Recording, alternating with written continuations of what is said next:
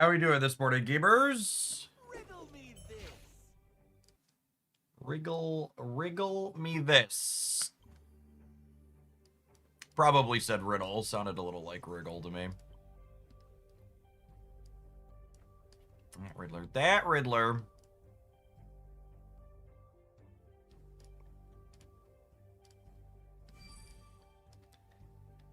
Alright. What are we doing? I want to pull some loot boxes to start this morning to see how high we can take Mr. Riddler. A bunch of shards saved up. I think our league duel is relatively close. Yeah, we're up a bit, but we can push it some more, and I want to pull.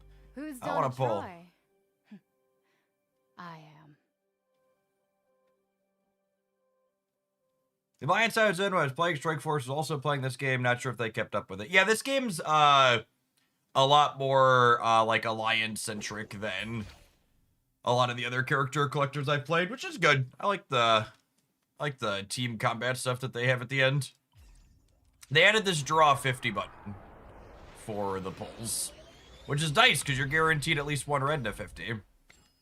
Exactly one red, unlucky.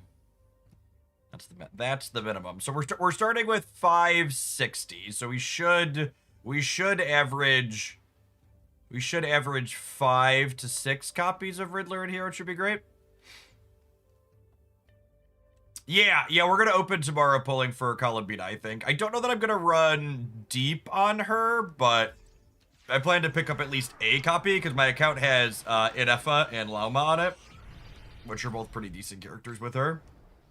All right, you take those. On average, so if you go to max pity in this game, it can take you 200 pulls to get the banner character, but on average, it's like 90-ish copies. So we should, unless we're exceptionally unlucky, we should be able to grab a few friends here. 2 per is great. Starheart Staff is actually a fantastic one. Fantastic one to miss on. This is one of the better weapons out of the banner that you can get. I'll take all the Starheart copies I can grab. Would love to max that weapon eventually. Whoo, doggy. That's a good one. Just about the only way you get better than that one is if you have more than one copy of the primary Dorko. So we're 200 pulls in, and we've hit what, like 9 or 10 and 200 mythics, 2 copies of the actual Dorko. Just the good stuff right there. And the lows, the ups, the downs, we laughed, we cried.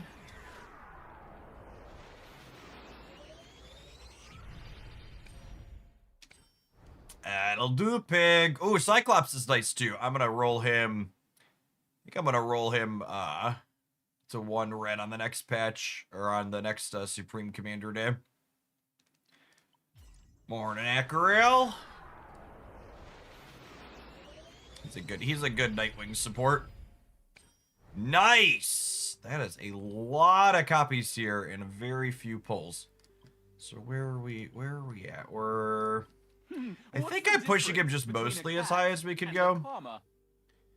So these are 80 per. So we're basically at. We're basically at 3 yellow from here. I need 6 more extras, then we're effectively at 3 yellow. A few more of these. Aggro is going to spend out everything I have. And see how far we can push it. Those are poopy. I started poking at Dark Legion a few days ago to enjoy it. Yeah, I think it's a genuinely good character collecting game. I played a ton of these types of games. And as far as like turn-based or auto battler ones on mobile go, it's been the one that's held my attention for the longest time in recent memory. It's been one of my daily drivers since they launched at the start of 25. It's got a pretty good core loop. What happened with Marvel Snap? Are you trying to move away from it? So my number one recommendation as both a human being and someone who's going to play games, strategy games especially, is that you develop what's called object permanence.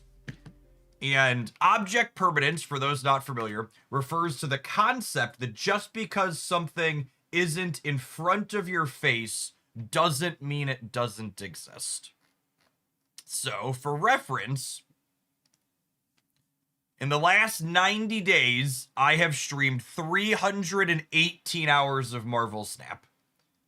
And the current stream title says it's new card day for Marvel Snap. So I'm gonna continue pulling on loot boxes and then talking about some Dark Legion stuff. But yes, I do play more games than just Marvel Snap. I'm not drinking water at exactly this moment, therefore I have quit drinking water. Yep. It's my last 50 bomb.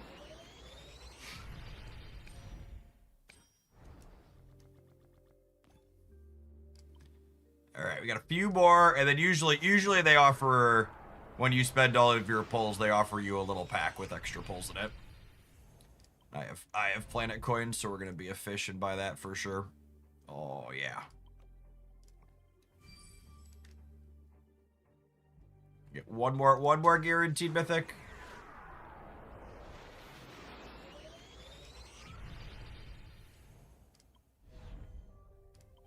This next one has red net guaranteed. You got one more 10 rip after that.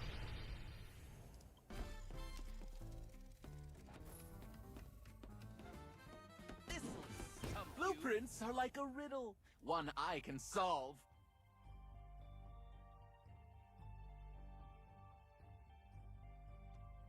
One of my favorite character selectors I played was a Street Fighter one a few years back, and then I pulled and realized they didn't have a pity system. Holy crap, that's rancid.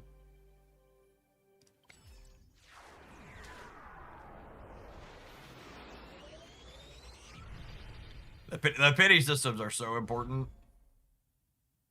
All right, one more for good luck. This extra one's one more Riddler. I can feel it. Look how unlucky we are. How do we do? So I was I think, did we end up below average there? No, we ended up right about average. So these are 32, 40.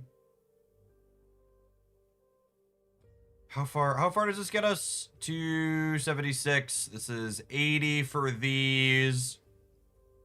And then yellows are 40 a pop for the first three, and then 60, 60. So 276 gets me to 4 yellow. That's not bad. 4 yellow with 16 extra. So in theory, I'm 4 miscellaneous shards plus 1 off of 5 yellow. And then the way this game works is there's a system here where you get points for using resources on particular days, so we won't actually roll his stars up today. We're gonna wait for the rollover tonight to put those in so I can get points here. I actually like the Galactus decks that have been existed lately, Ape. They're really lovely. I think they're super neat. I claim most of these. Yep. I've clicked on all the squirrels.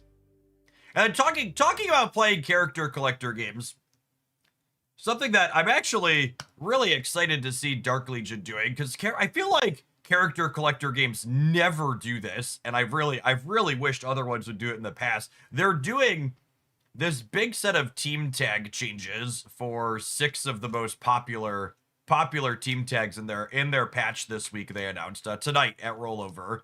These changes will go live, and I think that's really sweet to see. They're also reworking Scarecrow to have it so he doesn't have an instant guaranteed stun anymore for the Legion of Doom team, which is also a good change. I like this Justice League Dark change. I think is my favorite. I like that they're moving them off of giving them extra amp for just raw extra attack and giving them this shield here to make them, their identity be a little bit more, okay, we're a team that sustains in PvP as opposed to just bursty. Because right now, the top PvP meta is just like Legion of Doom with Scarecrow's instant stuns, and then Justice League Dark, who usually like wipes the opposing team once they charge up to John's first ult, Constantine. I think Justice League Dark is still going to be a very good team. It's just identity, how it plays the game, is going to be different in PvP. It's going to be a team that goes long.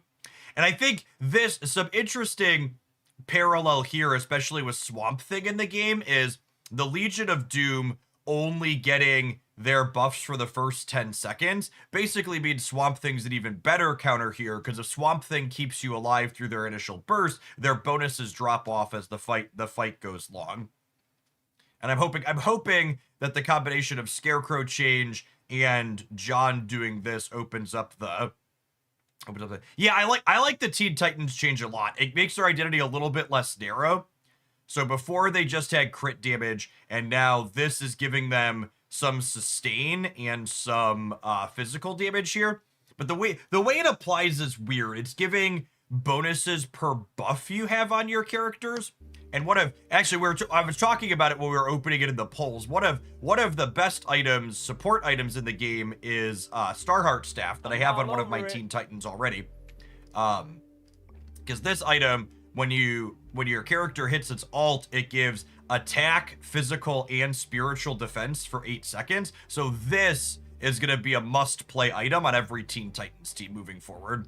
I think a lot of the time you already had it, because this is an item that could be like used on a few characters, but like this will trigger 3 of these bonuses for the Titans team tag now, which is really, really good. Yeah, you get three inside of one. And then the primary damage dealer on the Titans team is Nightwing, who I have built up. The Titans are one of the teams I've got some of the most resources into, and Nightwing really likes Batgirl, as is. Don't tell Starfire, Batgirl, but over and out. Barb is Nightwing's best girl in this game.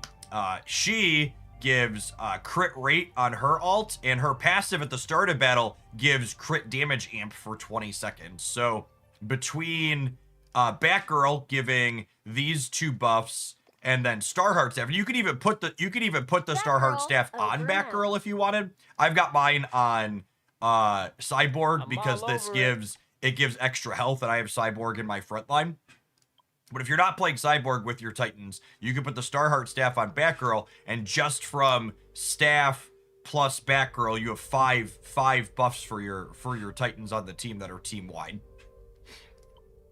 And then you like add in a shield for a 6th or something else in there, and like suddenly these numbers, 6%, even with just 3 Titans, 6% extra physical damage and 12% spiritual defense gives you a good bit more sustain. And the Bat Family tag, one of Nightwing's problems is that he could die too quickly. So between getting spiritual defense from the Titans tag for Nightwing, and then the Bat Family is going to give him dodge, which gives you a chance to just like completely blank physical damage, he should have a good bit more sustain, I'm hoping.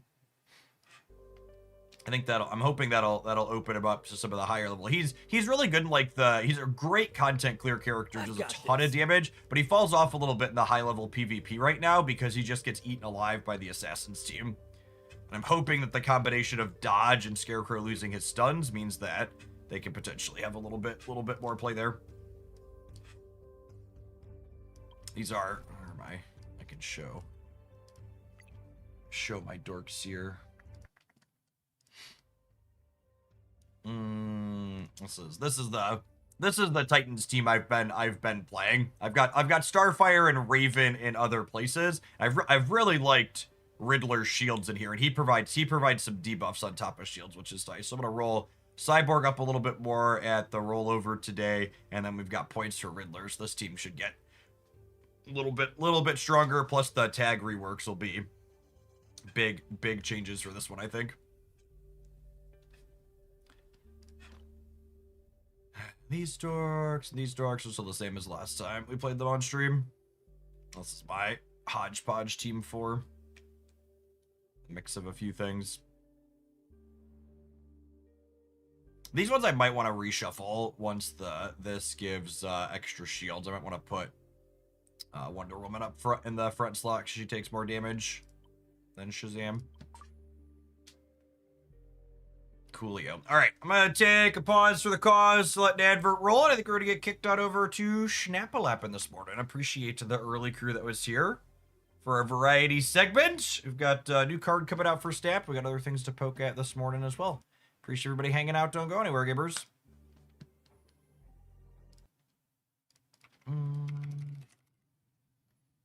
What is the new card's name today? Is it Lin?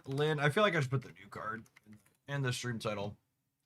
And I didn't look it up this morning before I went live because I was being lazy. Lin Lee. Is it Lee or Lai? Lin Lai? It's Lin Lai, yeah?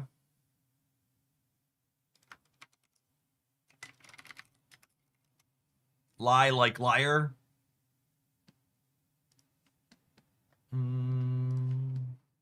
It's lie like liar, yeah?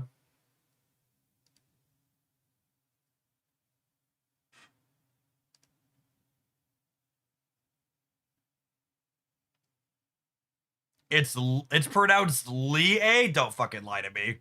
That can't be real. It's written L-I-E. You know, you pronounce L-I-E Lie? Lie? Fucking English language is terrible.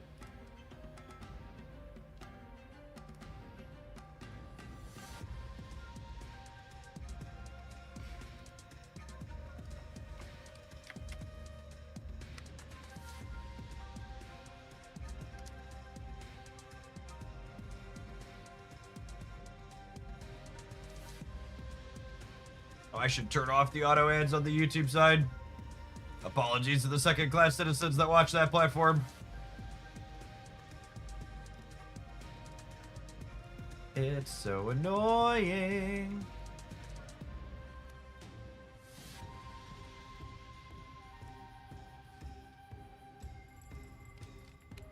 Boil 'em, bash 'em, stick 'em in a deck. That's a deep cut. Hey, Scissor! My streak is almost up to my sub duration. Thank you for the 79 months. Welcome back.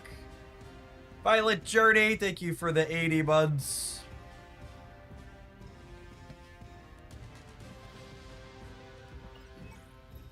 Oh, see, Dark Legion, did you quit? It's the only natural conclusion. It's the only possible.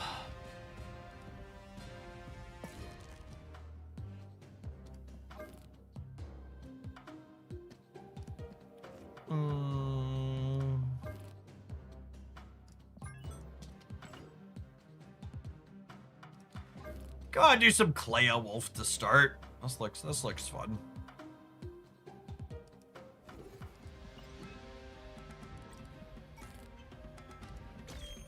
By the way, if you weren't here yesterday, this is gonna be a highlight on the YouTube channel. But if you're a Surfer enjoyer, these 12 cards were freaking stellar yesterday for us. Very, very, very good and fun. That'll definitely be up on the YouTube later this week.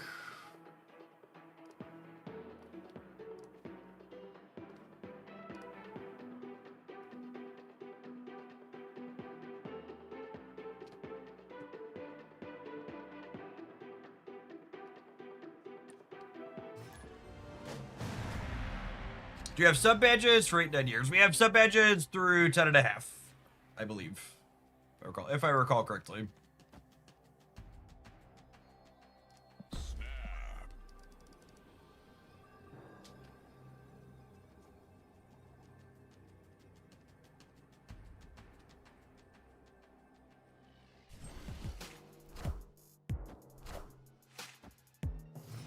Barn and Irby. Castle Zebo. We're gonna have skills to throw into Castle Zebo at some point, yeah?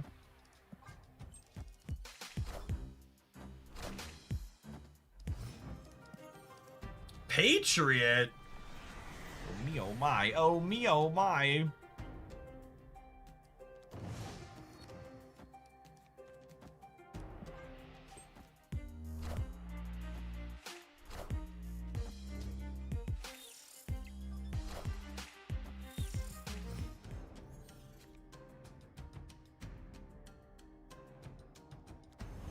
Not a particularly stellar first game for Xiao. I guess if I draw one Dexter, I could go 1 plus Spider into Xiao, but... Are you sure you're getting skills for Zemo? I'm becoming less and less certain. Less and less certain.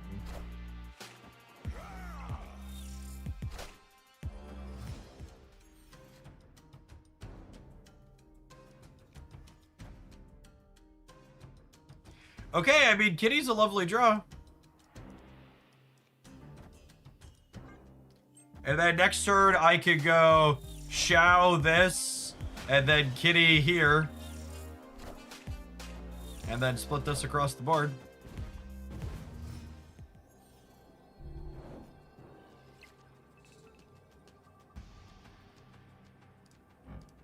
Still 9.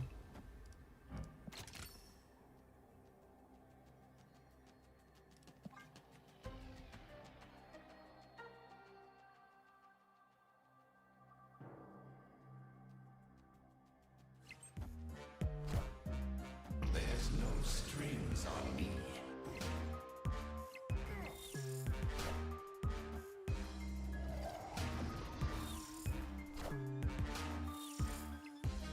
We win the center. We actually get to tie the right thanks to the little Lockheed that could, yeah. Nice. Clunky first game for us, but ultimately pulling through. Opponent's draw also not having the best of times with the location variance. Little bit of awkwardness on both sides.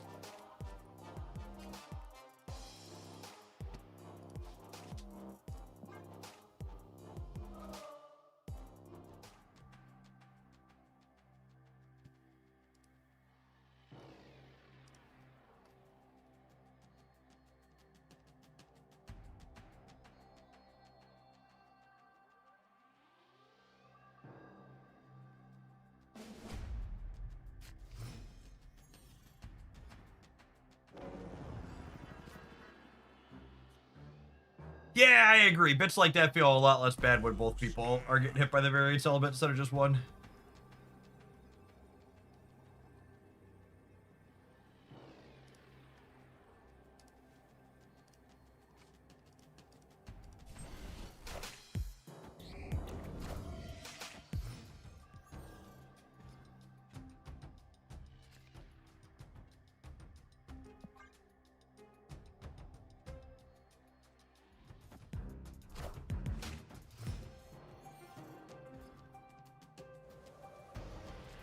Morning, Papa.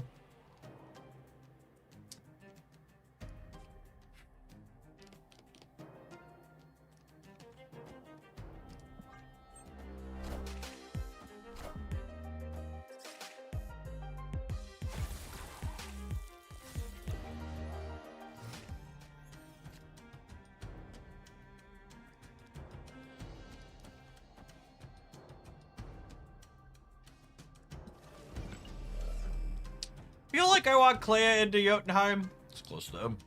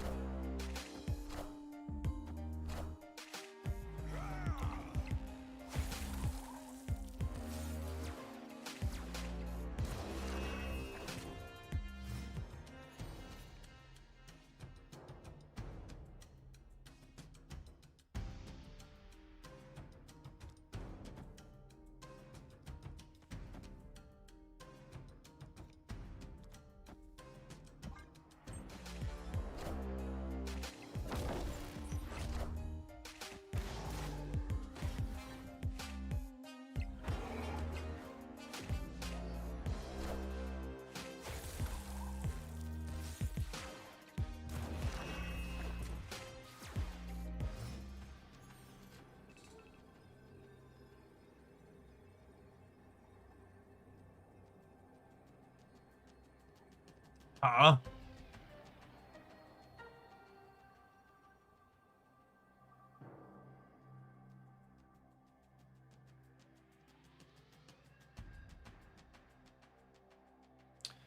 So let's say they Ultron.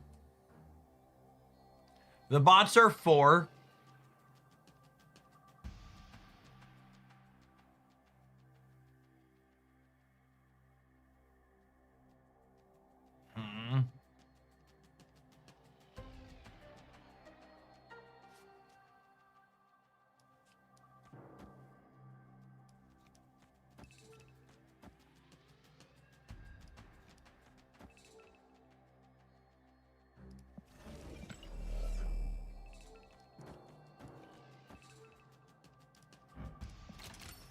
think it's this.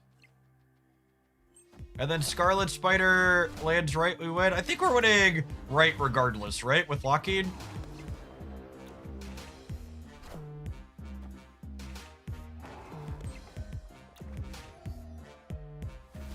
Oh, am I winning? Am I losing the left, though? Whoa! I was not expecting Onslaught. GG, opponent.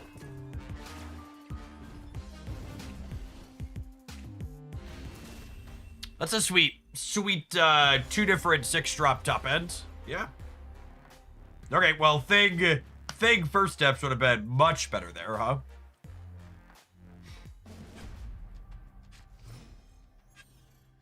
Opponent's deck is one of those mostly lower series cards decks, almost entirely lower series cards so far, that consistently has pretty reasonable metrics on the trackers.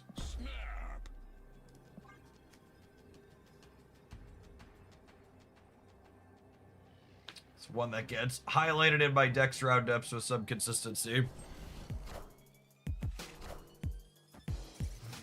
Got that, like, dash of interaction. I think Dazzler and Debris are the only higher series cards they've played, yep.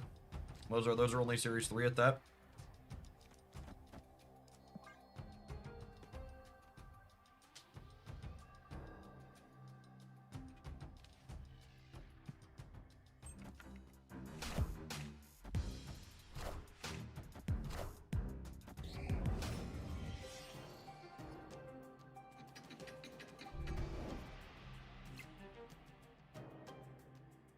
Oh, nice. I don't even have to pick between Marvel Boy and not, thanks to the Utopia. Lovely. They're snapping me back, huh? I haven't had that yet. I guess they like the Green Central.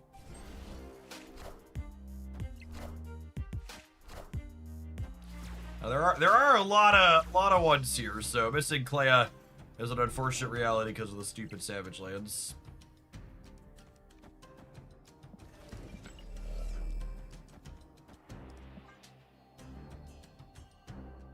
But if I'd have had a Clea Flames this turn, it would have been perfect to fill my curve, yeah.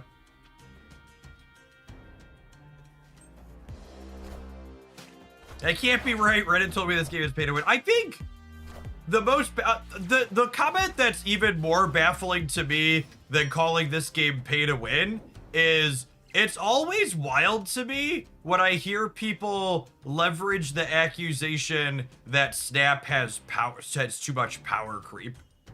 That's always the one that gives me like big pause, and I'm like, are we playing the same game? I was like, this does not feel like, you think this game has power creep. It does not feel like we are playing the same game. If I do this and just guarantee a 5 lands over here, think I'm into it. Morning Quarth, morning Iceman.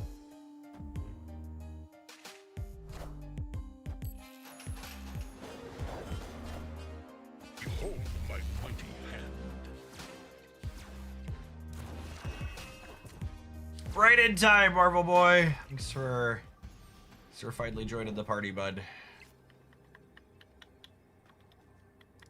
So it's giving 12, so you have 15.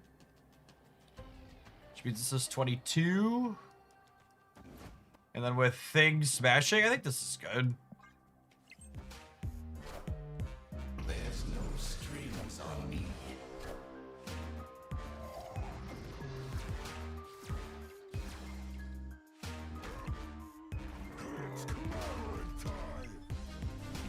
Thing first steps, killing the smallest thing possible in his lane, as is tradition. Thankfully it was enough points to get us across the finish line here.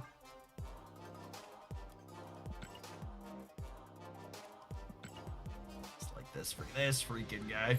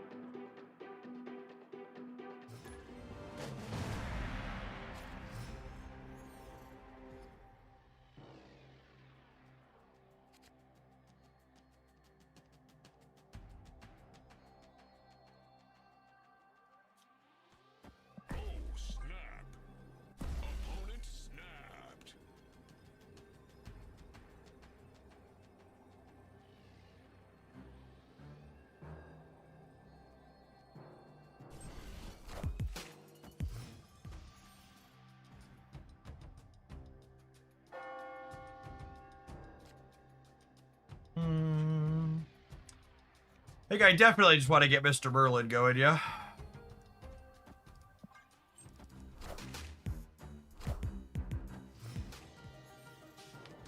Collector. Carbotage is probably good for them.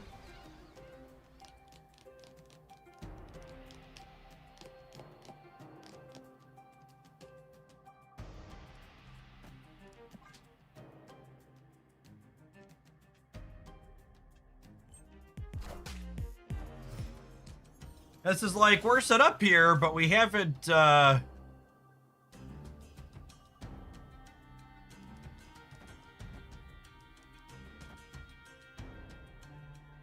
haven't, what's it called yet? We haven't played 2 cards in a turn yet for Shilao. Wow! Thanks, Merlin! Appreciate you, bud.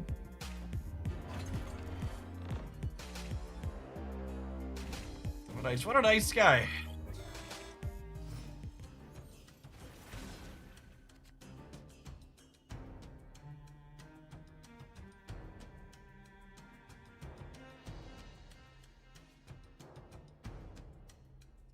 Merlin just keeping you on the toes with Fist Tower. Yes, exactly.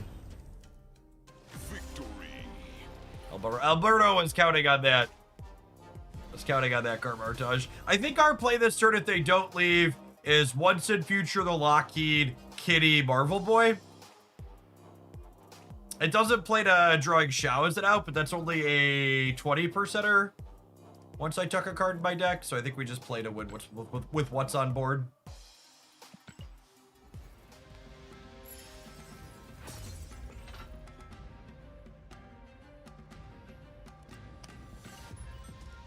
Yeah, tough curve for you, Alberto. Good luck in the rest of your conquesting today.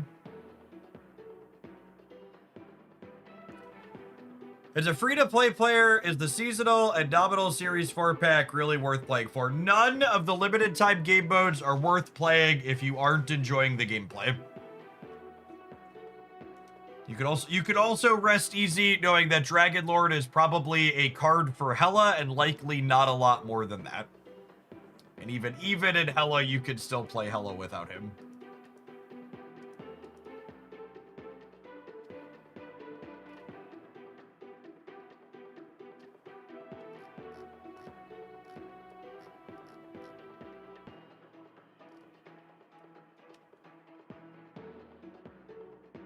Beep, beep, beep, beep, beep, beep.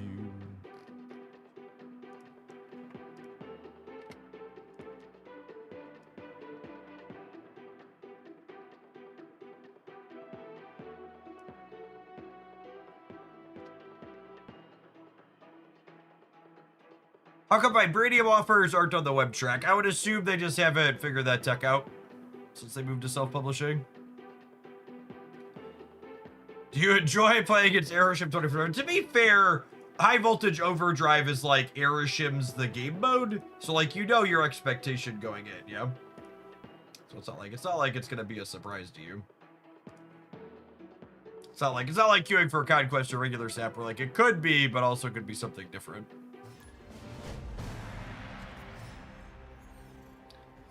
Dragon Lord isn't man thinker level of cards with no place to go, but man, are they sitting at the same lunch table. Wow, that's fucking rude.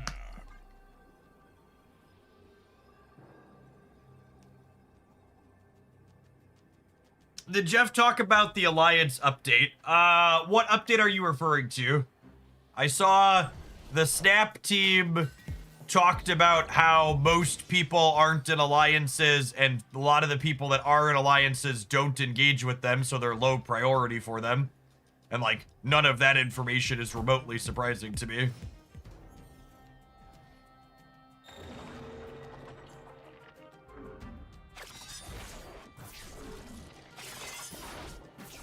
Very nice, very nice.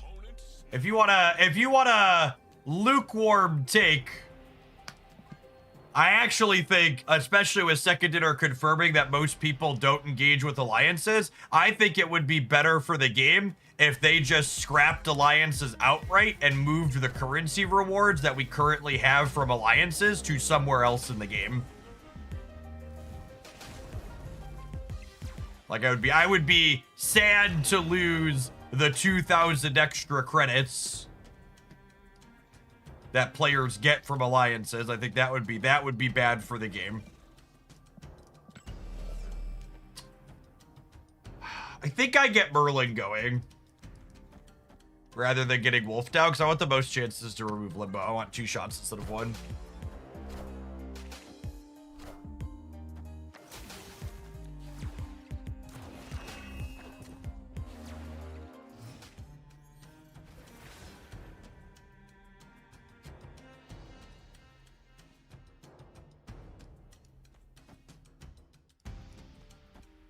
I mean, to toot my own horn here for a second, Grindel, if you'd oblige me, if I didn't do a highlight for a card, it probably means that card's not worth playing.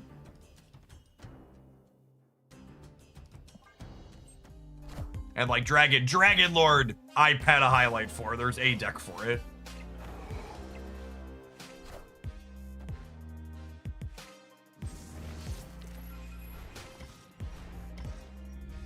It exists.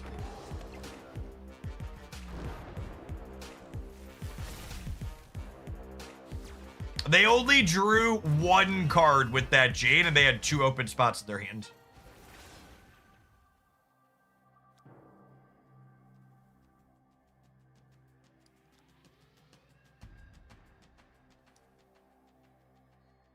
This fucking guy's gonna murder Jade Foster every time. Can feel it in my bones.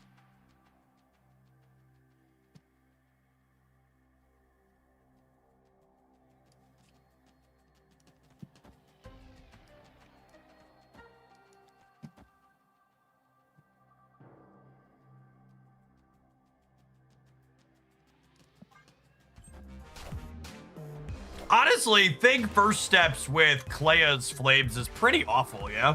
We just copied this deck list, but I think I'm going to sub him out for a different 5. It really does not seem like good deck building.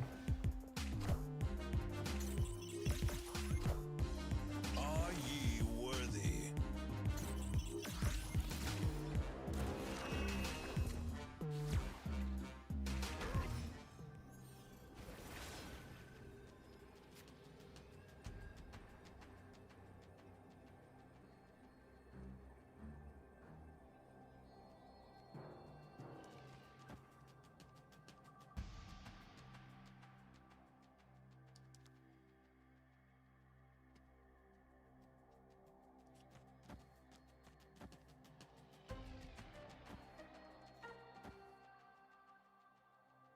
Sure.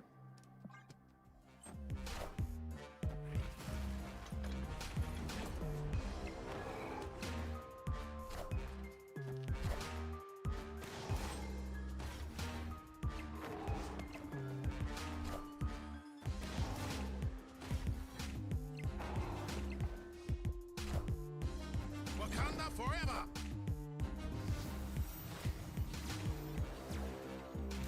And with our end of turn to actually get the casserole here.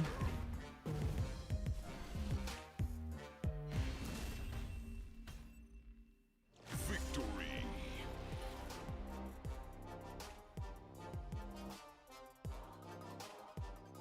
What's a different card I could play in the thing slot?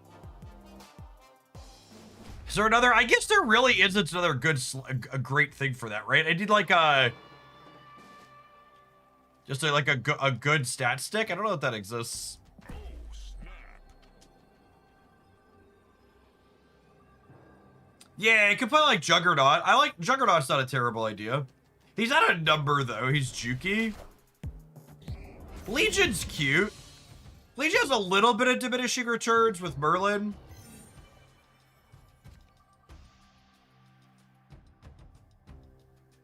Legion's not a bad call. I don't hate that. I'll play Lockheed here because they're incentivized to play here. Damn it, Brood. I mean, thank you, Benjamin. I appreciate you.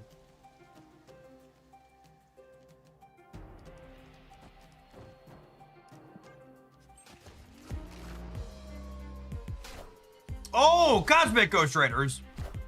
Yeah, that's a good shout. Cosmic, or Red Guardian could be good too. I think I like Red Guardian from an efficiency perspective. I really like Red Guardian in I really like Red Guardian in particular in Merlin decks.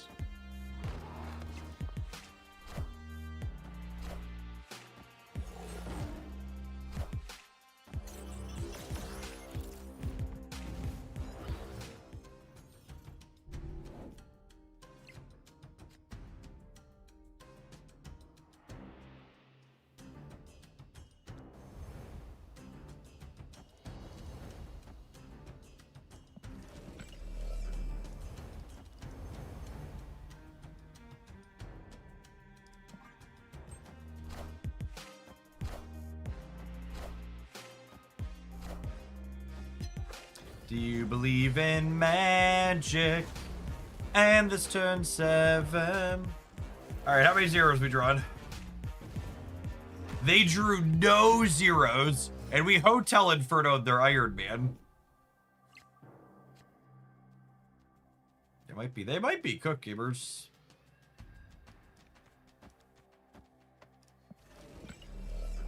I want to end on Clea to give me the most flexibility with a Shulao draw next turn. Wakanda forever.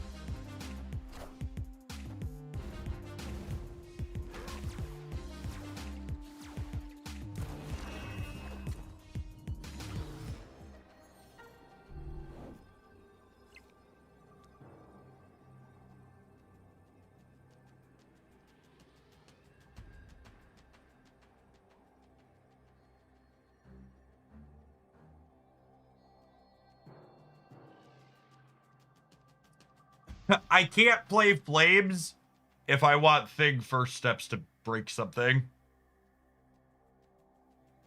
Because the dog jumps out.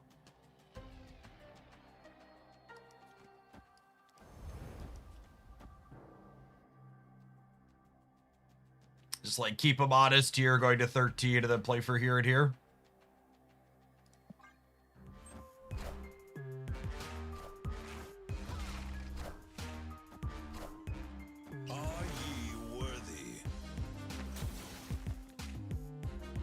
Oh, wow. I forgot they were an Odin deck. Wakanda forever. No, we're dead even if we had Odin, yeah. No! We got him by 1! Easy game. Easy game. Victory. Sometimes lucky rubber ducky. I didn't play Flames because Flames will move the werewolf and then Thing first steps won't kill something over here. But honestly, given that they're an Odin deck, I probably should have moved the dog and played for these two. Considering what we knew their output range should be, I took the wrong line. That was why I didn't do it, but it was incorrect of me. I should have done it.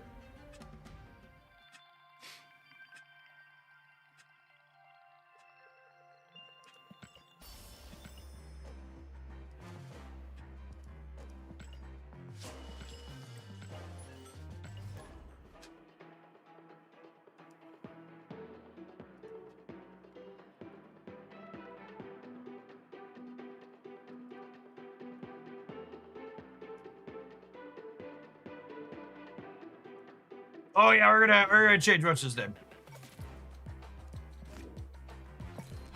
I think I like Red Guardian more than Thing, or more than Cosmic Ghost Rider. I like the efficiency. Double spell early more often.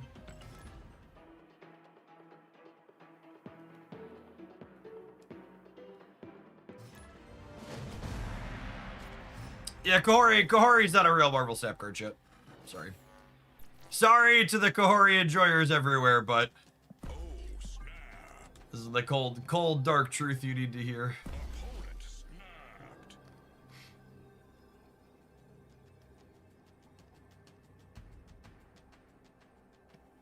LBB, thank you for the 55-month resubscription. I appreciate the 4.5 years. Welcome back. Good morning, good morning. But that was my surge. That's fine. We came out ahead on this exchange, I think.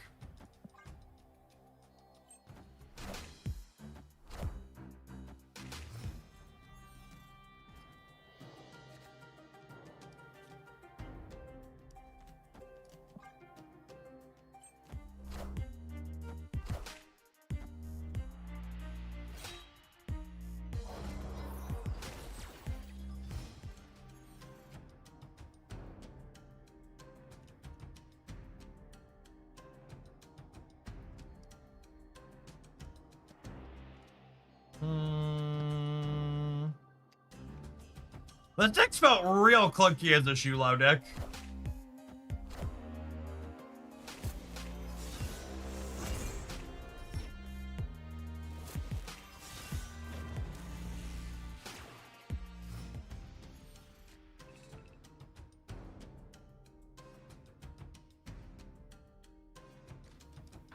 Just like literally haven't played 2 cards in a turn yet.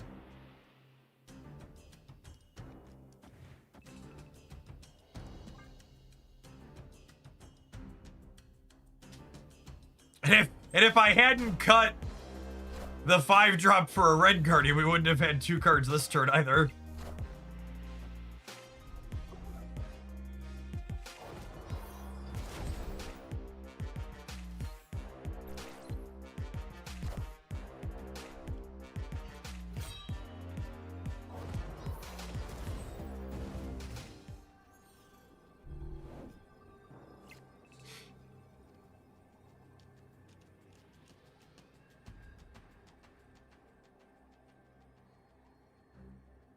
I think we're dead.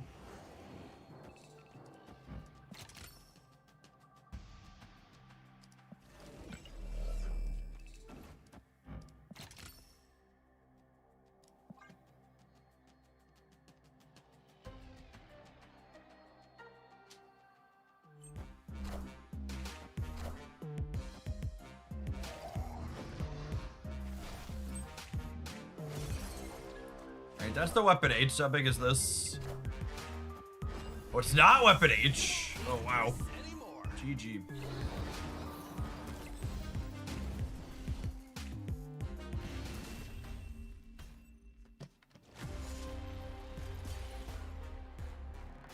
Too much cluck in this truck. Yeah, I think I'm off. I think I'm off this one.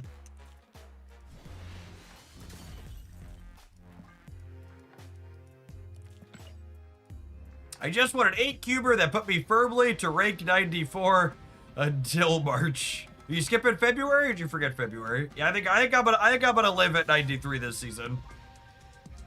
What's the card back? That's not a terrible card back, but I'm also probably never gonna use it, so. I think I'm gonna live at 93 again, givers.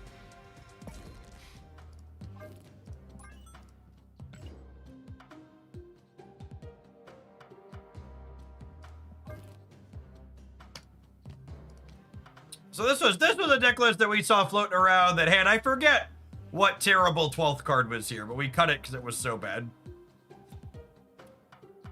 But what do I want to do with this? Oh yeah, Cable was in here for some reason. Is that crazy to just play like Carnage?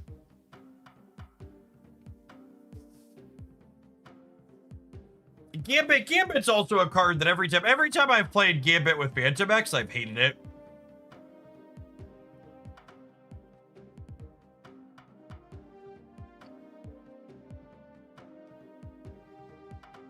This has gotta be terrible, yeah?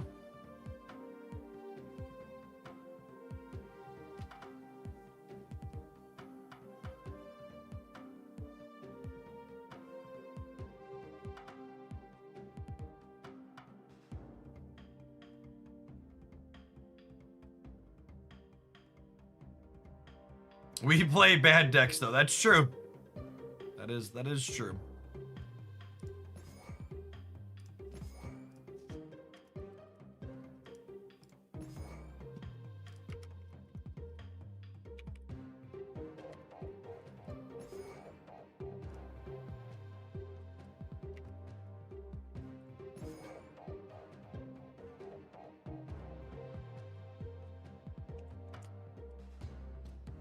This is just completely different than where we started.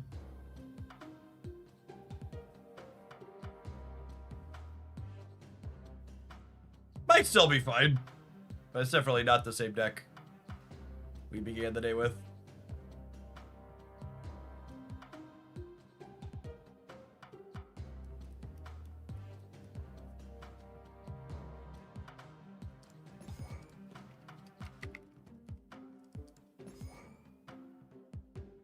We also haven't played him since he rolled out of release week, though, so might not be bad to revisit.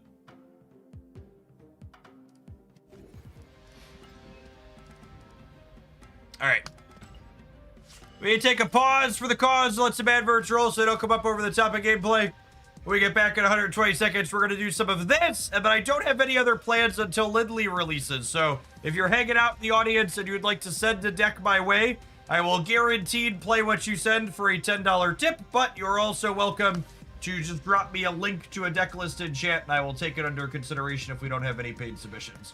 Appreciate the folks that are here for Lindley release day. Don't go anywhere. If you're watching on the YouTube side, you enjoy my content, don't forget to tap the like button while you're here. Appreciate the folks that have done that already today. I will not take donations to play Overdrive. It's not my idea of a good time.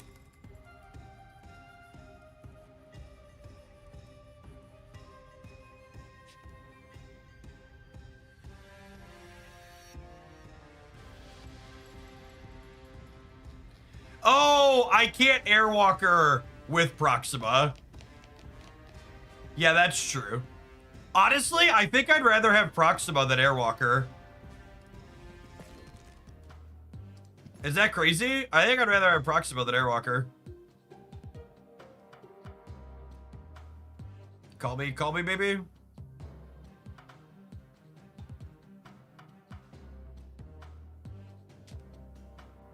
What's the 12th card here? Dormammu. I don't think I can play Dormammu with Lady Deathstrike. Hood's not a terrible idea. I like Hood. Hood's a couple more points. Yeah, let's do that. I like Hood.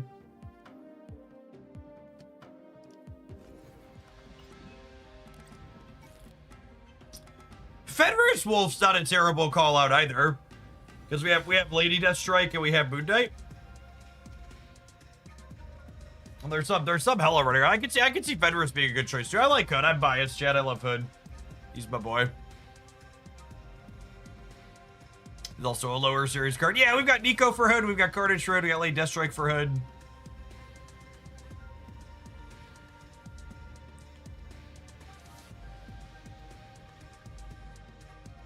Lady Deathstrike doesn't really get you impactful stuff for Fenris. Yeah, that's true. Hey, I'll play Hood. Doesn't take a lot of convincing to get me to play Hood.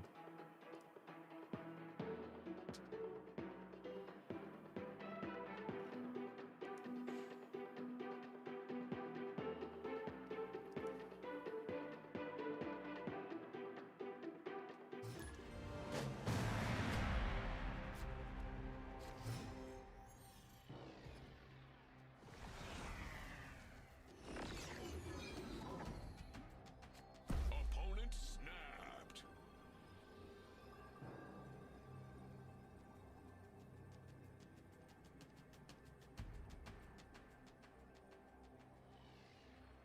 Snap.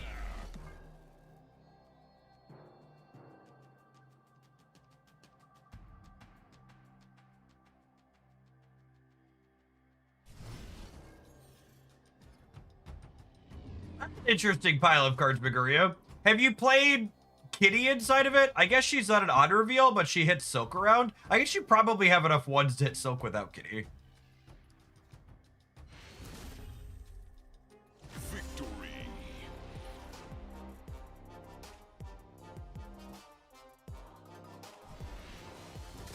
Oh, this was a Hoaglandian.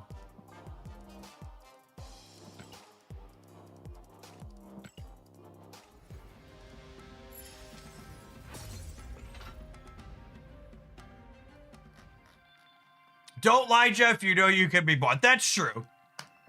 Me telling you I won't play something for money is me telling you I won't play it for $10.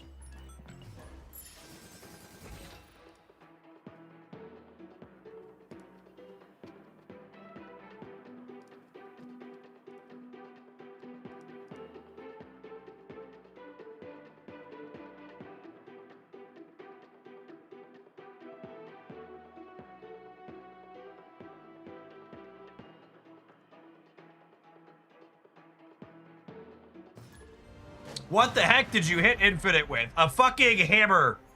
My nuts in a door frame. I touched a hot stove instead. Do I need more analogies here? Have we gotten the message loud and clear?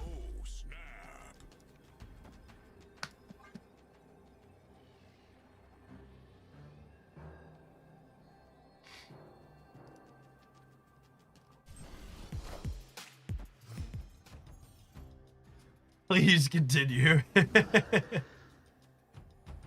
What do you mean, Hogland? Christmas is over, Jeff. No more nutcracking.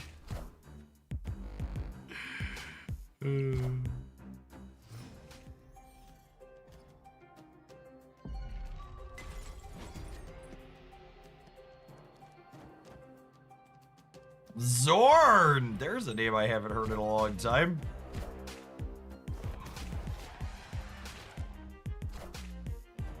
Redwing! Oh, Redwing's just so fucking happy to be here, chat. He's just like super excited to have been invited to the party. Wow!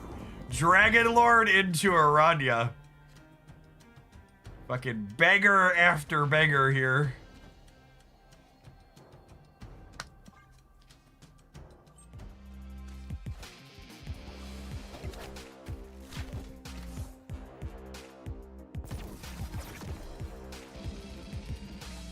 Got me.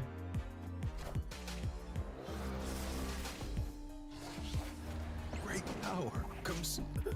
No! Don't pull Spider-Punk! Shit! Well, I mean, at least he ended in the Panopticon, I suppose.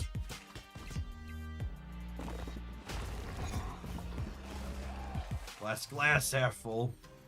Moon Knight, Moon Knight! Phantomax, that's actually a better draw than Moon Knight. Forgot he was in our deck.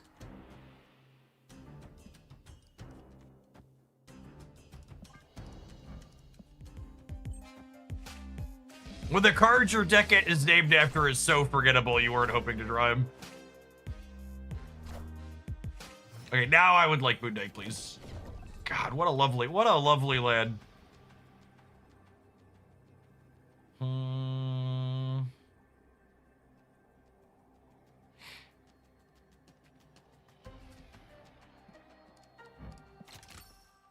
Where am I playing Venom? Where am I playing Moon Knight?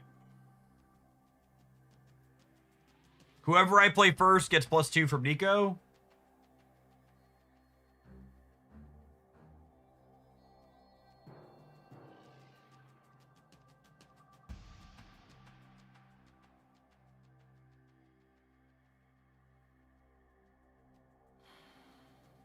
Yeah, Spider-Punk's moving out of the left. If I do this, then I could do... Oh, whoever I play... Whatever I play center moves. That's interesting.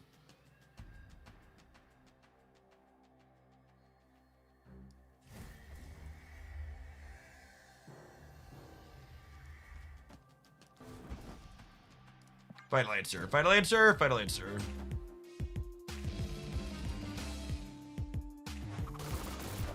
This is dumping Proxima on the right.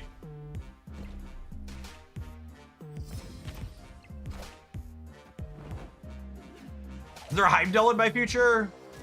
Is that what's going on here? Blink! That's terrifying. Oh my goodness! We Moon Knighted the Infinite out of their hand. Holy! What a gamer! What a gamer! He's so good! What a legend. Legend, wait for it. Derry, he's such a killer. Do do do do do do do do do do do do do do do.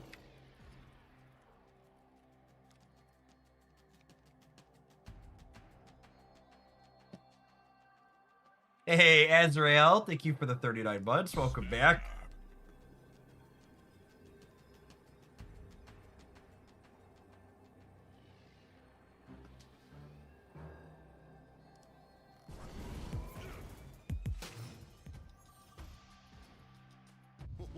This land is always changing. Hey, Dan, thanks for the tip. Yours will be up after we're done with this one. That's actually a pretty annoying draw, because it means I can't guarantee Moon Knight the Proxima. Sedge. Jeff, would you care to know how old How I Met Your Mother is? I would not, and fuck you for asking.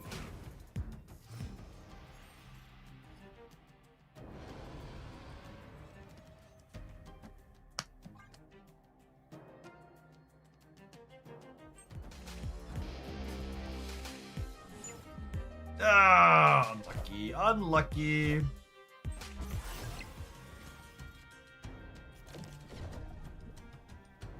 Like two or 3 years tops. Tippy tops.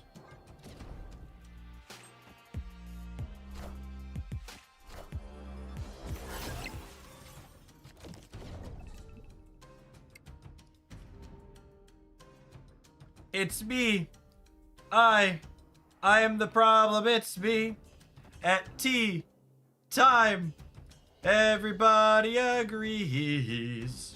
Do do do do do do do do do do do. Oh no! He moved. Now I'm sad. Now I'm sad.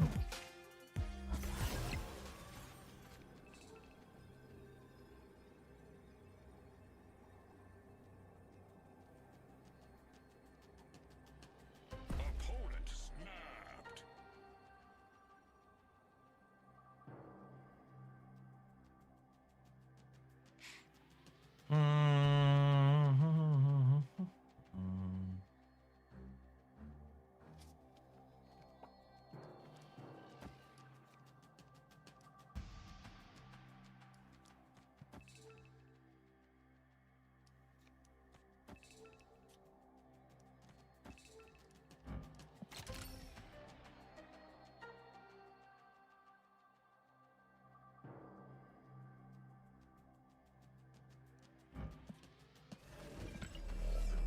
I actually don't need this many points here, right? What's this is 10 and they're -2, and then this is 13, and then this is 22, and this is 26. I think I put this here to hedge, right?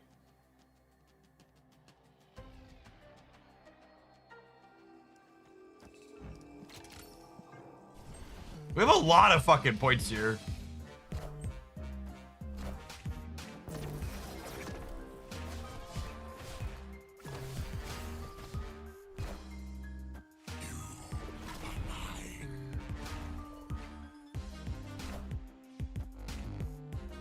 This was like a really impressive stat output on the last turn here.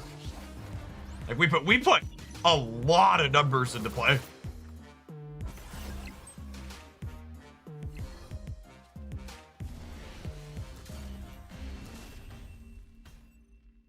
Victory. Jot me down his expectations. Yeah, me too. That's sweet.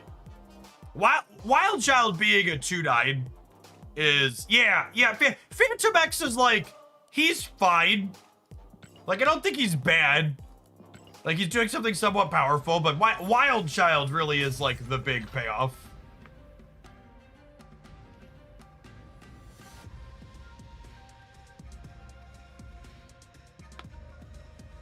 I think this is the second or third time I've asked for it, but I need chat and anyone that you play for that hour to know that I'm the one who wants people to suffer. We can play some Galactus Red. I appreciate the tip.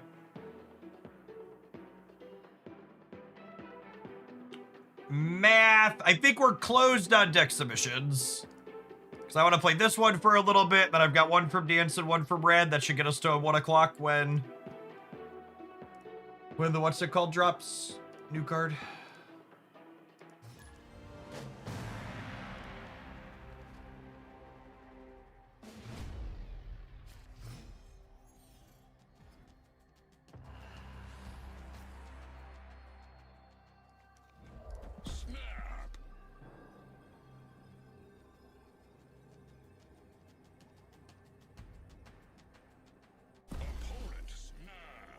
The new Iron Fist is dropping today.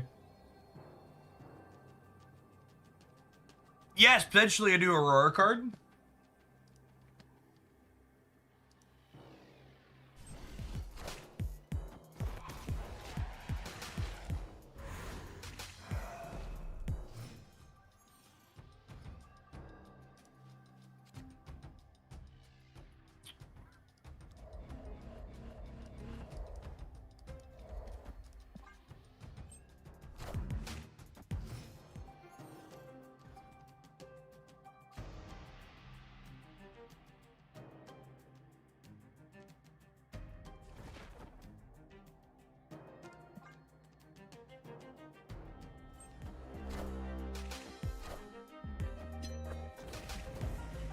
Magic.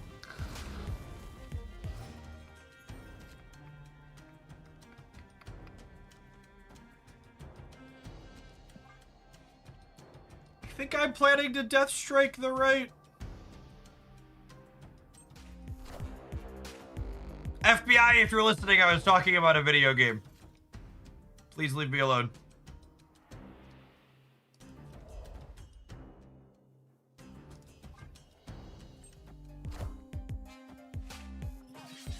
Great power comes.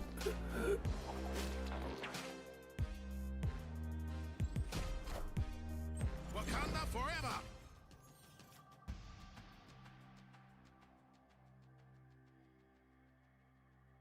All right. Well, this absolutely has to happen, yeah. Before they can Zola me. It's sad I can't get this down, but yeah, Morrow, getting to feast on Panthers entrails here is pretty good.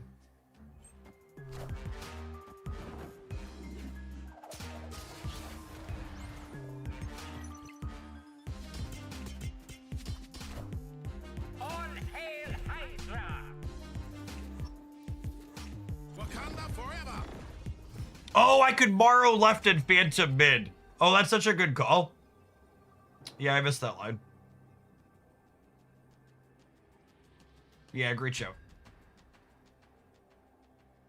Yeah, it's a damn shame we didn't draw Proxima, because Proxima would have let us win here.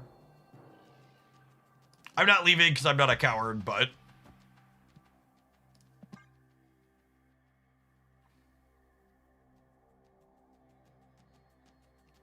Damn shame.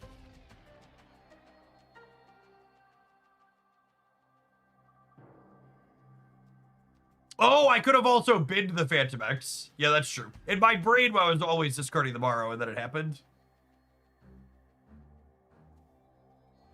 Not leaving, but also not winning. Yeah, basically. Would have been in a much better spot with the other line.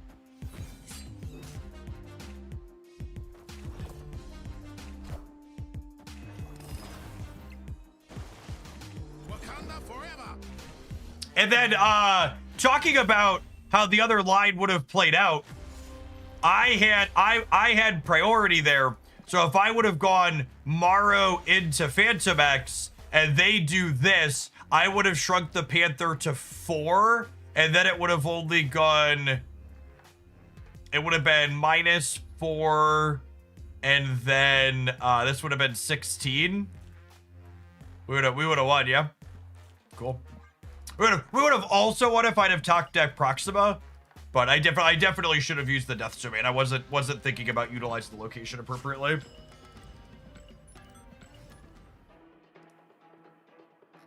But yeah, setting up the Phantom X would have beat what they did there.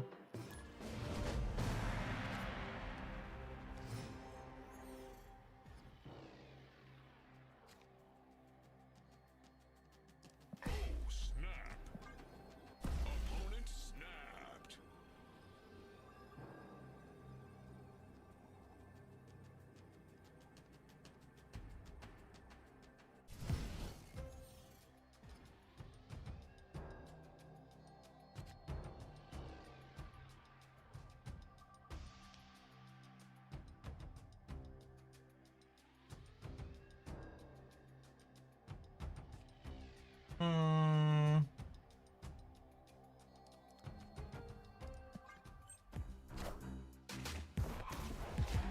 Honestly, am I doubling up Borrow too? I might be doubling up Borrow too.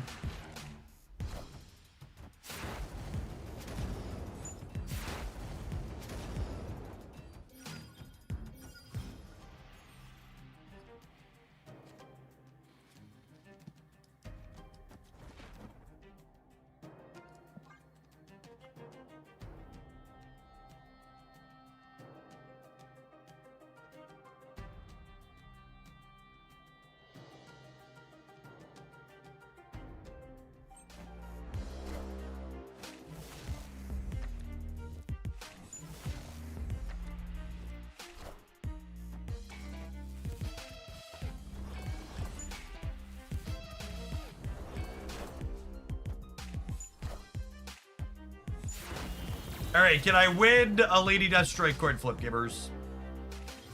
Therein lies the question.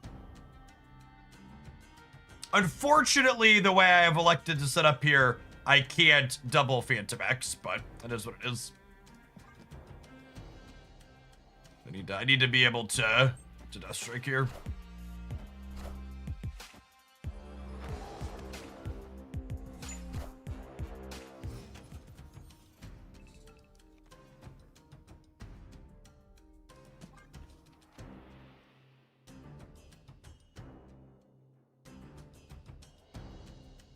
Unfortunately, they have priority, so Nico gets to double before my Deathstrike can kill it. Hopefully, she just lands here. That would be ideal.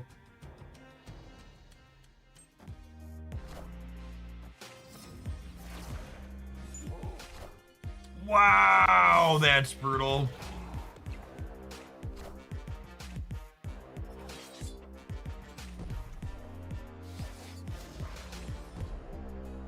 That's unfortunate. All systems go.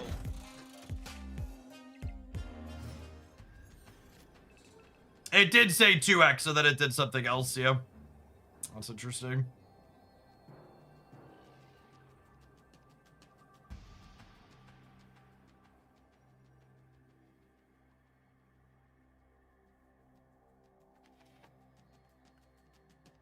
So the dog is everywhere and nowhere.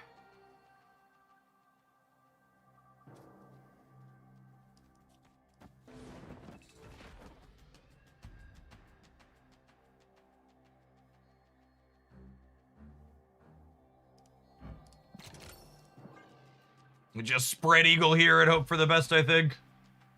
This is dumping Proxima in the center as well.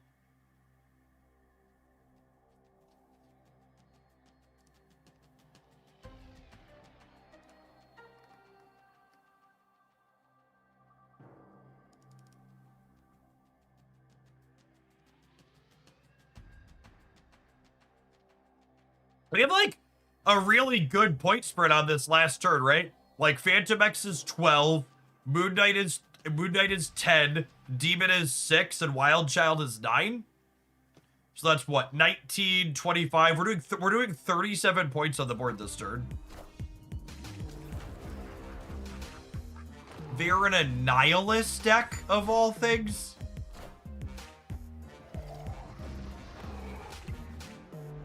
I guess that has been a thing people are doing, and now I'm overcommitted on the right.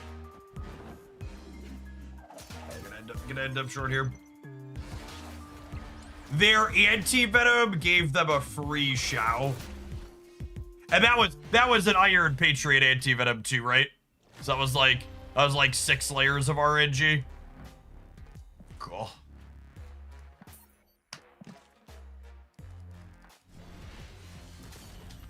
Lot of variance there. Their cable took my Nico. Like, how many things broke their way? Their cable took my Nico. Their Nico hit location reroll. The location reroll gave them a 10 power and me a nothing power and took away my second Lady Deathstrike. Their Iron Patriot made anti-venom and the anti-venom happened to hit Shao. Yes, they also cabled exactly 2 1-cost cards to work with the Shao as well. In my deck of 4 1-cost cards. Ooh. Very, very low probability video game.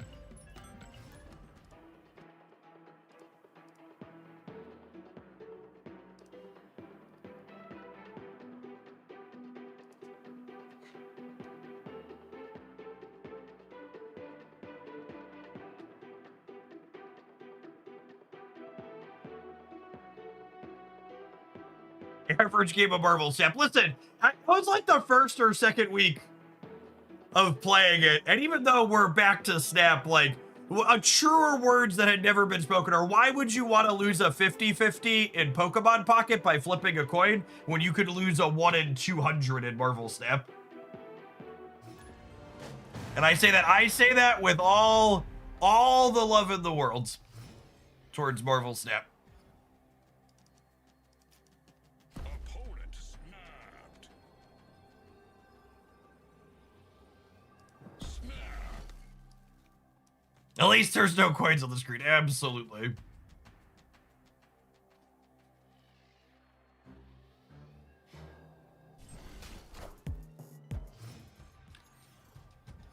I had a really hard time. Sorry, Justin, I missed your message a second ago. We were locked in during that game. I had a really hard time finding joy in Once Upon a Galaxy's second season. I plan to dip back in when they release a new batch of cards again, I think is my plan, but I checked in after their balance changes, and I played a bunch after their candy stuff released, and they just power crept too hard for my liking.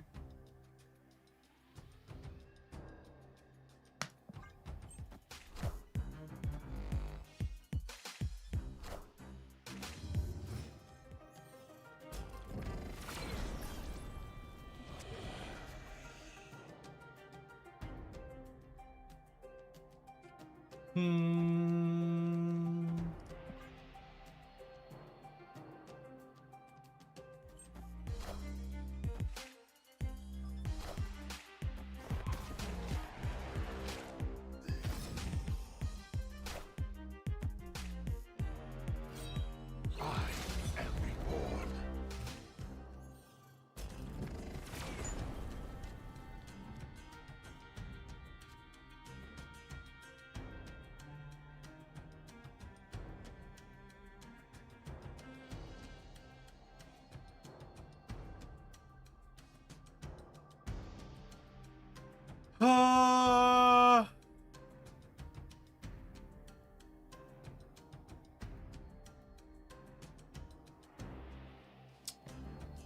What if I do this?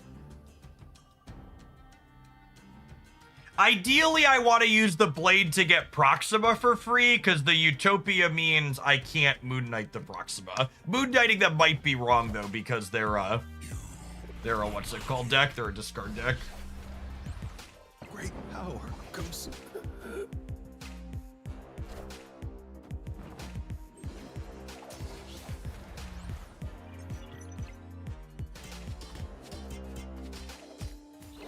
You're welcome.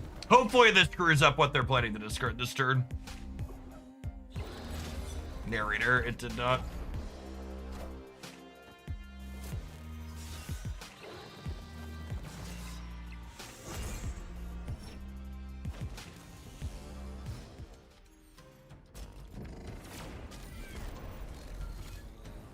You've gotta be forking shirting me. Benjamin Brood.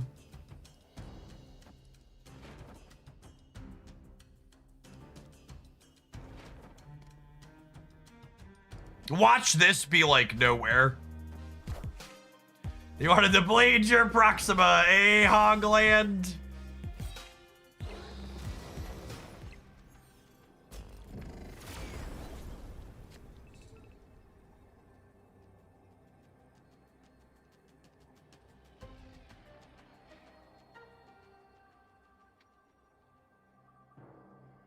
Hitting the Jocasta off of that, too, is extra punishing for not putting the Phantom X out earlier.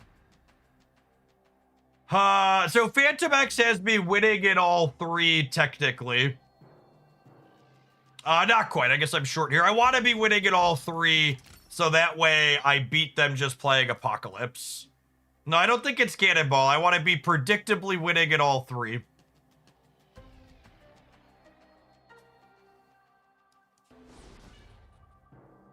If they have a copy of Blade, which is possible, that could jack us up, but I think this is the line. Yeah, they played two cards. Oh, they have Modok. Yeah, that's fair. Apocalypse.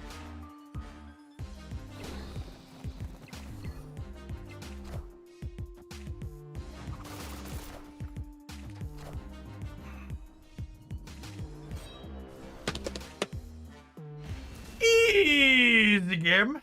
Victory. Easy game.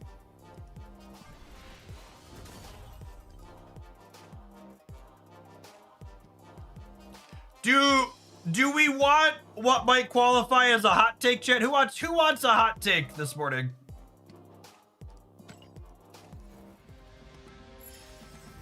I think there is a chance that Phantom X and or Wild Child are the best cards most people are missing in their collection.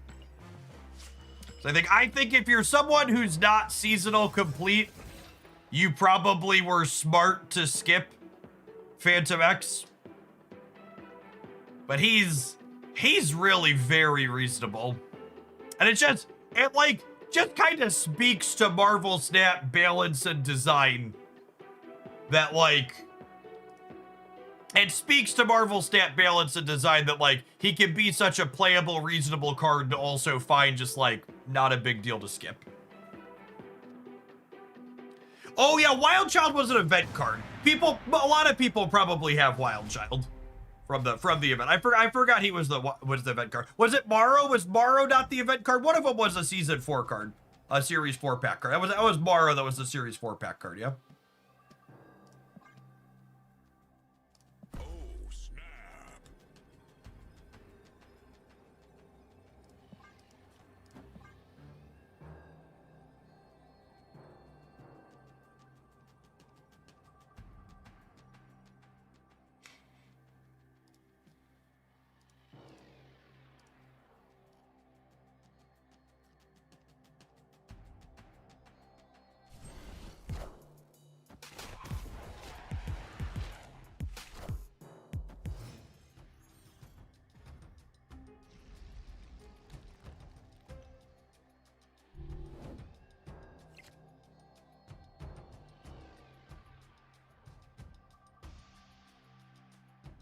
It's actually super awkward.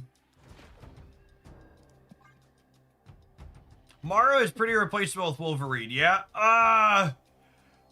Morrow is a significantly better card than Wolverine. Significantly. Whoo, that's a good beat.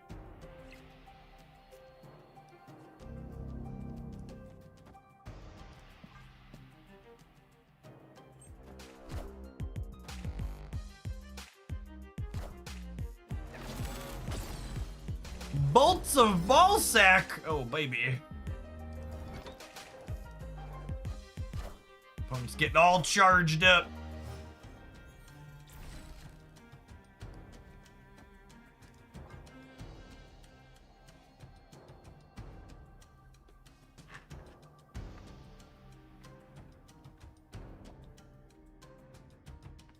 I think if I was missing Morrow and I wanted to play this deck, I would be more inclined to play Bucky rather than Wolverine. I know Bucky obviously doesn't have the discard synergy, but I think Wolverine's just kind of an awkward card.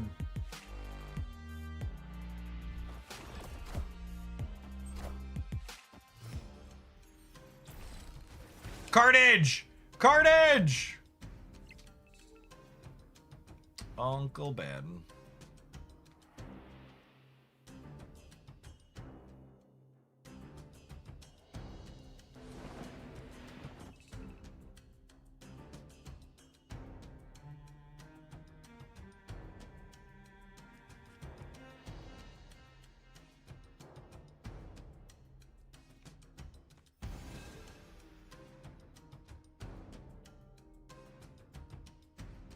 Can't play Uncle Ben center because Proxima could drop there.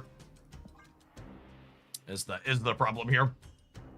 And I'm holding Blade so that way I was gonna say so I can play him plus Lady Deathstrike. Shit. All right, well, Proxima's not dropping center then.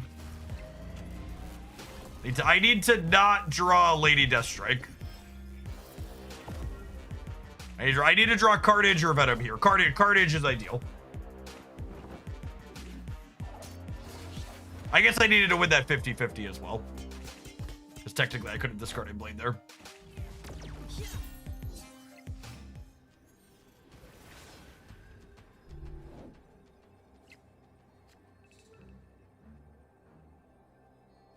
Literally the only card in my deck that didn't destroy something.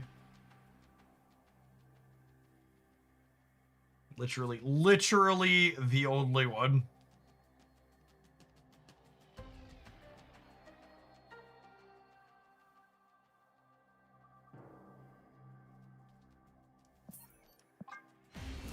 Shit, my opponents never used the retreat function in their life.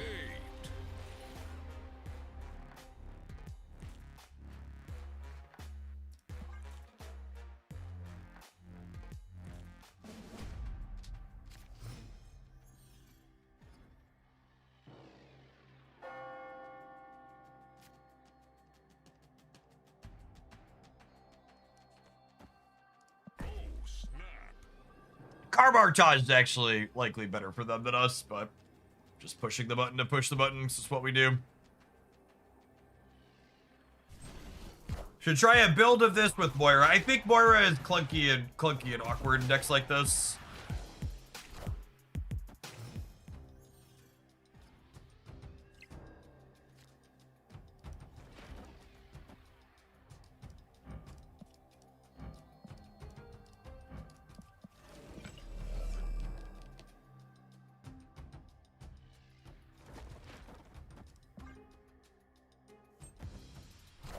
Part of me wants to bend the agony, but...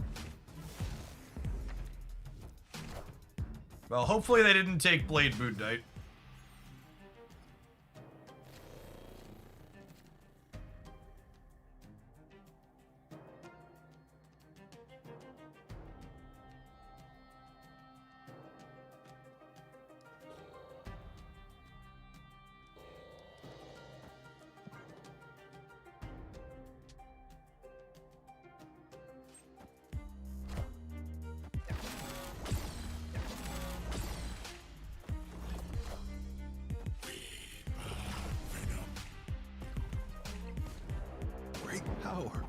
Venom's having a little indigestion.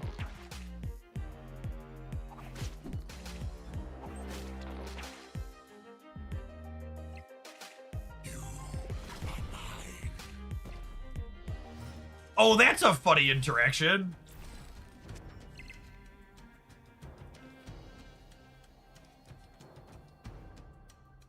Moon Knight would be a sick draw. If it's in my deck still.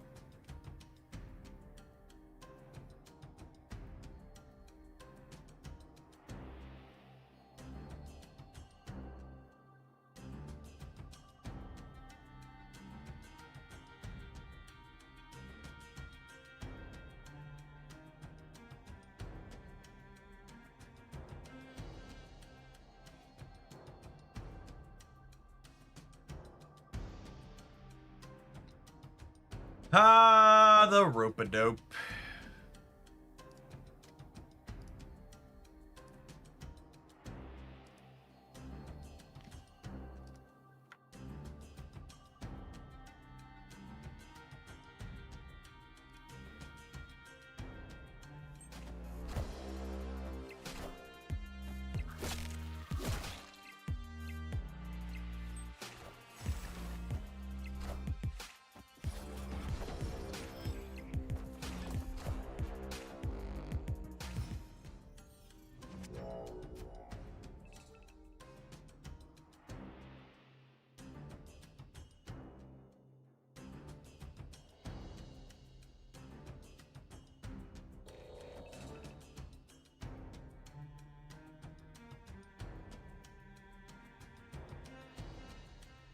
All right, well, it means there's at least one discard card left in my deck. I'm probably probably supposed to leave here from a tactical perspective. Our draw's just not worked out. Carmartage just much better for them, like we said. We'll go next year. We'll play one more. Next one will be the last one, regardless of the outcome. If we lose.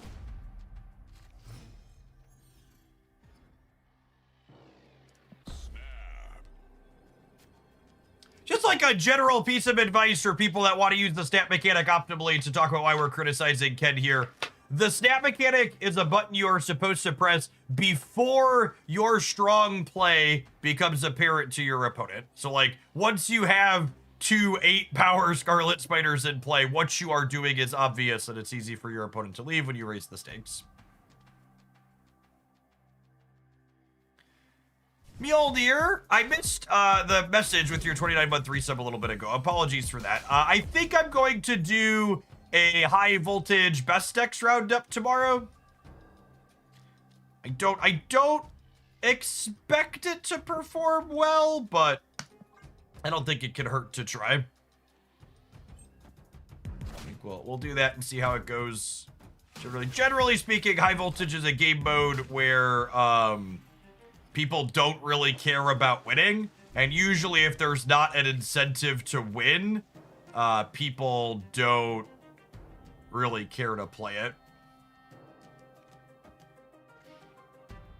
or care to watch content for it.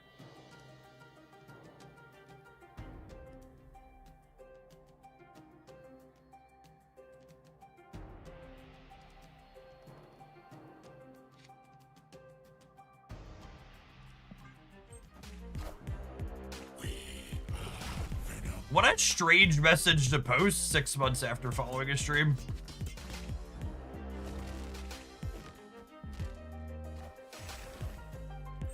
Hit Proxima again. Hit Proxima again. Yes! Victory is mine!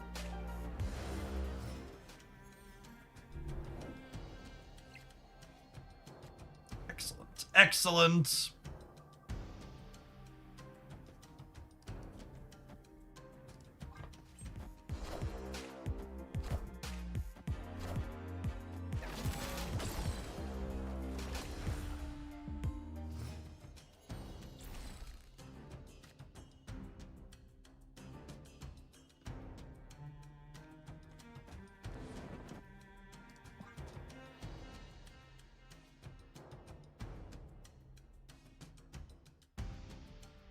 Have you checked what Xiao's cube and win rate are recently out of curiosity? Nope.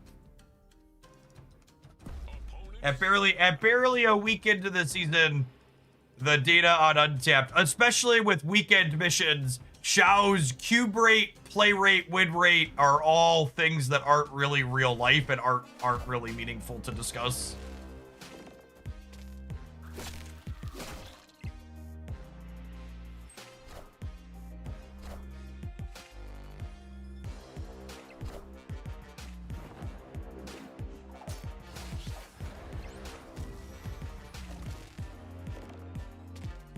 My opponent's hand is looking a little odd right now.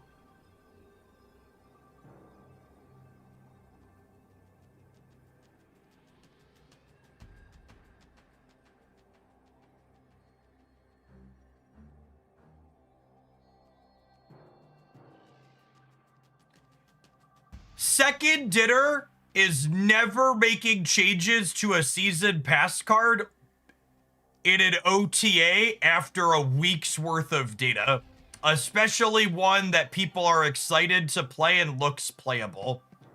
I really can't emphasize enough, if you haven't watched my latest Dex video all the way through, where I talk about the recency bias in Marvel Snap data and how important it is to understand that aspect of the information, you really should take a chance to do it. Take a second to do it. It will teach you a lot about how to properly evaluate and understand numbers.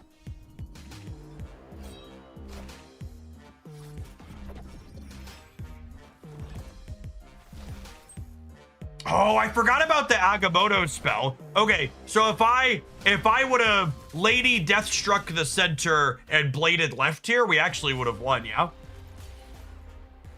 Yeah. Yeah, the fact that they're an Agamotto deck made our Morrow significantly worse, but I could have played around this outcome with our Lady Deathstrike. Yes, the only time a week's worth of data is going to impact a quick change on a season pass card is if it's really underperforming. There's so much, even without weekend missions, there's so much incentive to play the new card if it's remotely playable. All right. Well, I've enjoyed this deck. It's been fun. We've had a lot of, even like games like that last one where we lost, I've had a lot of decision points to think about and things we could do differently. Let's take a brief pause for the cause. Let some adverts roll. We'll see you in 120 seconds. We're going to play some more of this when we get back. Thanks everybody for hanging out. Don't go anywhere.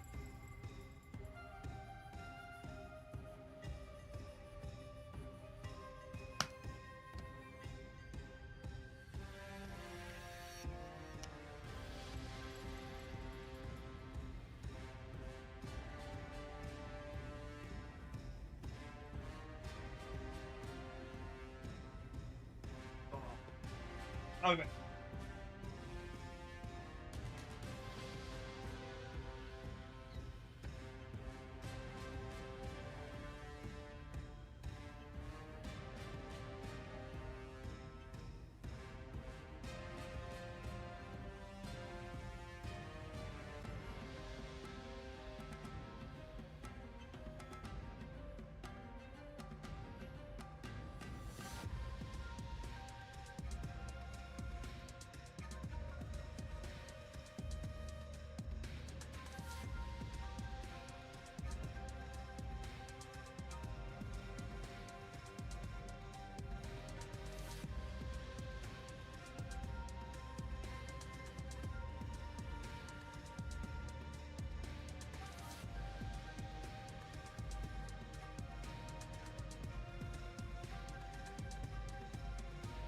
Can Zombie Carol get a buff in this OTA? Maybe. I don't know. I feel like she's the type of card that would need to be pushed to a 3. I almost wonder if they'd want to rework her. What's your favorite card in Snap? Probably Nico or Merlin. I like the non-linearity of their gameplay. Very dynamic patterns while also being interesting and powerful.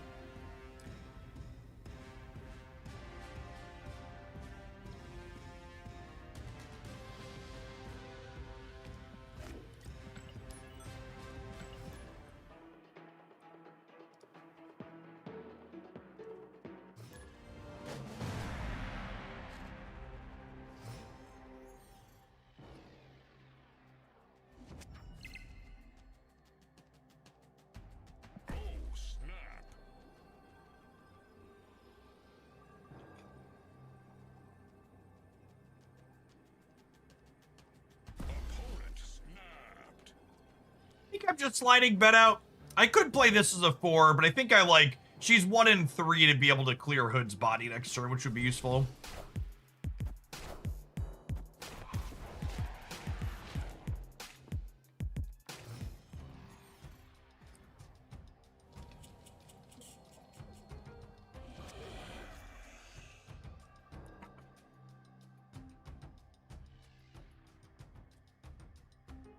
Well, now I think I do this, and then we just go Hood Carnage next turn.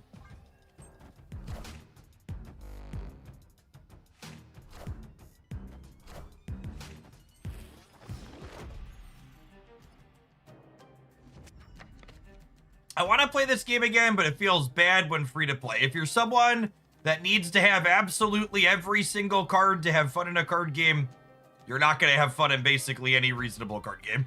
You're not gonna, no successful card game is giving you everything for free.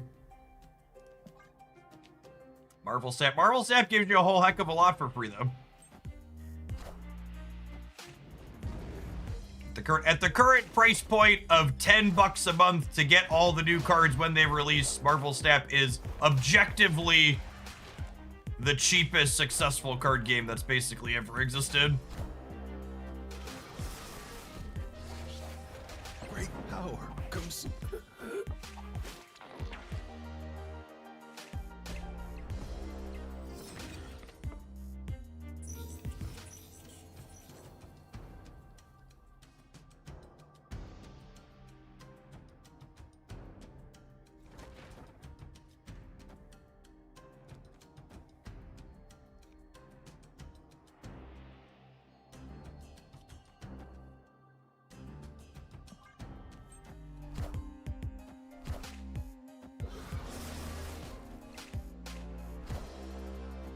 Yeah, I'm not in a hurry to kill the Patriot here. Yeah, that's punishing for waiting, but not the end of the world either.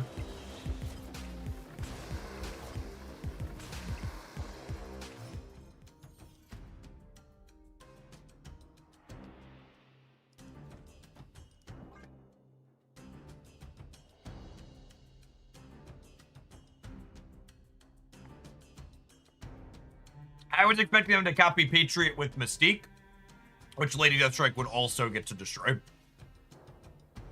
Also, if I had Lady Deathstruck last turn instead of playing the Carnage, I never had a path to play the Carnage in.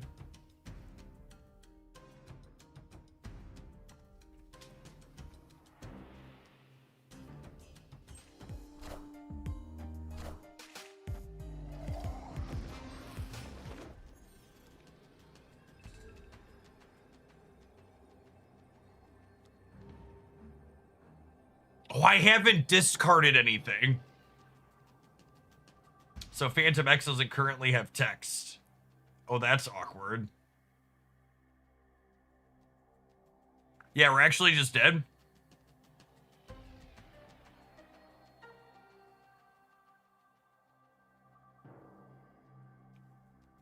Yeah, Lady Deathstrike only ties the right. Because Phantom X isn't active. Wasn't thinking about that. Yeah, GG. It's gonna happen sometimes. Escaped.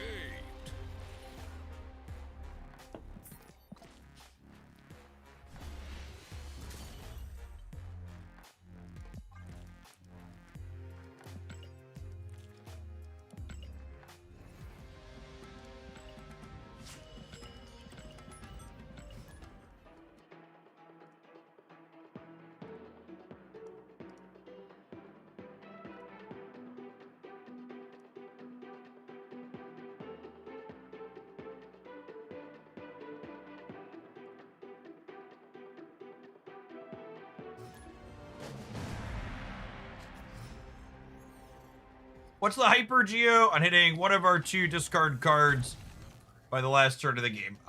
In an average game where we see 75% of our deck, we are 95.5%.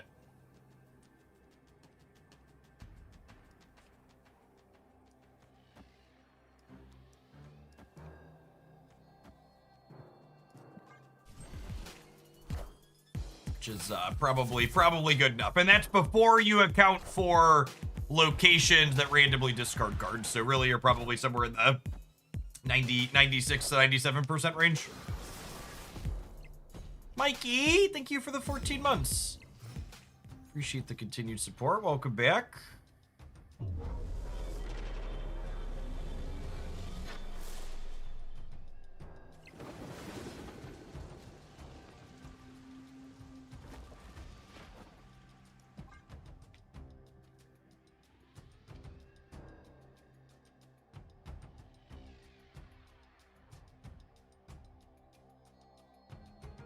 I really don't like Gambit with Phantom X. He's super clunky with both Morrow and Phantom X's ability. And he's just a high variance card that's annoying and shitty.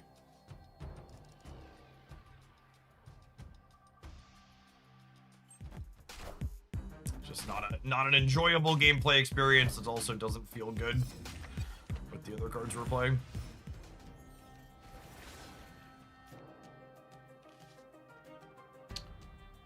Awkward.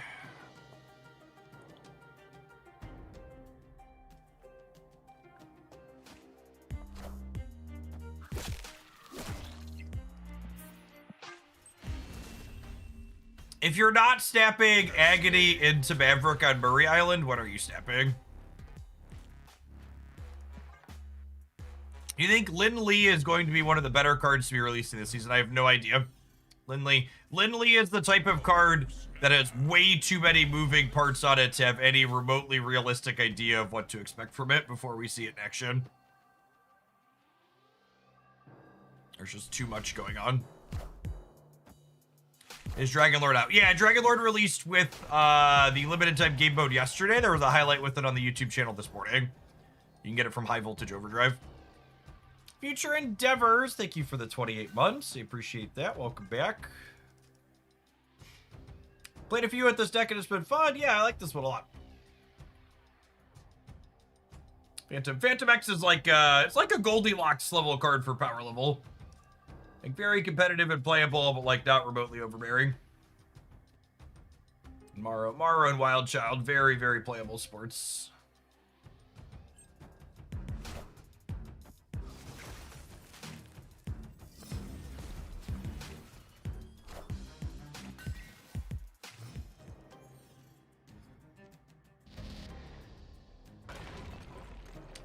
Unlucky. She was right there. She was right there. You could have taken her.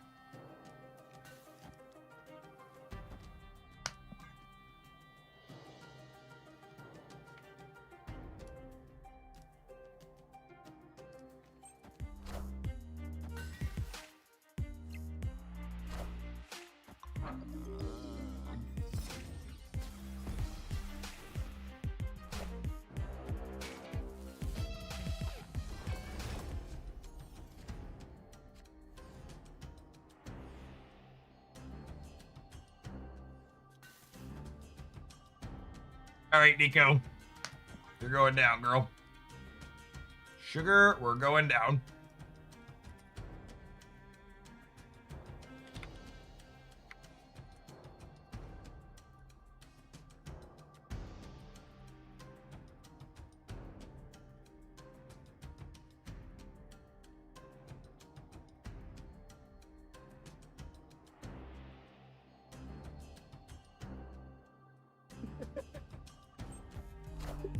Someone just left a comment on my Marvel Snap History of Greed video asking me why I'm such a Marvel Snap hater.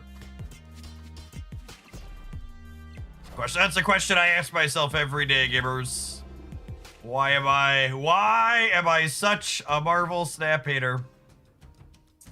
It's one we'll likely never know the answer to. Ben Brood stares up at the sky and curses my name, asking himself that question every day.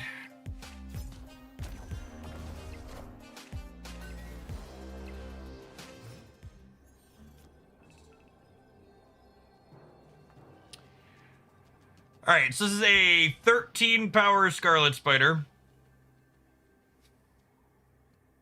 Potentially larger with what's it called?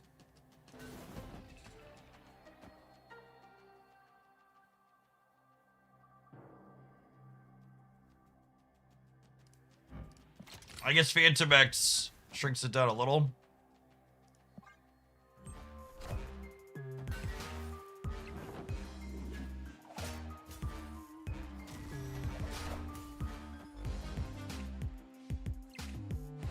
Hater did not get the memo that you're a Sap Shell, yep.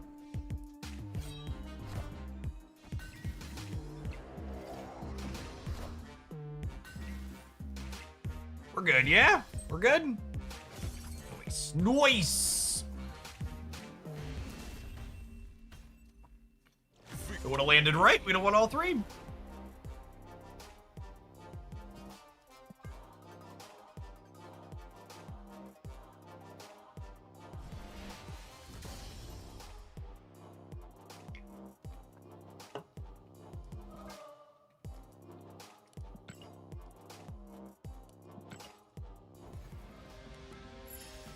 Xiao is unbeatable. How do you win? See, the only way to beat a pay-to-win power creep card like Xiao is to play an even bigger pay-to-win power creep card like Phantom X, chat. Gotta fight fire with fire, obviously.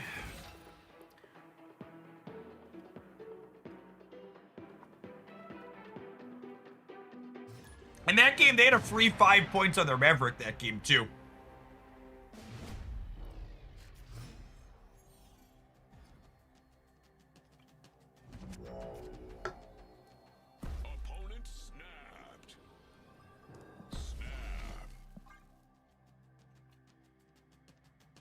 To beat the power creep, you must become power creep. I love the kind of, for lack of a better term, I love the like quirky-ish disruption in this archetype. Where like, what's the word I'm searching for? Where like we have like Uncle Ben and Morrow and Moon Knight and Lady Deathstrike. Like they're disruptive cards, but they're like not like super traditionally thought of as disruptive cards, for lack of a better term.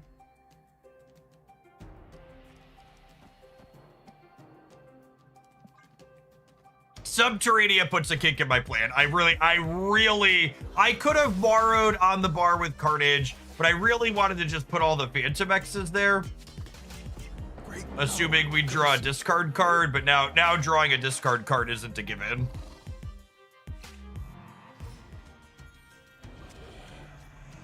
God, this game's so fucking easy, chat. Easy. What an easy game for little babies Marvel Snap is. Now, noteworthy here, I need to actually discard a card from my hand. So if we don't draw Proxima, I can't play Wild Child because I need Moon Knight to actually discard something.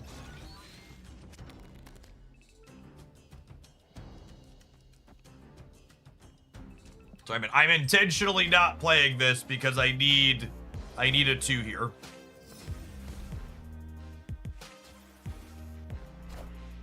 I need an even one, I should say. All right, we've lost the center. They have priority, though, which means... Oh, that's beautiful. That's gorgeous. Best draw of the deck, not close. I'm going to play around Negasonic Teenage Warhead because my opponent's decks sometimes play that. Push a couple buttons here. Their lizard is getting smaller here, too. And then he's going to get much smaller. All right, don't Luke Cage me randomly, please. Nice, super cooked. All right, my Phantom X's go pew pew pew. Code Red! Thanks for being Code Red in Hoaglandia for the last third of a year. Appreciate the 4 months. Pew pew! Look at him go, look at him go!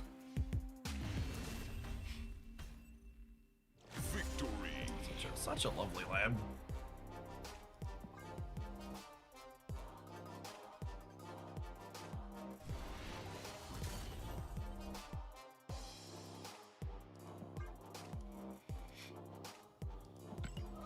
Humans with guns.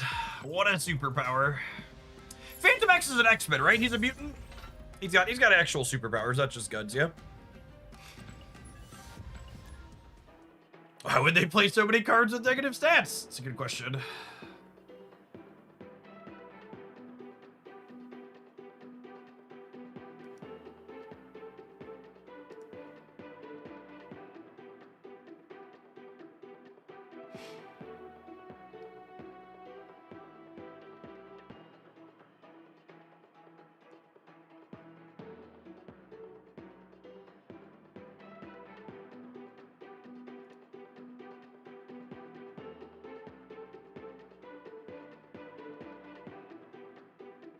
Ooh, I don't think I have room for another thing in my life, Ben. At the moment. I'm waiting. I'm holding my new live service game. My new live service game time for Arknights Enfield is releasing on the 22nd, a week and a half from now.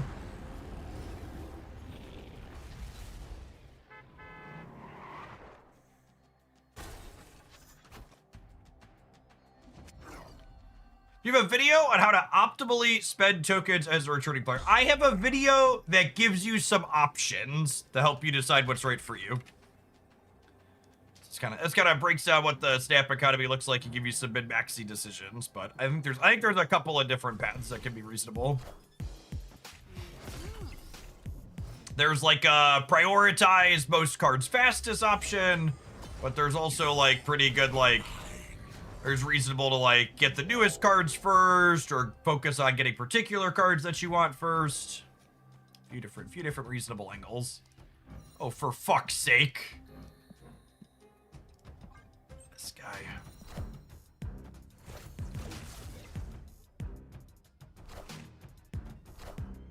big Zenlaw diff here.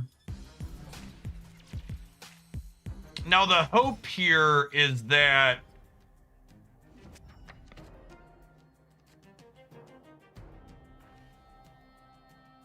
oh, that's interesting.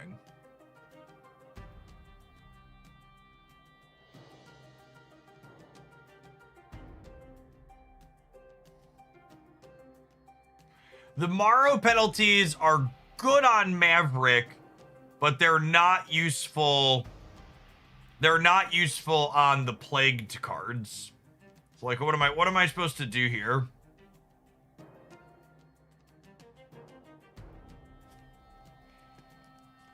I think it's just this.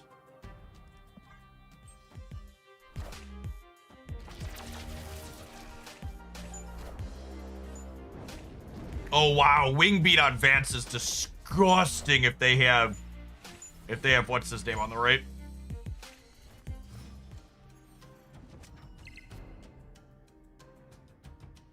Wait. So if they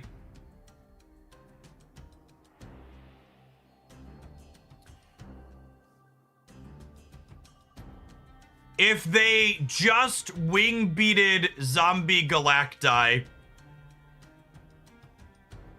if they just wing beated Zombie Galacti, he's an even cost card, which means I could Moon Knight him this turn potentially.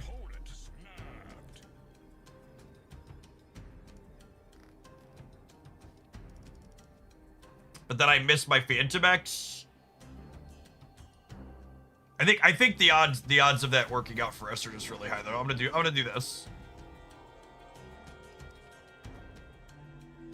I'm gonna copy the Morrow back to my hand, so I'm more likely to bin Morrow than Phantom X. Although I guess this means I can't Lady Death Strike that one. Okay.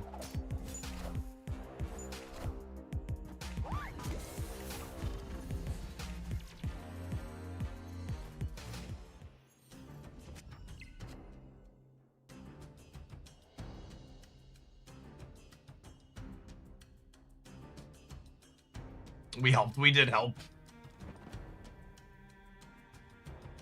I'm gonna go for it again because it's just like my out.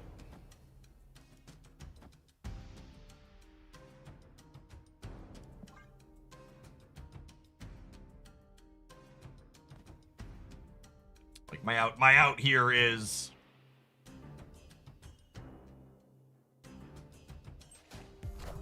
take the Zombie Galacti away if it's 6.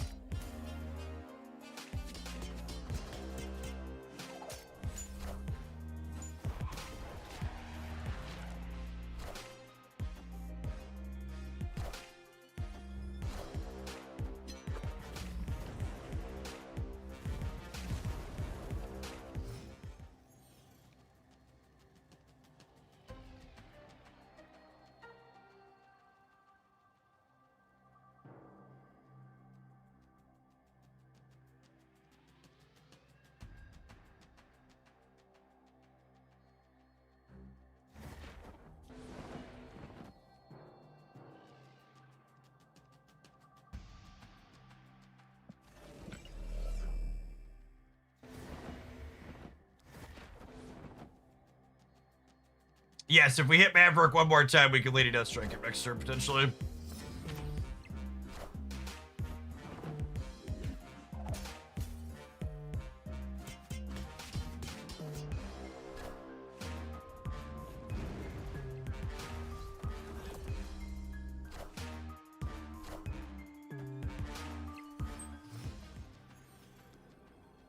Okay, and I mean, I have priority here, so...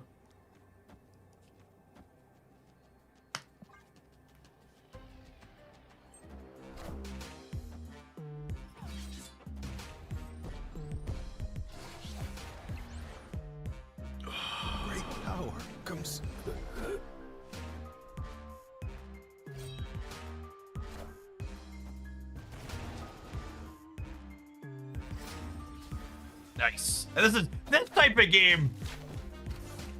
This type of game is what I mean by we were talking about earlier, where this deck's disruption is just kind of weird. Like, our deck makes okay numbers in terms of like how many stats we're putting out, right? Like Phantom X is a lot of points and Wild Child's a good amount of points and like Morrow's an efficient amount of points and Demon, but it's just like the combination of like Moon Knight and Lady Deathstrike and Morrow and like all these little, even Uncle Ben in the right matchup in the right position is just like, it adds up to just like this, just all these little tiny paper cuts of things. Yeah, it feels like the old Stature Bolt decks for sure. Where you're very much like, you look at any of the individual parts and you're like, that's not a lot on like at a base level, but like when you put it all together, the sum is really clean. Man, I'm gonna have to buy a Phantom X variant, aren't I? I think I skipped the one in the shop, and obviously I skipped the other. I'll have to keep an eye out for one to come back around. The more I've played with him, the more he's grown on me. Just the really sweet, interesting gameplay patterns. I like these 12 cards a lot. I don't think I changed anything. Felt like a pretty good mix.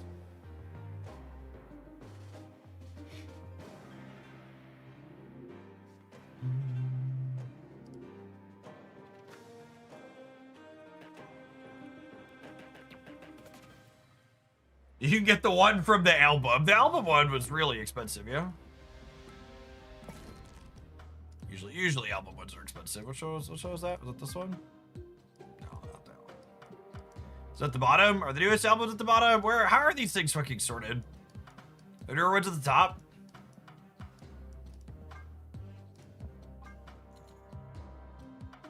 How do I find...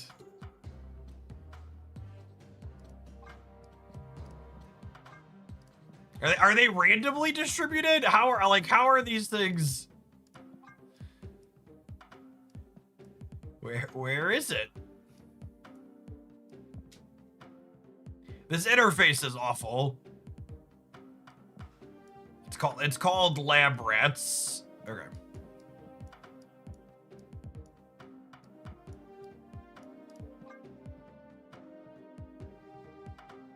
Oh, I'm actually not that far off. I guess it's what, 5 times. Oh, that reminds me. I was like, how much gold? I just thought, how much gold does that cost? This chat is because I am an unapologetic Marvel Snap shill. Second dinner just dumped it back to dump truck full of gold up to my house. Look at him go. Bought and paid for 50 USD worth of gold. I'll try not to spend it all in one place, but let's be honest, it might all get spent in this album. No Spoon, thank you for the almost 2 years.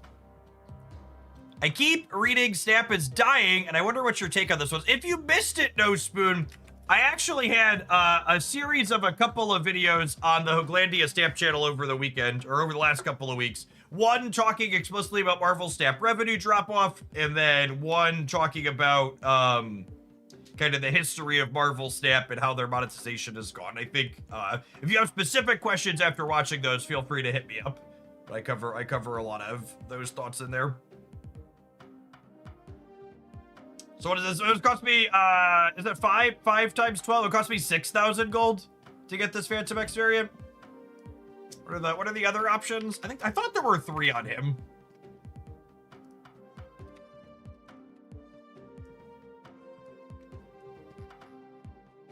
Were there 3? Yeah, I should have bought this one when I came. I should have bought this one when I came out. I guess I'll wait 800. I'll wait 2 years for this one to show up in my shop again. We obviously talk about the rotating ticker and how bad it is when it comes to... Wait, is that an album one? No, it's not the album one. They look very similar, same character, I suppose. We talk about how annoying the ticker is when it comes to waiting for your card to show up in here, but waiting for variants is just as bad. There's so many variants. Favorite the album. Does favoriting the album do it? Does it highlight about? Should really finish this one at some point. And get this card back. And have the album logo because of the album. That's true. That's true. Alright, Not My Dad sent me a pile of cards.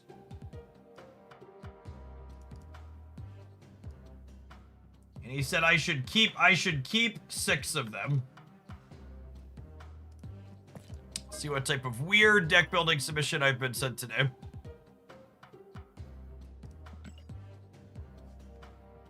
The Green Ranger. Thank you for the 37 months. Welcome back. Was that a misclick, Rizzy?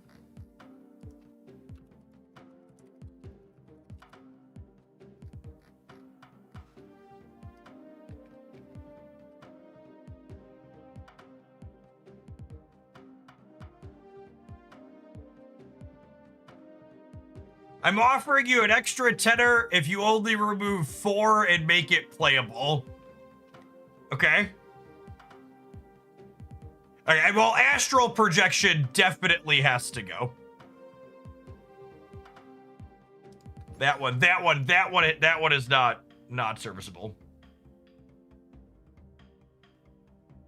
Yeah, Clea's probably a cut.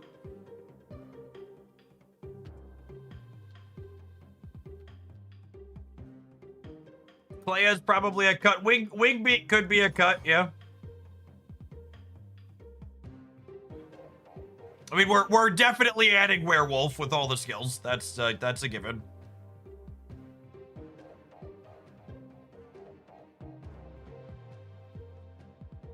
I kind of wouldn't mind keeping Fastball and Fusion Dormammu.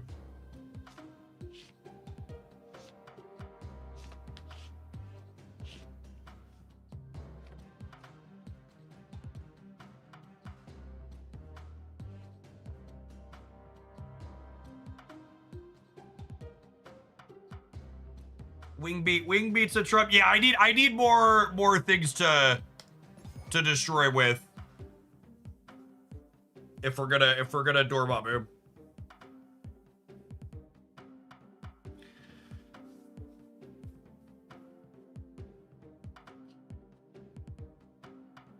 Agamotto. I don't know that I love Agamotto, if I'm being honest. Agamotto decks tend to run out of gas really quickly.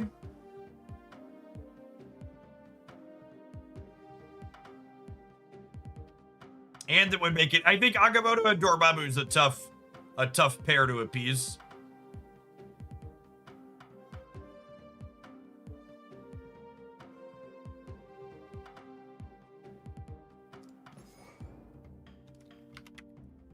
Werewolf? Here, Wolf. Carnage. Is it a hood deck? Yeah, probably.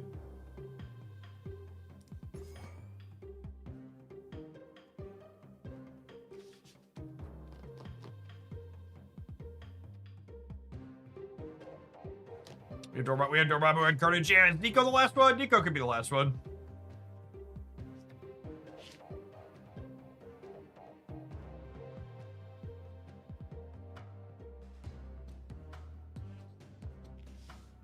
You definitely need another way to destroy something. Do I definitely?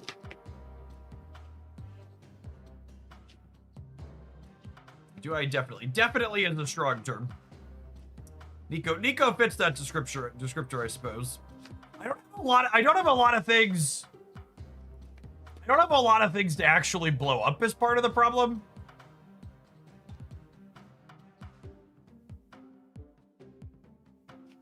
But I guess Nico's kind of a little bit of column A, a little bit of column B.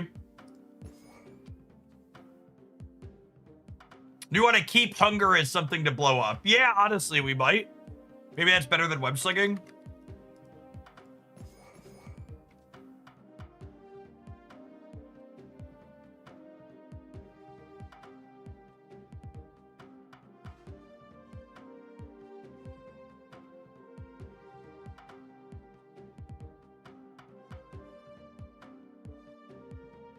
Would you rather have squirrels than Hood to have more bodies to sacrifice? Honestly, that's not a terrible suggestion. The bodies are also good with Merlin. Yeah, like, I like squirrels over Hood. Get to play my anime squirrel girl too.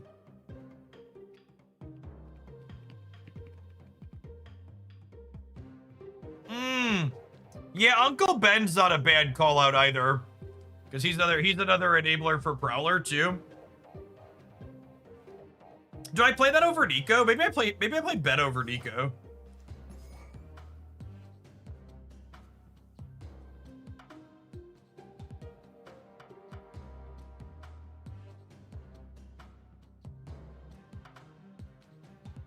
Over Hunger. I can only customize 4 cards. Is the deck building challenge. And my customized ones are Squirrel Girl, Carnage, Ben, Werewolf.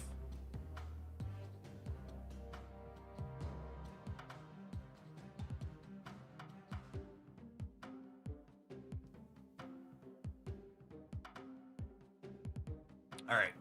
Yeah, this is good enough.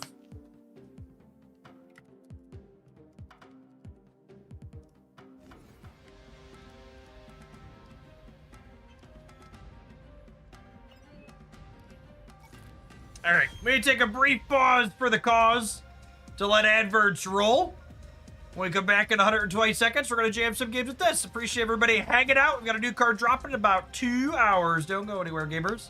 If you're watching this on the YouTube side, you enjoy my content, make sure you tap the like button wherever you're at over there. Appreciate the folks that have done that already today.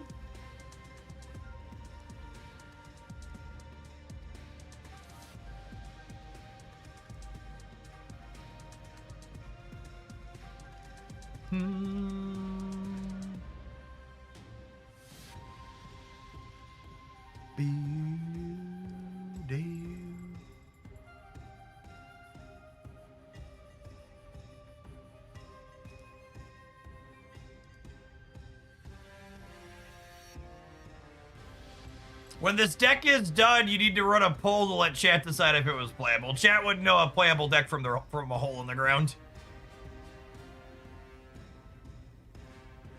You know, I hadn't noticed the, like, nice flare effect on the deck you have selected. Looks really clean. The one you're looking at? It's unplayable, it has no tech cards. Deafening Chord is right there.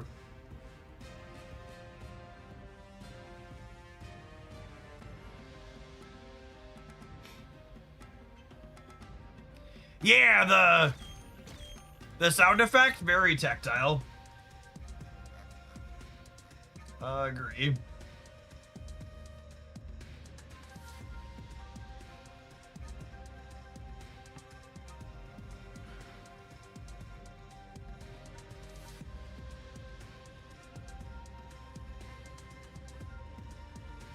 Uncle Ben is a pseudo tech card. He is. That's a good take. Good, accurate.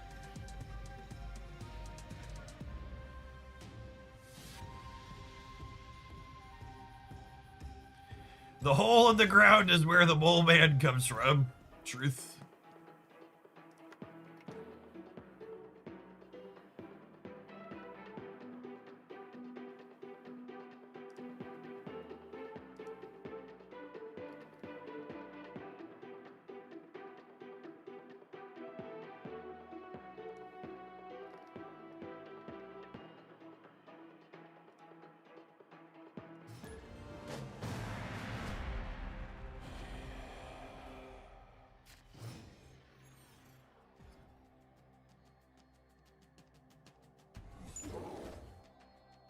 Oh, Ken's our super sweaty nerd from earlier. They were playing Agamotto stuff. Yeah, looks like it's still.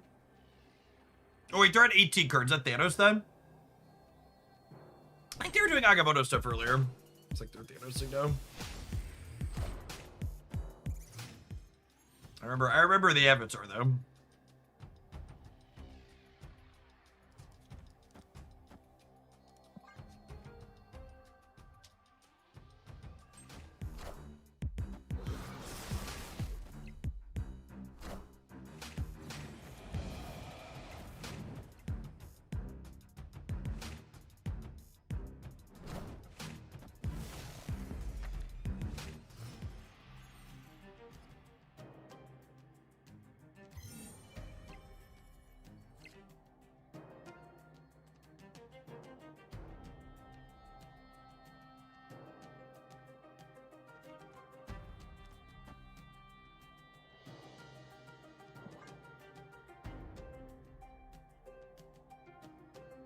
What do we think of infusing in the center?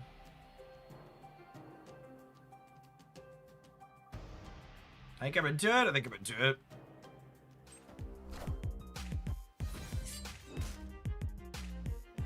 Nobody gets a monster.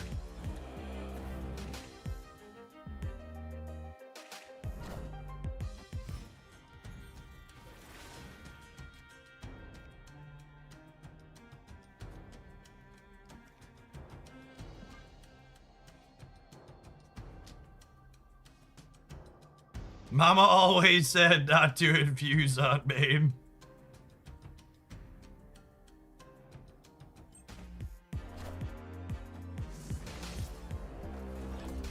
Merlin's such a dick. Fuck that guy. Ken's playing Thanos now, but they were Grandmastering Cable earlier as well. They definitely have a type.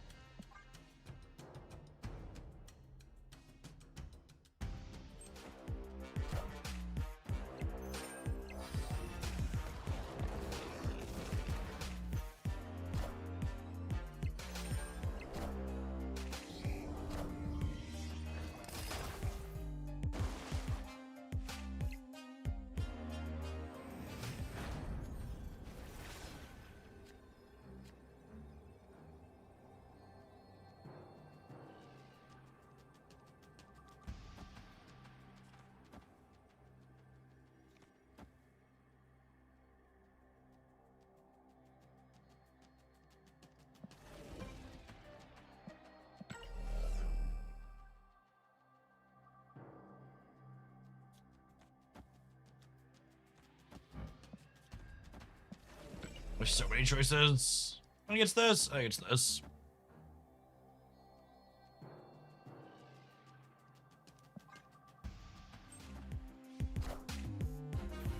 Flipped heads. Should have flipped tails. Sedge.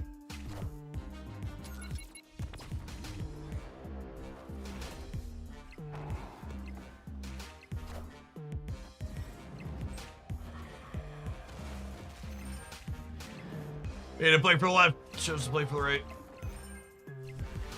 Close still. Close.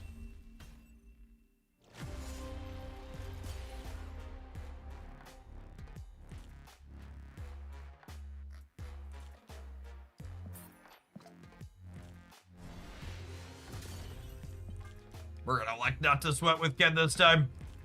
We've been in this sauna before. It's not particularly pleasant.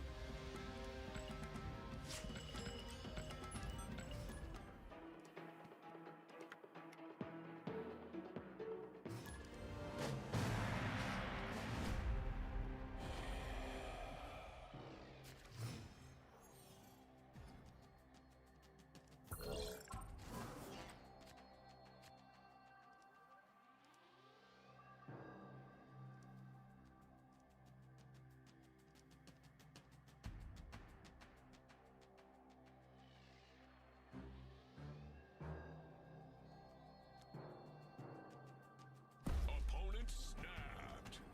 Oh, snap.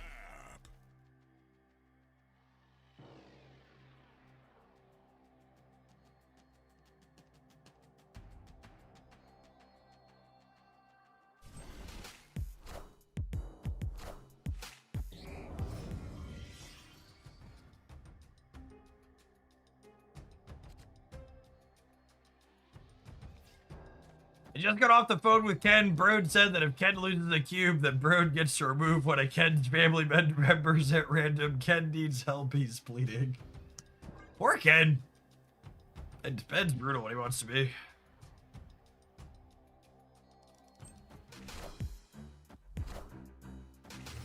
Wiccan. There's a name I haven't heard in a long time.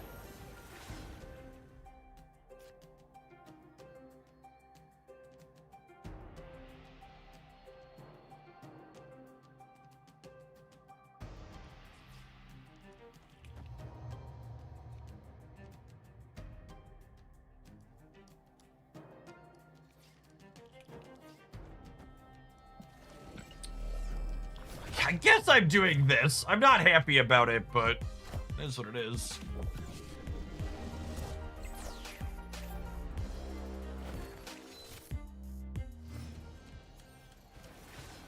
We can fill center with summoning ritual. Yeah, I guess that's true. Oh my god, their Cassandra was only 3 because...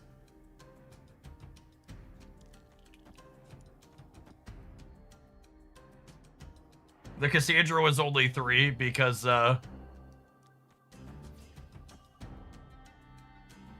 of all the skills in our deck. It's hilarious.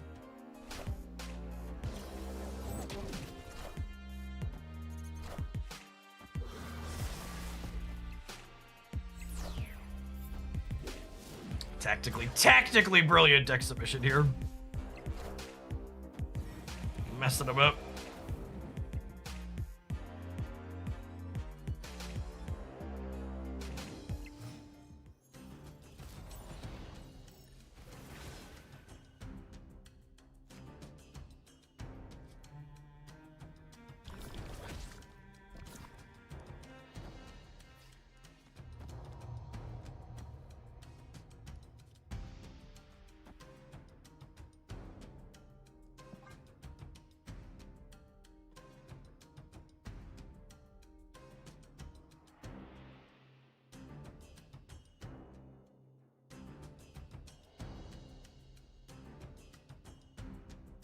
Thanks for highlighting the ongoing Surfer deck yesterday, Jeff. Been having a lot of fun with it. Yeah, what a really good performance for us.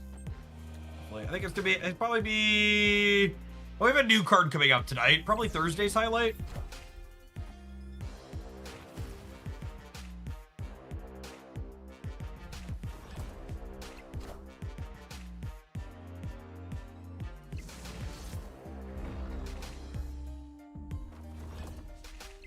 So long, Goliath. Smell you later. Don't they run Stardust? That's great. What about it? What about him?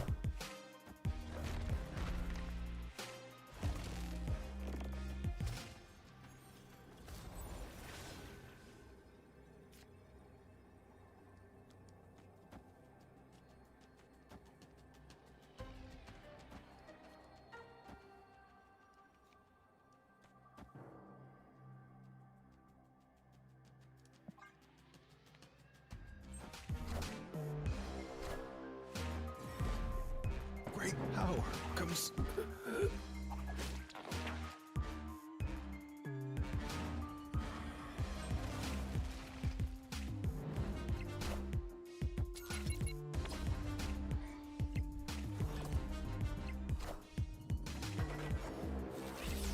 Thank you, Hospice.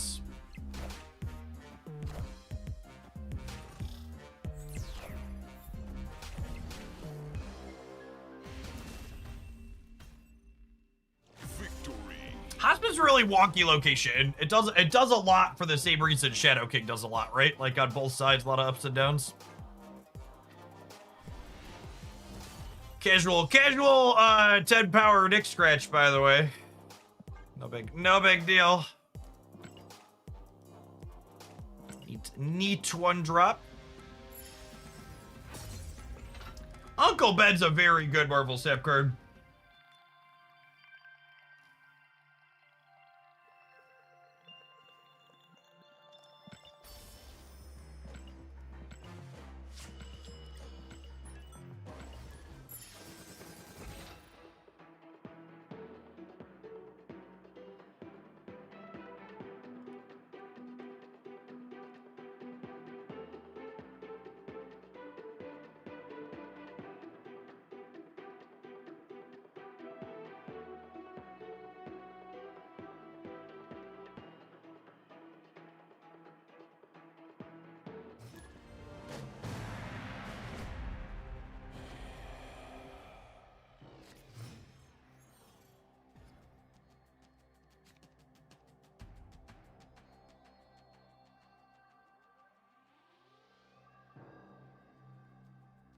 Jeff can't be an unapologetic snap shill. He didn't get the Nick Scratch variant. I know. I'm just an unapologetic snap shill on a budget in 2026.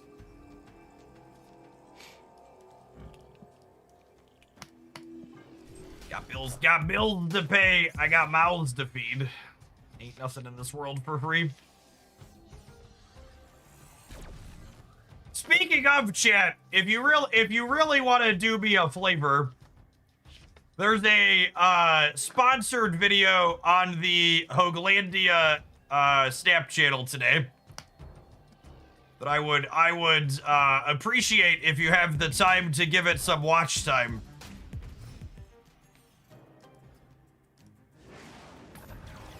That would be great.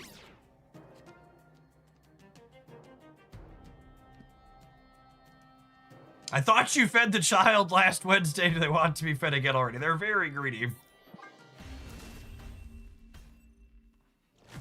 Yes, yeah, sponsor video is up on the Hoaglandia Snap channel. Went up this morning.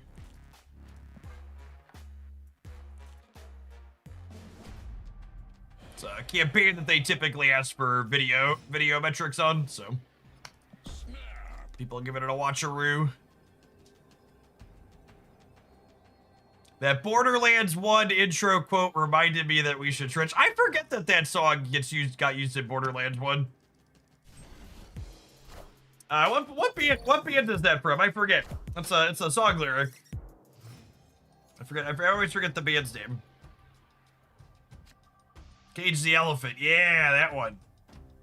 Cage is like peak teenage angsty music. It's very good.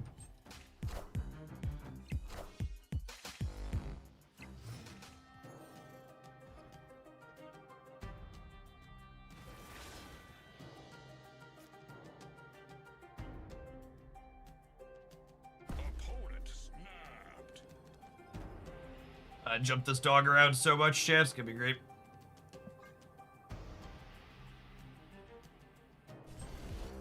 This dog is going places.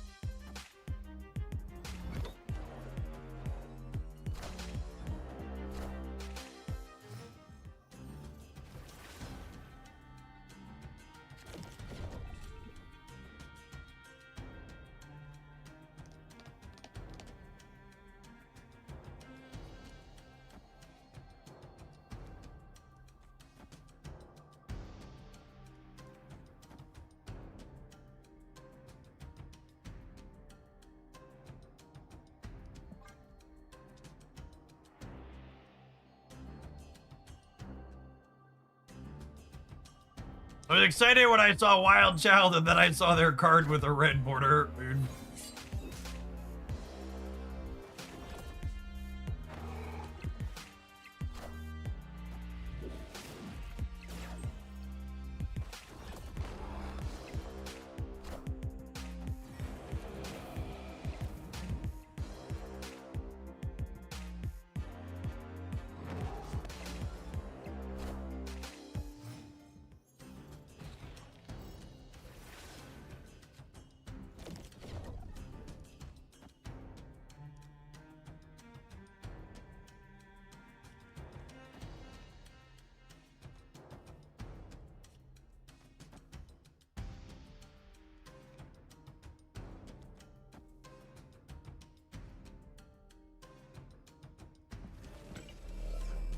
Jump to the left and you jump to the right and you jump to the left and you end it on the right. You take your little werewolf and you move it all around. Do do do do do do. It's just a little werewolf. Do do do do do do.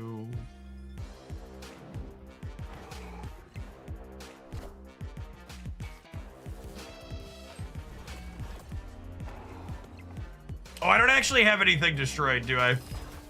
I was just a 4-mana move the dog.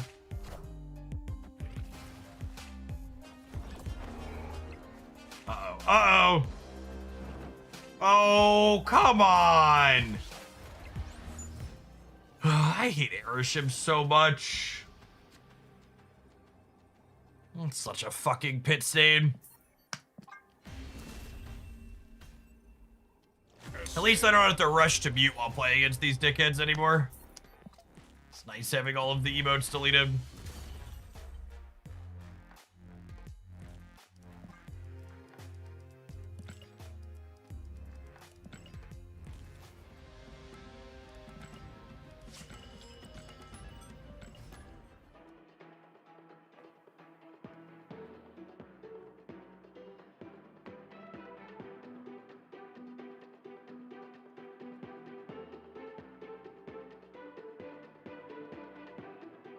I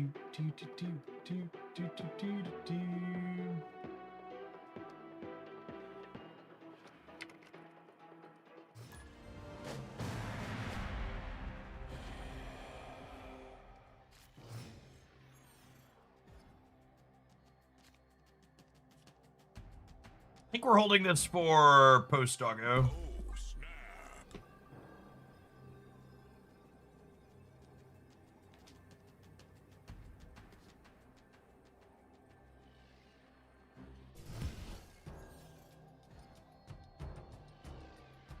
With the Prowler in hand and no destroy stuff queued up, I think it's actually going to be a werewolf with summoning ritual for no value on 3 other than moving the dog.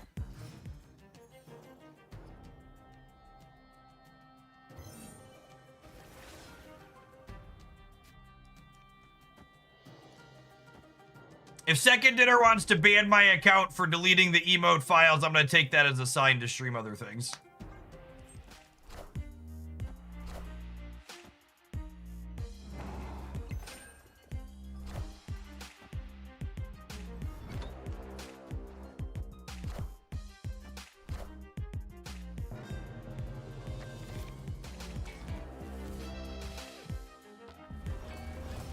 What a fucking expansion, dude.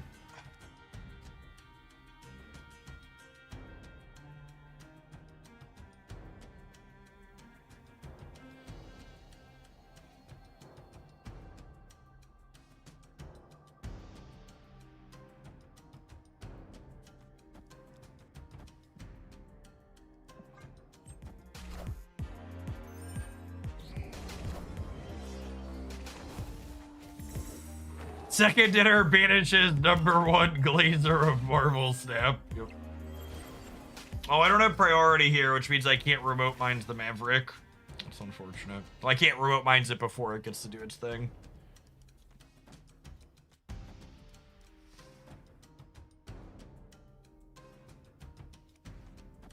Opponent snapped. I mean, we're probably dead here, but I'm gonna let my things go all around. You want to mines the right if they're mavericking there? Yeah, I guess. I don't think it matters though. We're pretty dead regardless.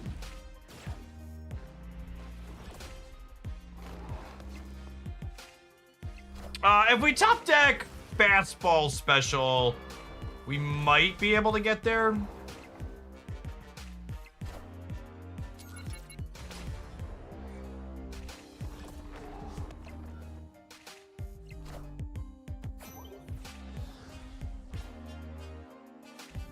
Because if I hit the fastball special, we could throw the dog at the Nimrod before they can blow it up. Because a little priority.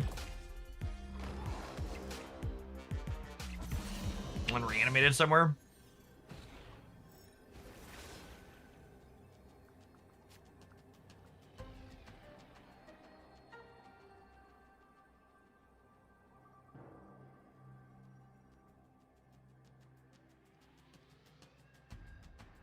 Don't tell PETA, something like that.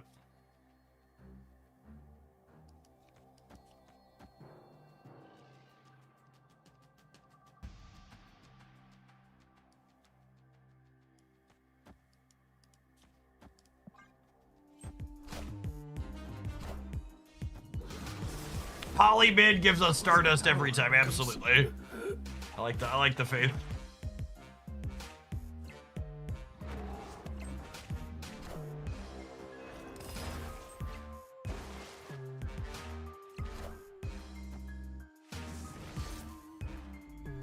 Wait, what? Adamantine infusion doesn't jump the dog anymore? Since when? That must be because of how they retemplated it, huh? That's funky. That's definitely the first time I've had that. That's gotta be a bug, right? With however they reprogrammed it so it doesn't need space. Because they changed it so it doesn't need space anymore. I think it only jumps if it brings back an odd reveal. Yeah, that's gotta be a bug, yeah?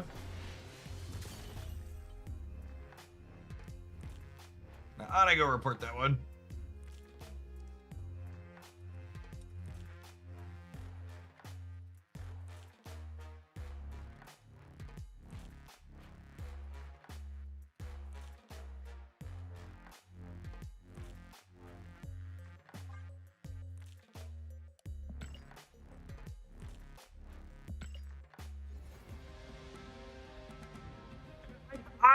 I would bet it's a bug and it has to do with how they re-templated it.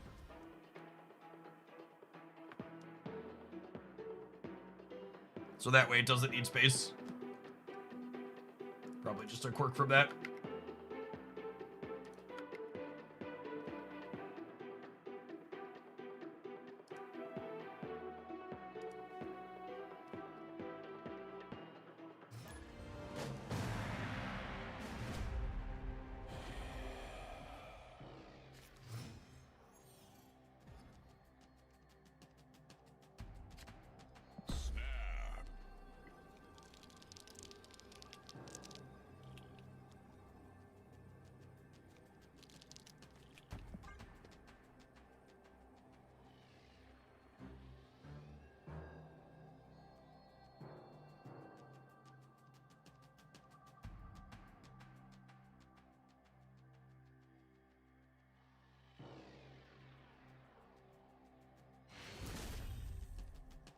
Victory.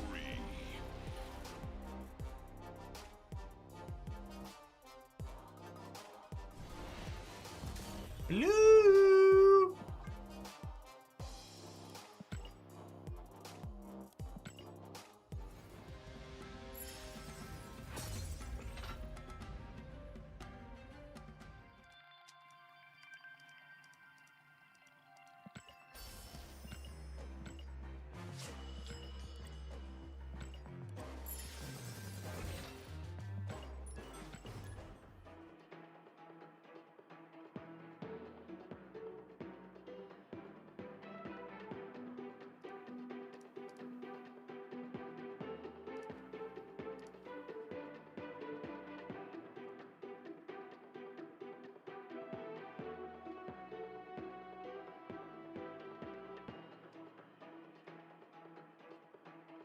Dance, I've got some bad news for you. It's also news you were probably expecting. I think there's a chance our deck isn't very good.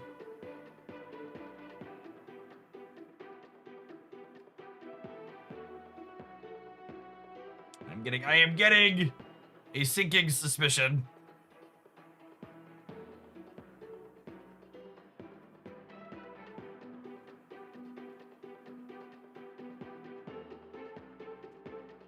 We're gonna give it one or two more. We'll see how the next one goes. I'm at least amused. Werewolf decks are amusing. We had a Nicholas scratch that hit double digits. Got that going for us. I've been in the queue for 1:15. The game really is dead.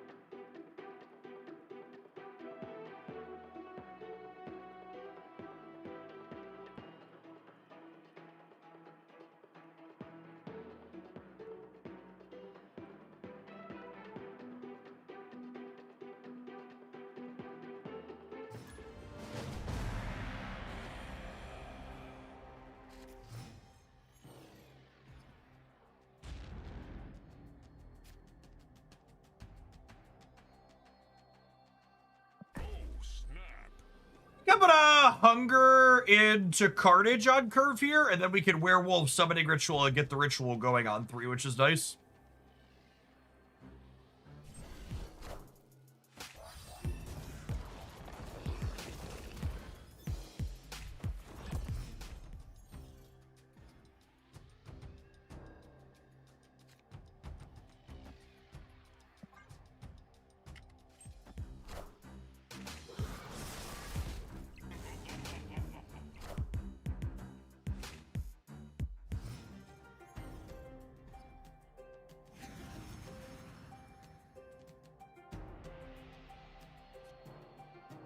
Man.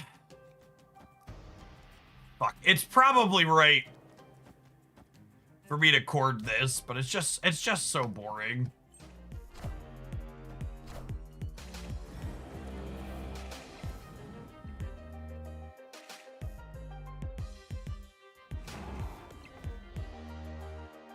Oh my god, they didn't activate chamber right away? That's so good for me. Fuck yeah.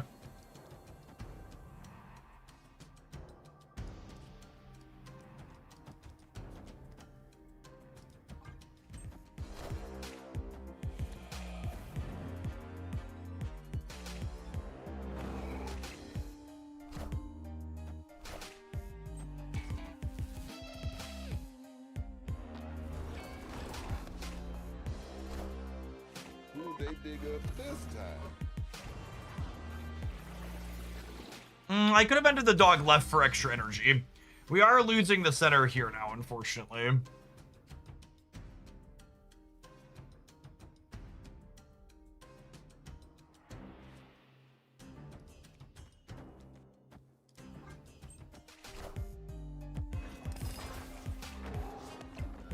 Maybe I'm supposed to hold the adamantine infusion? Given we drew fastball?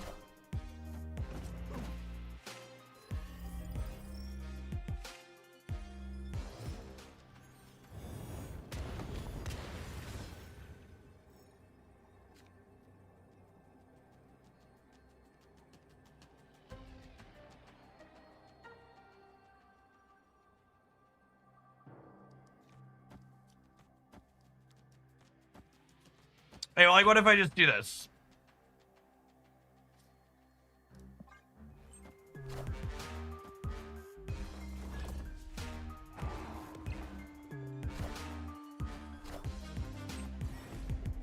Great power comes.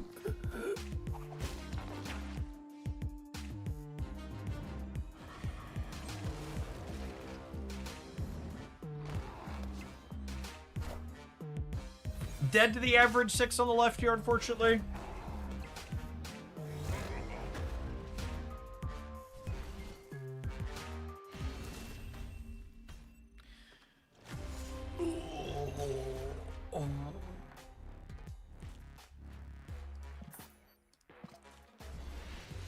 Alright, I think I'm throwing this one in the trash can where it belongs, Dance.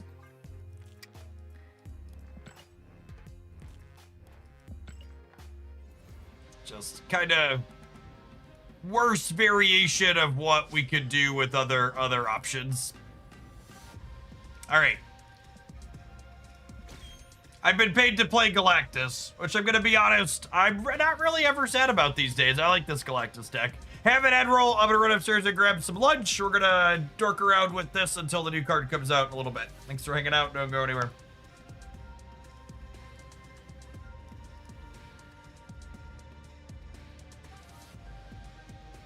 Hey, Dan, thanks for the extra tip. I appreciate that. One could say that Jeff has fallen, absolutely.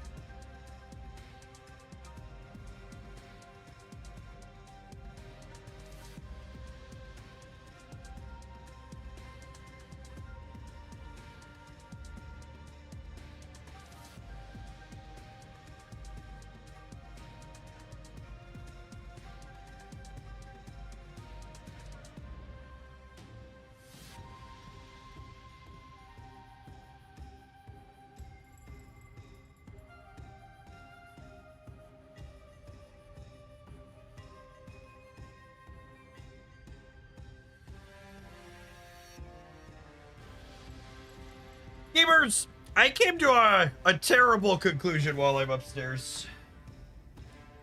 I think I hate myself and my opponents enough that let's play Galactus on the ladder. Someone's ladder experience has been too happy recently. Let's blow up the board.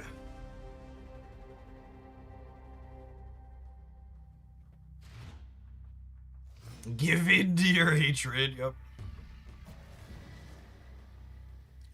Duet.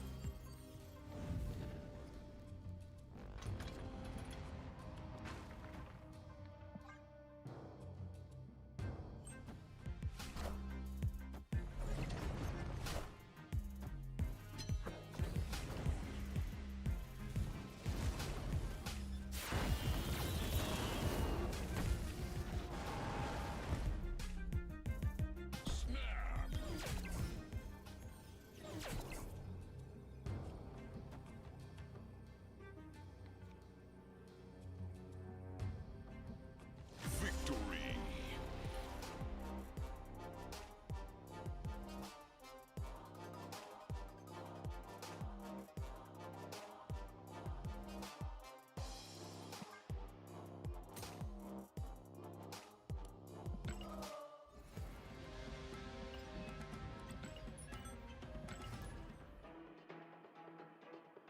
Just like that, all desire to play the ladder is back.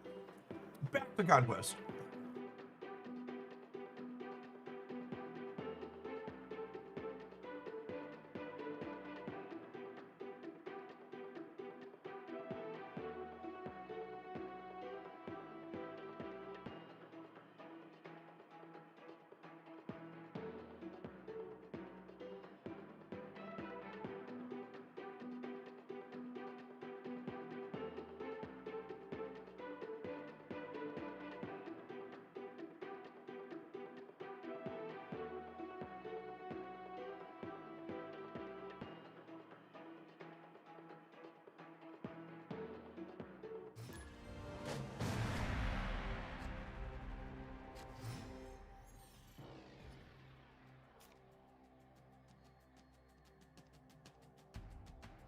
Oh, snap.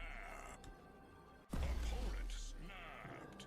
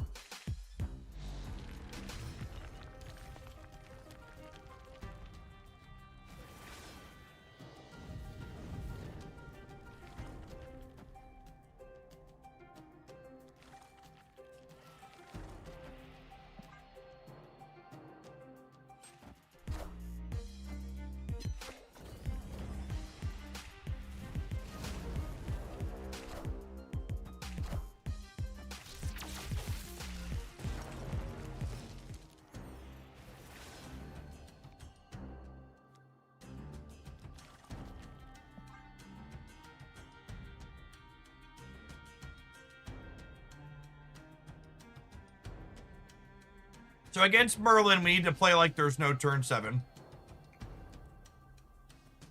Which is fine. We're setting up a big fallen one. Bruce Skidoo, you can resub too. Thank you for doing so for almost 2.5 years. Welcome back.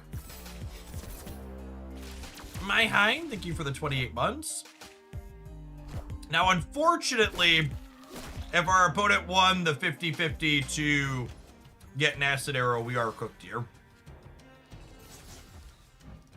But if they didn't, fastball special is an incredible draw.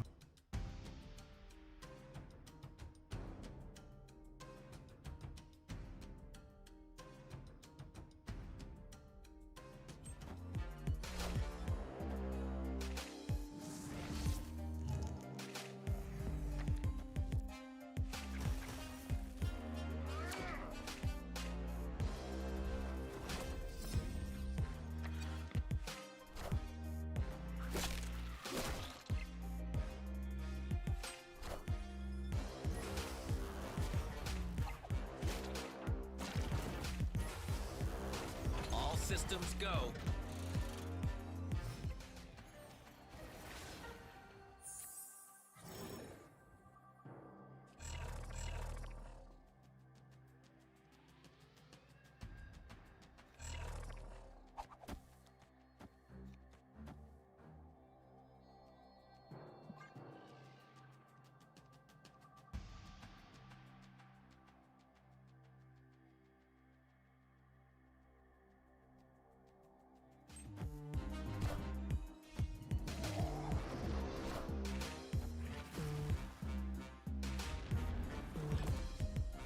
Listen, I'm just gonna ask the question everybody is thinking right now.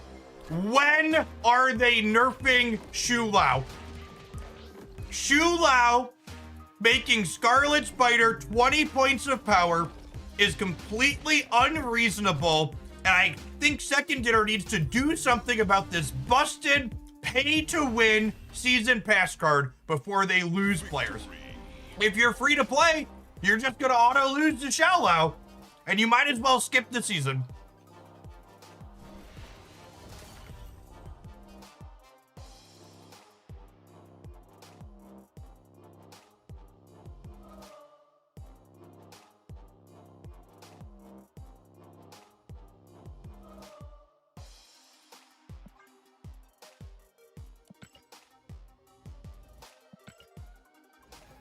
Thank you, I'll be here all week.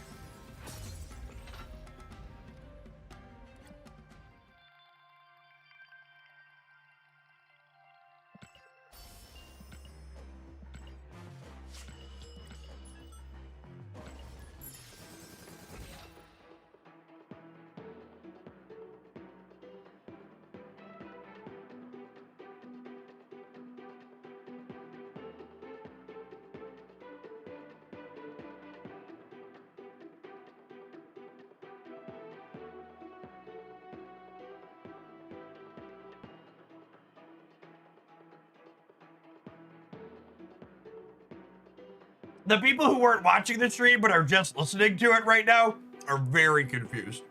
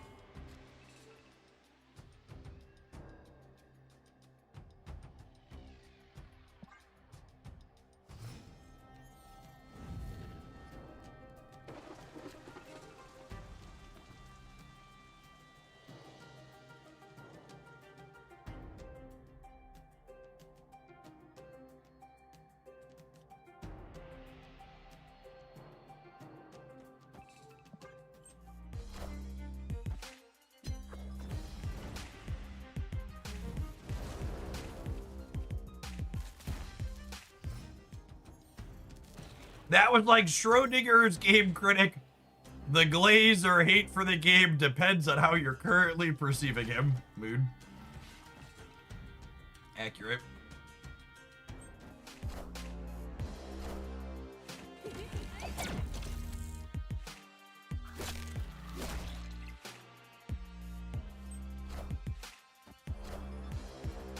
Damn.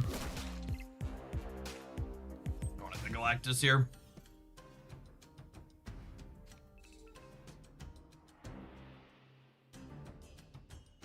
Sedge.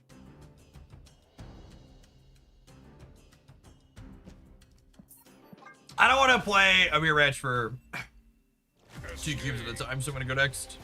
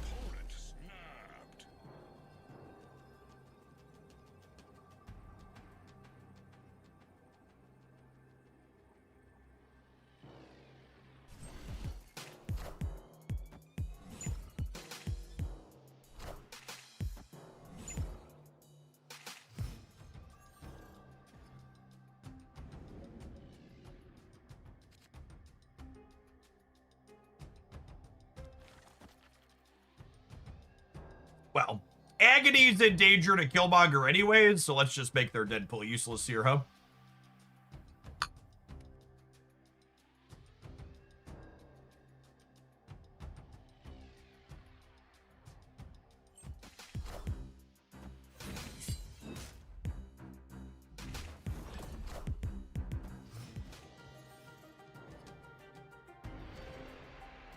My YouTube chat is bugging, telling me you have to be subscribed 5 minutes or longer, but I'm pretty sure I've been subscribed more than 5 minutes on YouTube. Yeah, weird. I was gonna make a comment that the YouTube chat's been really slow. It must be wonky. It's been real quiet over there. What a game! -4 power Deadpool, nice. -3 power Deadpool. Move it up in the world.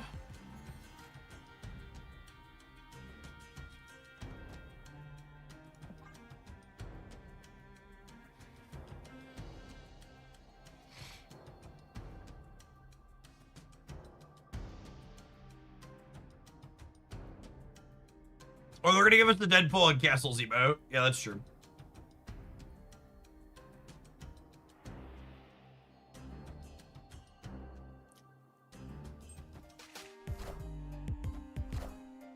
I want the throne.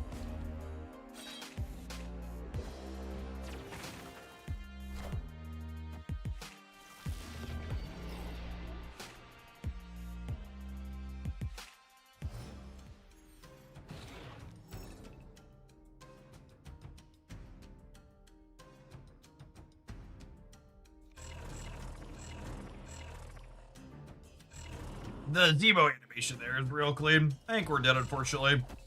I have some main points here.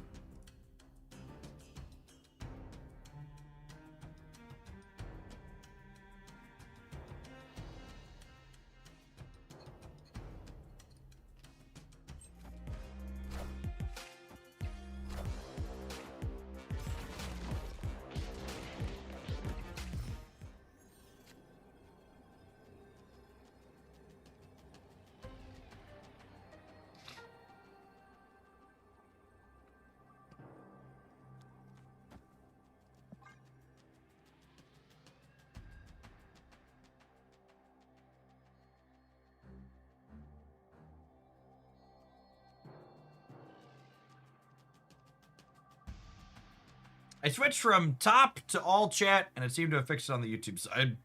Toggling settings is nice. We can G-Man middle for the lulz. They have priority and a -3 power Deadpool, so I don't think Galactus pops in the middle, even if we want to do it for funny.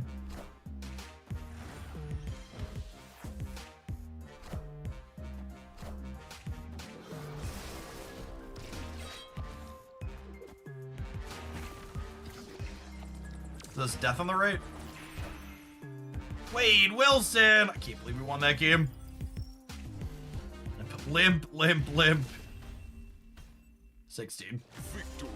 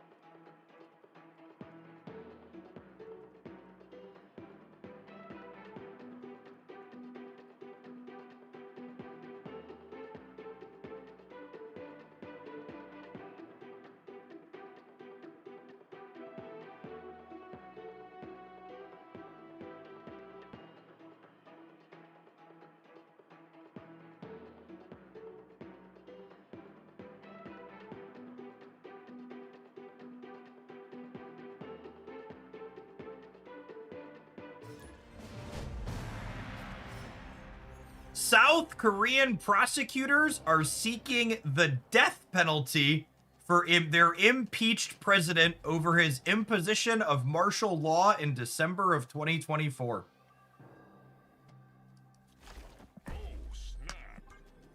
That's such a stark contrast to gestures broadly at the United States.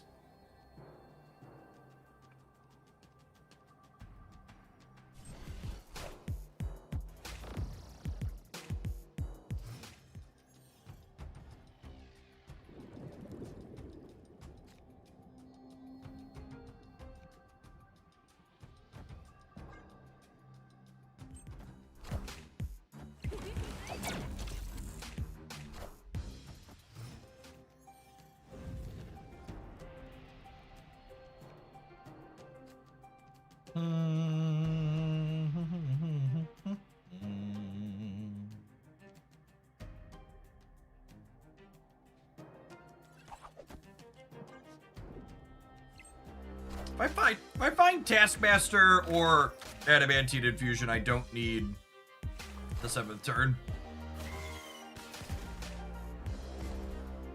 Enough said, bub.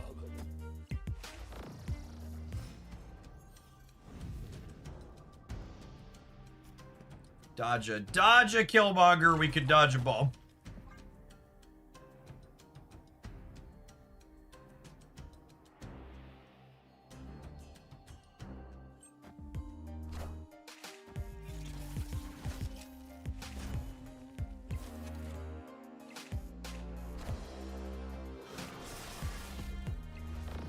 Enough said, bub.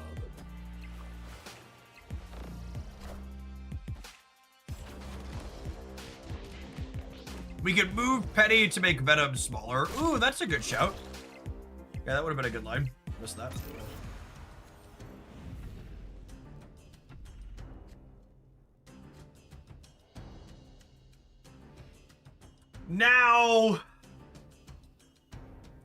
Now we just do this, yeah? And then we can Taskmaster. Enough said, bub. That's not Mike. Thank you for the 17 months. Welcome back. Chad, I've never been Shang-Chi'd by a Destroy deck before in my life. It certainly wouldn't happen today for the first time ever. That would just be wrong. Said, bub.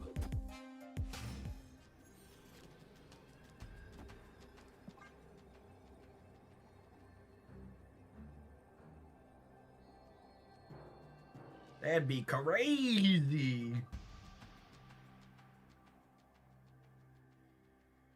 I lost 8 cubes to a Destroy bot yesterday in this exact matchup because of Shang. Yo. Look at the little bitty baby doll, chat. He's so little. Victory.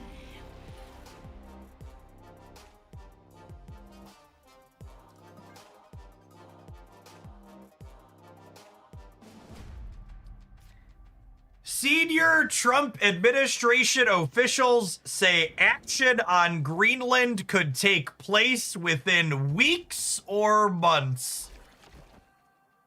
I'm not a fan of a lot of things Donald Trump does, chat, but at least he's our peace president. At least he's our peace president, right? Right?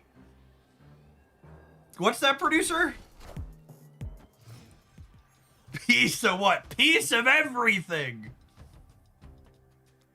Nobel Peacemaker. Yep. We're drowning in peace.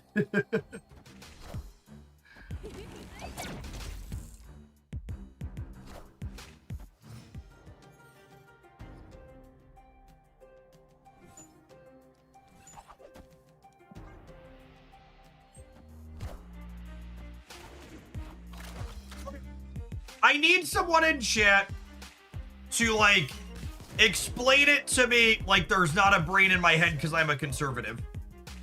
Why would we want Greenland? What's the significance of it? I feel like I need someone to, like, really break it down for me. Like, what? I feel like I have to be missing something. Natural resources. Okay, cool. Just oil. Got it. Okay, cool. Rare earth metals.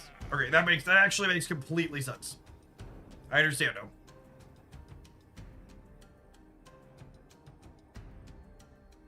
It also breaks NATO, which helps Russia. Okay, yeah.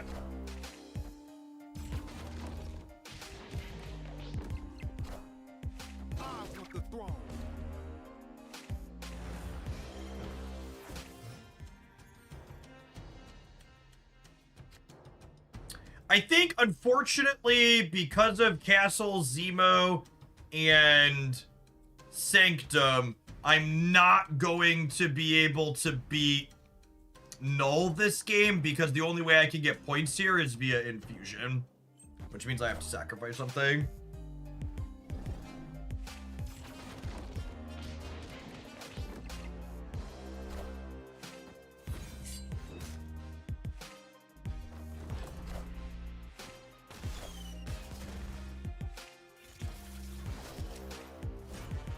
Most common maps don't have Greenland scaled correctly, so they think it's a lot bigger than it actually is. You know, I've heard that's a common problem among conservative men.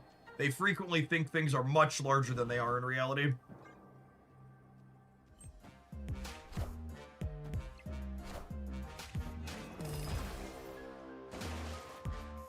Unlucky, unlucky. Had their 6-drop.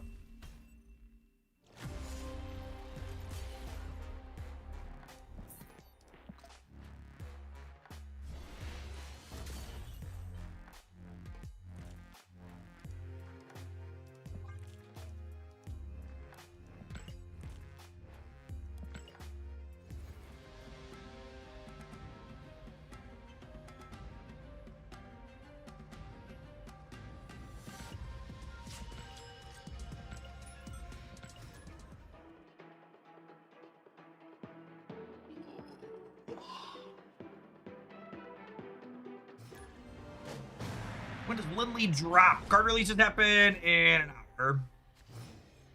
1 o'clock. Currently on 1 o'clock cornfield time.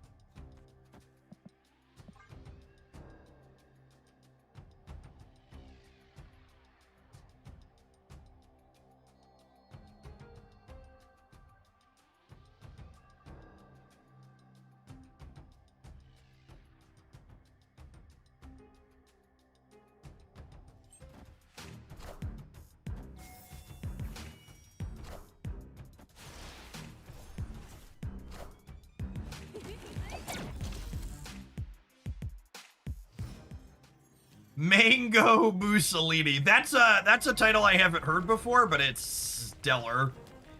Mango Mussolini.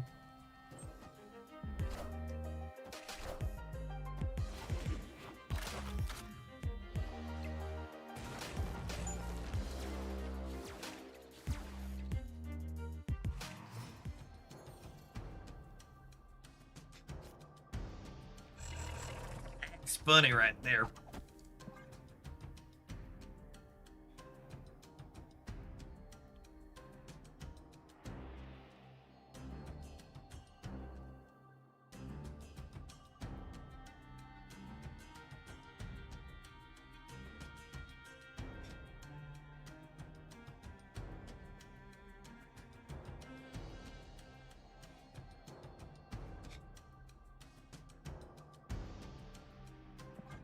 Oh, should we play less so we have the option of fastball special it? Yeah, maybe. That's fair. Leave myself that flexibility.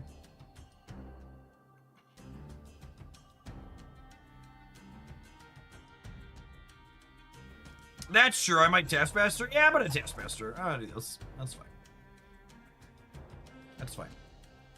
I might not get Twitch chat. I'm gonna lose the Biota cord instead of Twitch chat's cord.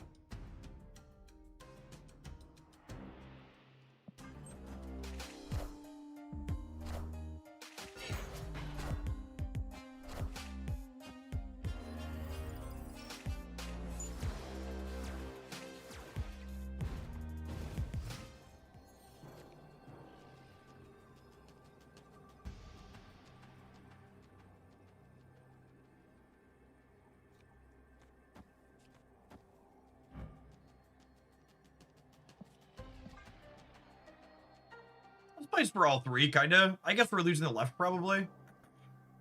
We're losing the left and the right here, but they always play center, yeah? Let me sneak out one of these. We're fine, says local man about to be Luke Caged.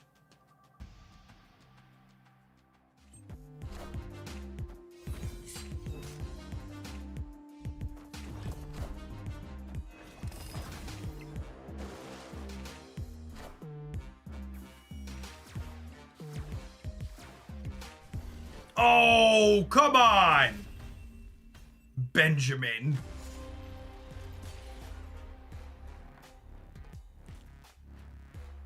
Unlucky. Unlucky.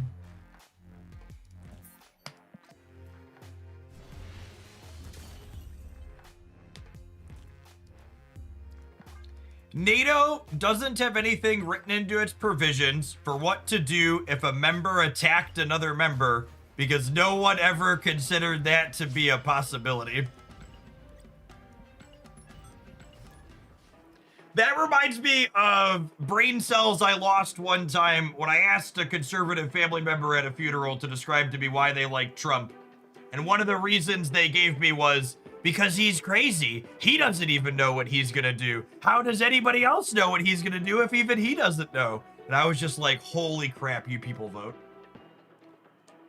Just like, good fucking God. Gotta keep them on their toes. Yes, and just for clarity's sake, that was a positive. That was a reason. That was a reason why. That was a reason to be in Trump's corner.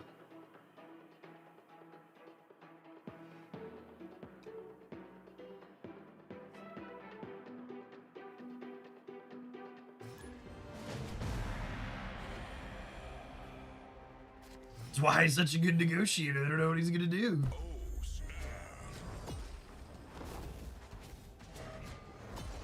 I know that's family, but I can't wrap my head around that logic. Nah, fuck them. I don't see that person anymore. Probably never gonna talk to them or see, and they're never gonna see my children, especially, ever again.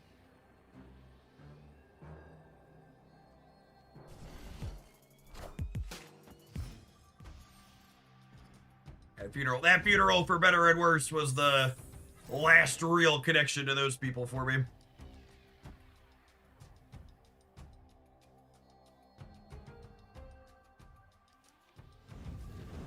I don't want Symbiote exposed tomorrow if I can avoid it.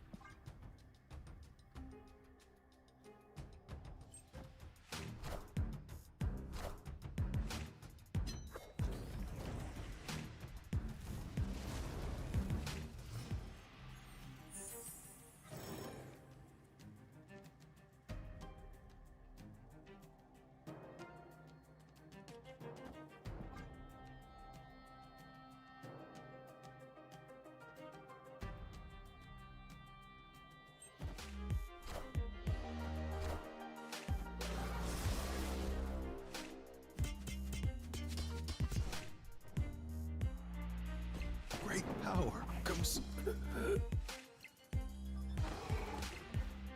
Silver lining, we've all become expert in gallows humor.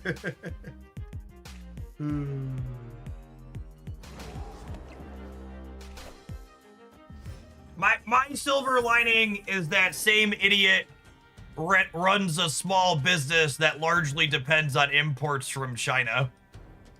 So, at least I know through all of this he's fucked himself a similar amount to the rest of us. You gotta take your wins where you can get them.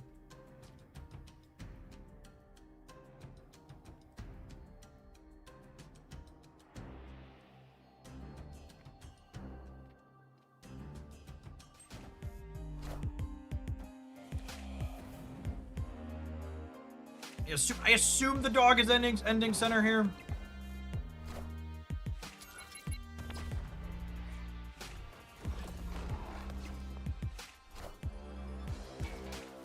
Yep.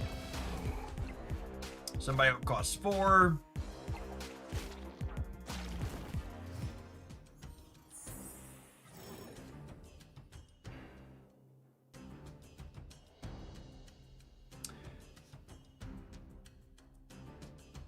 So the correct play is to man Spider. However, I'll fucking do it again, I swear, is the better play. I'll do it. I'm crazy.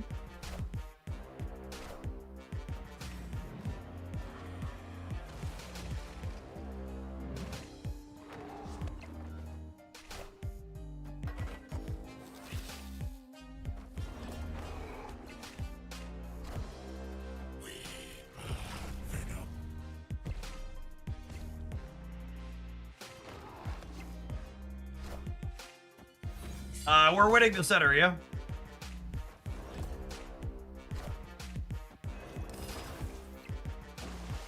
Yeet!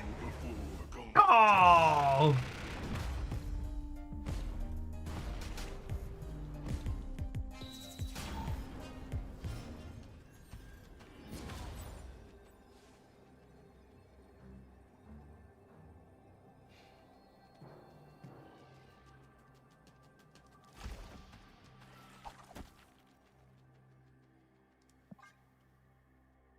I don't have any points here, chat. You can't taskmaster a card that you adamantine infusioned. Hopefully they don't have any points either.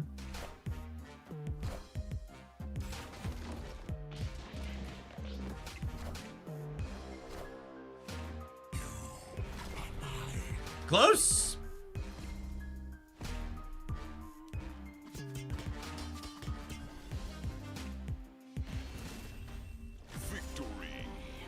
Yeah, this card wasn't actually played, so I can't man spider it, and I can't taskmaster it.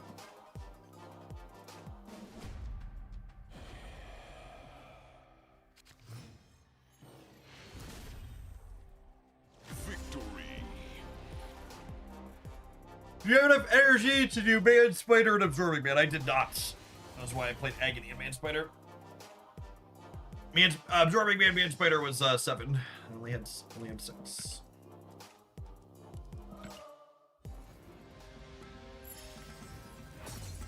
Yeah, opponent's a channel regular.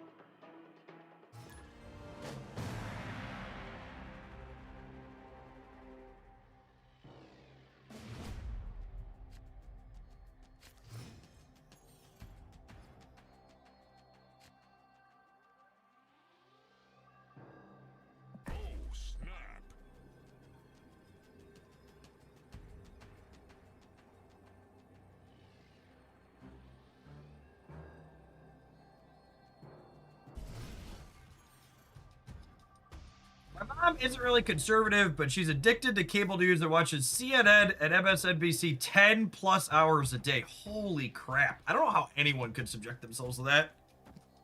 That's fucking nuts. How worried should I be about her being manipulated by news like that? Well, CNN's is getting rapidly worse post Barry Weiss, which is why she was installed there. So like once upon a time it was mostly okay, but like Barry Weiss was like very explicitly, that's CBS. Oh, is that CBS, not CNN? That's CBS. Okay. It sounds like self-described for depression, exactly. They want to buy CNN next for what it's worth. Never enough. Never enough.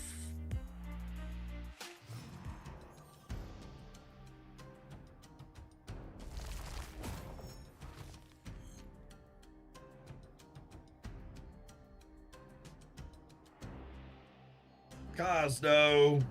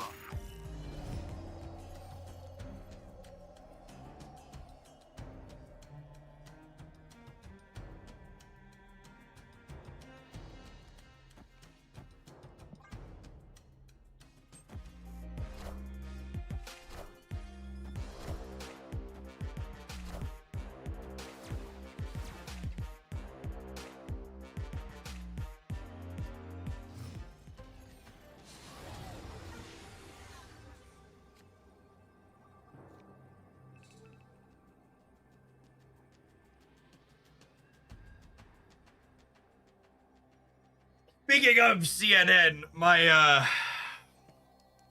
11-year-old came home yesterday asking me questions about ICE because they watch news segments from something called CNN 10 at school. So that was a fun conversation last night. Victory.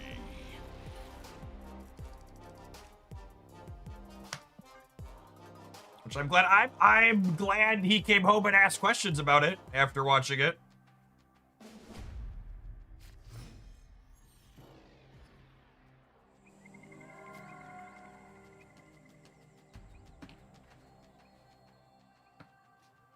Oh, snap.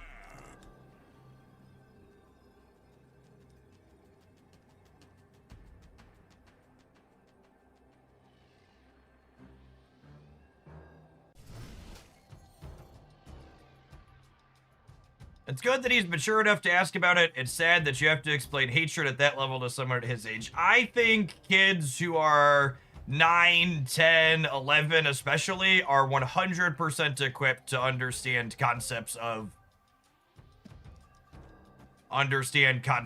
racism and sexism. At least at the very basic level of, hey, there are people out there in the world who are terrible people who treat people differently because they're a woman or where they were born or what their skin color is. And I think it's especially important for my kids who are white to get a direct talk about that existing because they're less likely to experience it directly. And I don't want them to grow up in the world ignorant of what goes on around them. I want them to be able to help make the world a better place, and they need to understand those not so kind bits of the world if they're going to be able to do that.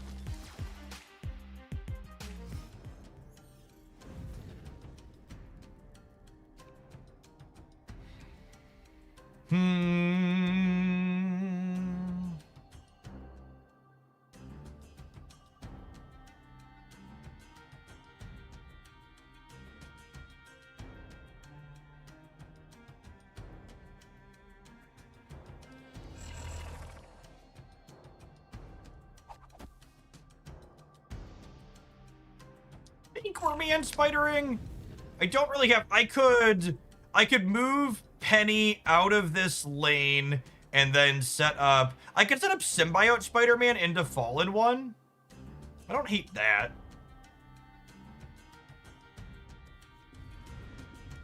Let's do that. Gives us more flexibility long term.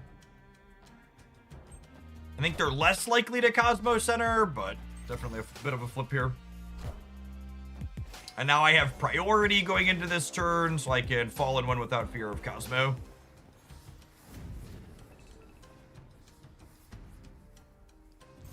I don't have a good understanding about why things aren't working now either. It's really simple to understand why the Constitution of the United States government isn't working. It's because laws are meaningless if there aren't enforcement mechanisms for them. The president is allowed to commit, anyone, but the president especially is allowed to commit crimes if there's going to be no punishment for committing those crimes. It's why one of the biggest failings of Democratic leadership right now is, like, take Minneapolis, right? Like, Tim Walz should probably have the National Guard deployed in Minneapolis, following around these ICE agents and then arresting them when they commit crimes. Like, that's what those types of things should be for. That's what cops should be doing. But they're not interested in actually enforcing laws.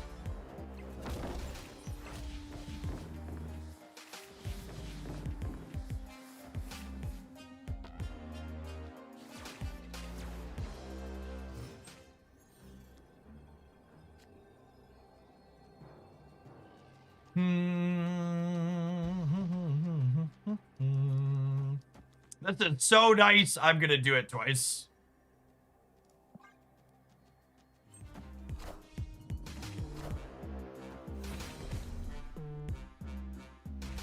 Bye, friends!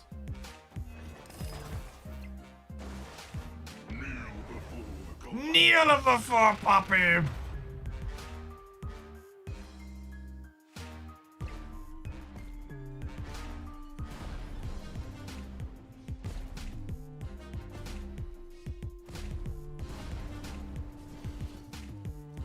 Nobody loves your tech slop. Go away. Get going.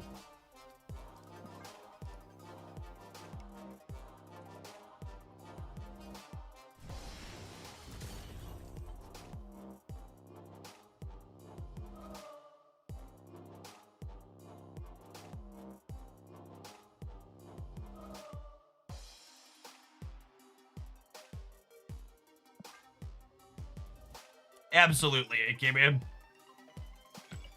I'm a Hindu living in the US, and we have a major festival this week, and family met over the weekend. One dude was saying it's discomfortable for the neighbors if I put cultural things on my door, and I had to argue it's not discomfort, it's hate. Yeah, so stuff like that is just, like, wild.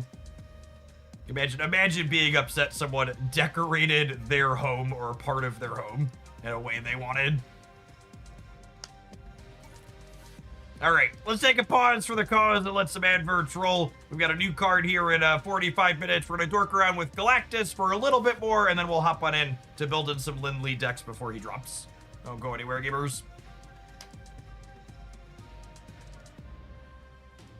Yeah, so like my conversation, I asked before I talked, I like explained what was going on with Ice to my 11-year-old in terms he could understand. I asked him what his opinion was or what he thought based on watching the CNN clips that they watched at school. And he was like, well, they don't seem like they're being very nice to people. And I was like, well, that's an excellent base takeaway from that.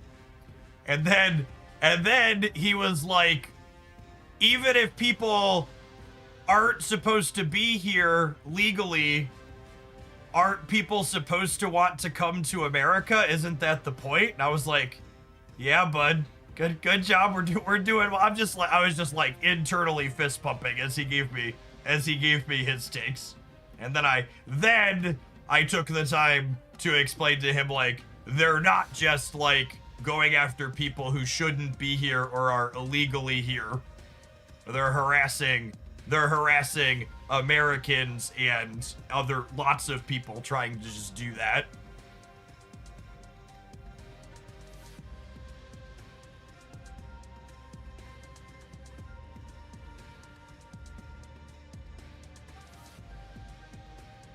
Ask the Italians and Irish how that worked out. Yep.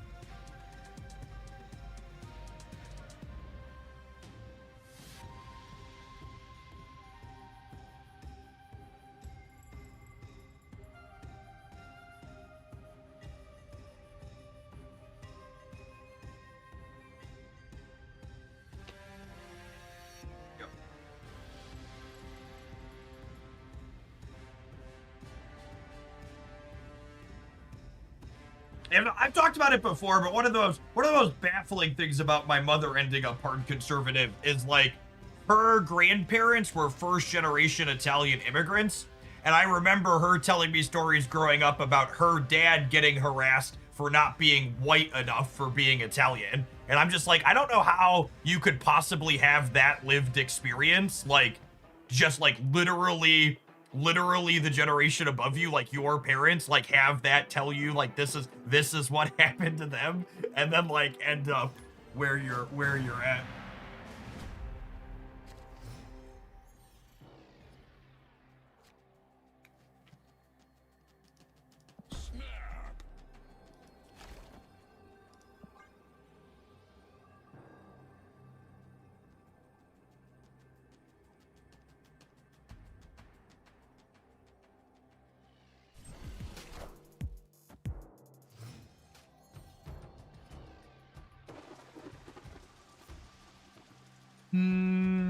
Looking for a 2 or a 3 next turn, ideally.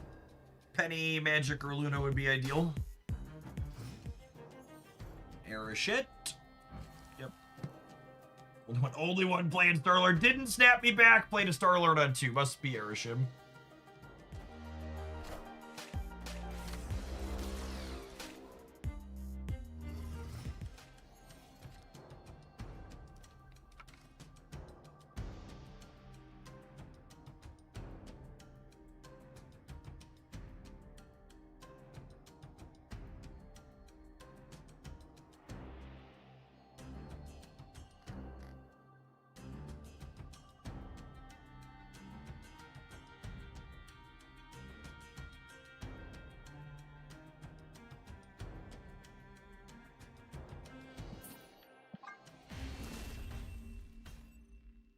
I personally pretty heavily discourage my kids from the concept of wanting to be law enforcement or military. I think there are too many problematic issues within those systems themselves at their core that most people who go into them end up becoming pretty incredibly biased in some ways, regardless of what idealism or how they went in. I always tell my kids if they want to go into a job of public service and they want to help people, they should be a teacher or a firefighter or a paramedic or a nurse or a doctor. Like there are so many ways you can go out and help your community without strapping up a weapon to your side and becoming a part of that system that's designed to brutalize.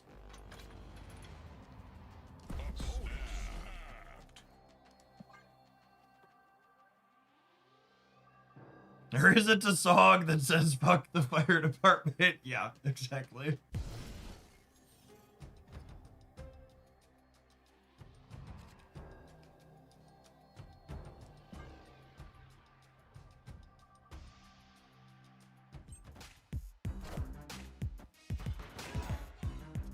Playing Sam into the miniaturized lab. I don't know that we thought that one through, bud.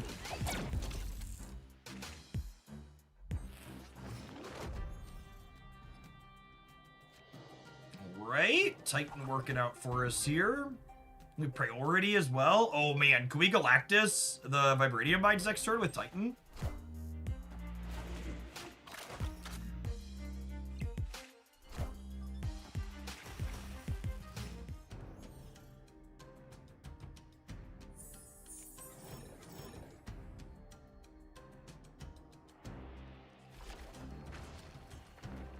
They would never, right?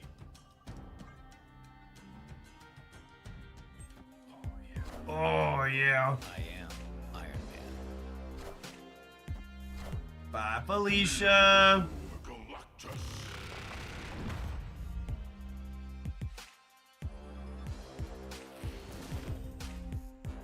Victory.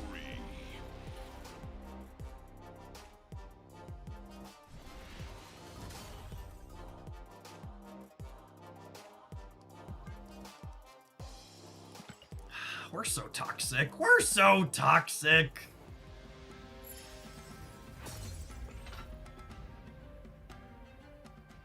Oh, Galactus. He's such an asshole, chat. You get stepped on by a cosmically large foot. Asking the real questions. 200 credits. Oh, I'm getting close to the credit cap. I should split hoods some more.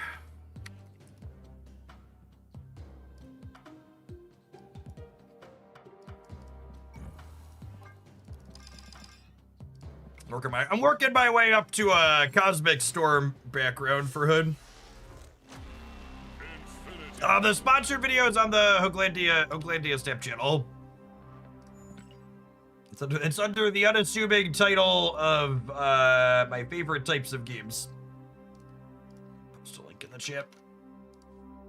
You mind giving something some watch time and a thumbs up for me? That one's gonna shortle. I wish we had more demon variants choose from. You and me both. I feel like they don't do token variants enough. There is double mastery from splits this season, yeah. You get 30 instead of 15 per split.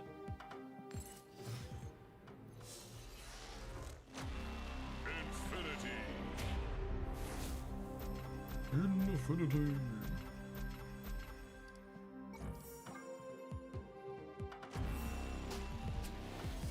All right.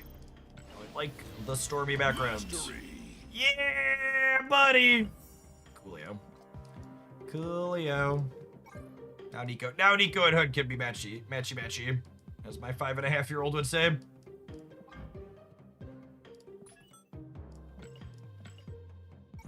Who else do I want,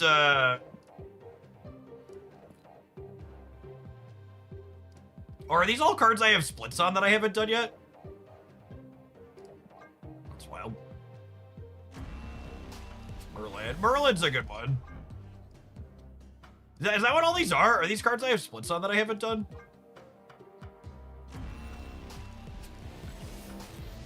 Mastery.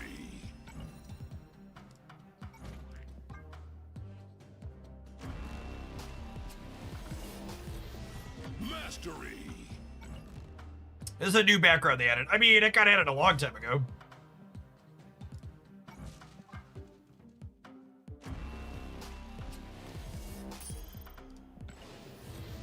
Mastery. Oh, Mega, I'm missing, no, I got Vice on her. Mastery. Is it possible to get the galactic background before unlocking out of the track? It is not. Oh, this one I'm missing Ice on. Mastery. Unlucky. We hit psychedelic though. Go set him to psychedelic. Close. Yeah, until you unlock them on the track, they're not in your split pool. It's an S tier split for someone. Not for us in our ice era, but Past Chef would have been happy with that. Are you 1,000 unread emails in your inbox, type person? I am not. There are currently 14 unread emails in my inbox, and 1, 2, 3, 4, 5, 6, 7, 8, 9 of those came into my inbox since I started streaming this morning. Mastery. Hey, Thaddeus gets ice. Lovely.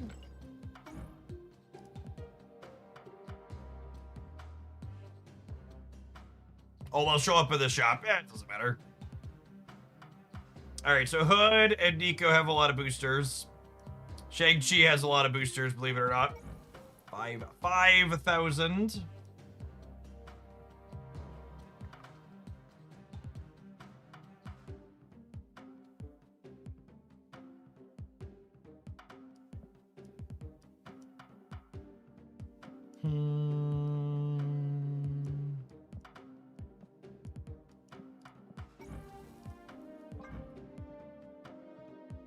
Could put Chavez looking for the galactic background.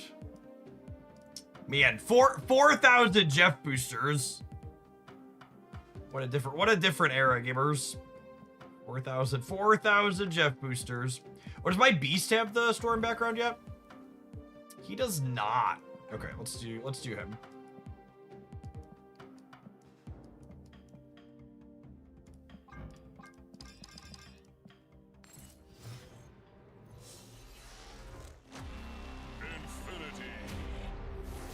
Jeff has been secret hoarding for doubled split, something like that. I totally knew this was coming. Well, at least spend my credits down. Not doing anything else with him. He's still pretty far off. I think you have to be north of 20 to get the galactic.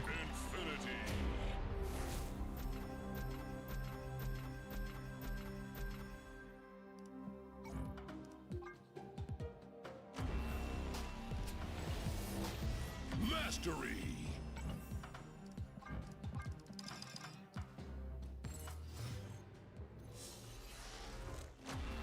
Infinity.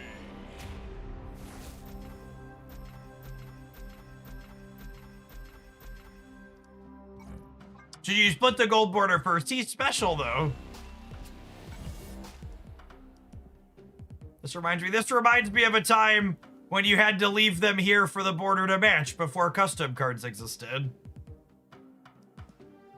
I could save some credits by splitting him, but then I would lose my nostalgia. You want me to lose my nostalgia, chat?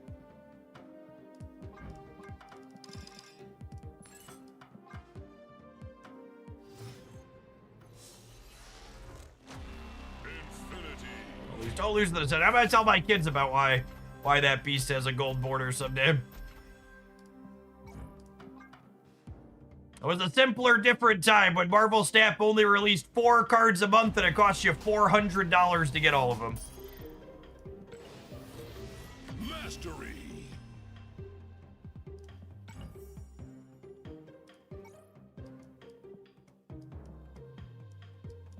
Is it these tier 3 mystery caches are the ones that can have Galactic Storm in them, right?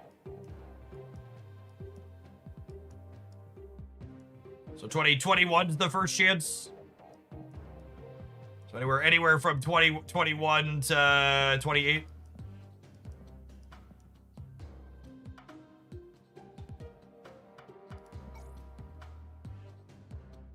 All right, should we build some decks with the new card? Let's remind myself and chat what the new card does.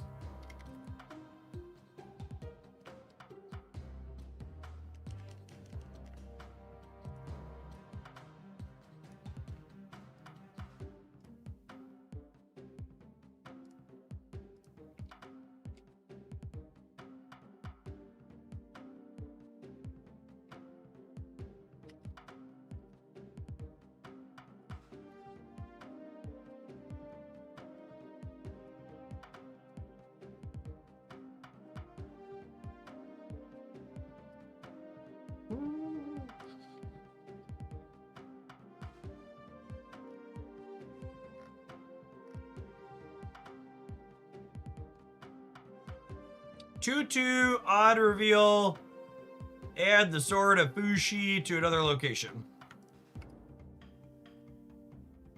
Fushi is ongoing, yeah? Lin Lee, the Iron Fist, is here. He has +7 power.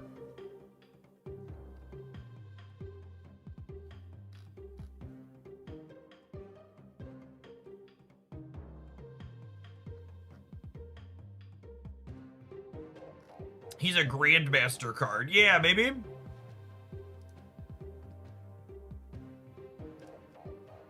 Grandmaster's interesting.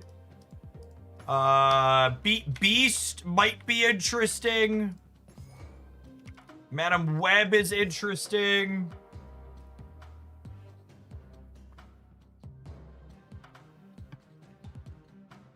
Yeah, Spider's pretty good. This is a Spider-Punk archetype. Got a lot of cards in here that are good with Spider-Punk.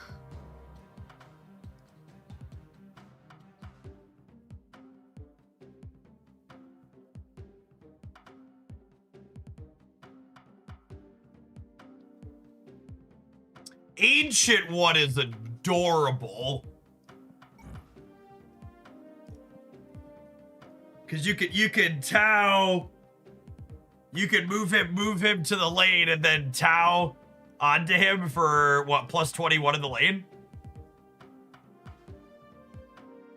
That's super fun.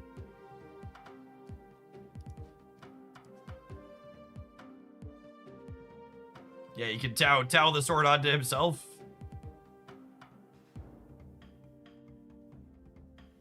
It's two power things for Cerebro 2. That's adorable. Is it win too much? I don't know. It's like 3 cheap cards for 20 plus power in one lane. Like, that seems pretty good, yeah? It's like that's like not that much investment for a really big lane.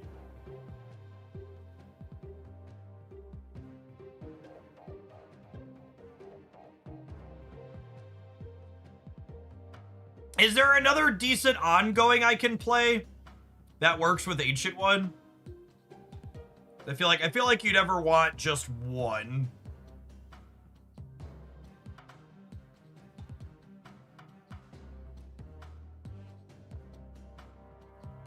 Are we a Stomper deck? You really can't be a Stomper deck without being like a Batroc Silk Sam Wilson deck.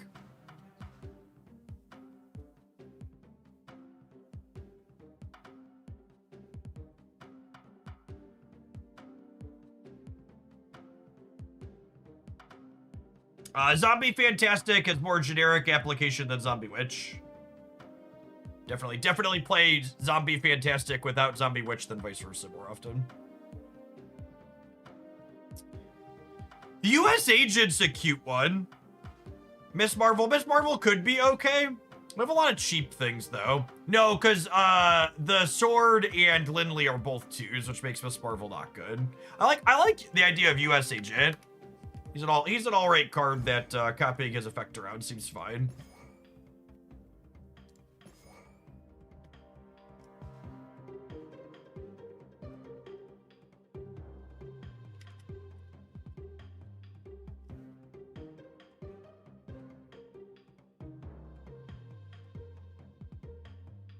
Goliath. Goliath could be okay.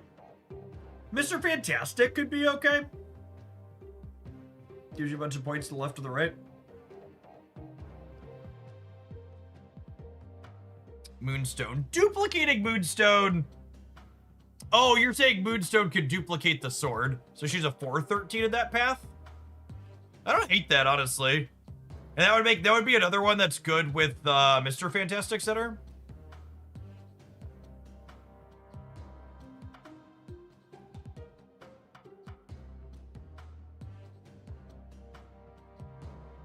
I can see that being okay. Moonstone makes US Agent a bit worse. Ooh, Speed's a good one. Our curve's pretty densely packed. I like Speed. I like Speed and US Agent. I don't know that I want Moonstone. I feel like I could go either way. Maybe we'll start with her. I like our Moonstone variant. Craven. I don't know that we're moving stuff consistently enough for Craven. People really underestimate how much things like Hydro Stomper and Craven take to enable.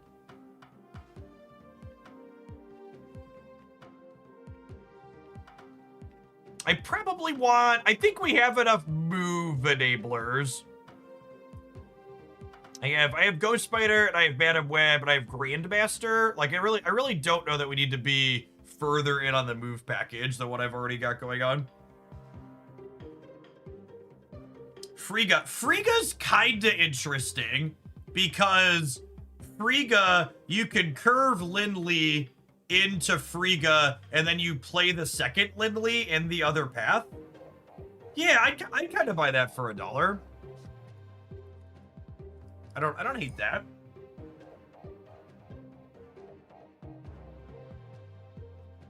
Bastion.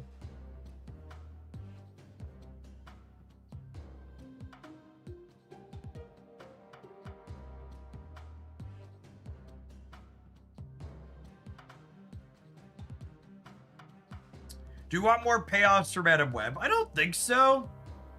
Although I could like throw a Cosmo in here. I don't hate that. Then I can play Ham as another curve filler.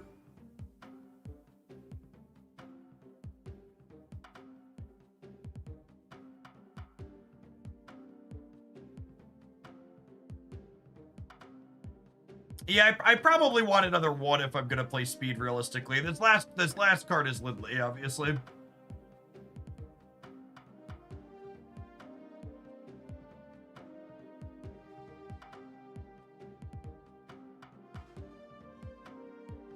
Yeah, I could trade Cosmo for Iceman. Although Cosmo has adorable synergy with Madam Web. But he's kind of awkward with some of our other reveals, like Grandmaster.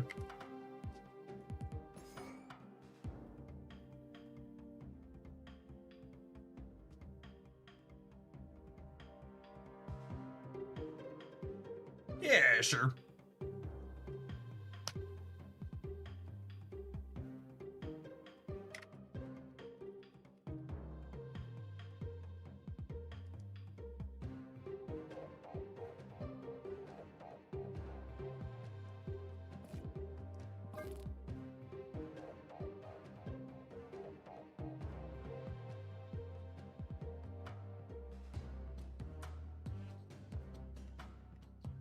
This is another one. This is another Lin Lee's a 2-drop that gives you 2 things that this buffs. Just like Zombie Mr. Fantastic and just like CM Wilson.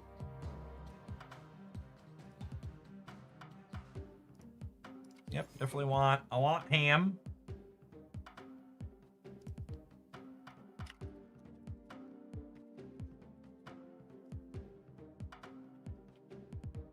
I probably want Madam Web still. I think this is a Cosmo deck.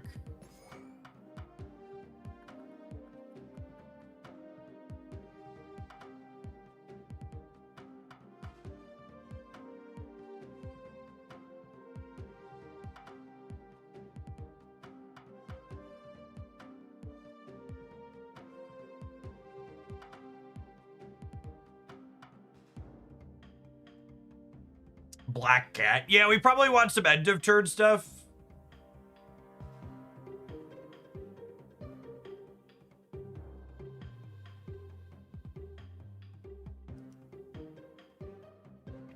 Surfer First Steps. Yeah, I guess Surfer First Steps is cute with Sam and it's cute with Aurora. Oh, I hate that.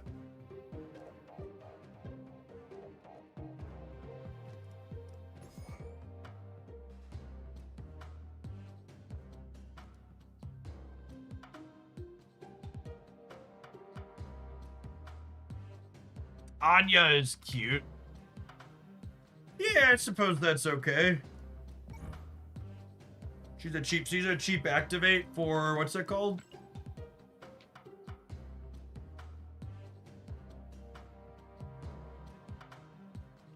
It's hard for her to guarantee. She's only a coin flip for Lin Lee to end up with a sword though, right?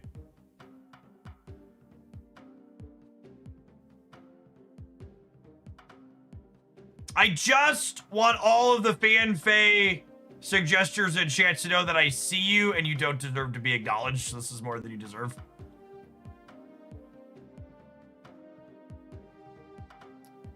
This is more than you deserve. Yeah, do I want more ways to get Lin Lee into the same lane as his thing? I don't know. I think just Madam Web is probably fine. Because, like, he's still generating value in this deck even without it, yeah?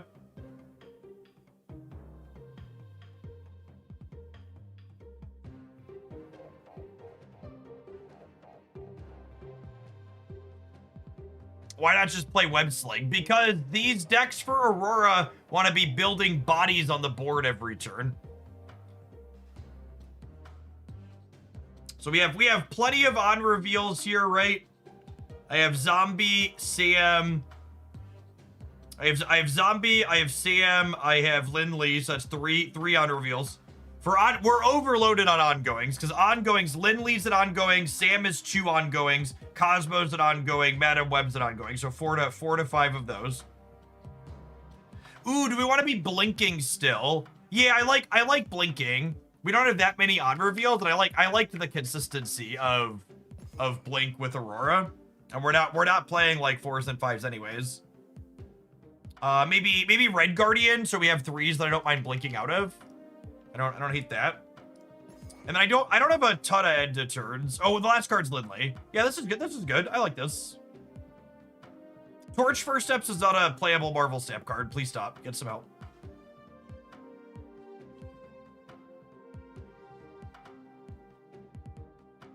He's bad. He's bad. He's bad. He's bad. He's really, really bad. Who's bad?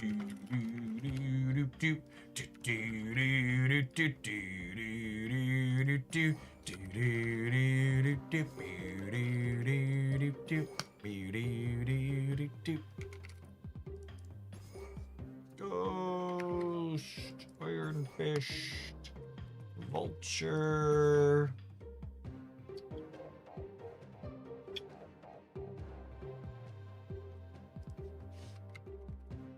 Punk.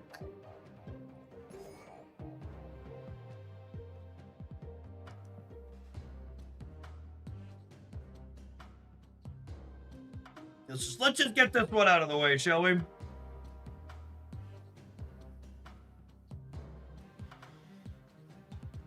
Can this archetype sufficiently enable a 3/2 Human Torch? I don't think so. I think Spider-Punk's probably better.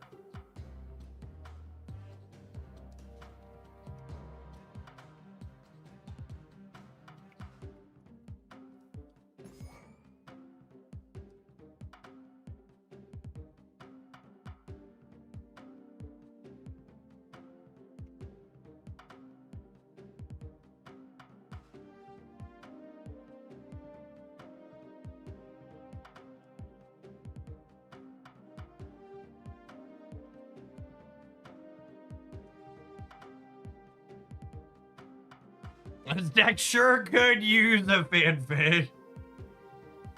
No. No.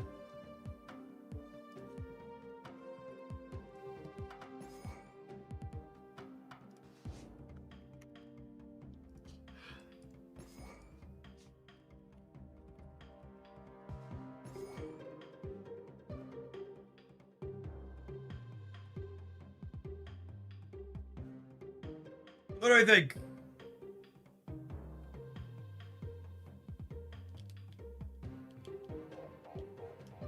Good enough to start?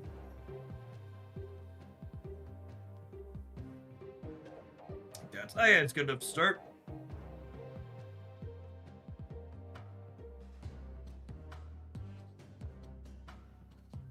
Get out the spray bottle. Grandmaster over Web Sling. I don't hate the concept of Grandmaster here.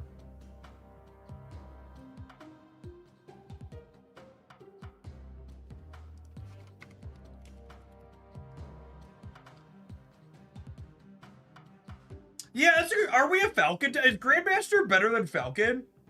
Rather than cut Web Sling, can I cut Falcon? Is that crazy?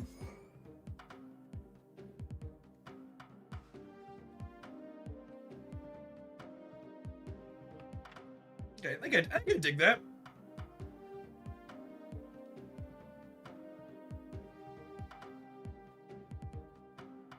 Yeah, if you Lindley left or right, Grandmaster's 50% to send him center.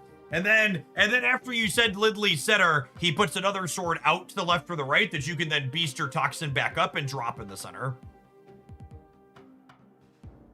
Sounds like yes. Gas.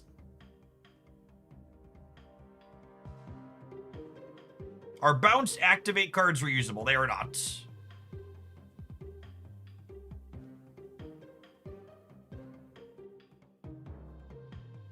There's no Madam Web. Do you think we need Madam Web? I mean, I guess she's good with Spider-Punk. The web slinging could be Madam Web. The web slinging could be Madam Web.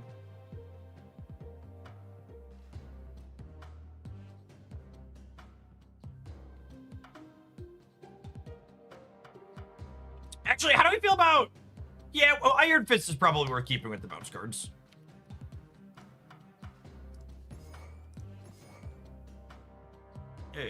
Yeah.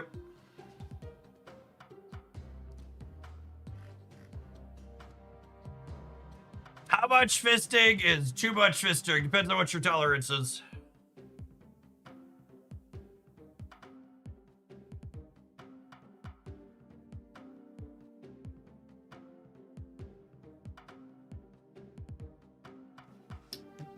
All right, what else? What else do we got? We've got this weird Ancient One deck. We've got Aurora. We've got Move Bounce. Spectrum. Is he a Spectrum card? He's literally just like... He's just a 6-pointer, right? With Spectrum, it's like not... That's not very good.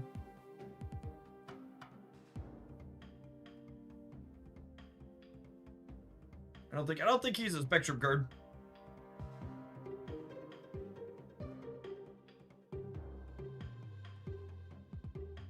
We need to build Cerebro 9. Everybody keeps asking about Cerebro 2. What about Cerebro 9?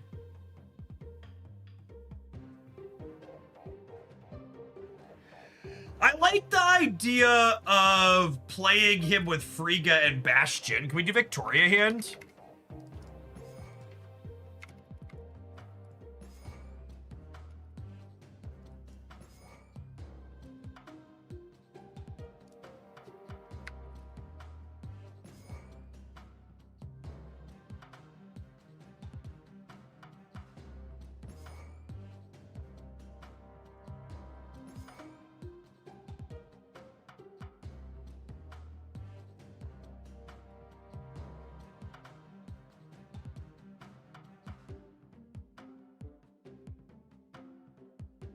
Nico Hood. You can't just play Nico and Hood. Because you need another way to clear the body. Hand over fist. Yep. That's a much better name. Are we a Moon Girl deck? Yeah, maybe.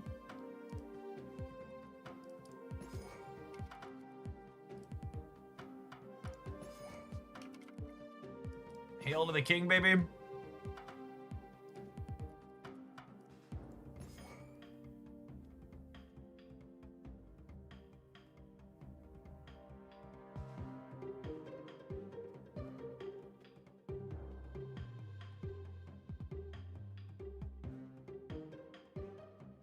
Oh, Ancient One. Yeah. Another way to double up Victoria and the sword.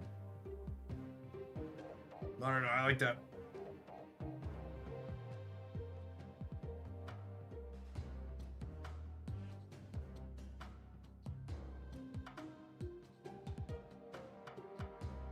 Yeah, I dig it.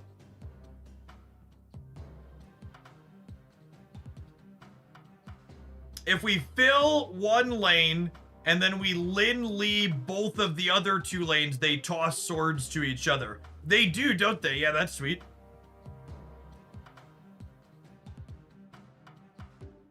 Yeah, that's adorable.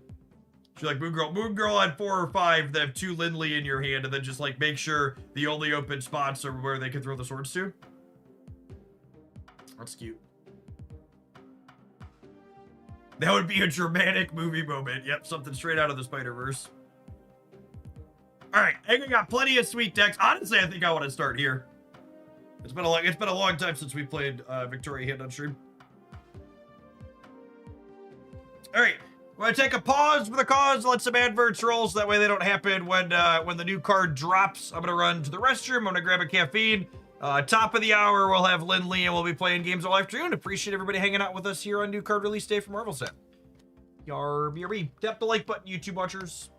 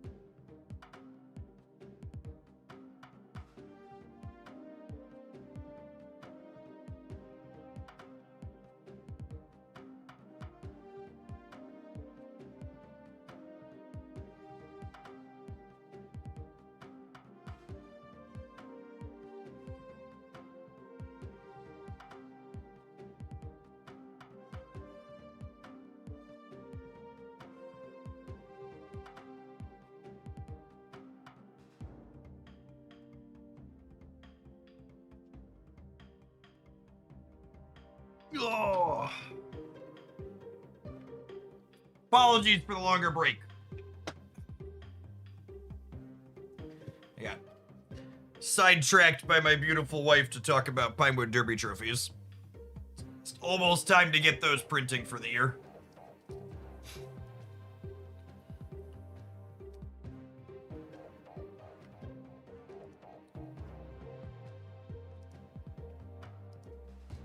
What a Gus! Thank you for the over 2 years.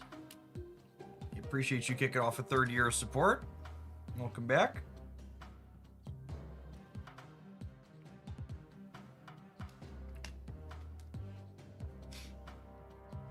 The Derby's very different than when I was a child. The track is all computerized and logs times auto-magically. The computer software takes the times and averages them cleanly across all 4 of the lanes. Tells you which cars to put where. Very fancy. I think I got time to sneak in one Galactus game here before the new card drops.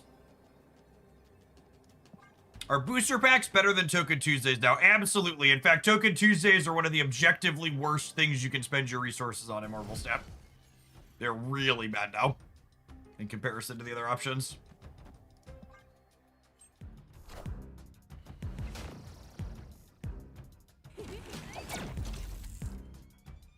Fallen One works with the throne room here. So we're gonna go ahead and slide Spider onto Penny, and then we can move her out and drop a 10 power one over here. Victory. Worse than buying tokens for gold in the token shop. I don't know that ratio offhand, but that's a really terrible thing to do. Don't do that.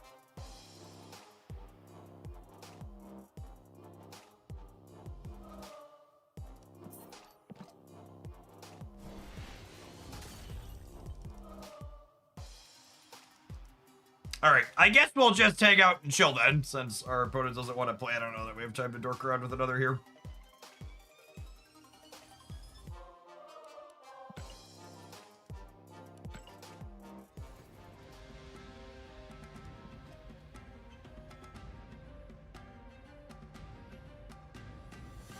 Yeah, Token Tuesday definitely needs an adjustment.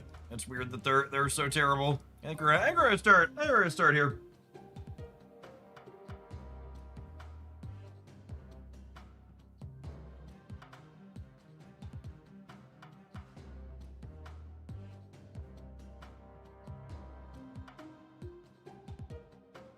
What can I sub for Maverick and the Shao Mocking Sasquatch deck? There really just isn't a good substitution for Maverick in the Shao decks that want him.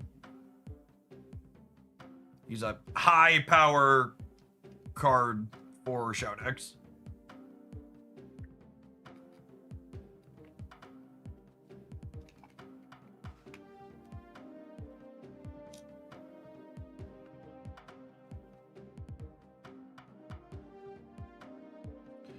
Waiting.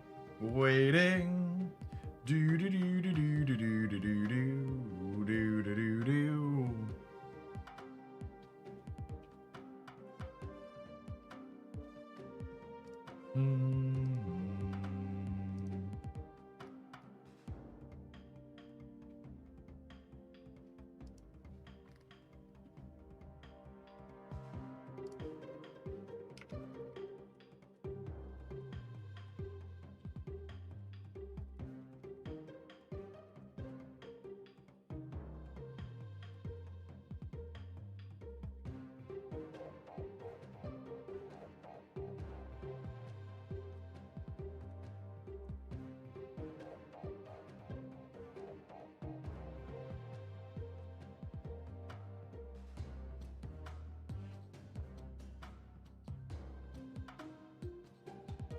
I'm focusing my gold on just getting cards, so I assume it's best to spend gold on tokens. Yeah, but the way you spend gold on tokens matters, right?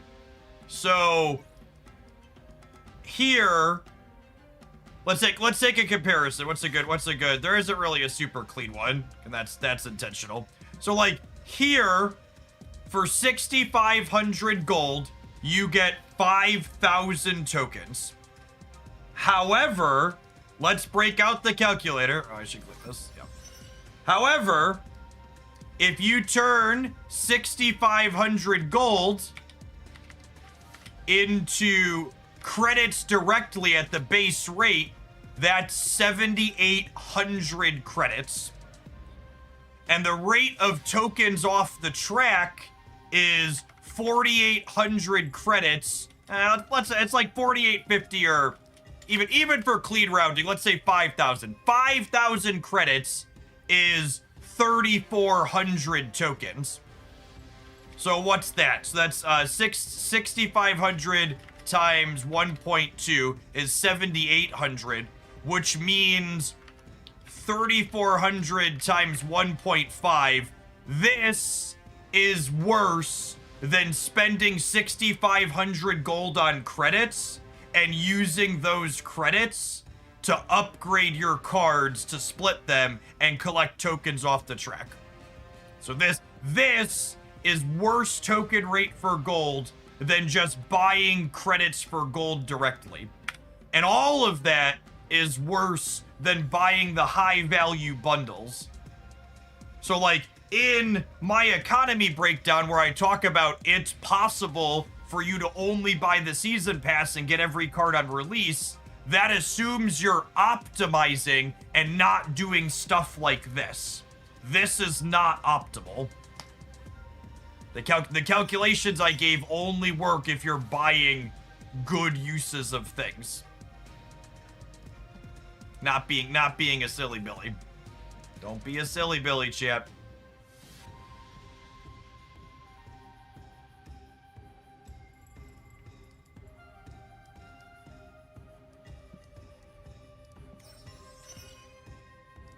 But Jeff, doing that costs boosters. It does. Yep.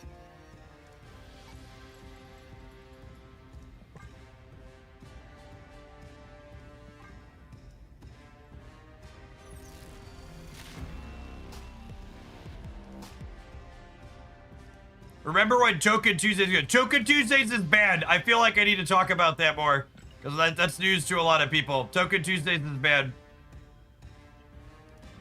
You should absolutely under no circumstances be buying Token Tuesdays. Is Token Tuesdays in the shop now? It's Tuesday, right? Token Tuesdays is 1,200 tokens for 1,500 gold. It's barely better than this. It's still worse than the alternatives. Like even again, just going back to talking about just spending this gold on credits is better than this. There's the TLDR.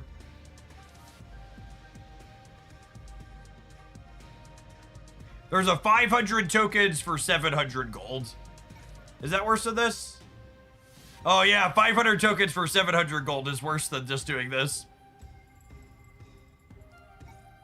But Jeff, you get boosters with it.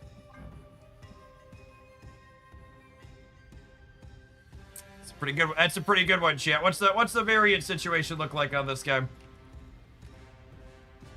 What's the variant situation like?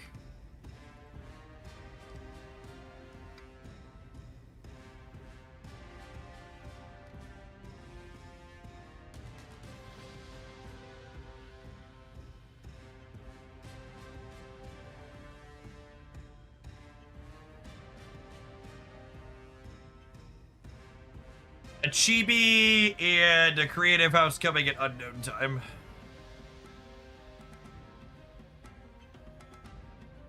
Yeah, the fantasy is the best there by a lot.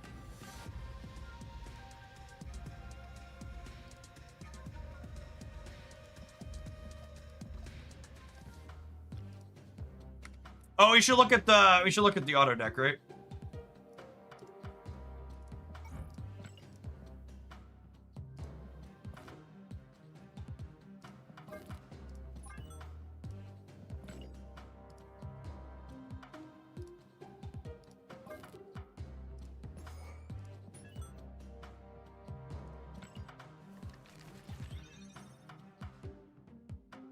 Hey, look, there's Frigga Moonstone stuff. That's cute. Some similar ideas to what we had going on. hate this. I don't hate it, honestly.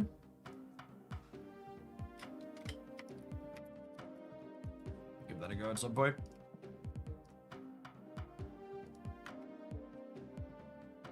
All right, chat. I'm gonna be honest with you, chat. I feel like we're gonna play a good amount of Lindley on this channel.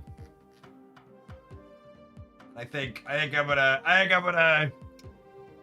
take a harpoon on his fantasy variant here. Spear me, Benjamin.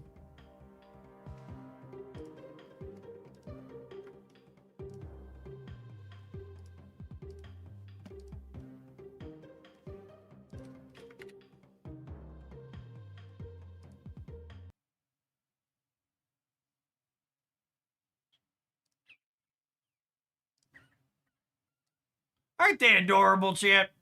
Oh, they were hiding behind my ugly head.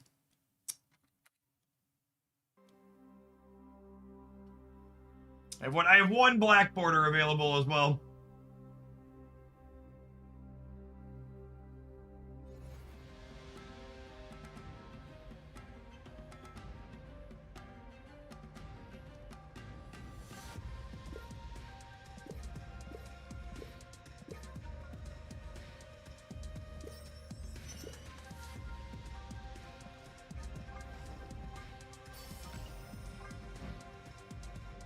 A fun card back. Ooh! It's a great Sauron.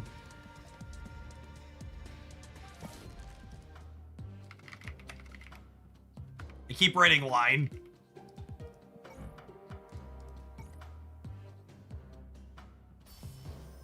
Nice ice, baby. Doo-doo-doo-doo-doo-doo.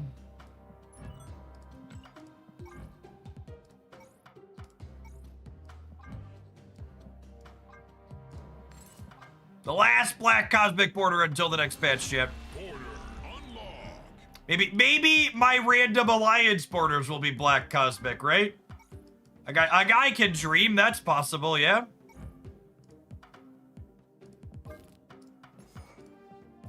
That's possible. Epic. How many high voltage missions can you accumulate? I'm pretty sure the answer to that is only 3. They're super predatory. I should log in every 8 hours.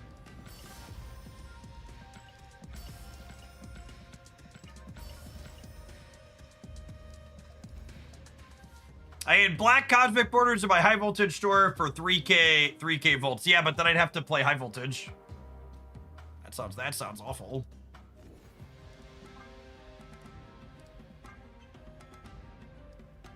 Who would want to do that?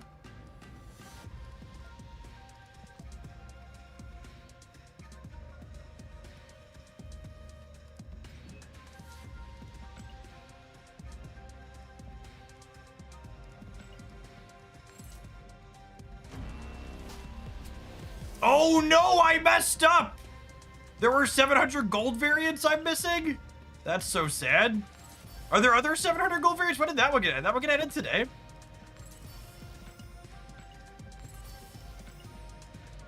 Was that added over the weekend? Did I miss it? It must have been added over the weekend.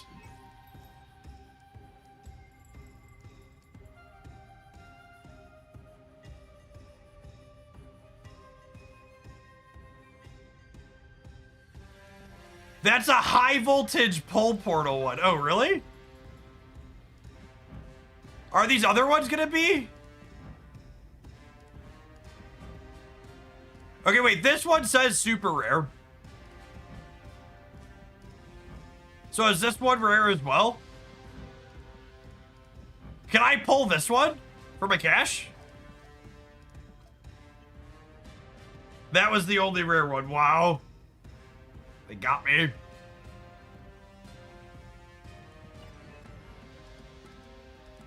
I was like, usually I don't mess that up.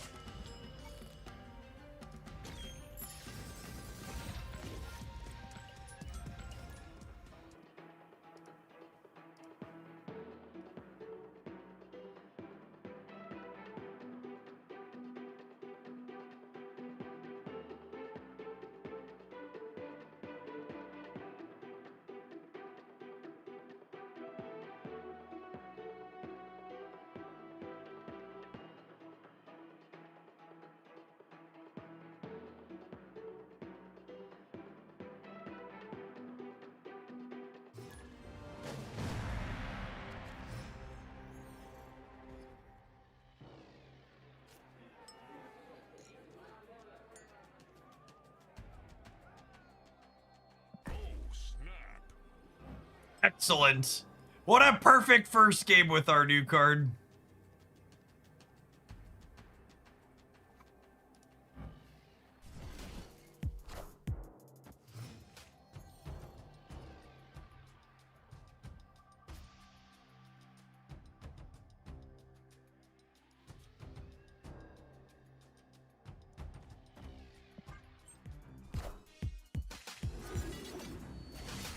Ooh. You've got to be forking shirting me. Thanks, Ben. Thanks, Ben. Escaped.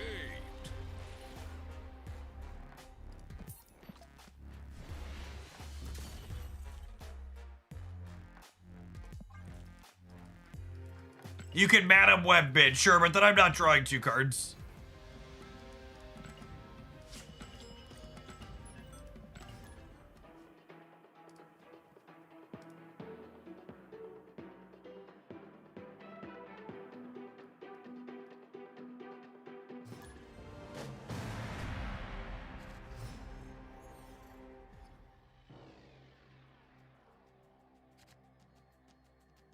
Opponent snapped. Snap.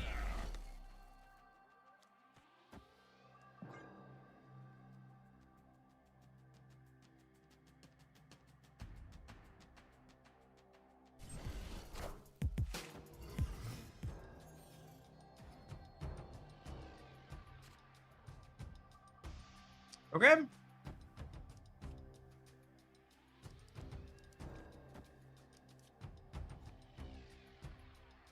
I put this over here, actually, just so it's a warm body?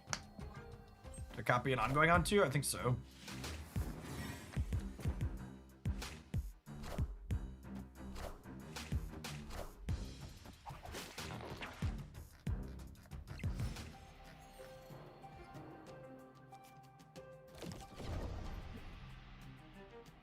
Oh. Oh. Oh my. Oh my. Ben's making up for the last game.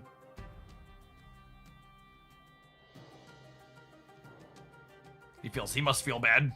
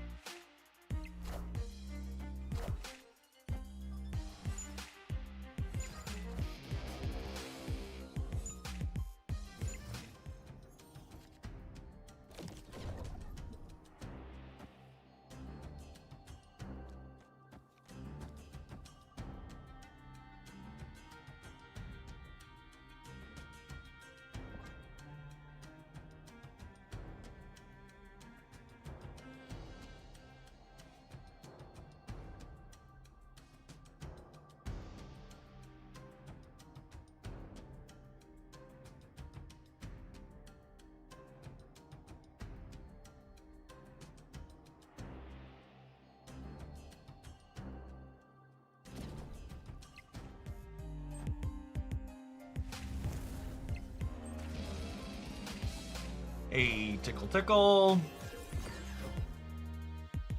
Are they beasting the right? Toxin, cool.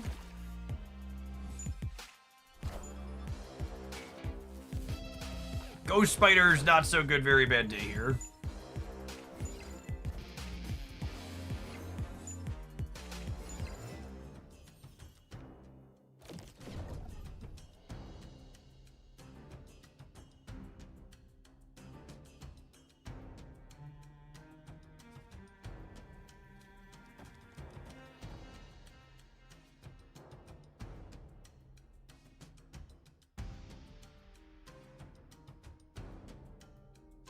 We're just not playing the new card, right? There's no reason to. Not with all of Victoria hand stuff going on.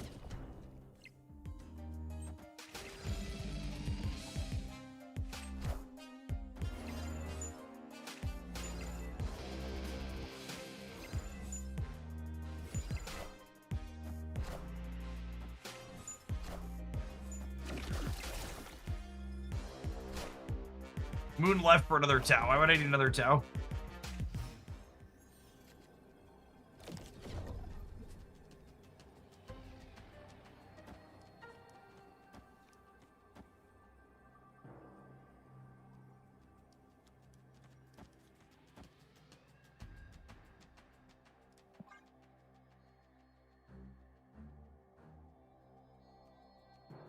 A lot of points all around the board here.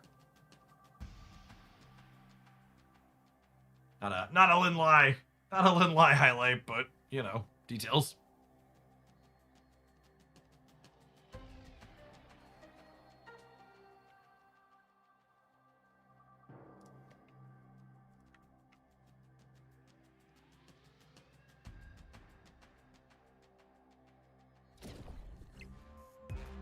Oh my goodness! What a rune torch on top of it all.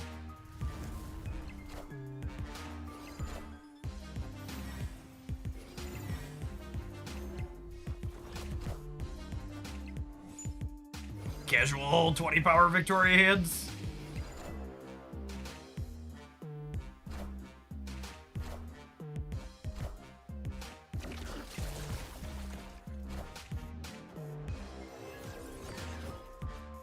Cloning match was a wee bit better for us than them, I would say. Victory. Close, really.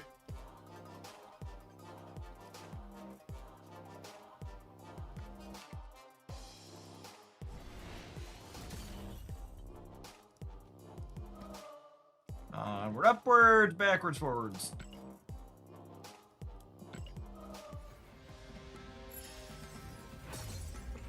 Awesome, having almost 1,600 people in here, checking out the latest card release in my favorite dead superhero card game. That which is dead may never die, gamers. Let's see if Lin-Lai can make some numbers for us today. Or it's just gonna be Victoria hand stuff. We've got a whole bunch of decks lined up for him. We're gonna be checking them all out over the next 4 or 5 hours.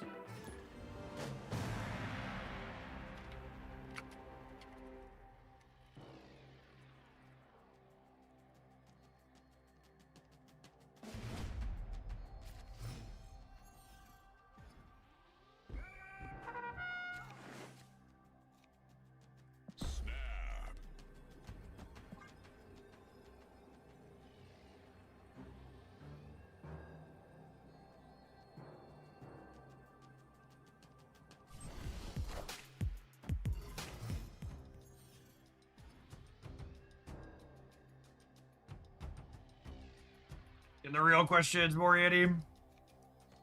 Ooh, Frigga's kind of good with Spider-Punk too, yeah?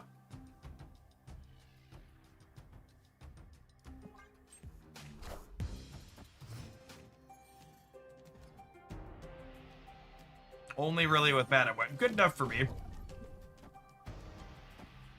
We'll slide the Quinjet into Xandar here. Although I guess it's only if he has a target, right? We don't have a target here.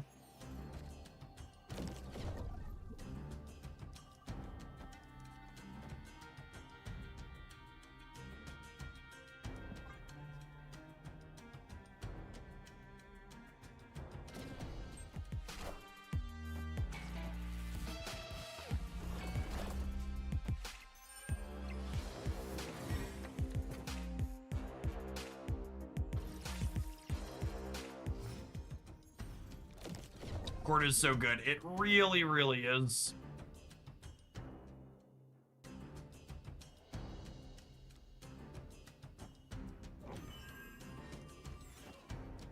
I guess there's no reason to play her. Off to the side. We are playing against Erishim, yes.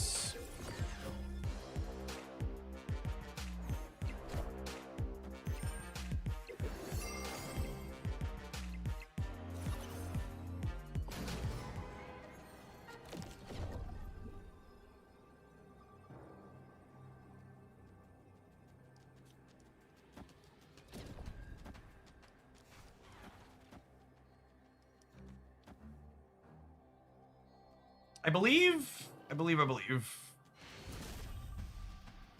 Victory. Not a Lindley highlight. Still just Victoria here doing her stuff. I'm gonna give our Erishim sweater a match win to go away. Always Sweatishim. Those Sweatishim gamers.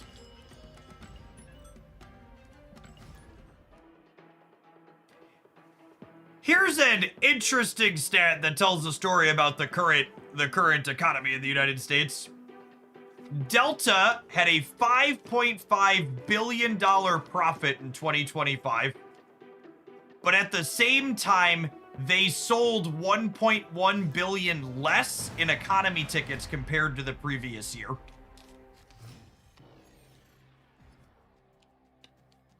Opponent snapped. Oh, snap. Just that top percentile of spenders continuing to offset everything that's happening.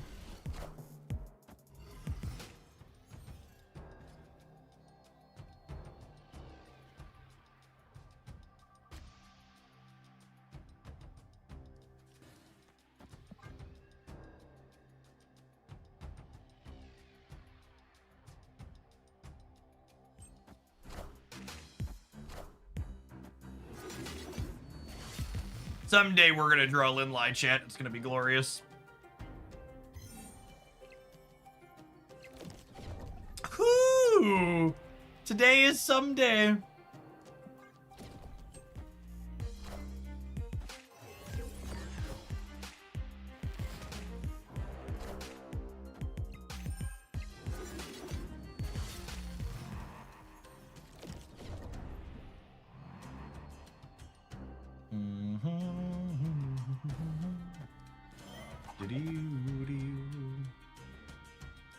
I guess I'm moving him to here.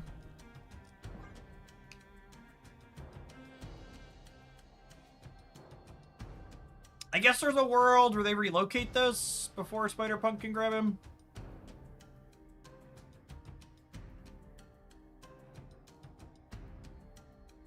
Delta also made economy tickets worse, so maybe more middle-class people splurge to sit next to their loved ones. Yeah, that's possible too. That's a good context read. They miraged my Victoria hand. That's cheating.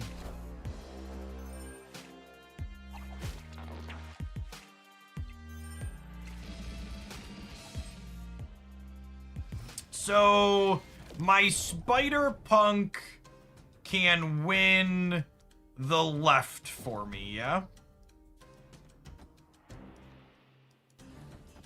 Because he has it. It's Ghost Spider pulled him to here. Madam Web moved him to here, and then he can move himself, and he's going to be 8.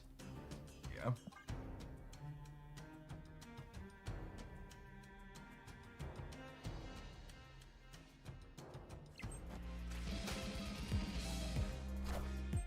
I'm about to juice this up. We're thoroughly juiced up here.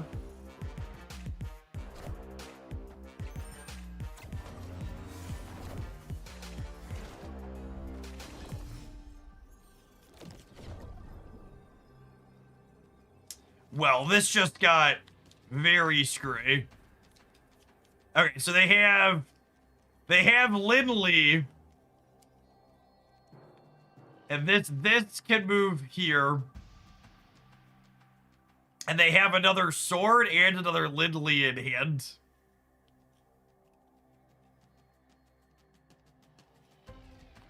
I think we're dead.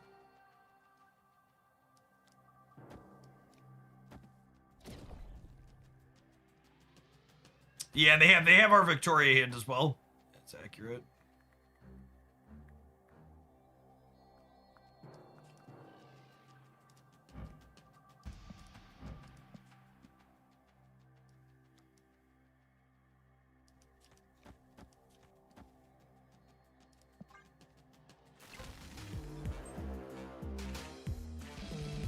They're gonna be huge on the left. I assume they're throwing another sword there.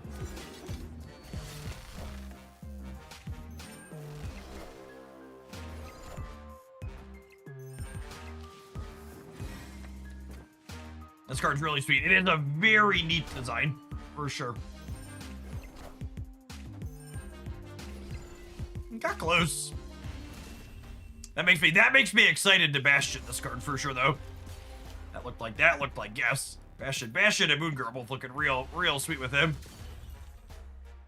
Is Aurora good with the new card? Yeah, quite possibly. We've got an Aurora build we put together before the card went live.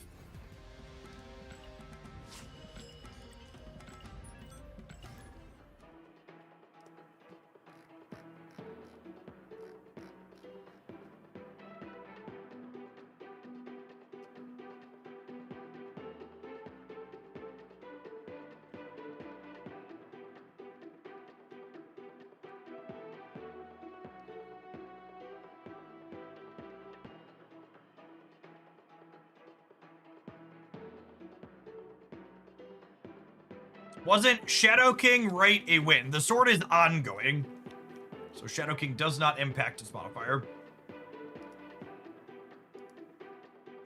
Which might make playing Shadow King in the short term a bad idea.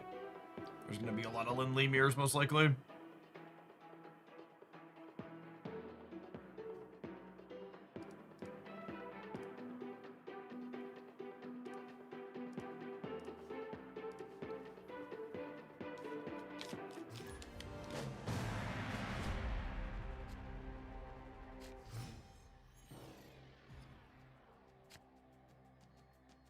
So all the dickheads in chat that just suggested I play a hard counter for other Lindley decks, stop it, get some help.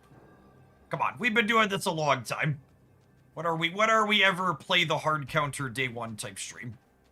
I put Shadow King in the deck because he's a good generic answer that doesn't impact our cards, generally speaking.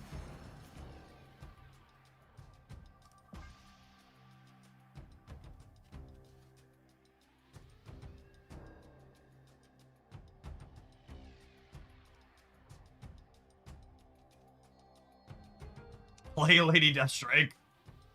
There you go. There you go.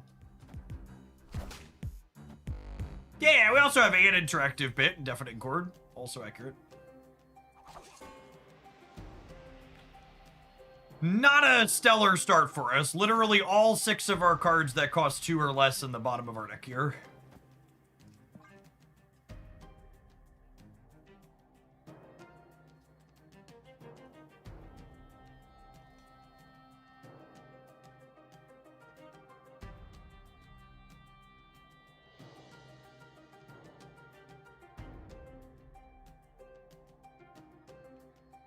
Literally the wrong half problem. Yep. Drew my deck upside down, unfortunately.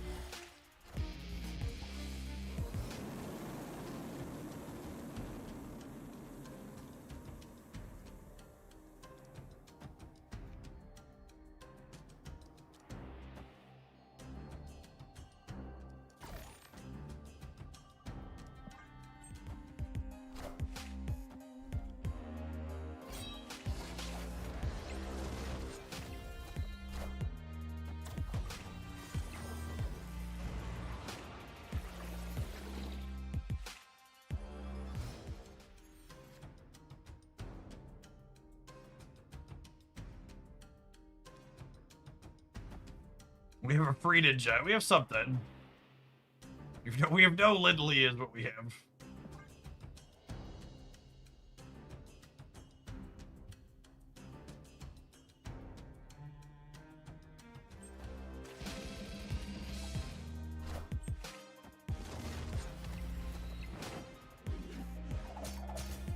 At least I still have my ninja chat. We have that together.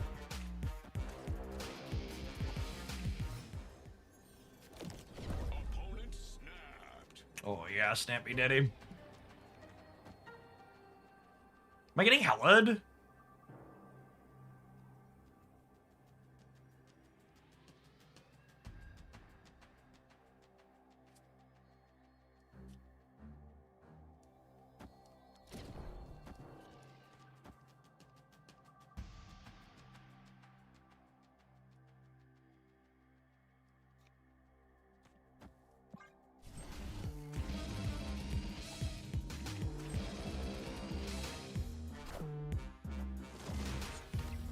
Minions to me. We can chord Colonel. It's only a 1 in 3 gamer.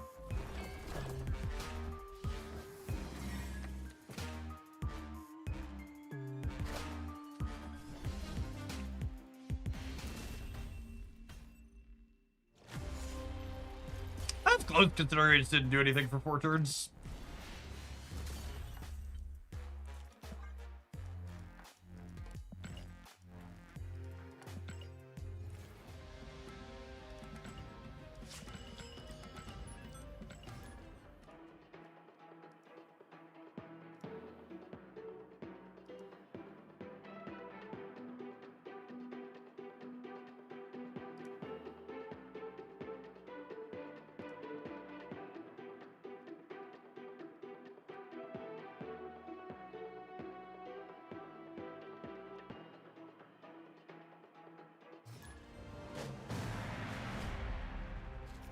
Thank God you have emotes muted because I can feel them.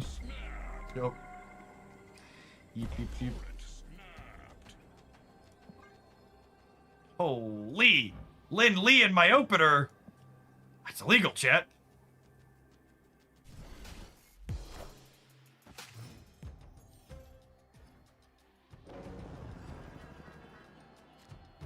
Mom, get the camera! Camera, Mom!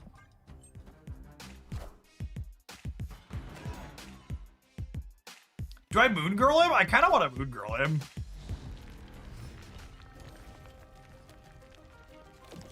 Yeah, oh yeah. Oh yeah. This is the good stuff right here. Hey, Yuki. I've always enjoyed your stuff, but I haven't touched Snap in a long while. How's this been? Honestly, Snap is one of the best live service games I've ever played at this point. It's very good. The balance team has just like really been insane since the back half of 2025. They've done a really good job of having new and interesting designs without creating cards that are just better.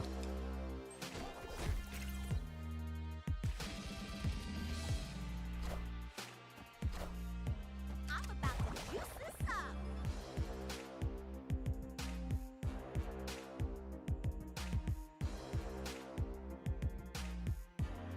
Last played March of 2024. Yep.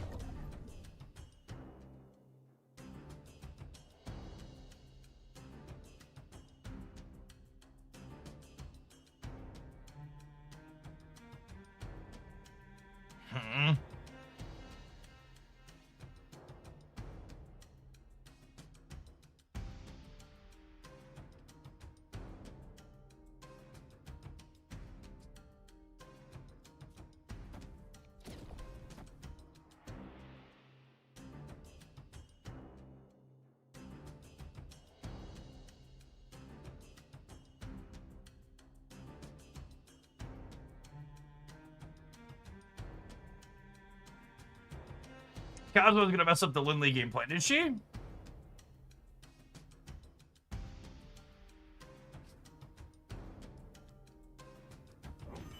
What if I do this, and then next turn I go copied Victoria here, Lindley.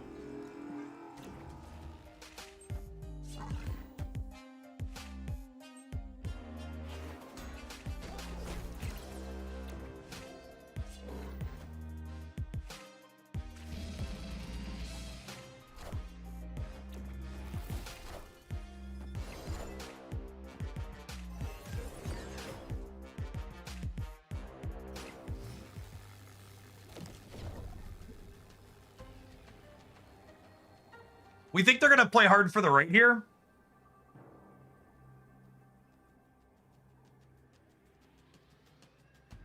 Oh, the Cosmo could move. Yeah, shoot.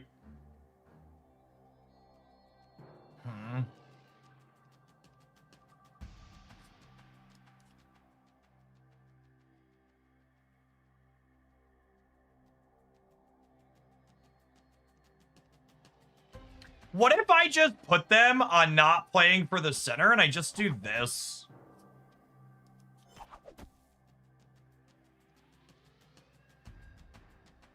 This is 6, 18.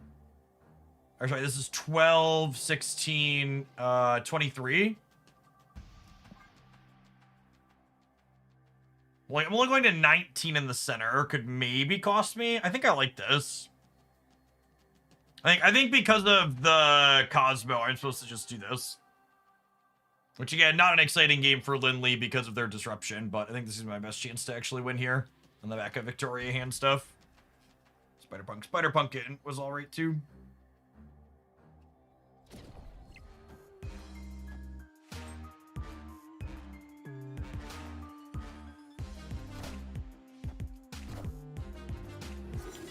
Fuck her up, Buttercup. Nice Juggernaut. Bye, Felicia. God, his animation is so good. Nice. Victory. Solid numbers for us.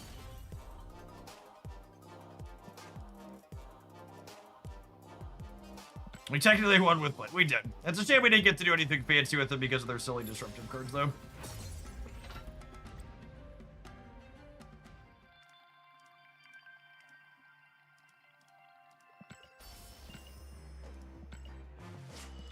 Last opponent's deck definitely seems like the content creator special place to shove it into. It's kind of the stock default move deck from before Lindley was released.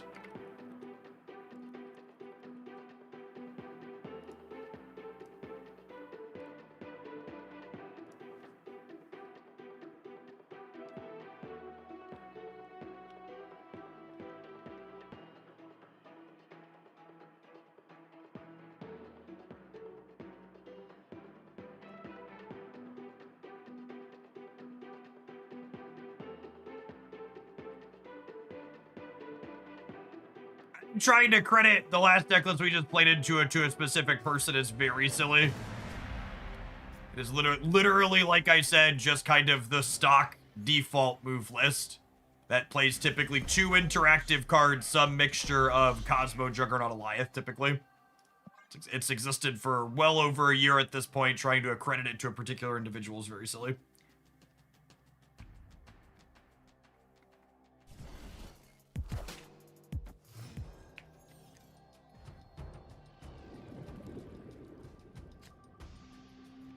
This is not my fault, chat. Just a byproduct of the environment which I've been raised. Hurt people, hurt people. Joaquin Torres. Joaquin Agony. What are you doing over there?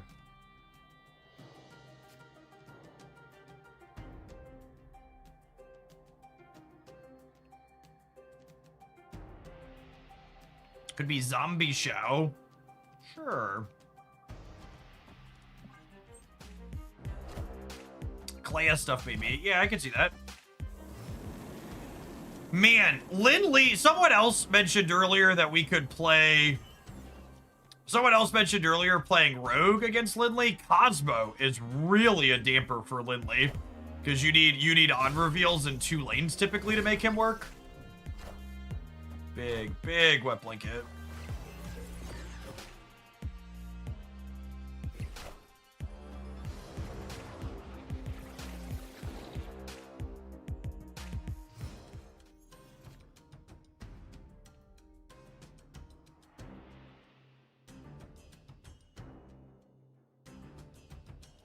Well, New York helps a little bit.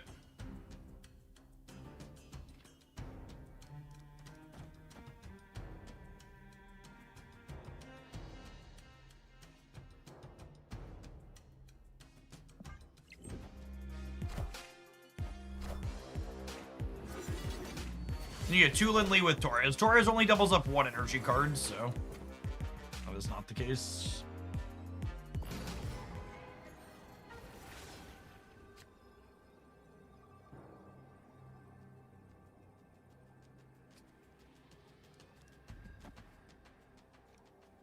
I don't have another created card here without Bastion or Moon Girl. It's unfortunate.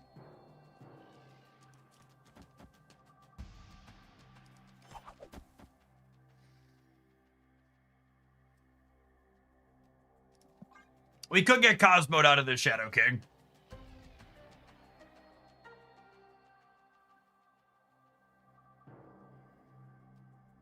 But I have an okay amount of points on the right.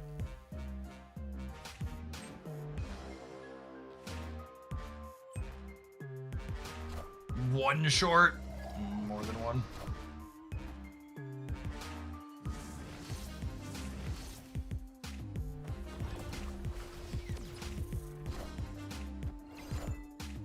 Yeah, priority here doesn't matter. The move on New York always happens before the card's revealed.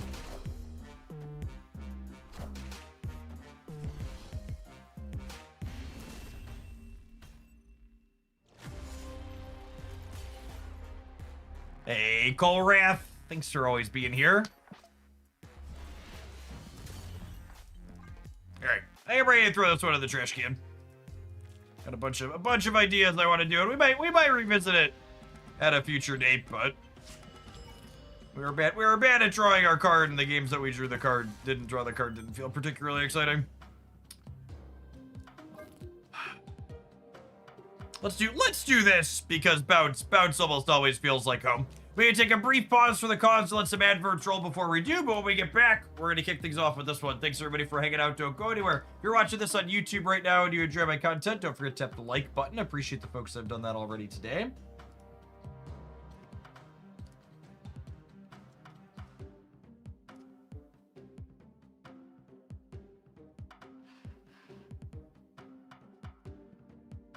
Beep, beep, beep, beep.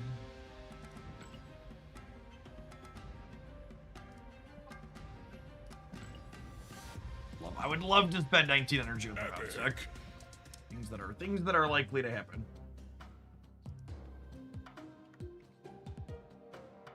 We have the power. Woohoo.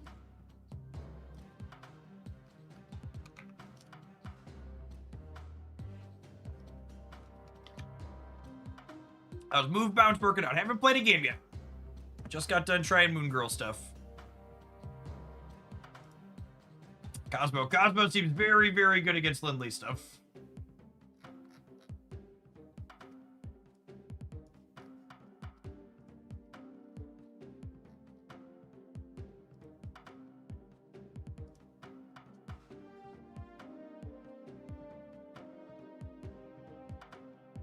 Beep, beep, beep, doo, doo, doo, doo, doo, doo, doo, doo.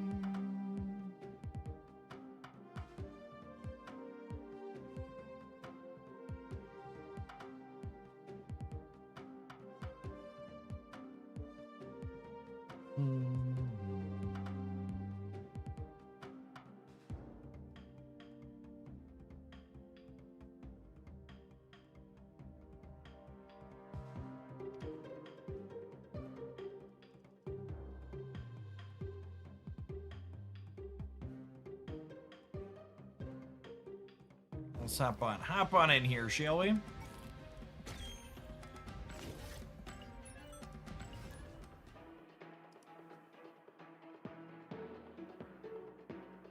Are the kids into hightail? I don't know what that is.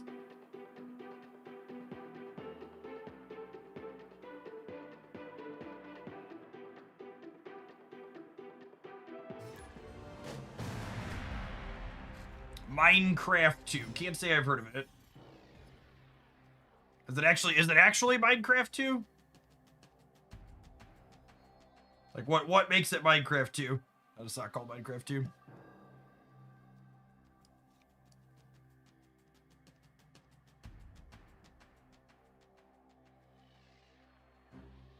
Oh, snap. Opponent snapped.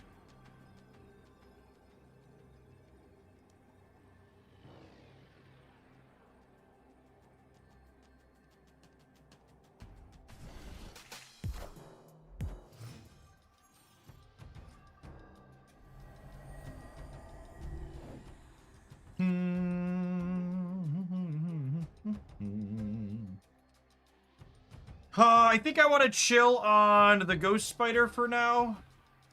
I think we Iron Fist the Vulture, and then we have Prowler with discounts next turn.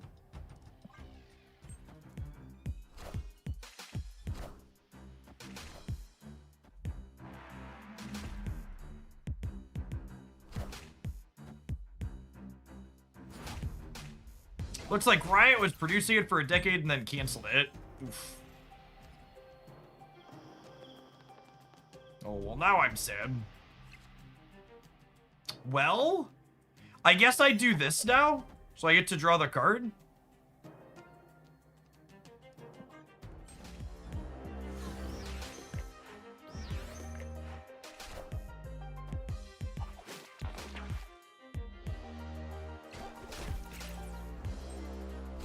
We're definitely giving them a lot of freebies on their Batroc.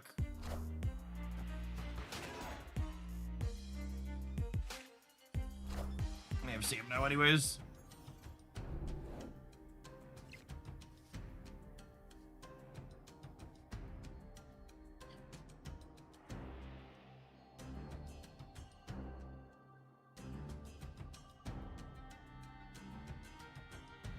I'm not even supposed to Lindley here, right?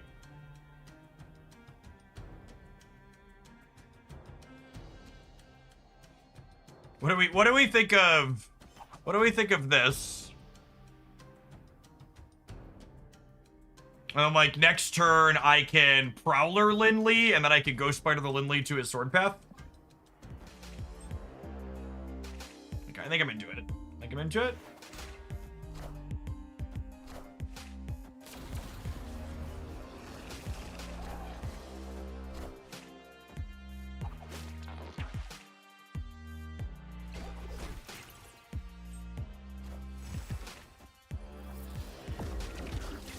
This Batroc owes us a beer.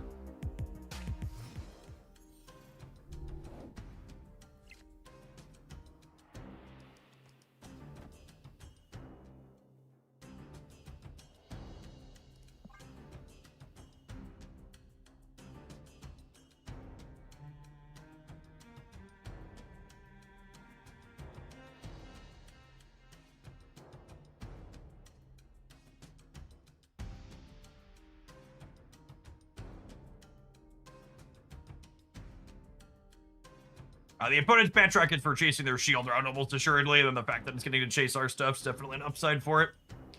Prowler tools are very free, though. Hopefully we hit the one that lets us move Vulture. Would be ideal.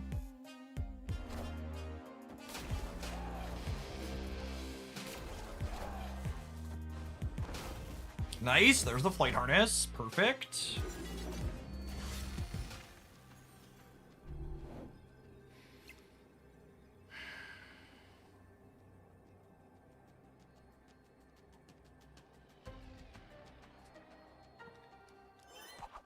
This just isn't winning here is the problem, right? Like the Batroc jumps there, and then this is only... This is 9. So I'm adding 12 here. I guess this is only plus 12. This ties it. It keeps him honest. Which might not be the worst. Alternatively, I can do this, this, this, this.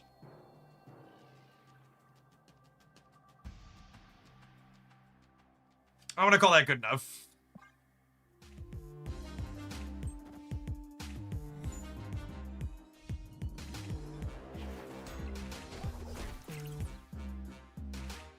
Yeah, we lost the rate.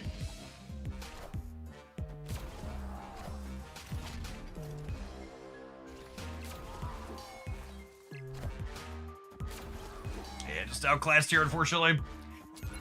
We're gonna play a few with this, but we'll see. But our deck kinda got to do its thing this game, and it just wasn't really enough.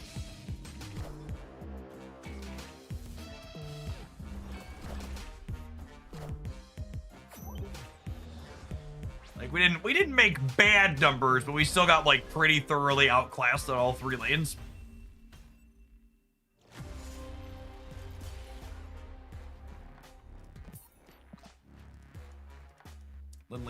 Lindley didn't show up at an optimal time, but it wasn't terrible either, and he also just wasn't good enough when he showed up.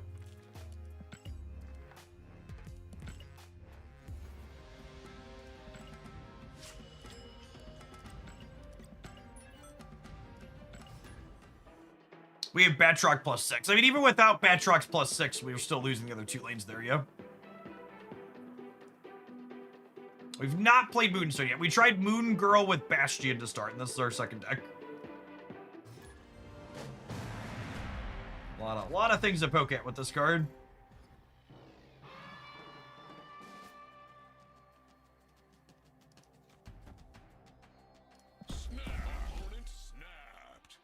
Okay, this is a fun curve. We get to go Vulture into Lindley into Toxin on the left.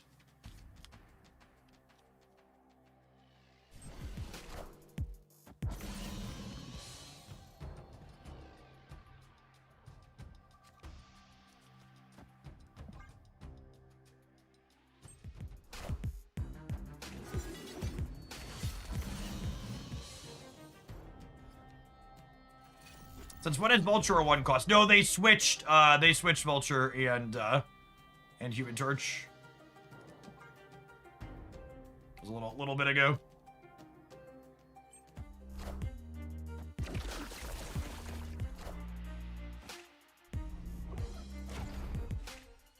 Joke's on you. I didn't want that toxin anyways.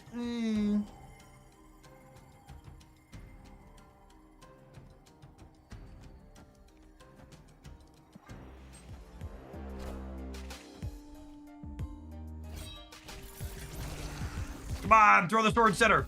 Throw the sword center. Unlucky. Can we attempt like a Madam Web? I would like a Madam Web, please.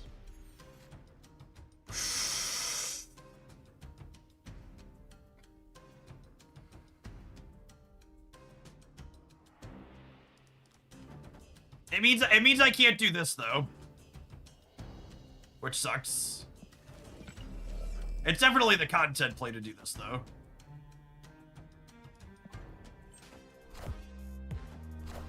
Lindley over here thinking he's Zoro. Fingers crossed we top deck, God, what are we even hoping to top deck here?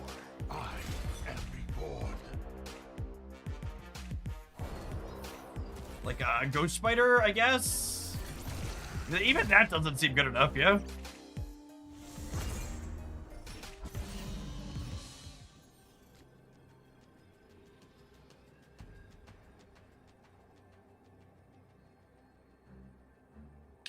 Probably cooked, yeah.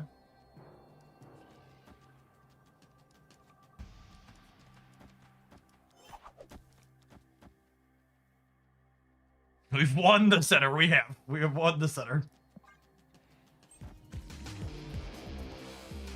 Can we win the left? I don't think so.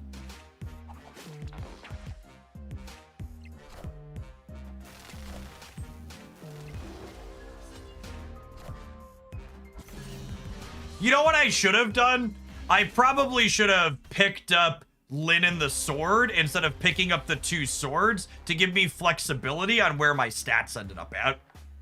Is what should have happened. Because then I could have redeployed like Lin. I could have like filled here and then gone like sword, Lin, pull sword to the other one where so he's with 2 swords then. Is what I should have done. I shouldn't have picked up the 2 swords. I should have picked up these 2. Would have been the correct line.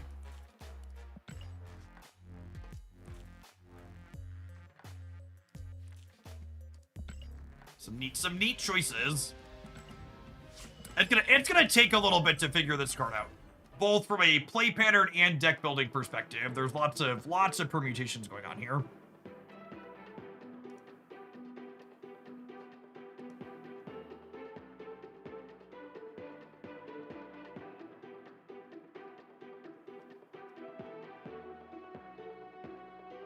Very neat card. I feel like by the time I'm done playing with this card, it's going to be pretty high on the Jeff scale.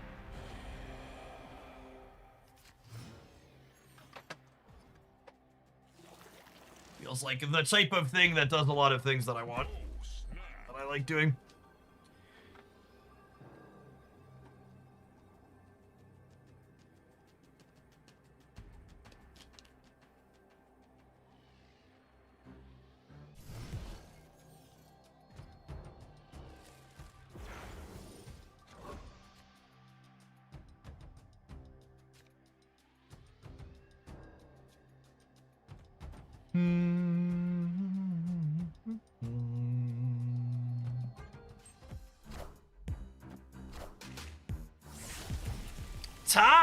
Doxy.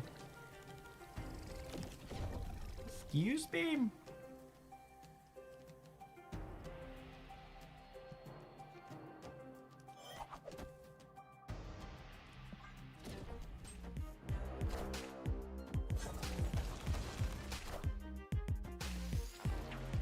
Oh my goodness, I want a 50-50. Freeze Benjamin.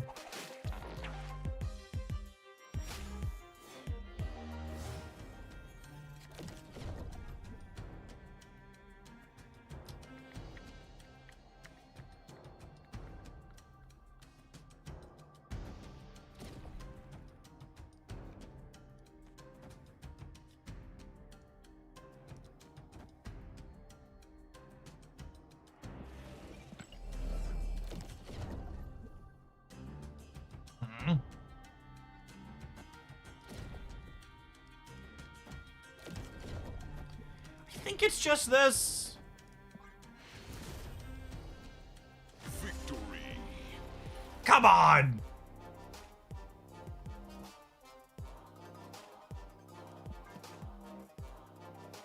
What are we doing?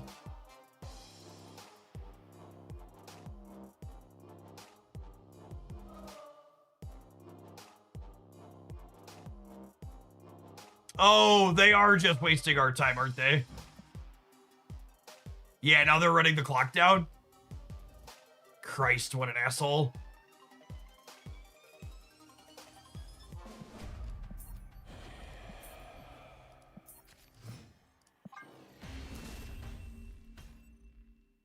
Escaped.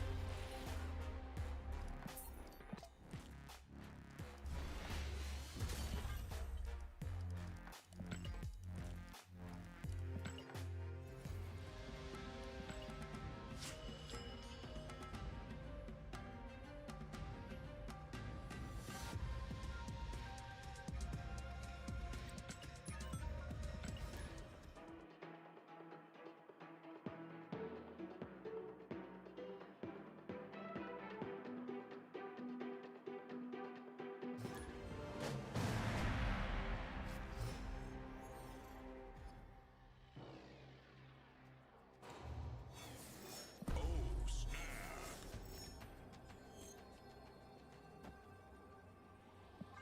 Opponent snapped.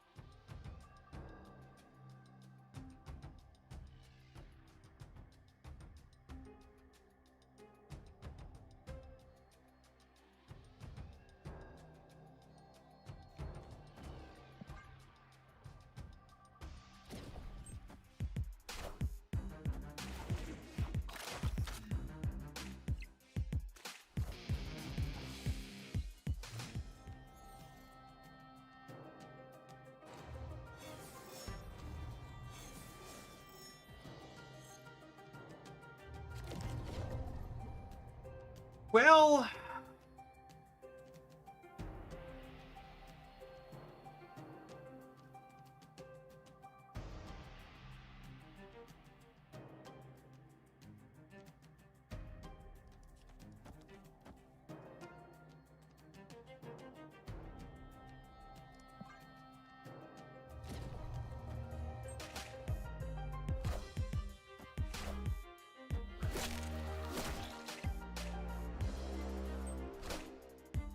I don't think our deck can keep up with something purely linear.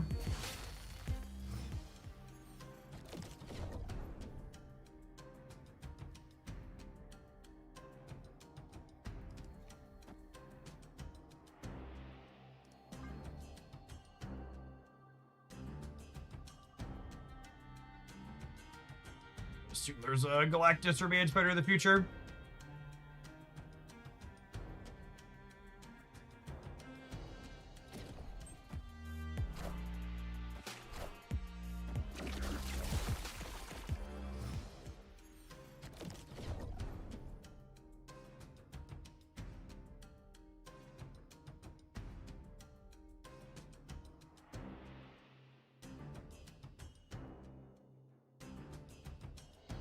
So Lin Lee can be relatively large on the left.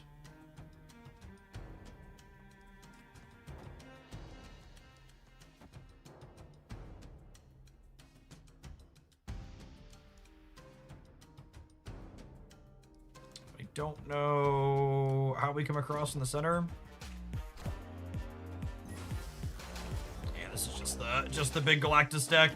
Even without losing Space Toad for free, I think we'd be in trouble here. With the Space Toad just being given away. There's not a whole lot we can do here.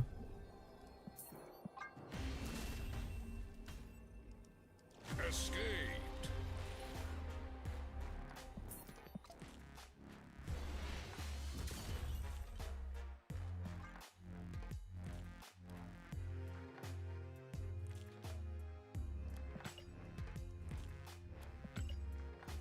Is it possible to just buy the new card in high voltage? Yeah, if you buy the pass for 800 gold, you can spend another 200 gold to move up the tracking at the card.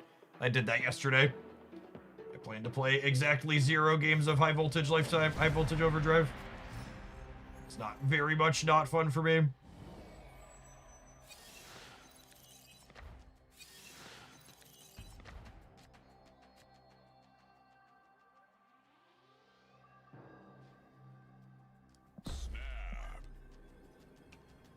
Total of 1,000 gold to jump across it.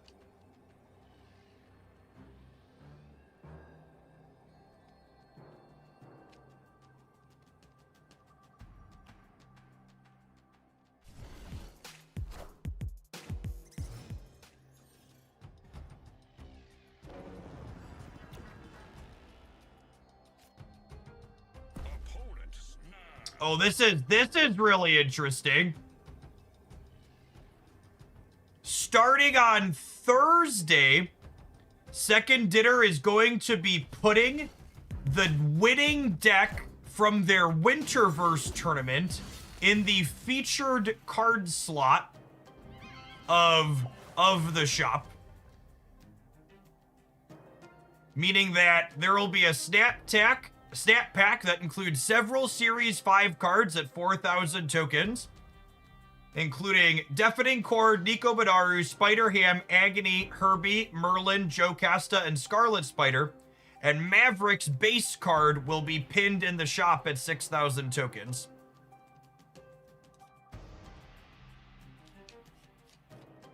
That seems pretty neat.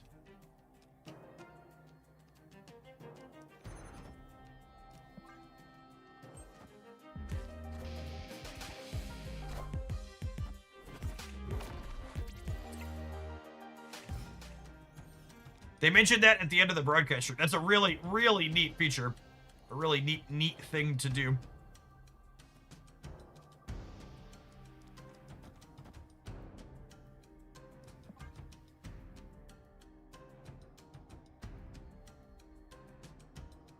They said the pack will be 4,000 tokens. It looks like there's one card below Series 4-5 in it. It's going to have Hood, Deafening Chord, Nico Manaru, Spider Ham, Agony, Herbie, Merlin, Jocasta, Scarlet Spider. And then Maverick will be in the shop for a guaranteed 6,000 tokens.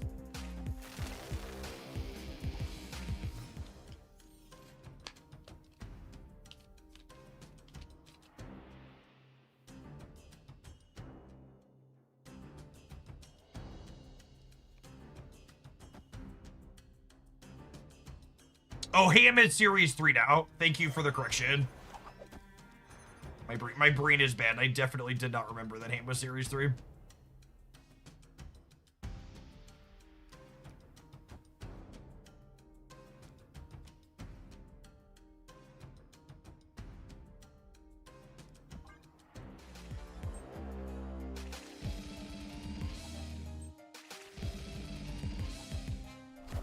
So we move the Spider Punk with Ghost Spider, and then we'll be able to move him back out with Madam Web.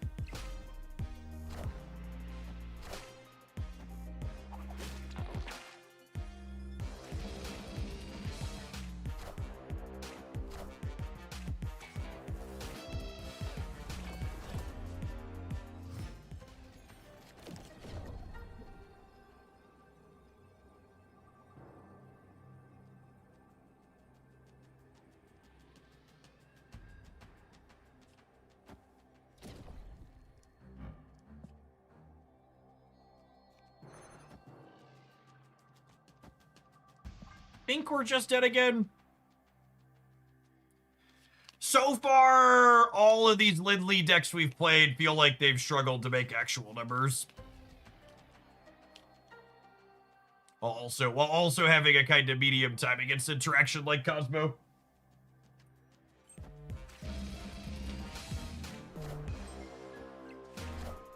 Riddle there.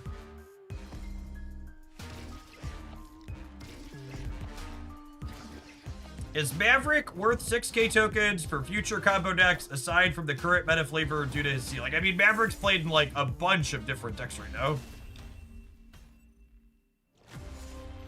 I don't think it's remotely accurate to say Maverick is being played in a single flavor. Like, Maverick is being played with a bunch of Xiao Lao because that's the flavor of the month, but Maverick was seeing play before Xiao Lao and currently sees play with other decks that aren't playing it as well.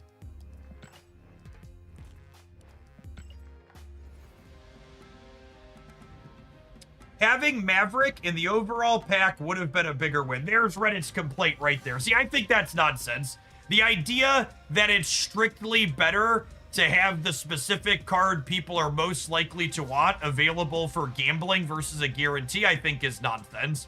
I think I would be inclined to say it's better to have the card that's most desirable as a guaranteed 6k that people don't have to wait for it. And so people don't have to engage with the gambling aspect if they don't want to. The gamers yearn for the loot boxes is accurate. It reminds me of someone left an unironic comment on my economy poster like, snap packs suck because if I only want 1 out of 50 cards, I'm not likely to get it out of the snap pack. And I'm like, if you only want 1 out of 50 cards, why the fuck are you buying the loot box? Just buy the card you want.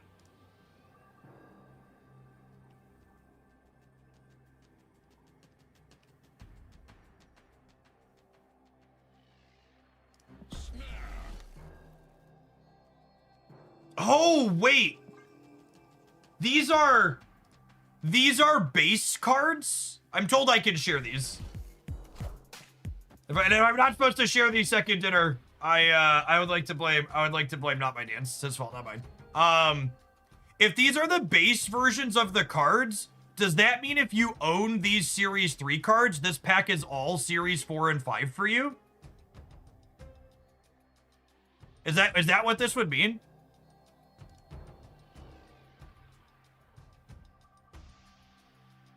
Wow, that's really fucking sick if so. So it's just like a 4K token pack that has series 4 and 5 cards in it if you're Series 3 complete.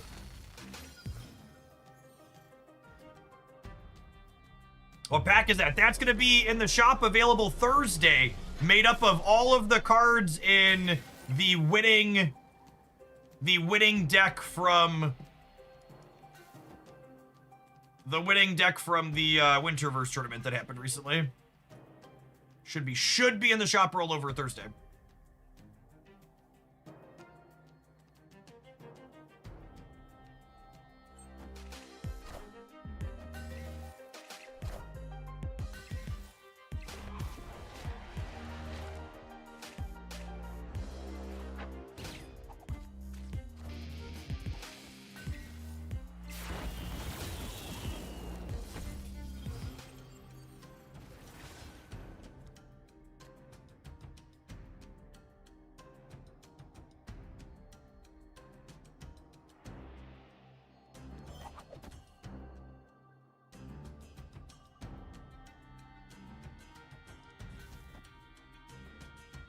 I think I'm doing this. And then next turn we can Toxin.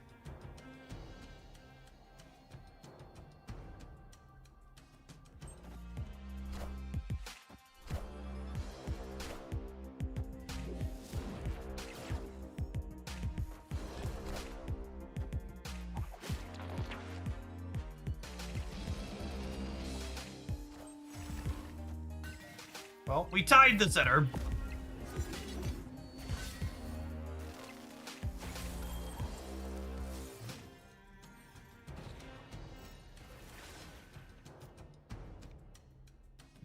Nobody gets it.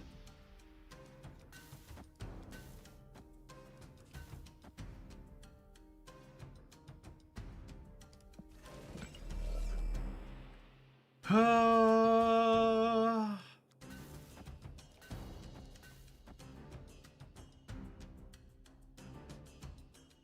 kind of want Prowler center so that way Lindley is less likely to die to danger.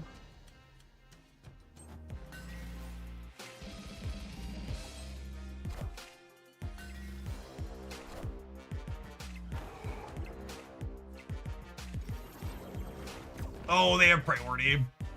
Dumb.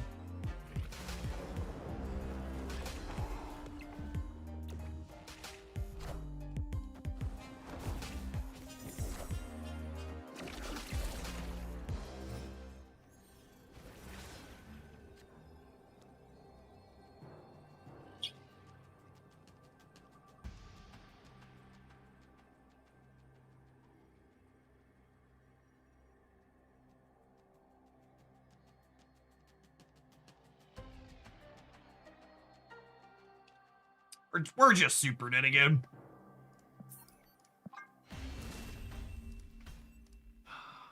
Escaped.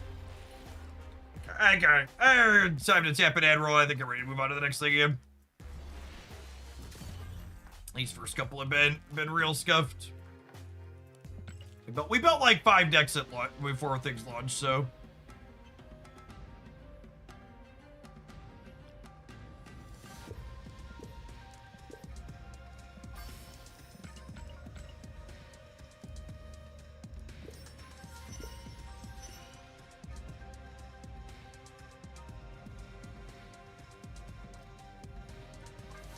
Yes, it's not specifically cheaper than a non-seasonal snap pack. It's just more targeted. So it gives you a smaller pool of cards that you are pulling from to make it more likely to get specific things.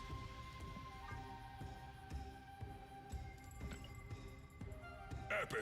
And I think Epic. can someone help me? Let's someone just to count this real quick. These, so assume you're series 3 complete, so these aren't here. These 2 are series 4, and the rest of these are series 5, yeah? So to buy all of these cards outright as singles, it would cost you 36,000 tokens. These are 30, and then these are 3. And then to buy them at 4K a pop, this is 20,000, 28,000. So versus buying these as singles, it's an 8,000 token discount. And if you already had these series 4 cards, it's an even bigger discount than that, right? Because you could just get these 5 specific series 5 cards at 4K tokens a pop.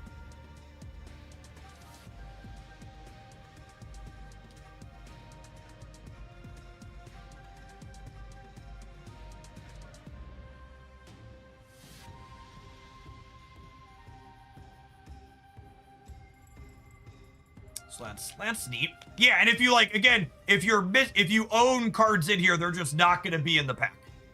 So like you own Agony, Cord, Ham, Hood, and Merlin and Nico, and you're missing Herbie, Jocasta, Scarlet Spider. You get these 3 cards. Yes, plus you get the pulls on them.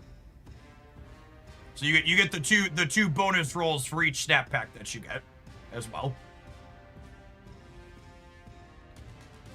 I don't know, chat.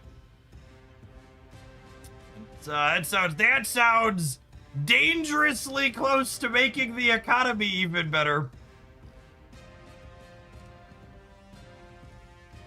And then again, on top of this as well, Maverick's going to be there as a guaranteed 6,000 pulls, so you don't have to wait for it to show up in your shop. Which again, that's the biggest sticking / pain point with the economy right now, in my opinion, is the time it takes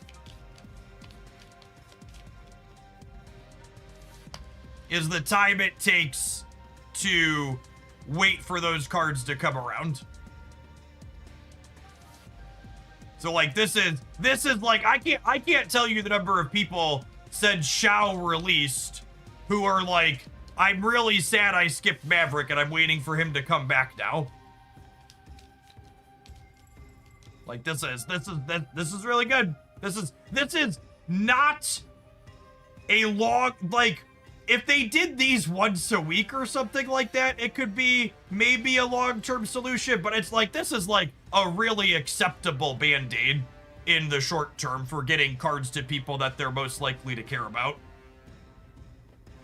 Oh, absolutely. All right.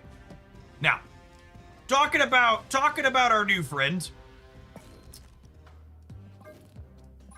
I'm gonna bounce off of that one.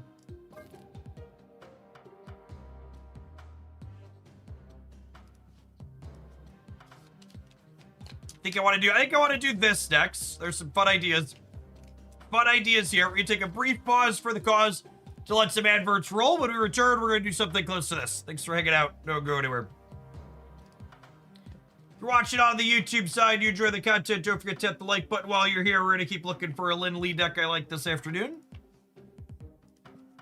Yes, this could also be a test run on streamer creator packs they talked about forever ago. Yeah, imagine they picked a different content creator every week.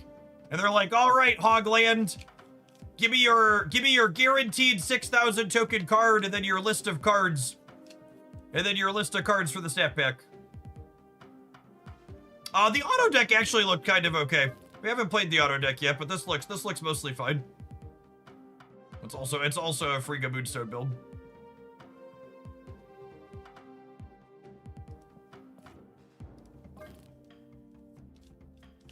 Is Nico your 6K pick? All right, so like maybe Tar and Featherme, but if they came to me today and they're like, Jeff, give me your hand pick deck list for the snap pack. What if it was just this one? Talk me out of it.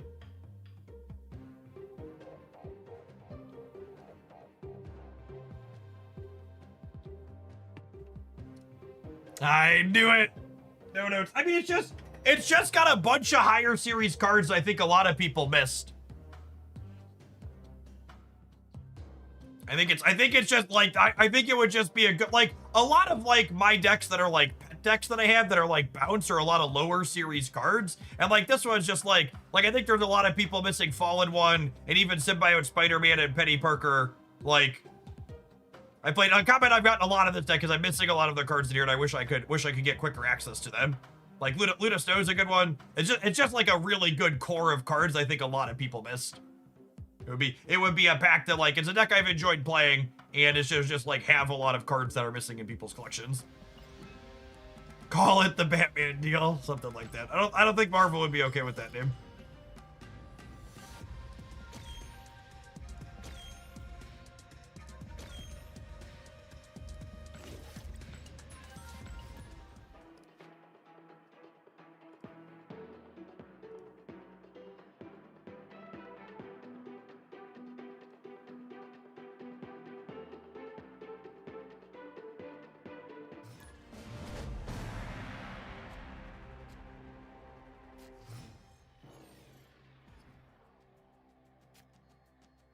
Opponent snapped.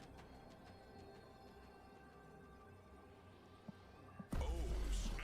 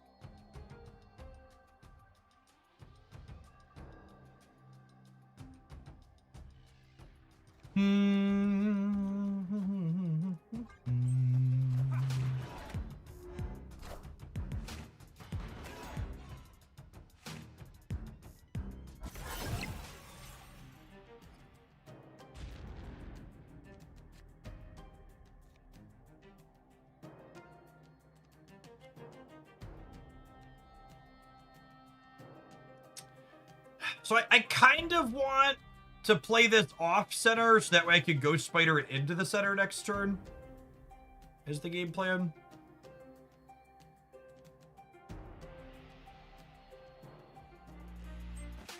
Because there's no guarantee if I play at center that they play something off center.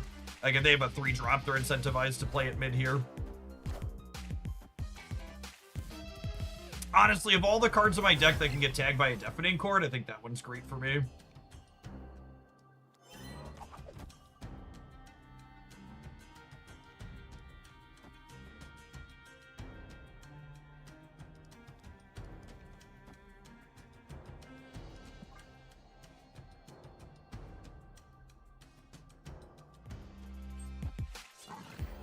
It might have been right for me to put Ancient One here, because then both my 3s get it.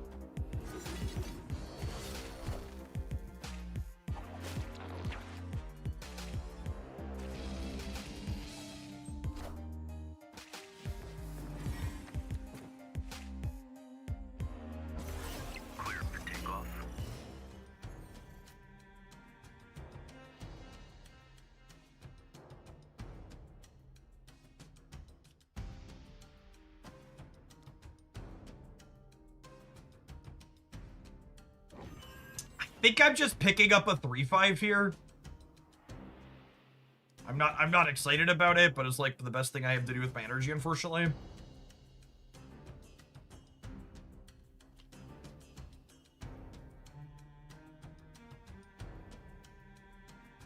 Speed's probably my best top deck, honestly. With the Tau Mandala.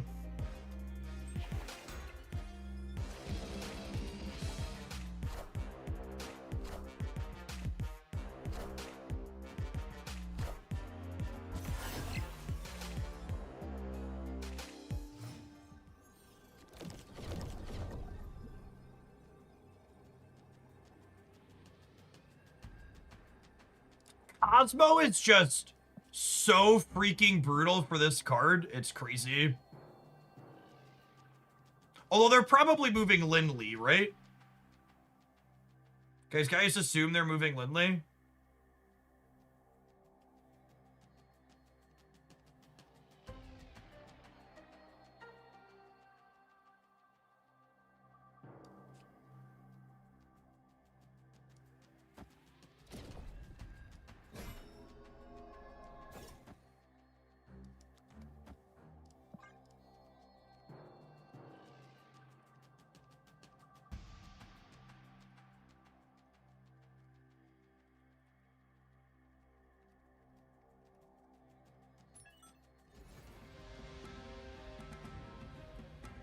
Ah, Madam Weapon disconnects.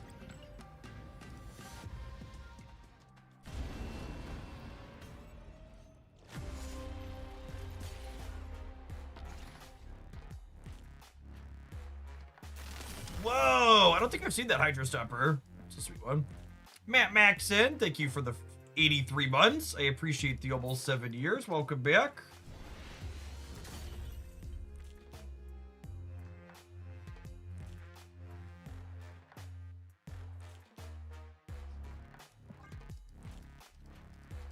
The poor hamsters.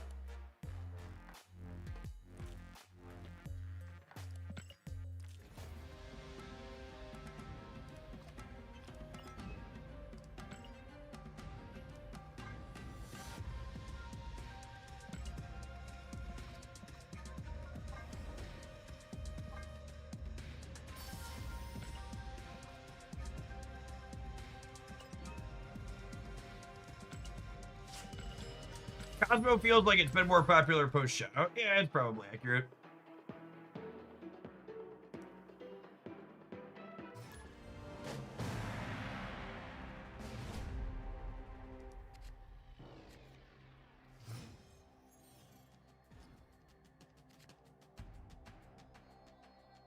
What's going on, part-time gamer?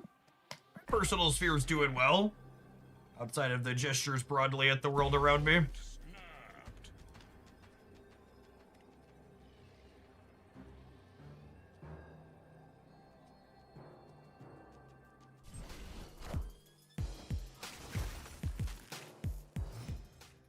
God, Iceman is good. He's so good. Oh, you know what? We're a Grandmaster deck. I should have played Iceman middle. Cause I'm never gonna want a Grandmaster him, I don't think. Especially not with Lindley in hand.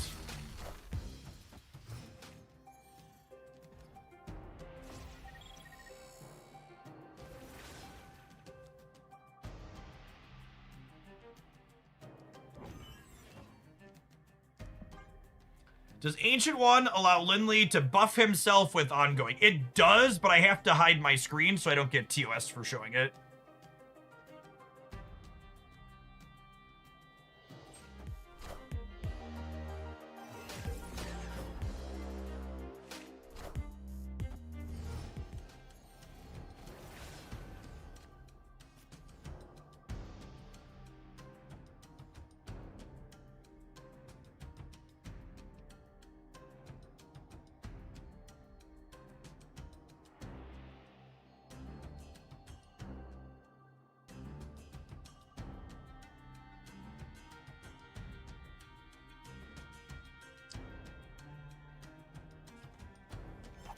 If I do this, I can't ham them. But it keeps speed. I could do this, and then I could do Lindley into Spider Ham next turn. It's close. I like spending all my energy here.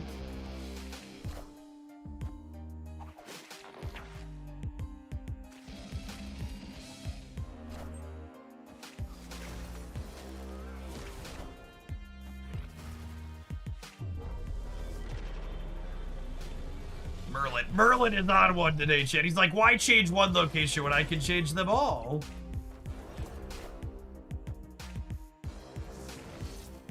You could ham and then punk and then Ghost Spider next turn. Ooh, that's a good shout. Yeah, maybe that line was better.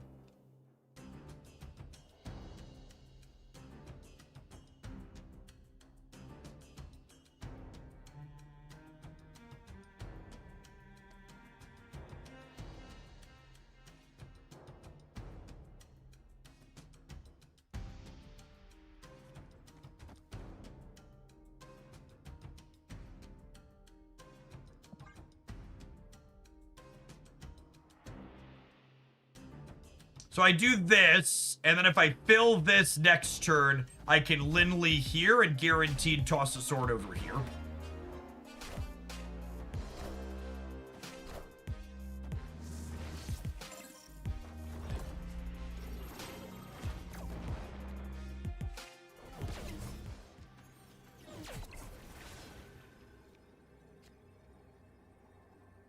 It's kind of neat. Dig it. So this is 9 over here because this gets +7. So we're adding 11 here up to 21. We're going up pretty sizably in the center. We can lose left and right, I suppose, here.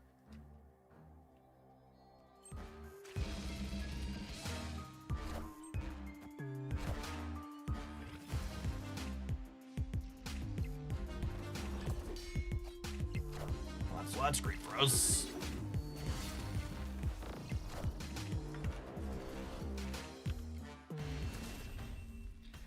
This is it, chat. This is it. This is where it all turns around. We had two 2/9s and they were wonderful. I believe in us.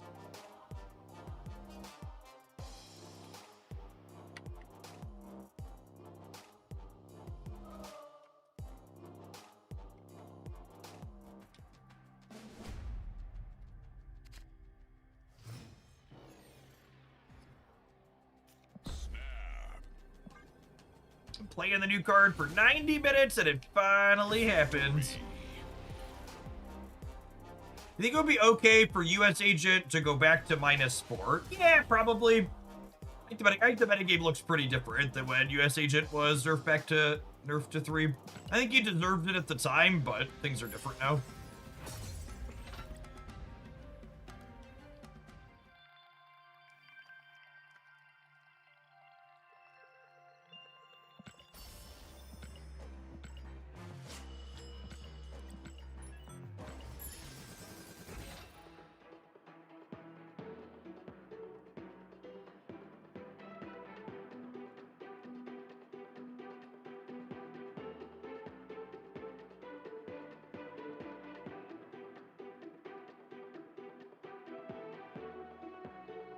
I think there's a lot of old nerfs they could undo, but it seemed like they were more cautious about that. I agree, Travis. I think if there was one piece of Second Dinner's balancing philosophy I would critique, it's that they too frequently Or they not frequently enough go back and unroll things once the metagame moves past where they were nerfed from. Like I think it took them, and I think Werewolf by Night is like a shining example of that, right? Like it took them way too long to get us back to a 3/3 Werewolf by Night, and he very obviously was fine to be there.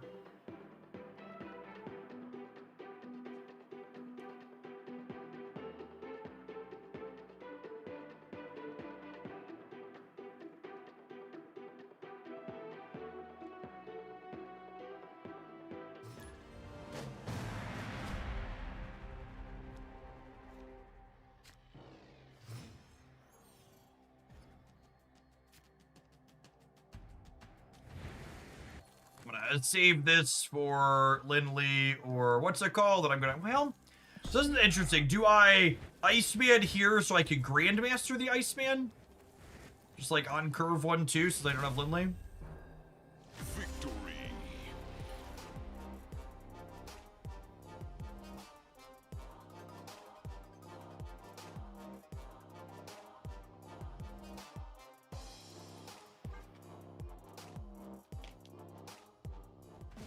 Is Shao getting nerfed in the next OTA? No. And anybody telling you they think Shao is getting nerfed in the next OTA is someone that's stupid to the point you should never listen to their opinion about Marvel Snap stuff ever again. Opponent snapped. God forbid second dinner print a playable card.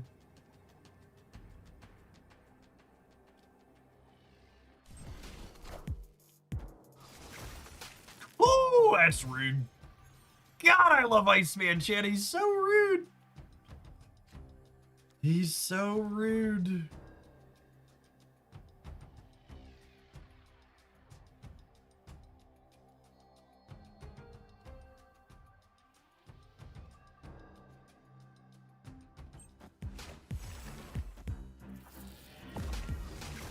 Oh my goodness, mercy, he's dead, Iceman. Cut him some slack.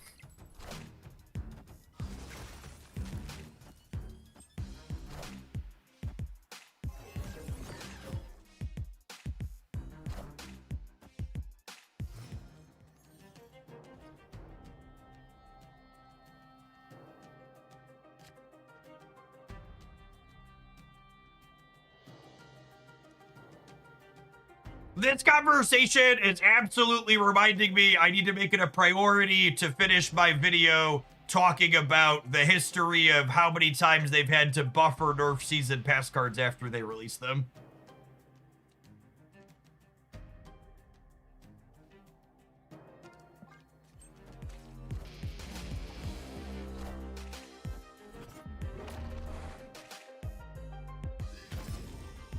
Second hitter creates one playable season pass card, and suddenly people just like lose their fucking minds and forget like the 6 previous unplayable ones. Or ones that had to be buffed in recent memory.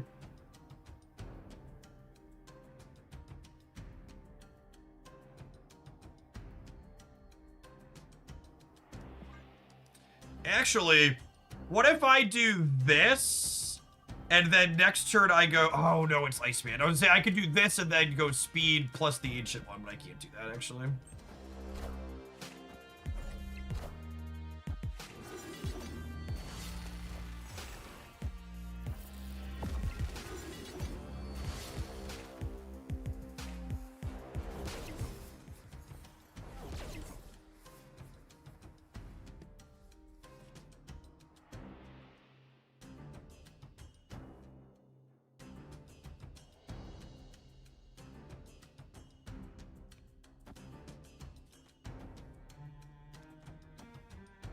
I'm gonna do this actually, right? And then I'm just not locked into either of my lanes.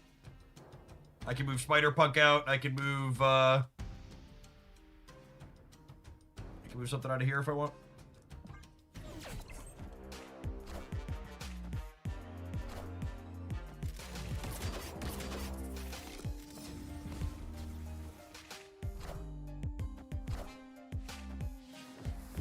Fun fact, Strange Academy always moves your cards in the order they entered here, so Squirrel and Grandmaster are moving. Nico is always staying.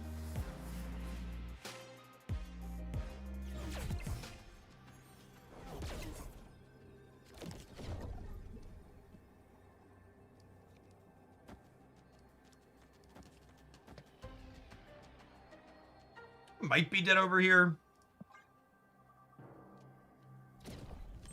An okay amount of points, I guess. Shao cooks us up.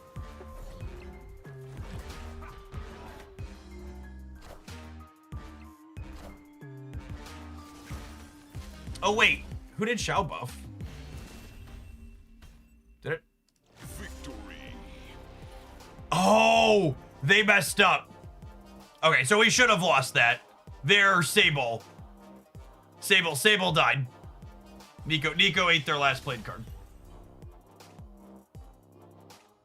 Oh, we should have lost that. I was like, why didn't it go? I was like, I know they played multiple cards in a turn, right? They should have been plus 12 over here for 19.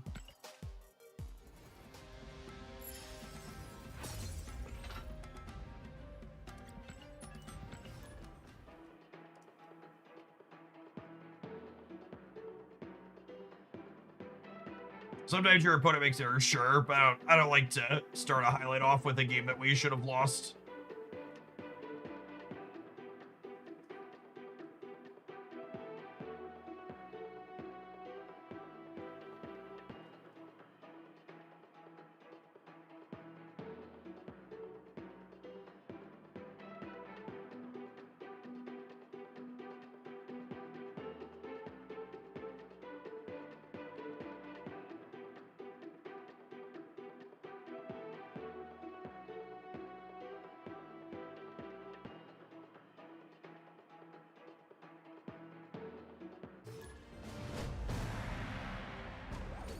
Nature is bleak.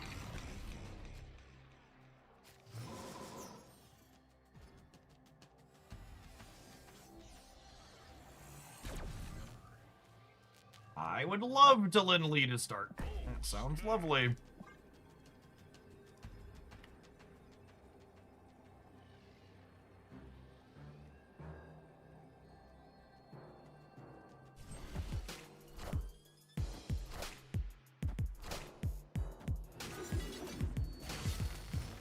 Yes, I agree with that.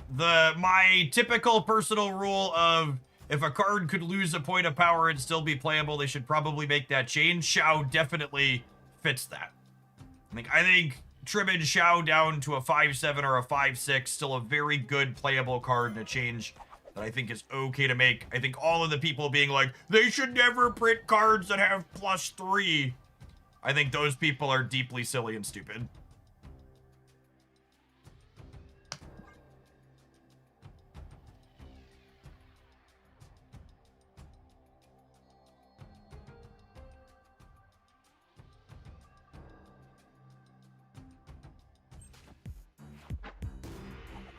My poor speed.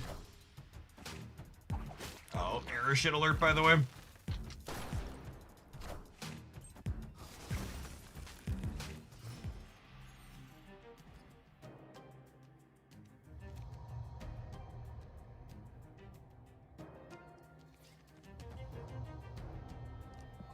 Oh man.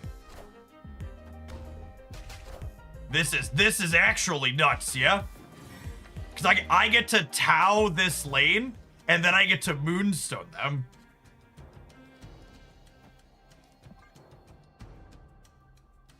So Lin Lee's gonna pump himself live on stream. And then Ghost Spider's gonna fluff him up too. And then we'll drop Moonstone here. Gonna be absolutely massive. He's huge!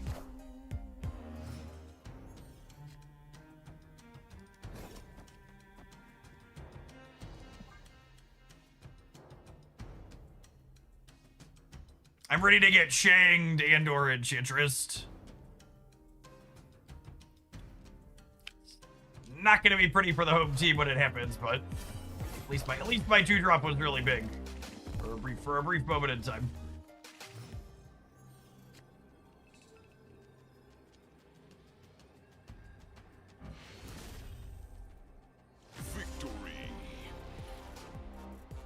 And then, as is tradition, 0% chance I want to play a bunch of 1 and 2 Q games against this Airship player. So I'm gonna go ahead and give them the silver ticket so they can, you know, buck off. And we'll end the game happy with my 40 power, Lindley. That sounds lovely.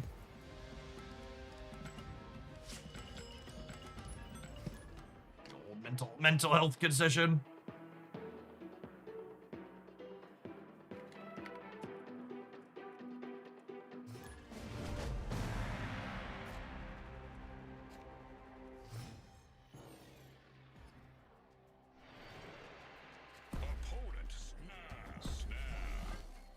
Fellow gamer of culture.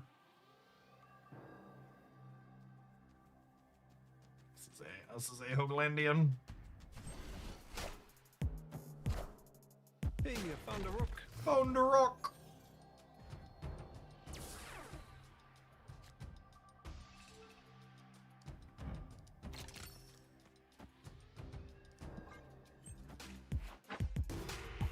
Goodbye, Sable.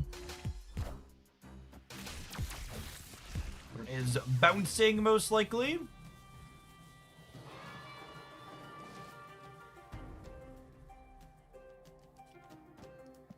They might go full gamma here. They're actually gonna have a lot of cheap cards in it.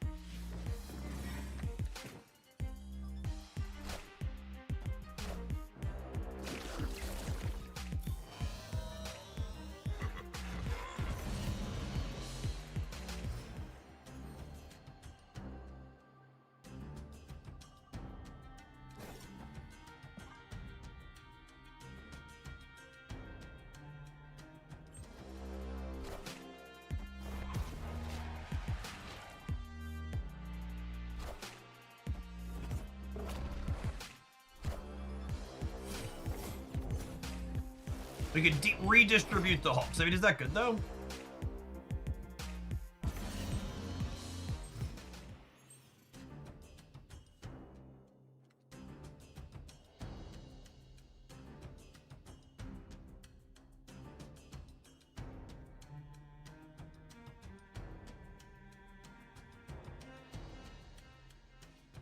Just a fan of redistribution. It might be good, honestly.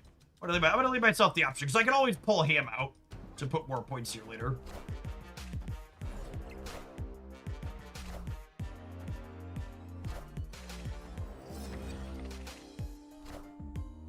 What was the campaign promise? A Hulk for every pot?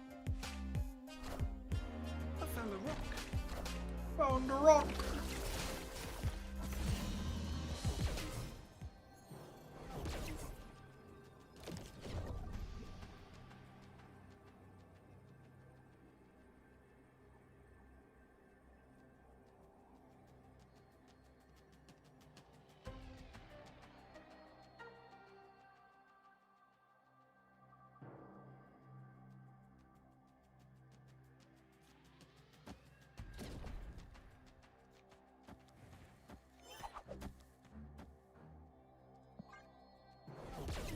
I guess.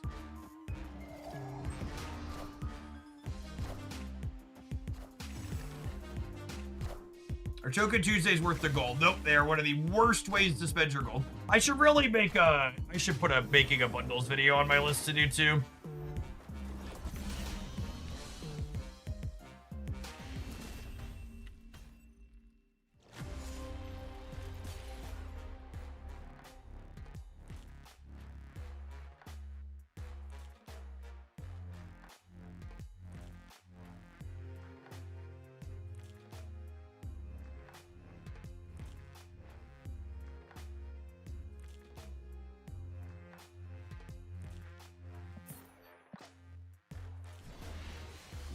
No, yeah, and every time it comes up that you shouldn't be buying Token Tuesdays, there's a bunch of people in chat that are surprised to find that out. Yeah. And it suddenly makes more sense why a lot of people were confused when I was explaining you could get every card in Marvel Snap for $10 a month. And I bet all the people that are defensive on Reddit about that were like, that's not possible, you're lying. It's probably because they're doing things like buying Token Tuesdays, so they didn't redo the math.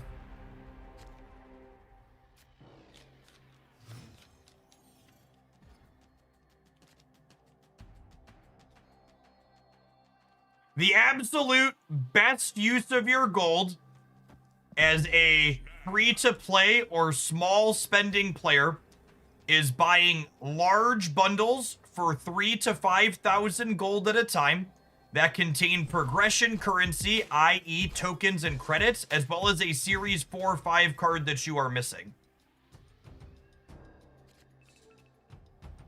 Obfuscating the economy is the point. So, to a degree, I agree with you. Obfuscating the economy is part of the point. But also, like, some of the Token Tuesdays are very clearly worse than just buying tokens directly on the token shop page in the thing. So it's not like it's a complicated computation.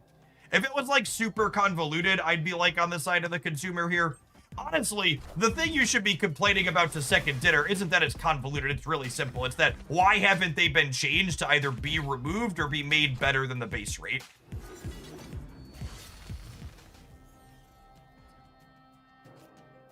That's the problem.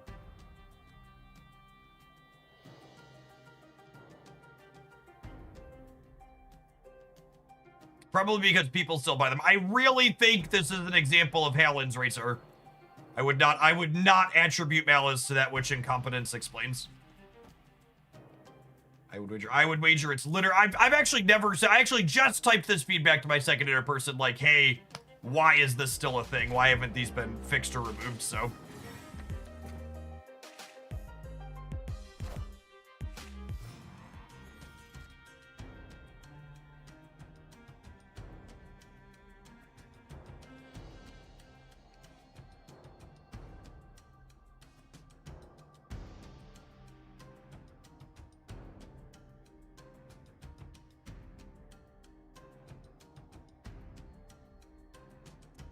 Man.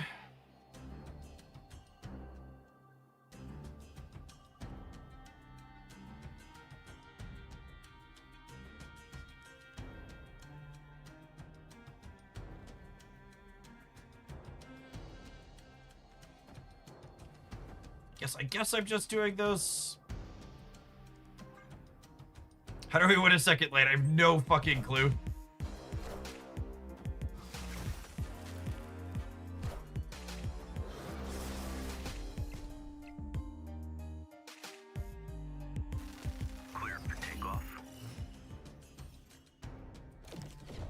Oh, I figured it out. Cool. Nailed it. Easy game. What an easy game for little babies. Marvel Snap. How do we win a second lane? Just keep the faith, okay?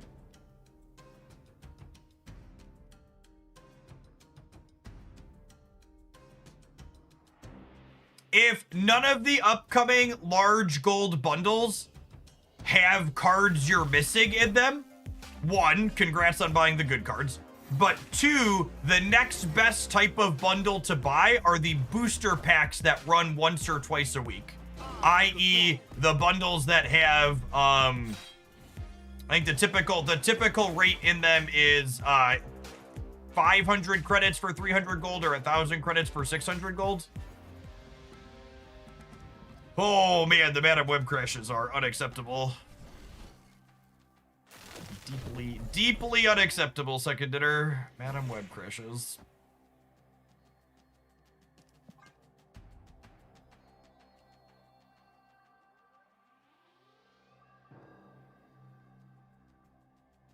We put an okay amount of points into play here. Ancient 1 plus speed, and then Moonstone plus Lindley with his sword. Nothing too crazy, but fine. Would have been even bigger on the right if our Iceman speed hadn't gotten cleared.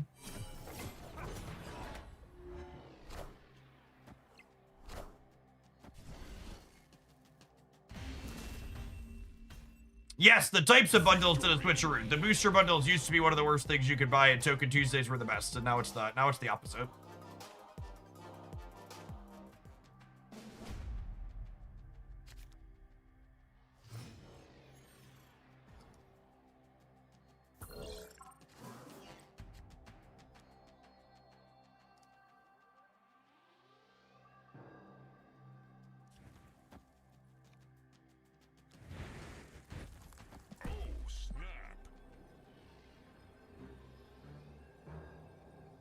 What are your opinions on free-to-play and season pass only buyers buying cards to complete lucrative albums? I mean, I haven't run the numbers. I literally haven't run the numbers on any of the albums. But rather than asking me what I think about that, you should run the numbers and show me that the numbers say that that's smarter than just getting the bundles I'm talking about. I would love to be shown that buying variants for albums is optimal for completing your progress, but I'm not doing the legwork on that.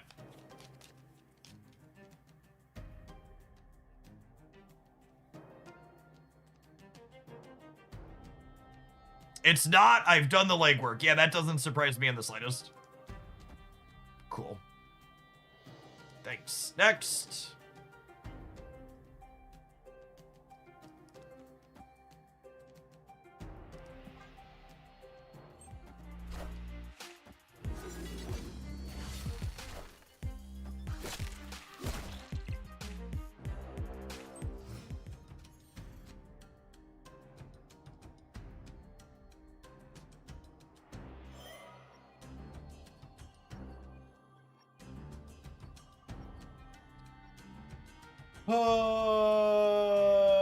So I could get another Lidley here.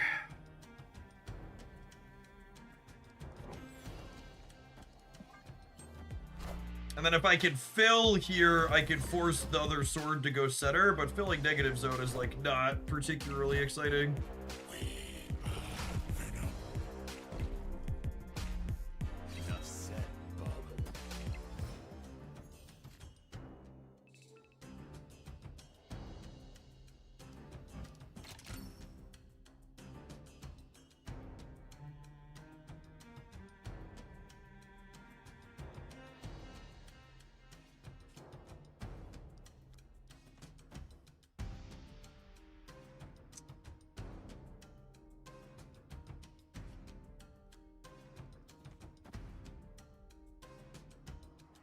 I think it's this into Moonstone Lidley, yeah.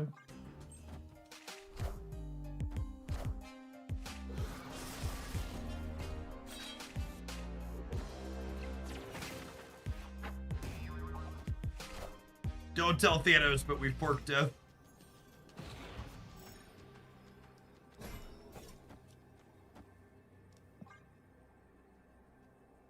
Speed definitely feels like the right second ongoing payoff for this archetype. All hail Hydra! Gross.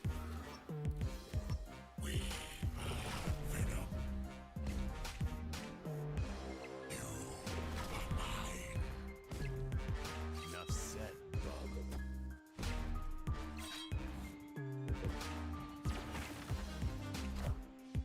We were dead no matter how those ended up, yeah.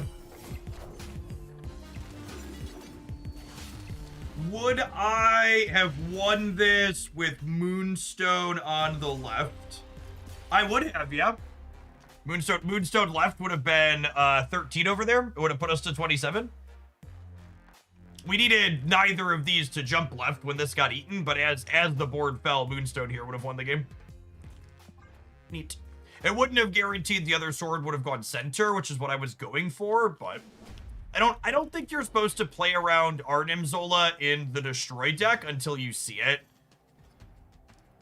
The Destroy deck in recent memory has gained a lot of cards that the common builds are not playing Arnim Zola anymore, typically. Obviously, it's like still in their like reasonable output range, but it's also not a surprise when they don't have it.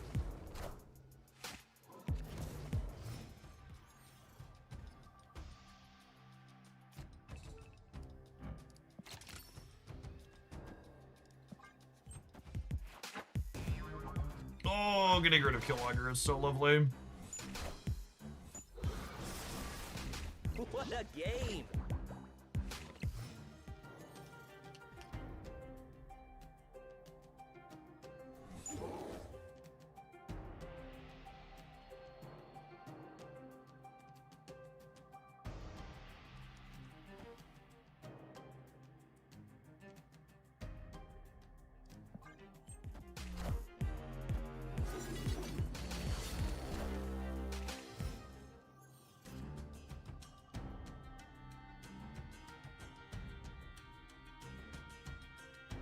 Gosh, I have so many choices here.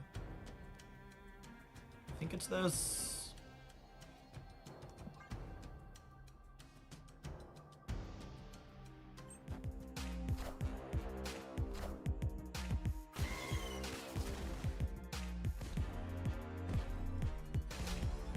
I definitely need to change my underwear.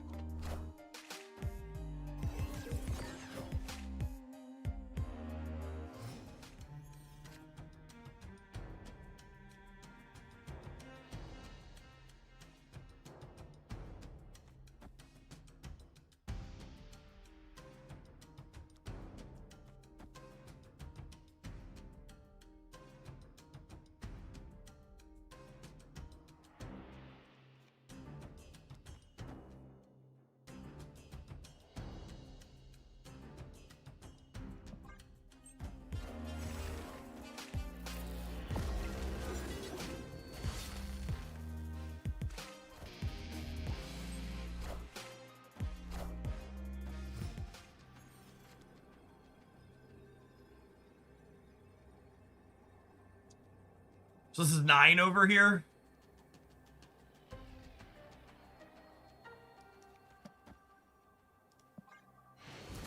And it puts another 7, it puts another 9 in the center. 2 plus the 7.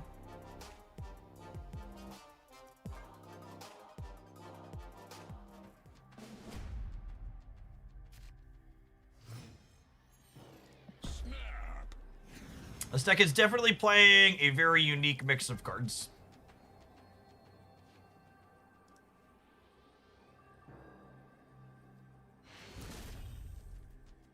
Victory.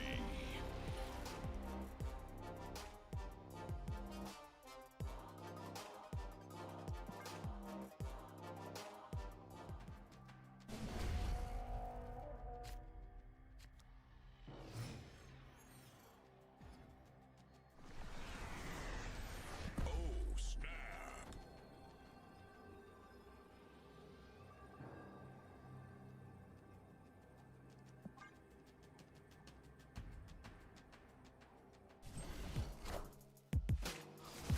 I think Lindley is a super novel and fun design. I think it's likely going to be ranked very high on the Jeff scale.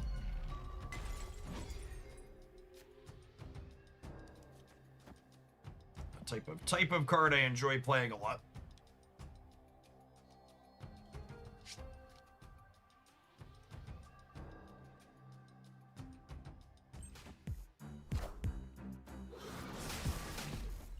It has a ton of interesting deck building considerations while simultaneously having a bunch of really good in-game sequencing decisions.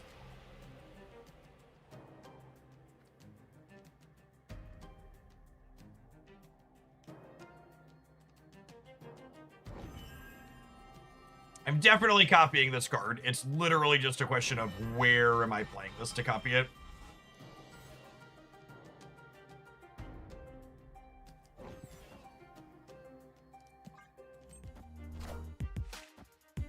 I've heard enough, nerf it now. But it's funny because it's sad.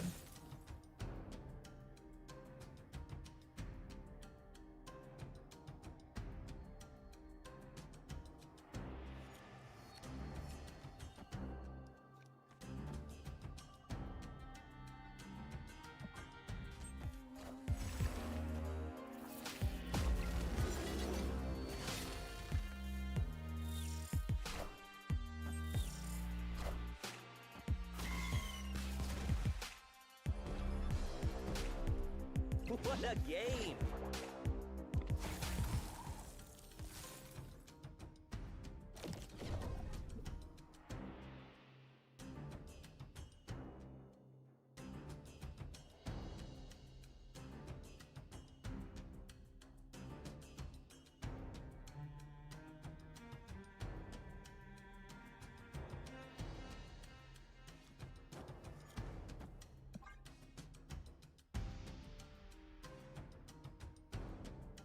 These sure are locations of all time. What's wrong with them? It's fine.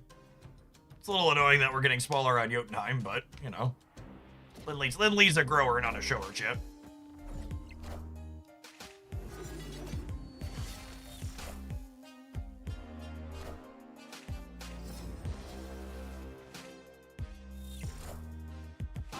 the throne. Honestly, them killing what's the studs in the middle there is really good for us. Means I get to slide Moonstone in there. I get to drop him over here where he's plus 14, and then I get to Moonstone here, which powers up the sword and speed.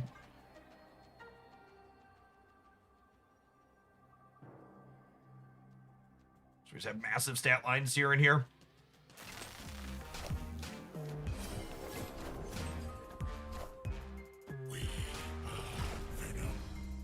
Oh, did I forget to spend my energy? Why do I have so much energy? Oh, I didn't play this card. yeah. I should play US Agent. I should play US Agent. Sorry. In my brain, which is very clearly old and riddled and bad. I was Moonstoning and Lindleying, but I was moving Lindley. I wasn't playing him. This was 6 in my brain.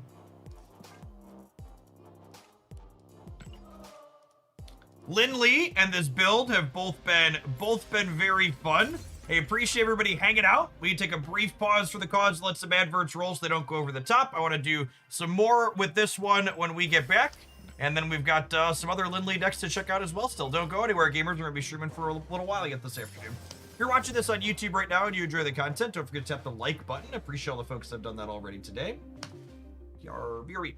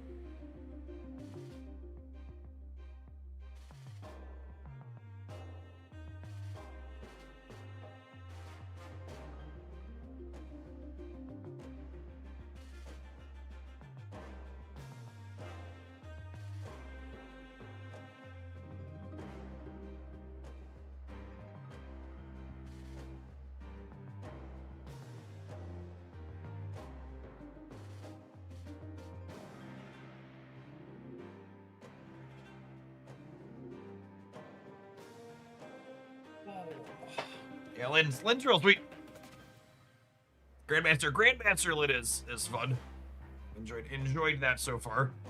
These being 3 fairly different novel ways to double up the sword bonus has been good too. Hello, favorite daughter. How was school today? Daddy, Yes, Haley. what are these? What are these? Yeah. These are all my different decks. I click on one, see there's different cards in it. We're playing this deck right now. No, I don't want that. You don't want that one? Well, that's the one we're playing right now. Can I pick the next one? Well, we're gonna be playing for a little bit, and then you gotta go to skating class.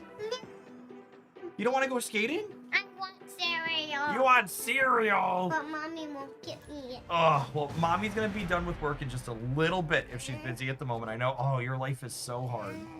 It's tough being 5 and a half, isn't it? Why can't you not see them very good when they're This just in. Daddy, why are there question marks? Because we don't know which cards are in their deck. We're just starting. And they can't see your cards? Nope, not till we play them. But on our screen we can. Yep. So you know what cards you have. Yep.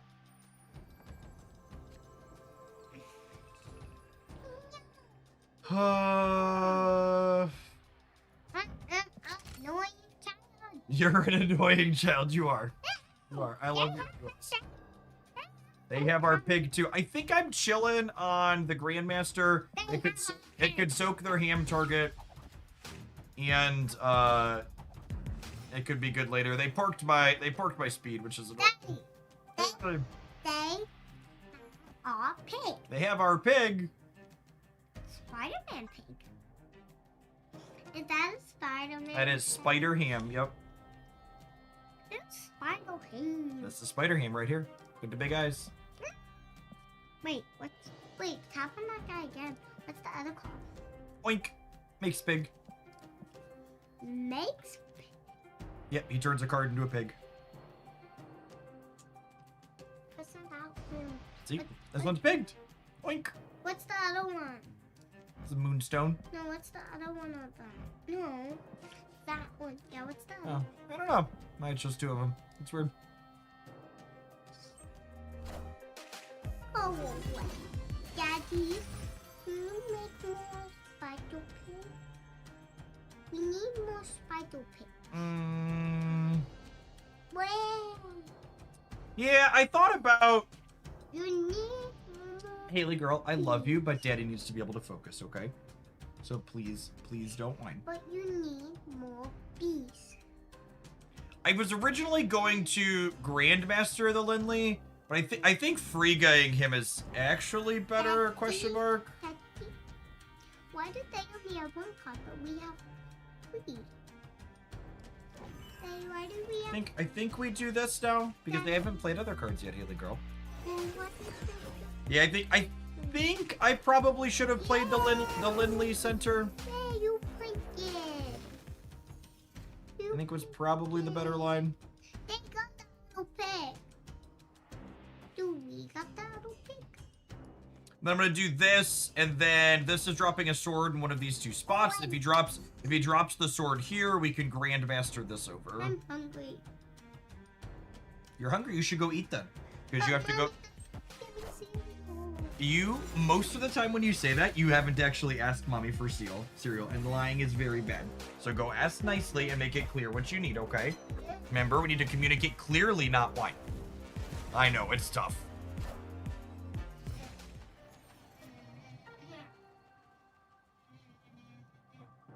I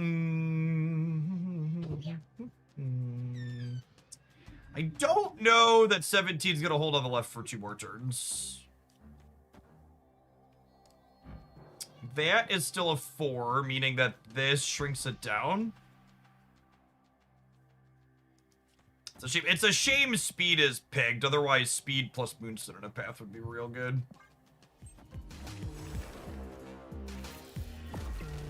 We're gonna have a lot of points in the center. Lindley is a big man.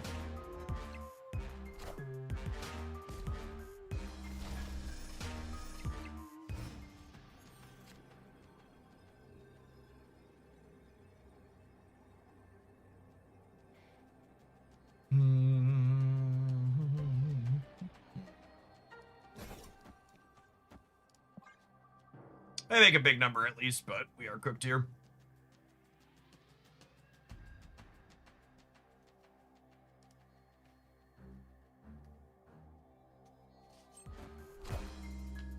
Wait, they're just playing mid?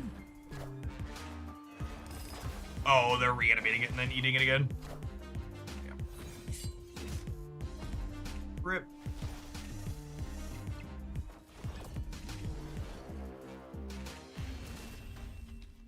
Yeah, I needed a way to win a second lane and them getting to pick our speed. I really feel like we need a third. I feel like we need a third solid number. US agent does not feel like he's cutting it. Are there any other decent like ongoings make a number that I can copy?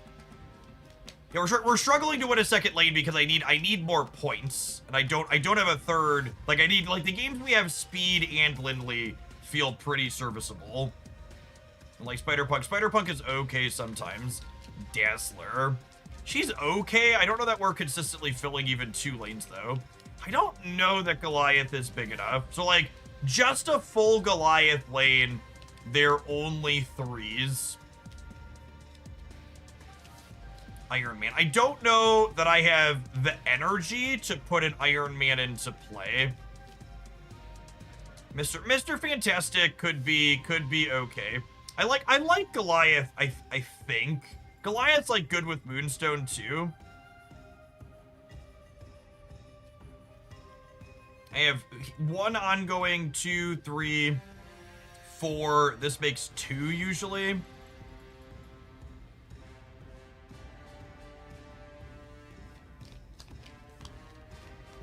you want another way to move your cards around? I'm not really lacking a way to move cards so much as I'm lacking a way to put stats into play. Oh, Captain Carter's a good call out. Yeah. I like Carter. Carter is a card that scales for a lot of points with... I want a card that scales for points in a lane with Ancient One and Moonstone, and Carter does that for us. Because even at only 2, if you like have Ancient One in front and then you copy it onto her, yeah, that's good. I like Carter. Carter's a good suggestion. Bastion again doesn't do what I'm looking for. I need a way to win a second lane. Bastion's only good if I'm already in play. I guess Bastion's kind of a Frigga. I like the lower curve though. I feel like I have a hard time fitting 4s in. Let's start with Carter. Bastion's probably worth trying. I'm gonna start with Carter.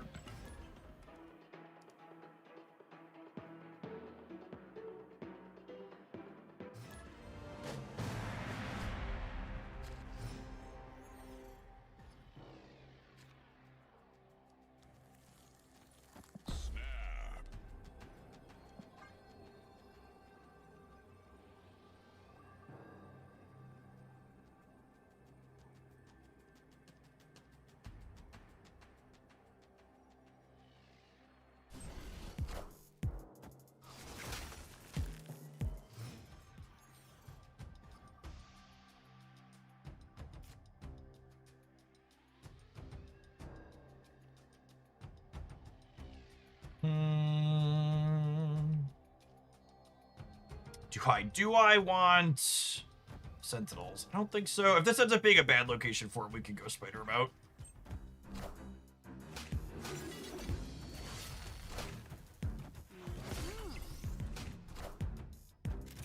So they waited to play their 1s until the second turn of the game, so almost assuredly a Shulau deck.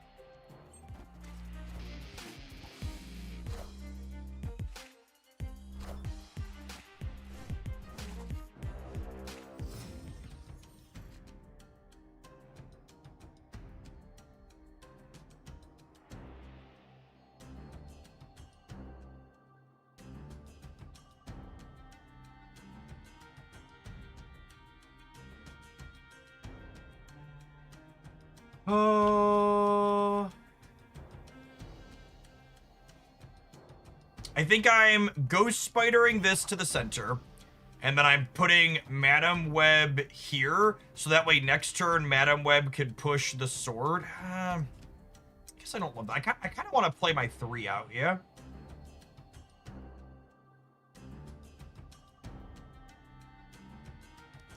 I wish I could move this over to here. Well, I guess if I Madam Web this turn, next turn I can Sentinel plus a 3. I'm gonna do this. I'm hoping they put something into here so I can move Spider-Punk over to here next turn. Oh, you know what? If they're more like... I guess I don't know that I'd expect them to play into nowhere.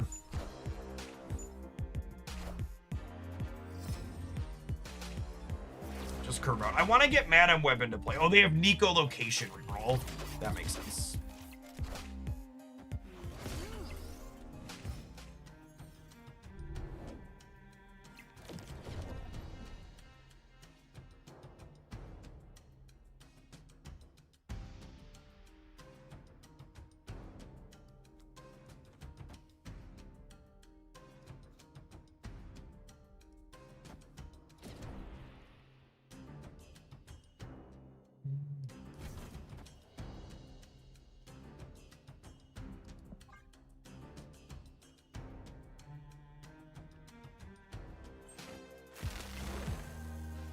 And I'm kind of in on hoping for a copy of Moonstone here.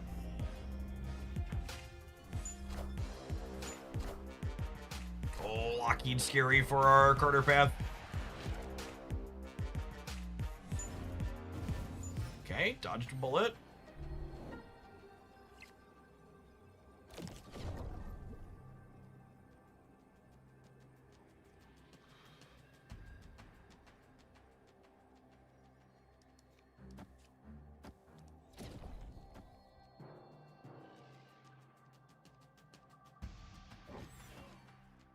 Am I winning this if I lose this? If I lose Crown City, they go to 7, and I'm at 7-12.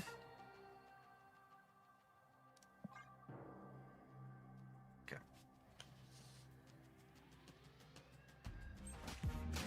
Oh, I guess not if they shoot out me, though.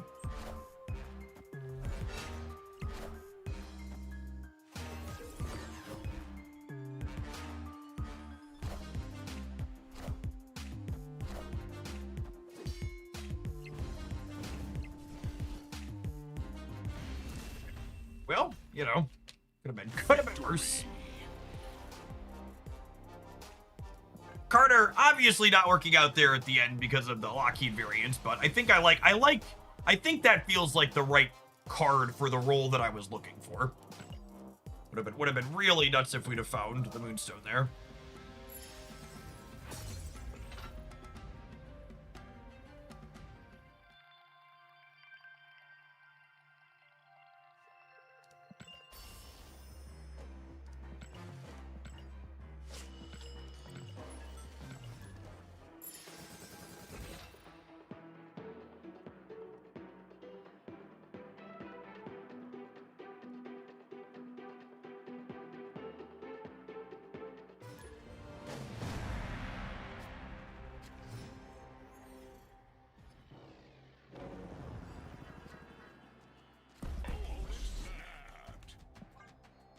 This is a pretty sweet opener. We've got Lynn, we've got Frigga, we've got Mana Web to move around. Really good clean curve here with 2 into 3 into 2-2.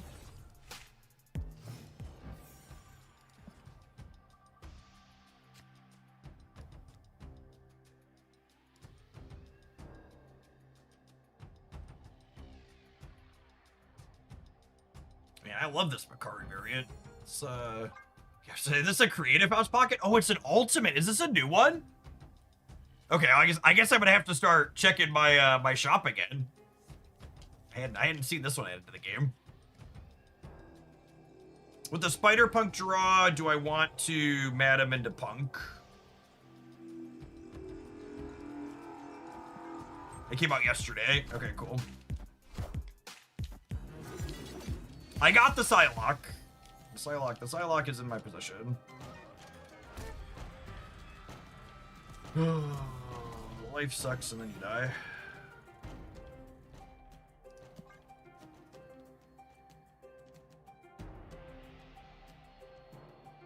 Oh, Valley's gonna happen.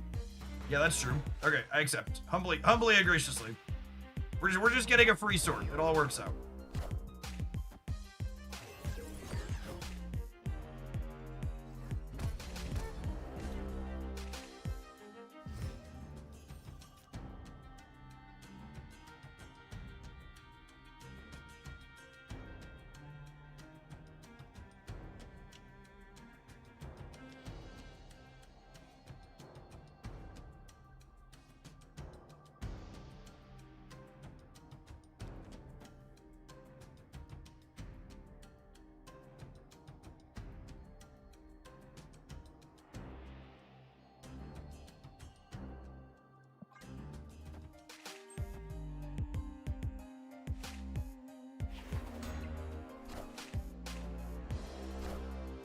Oh, it's such a dill hole.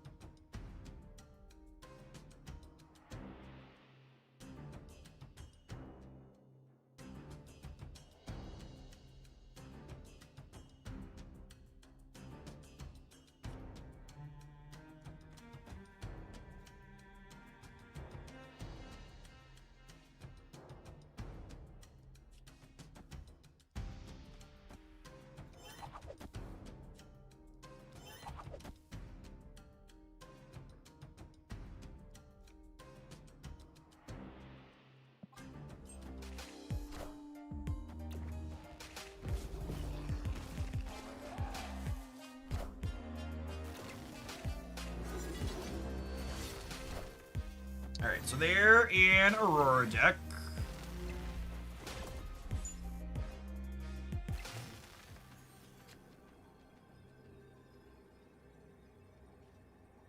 Our sword winning the 50-50 there is nice.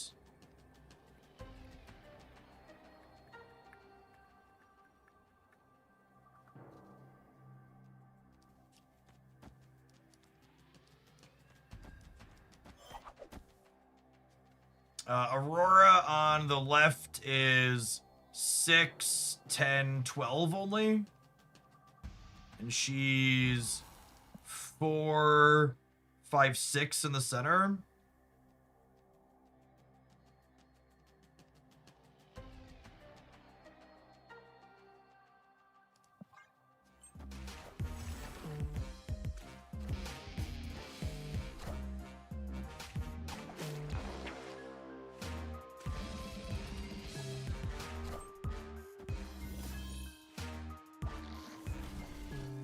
Oh, I forgot about zombie hands, but Victory.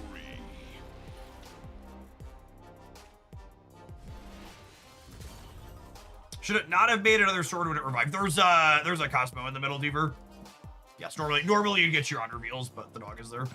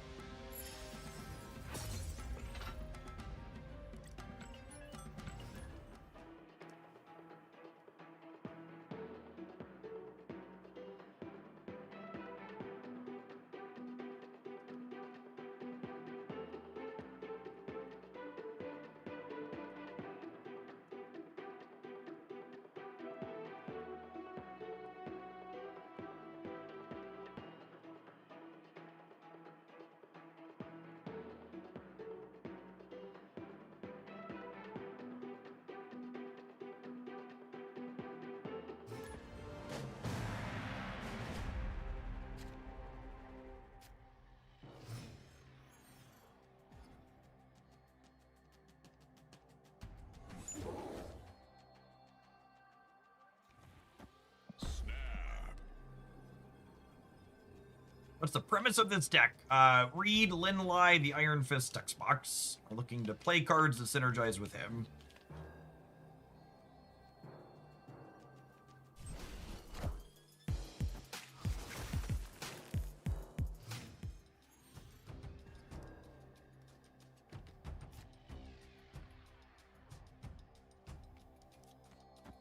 Get Carter up front here.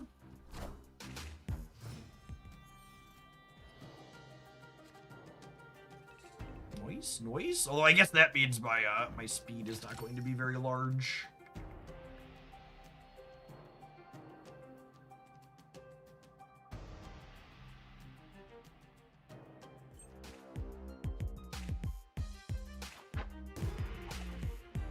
It's clobbering time. Chad, I looked away. What did I pork?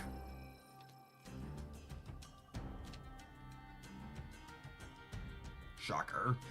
Okay. Well, you know.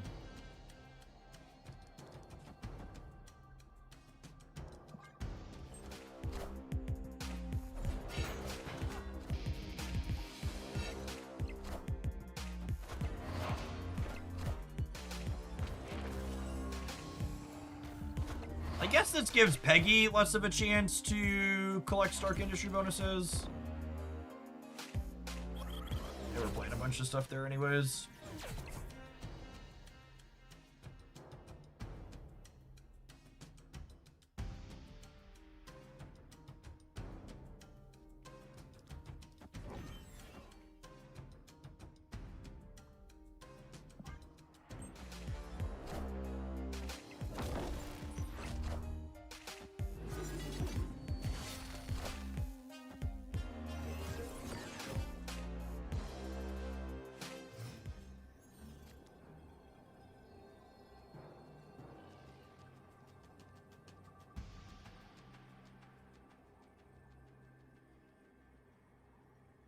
Think we're dead. Extra energy definitely is significantly better for the opponent than it is for us here. Escaped. made our speed markedly worse. And we would play out most of our cards anyways.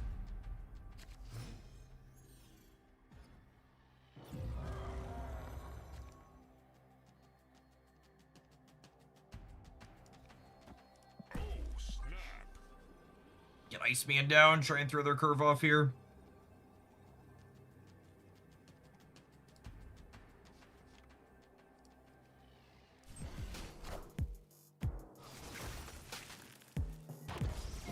Mystique doesn't really throw their curve off. They get to go Patriot into her if they want. Zombie hordes also have no power here, so they get a Patriot bonus on that one. Playing my Lindley Dark into the right has really worked out so far today. So it could be right to do it still.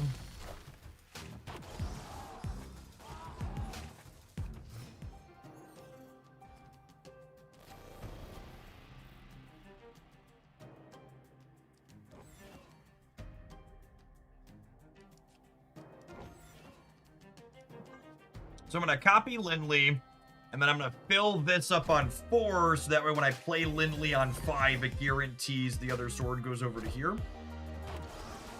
Maybe the basic idea.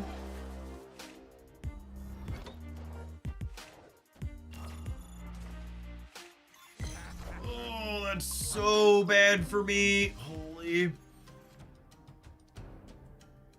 Oh, it's so terrible for us. I needed the space. I needed to not lose a spot on the board to all. I needed to not lose 3 spots on the board. Gosh, that sucks.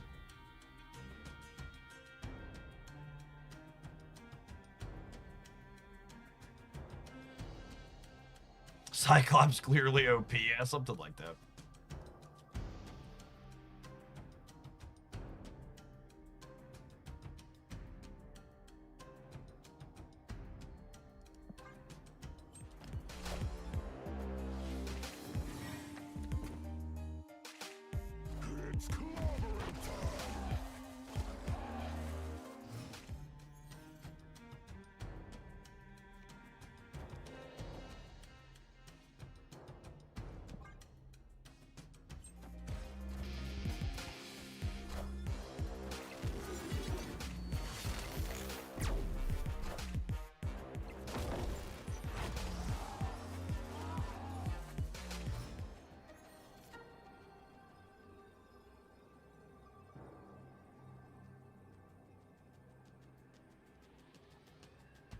Opponent snapped. Escaped.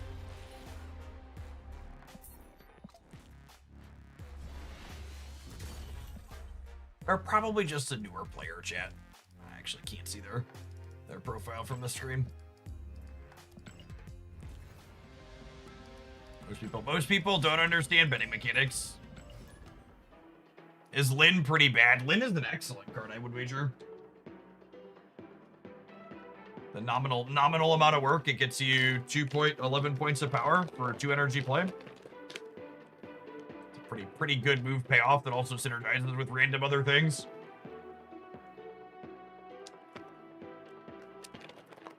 I recommend developing object permanence rather than coming in and being like, Jeff lost 2 games to an incredible string of variants. Is the card bad?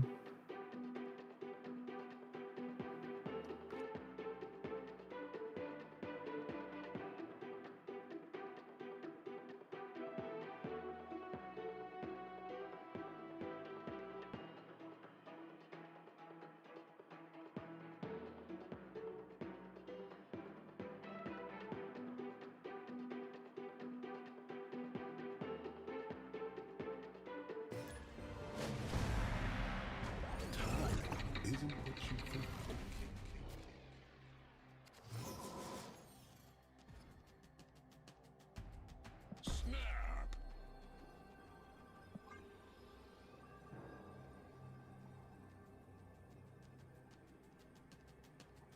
Opponent snapped.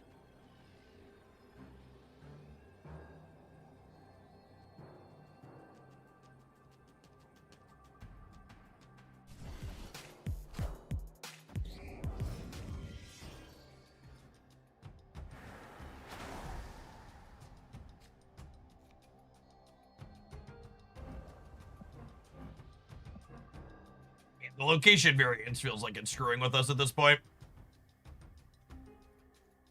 And it's Erishim. I mean, at least they snapped me, I guess. Glass half full.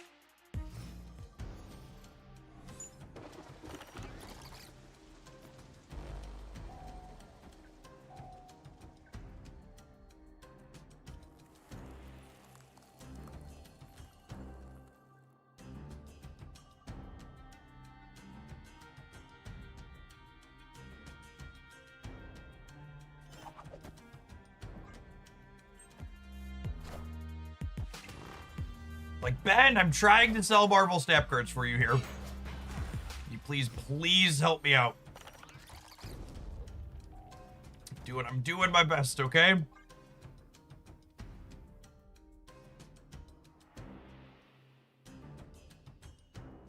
then on the last turn, I'm gonna get to Mommy Moonstone right and Grandmaster left.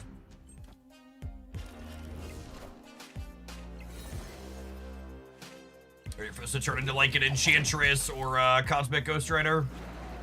Devil Dino, we've got that one covered.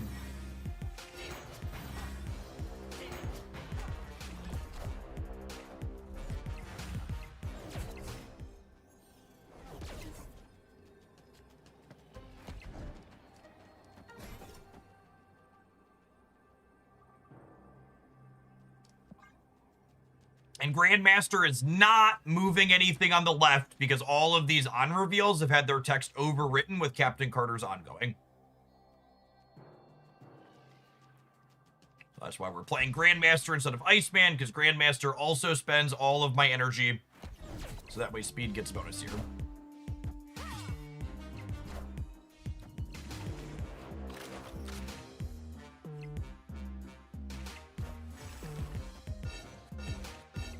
Yeah, Tau on Captain Carter is kind of correct, huh?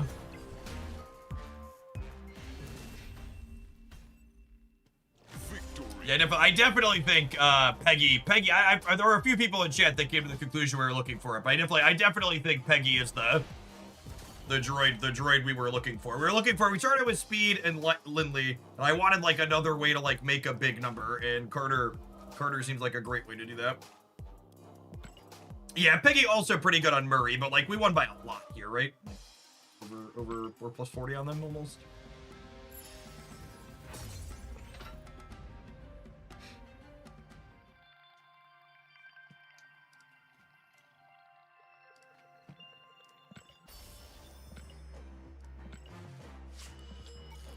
All right. Lindley's got some more cooking to do, chat, but this build was sweet. I think we accomplished our goal. It's a pretty novel mix of cards. We've got a few different ways to scale points, and then we've got 3 different ways that allow us to really make those lanes super tall. We've got Iceman and Spider-Ham for a dash of disruption, and then we've got the Madam Web, Ghost Spider, Spider-Punk package here that like works with Lindley and then works with this, that also gives us just some finesse to rearrange our points around the board in a way that's pretty fun. We're going to take a pause for the cause before we dive on into the next one. I think we're going to play some of this when we get back. Thanks, everybody, for hanging out. Don't go anywhere, gamers. If you're watching on the YouTube side, you enjoy my content, don't forget to hit the like button while you're here. Appreciate the folks that have done that already today.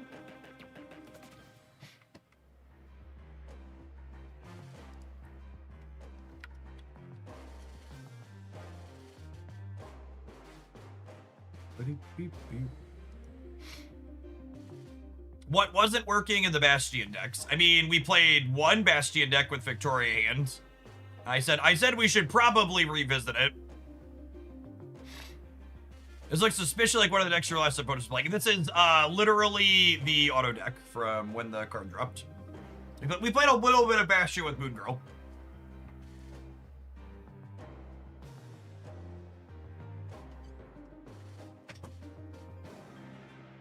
I said we'd come back to it at some point because we ran a little bit bad, but I also just like pretty painfully aware when I need a palate cleanser. And we definitely needed a palate cleanser.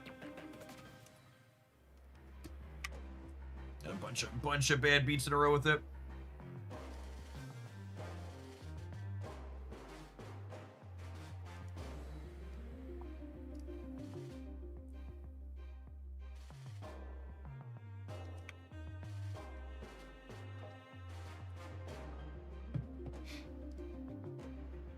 Sunshine, thank you for the over 5 years. I appreciate that. Welcome back.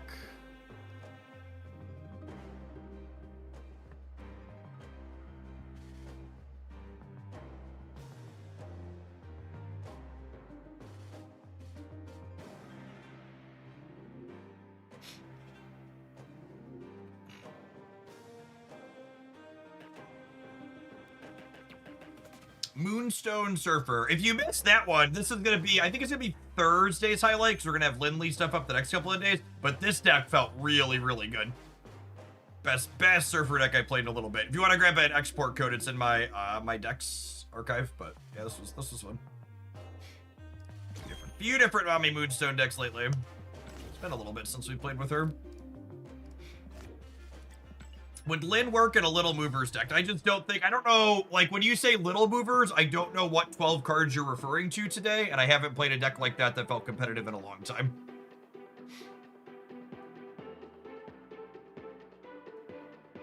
What's going on, Yuki? If you have any questions about specifics, feel free to poke me on the Discord side. I think Exap's in a pretty good spot right now. I think the number one key is just like, you know, try to not let the systems crush your joy. Play your games for fun. Skip the parts that aren't, etc.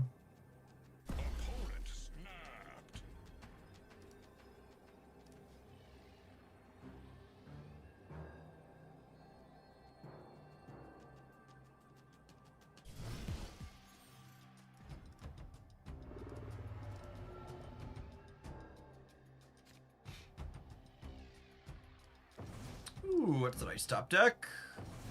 Gotta figure out who we're throwing into the Black Vortex.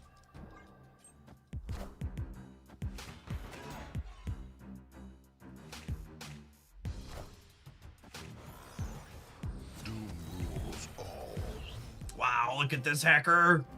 Black Vortex into DC.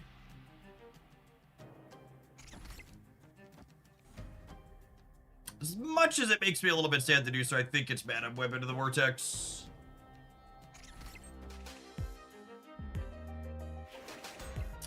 Technically, I should have played Madam Web first in case she flips into the Destroyer.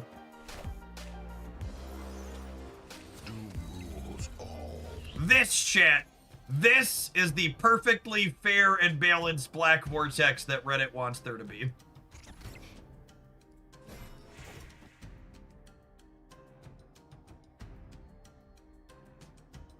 The Doom truly rules all.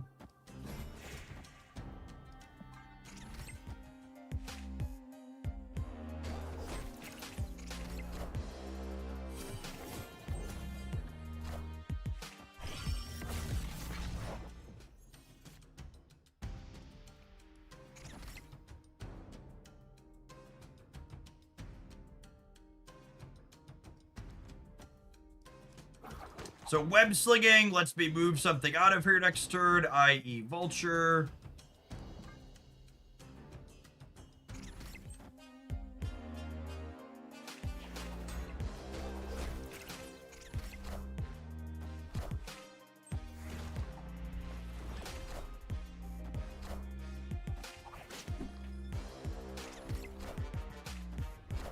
I mean, it's actually kind of interesting. I have the choice to move Vulture, but I could also move Mami Moonstone out here and then play Hydra Stomper as well on the right, depending on where we want to compete. Oh, they're down with the sickness.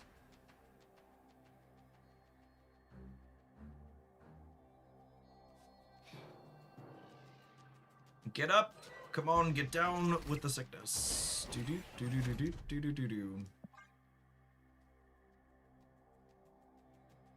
Yeah, they don't have any extra stats unless I guess Fastos and oh, I forgot Batroc was gonna happen. That's awkward. I guess that's fine. I guess it's a good amount of points at the rate. I was a little surprised with the Batroc boot. I was like, oh wait.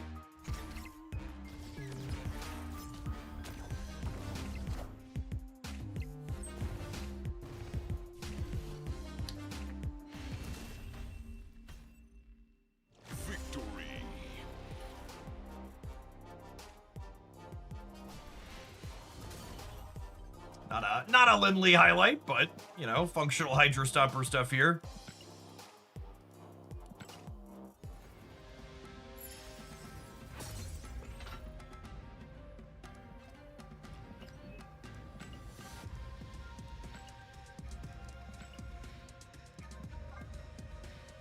It matches with the snap.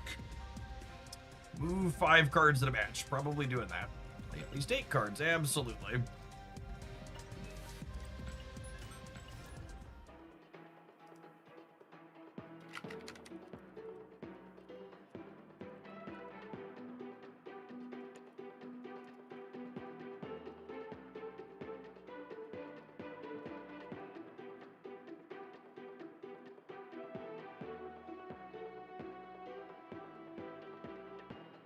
Obey, thank you for the 70 months. I appreciate the almost 6 years of support. Welcome back. They worked on Maverick with Demora. Demora is just a tough card to play.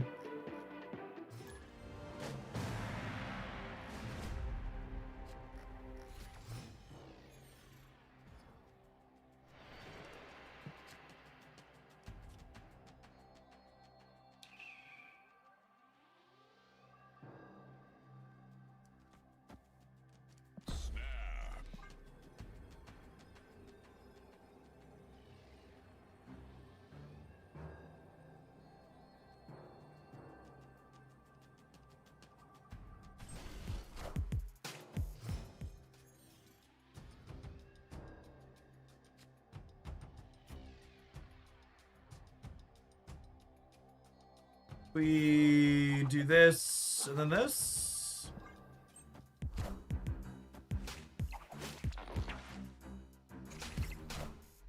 Every time Vulture swings around, it gets +3.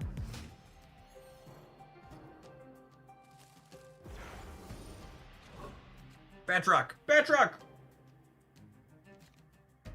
Unlucky. Unlucky.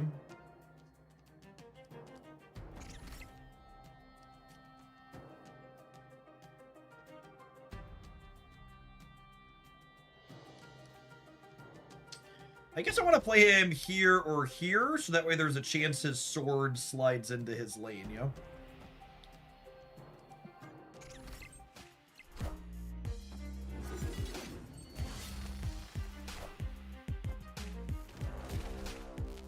Alright, let's see what Doggo fetches up here. It's potentially very scary.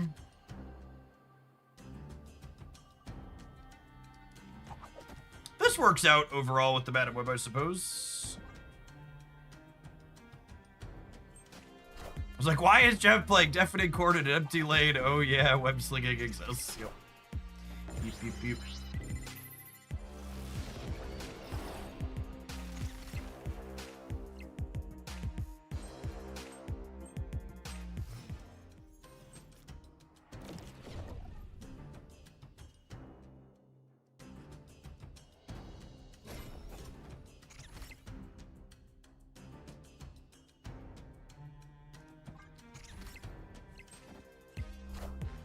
Please kick my silk around.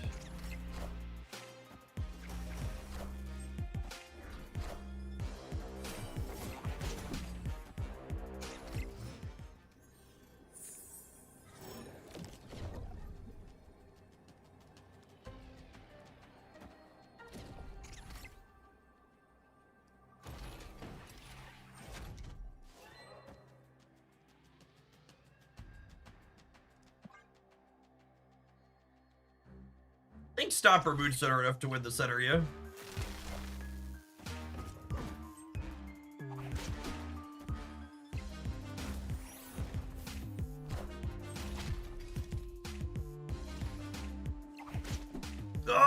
Oh, come on, Silk!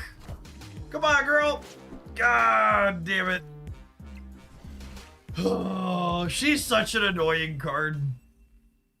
Like, you have to play her with Hydra Stomper and Batrick. But like, losing that game because we lost 3 50-50s in a row is just like such a big oof.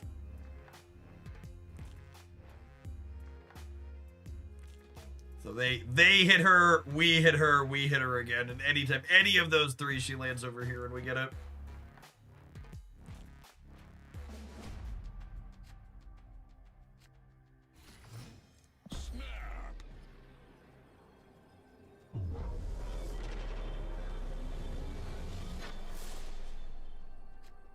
Just win the coin toss, as we just went over. I'm very clearly not capable of that. She was unwilling to go to the right respect mood, honestly.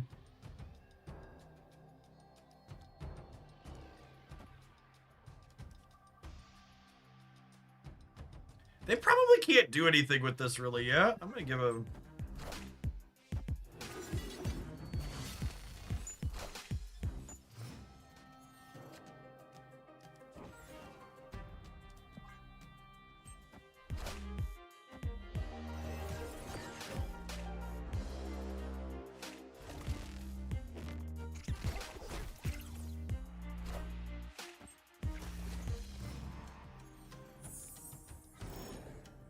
Ooh, that's great for me, actually, yeah. I get to go this into this.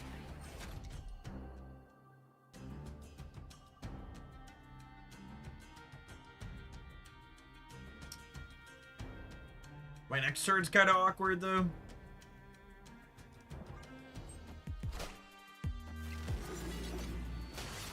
Oh, I could stop her first and he would pull to the right on Asteroid. Yeah, I missed a point on him. Good call out. Clear for takeoff.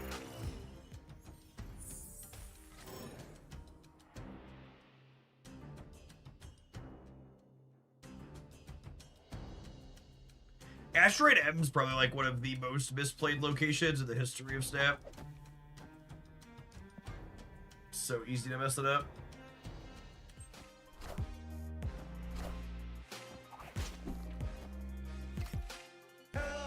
Can you understand me?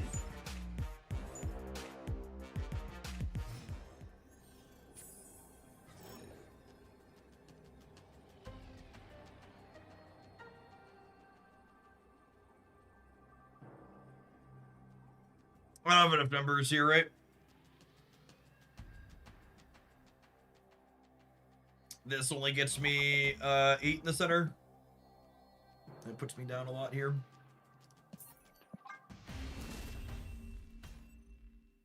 Escaped.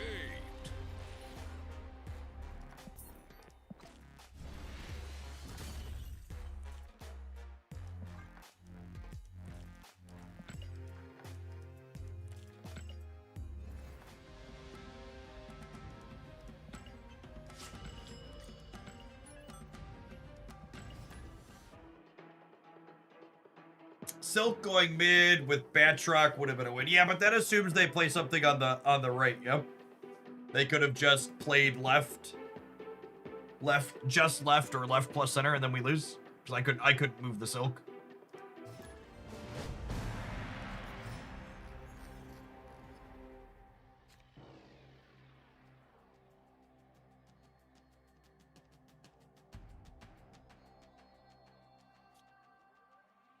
Opponent snap. Oh, snap.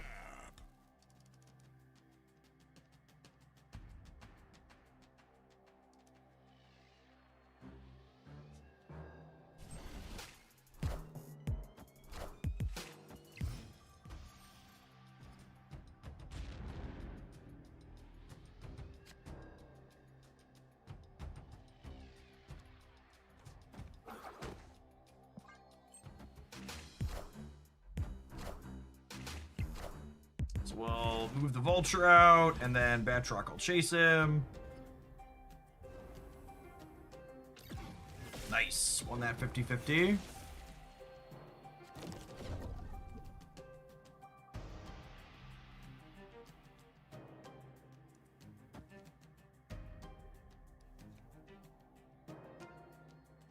Do I burn the ghost to get what's this nuts back? I think so.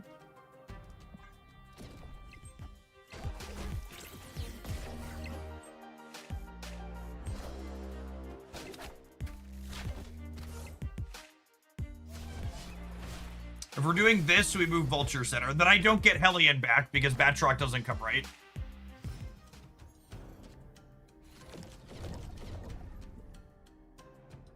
I wanted to fill the Sanctum this turn.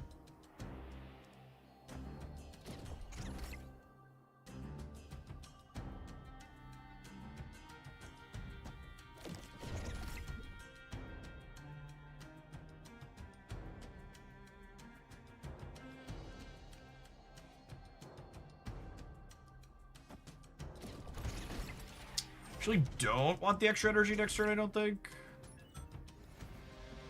Man, the Mana Web crashes have been real unfortunate.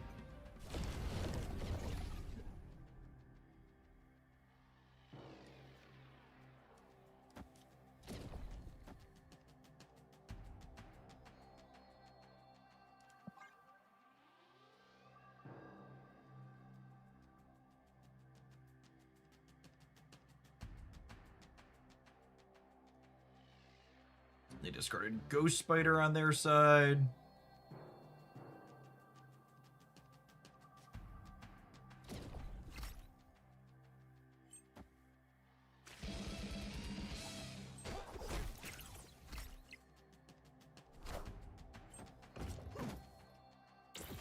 Oh, I forgot Batroc was gonna follow their thing. That's exceptionally bad for me.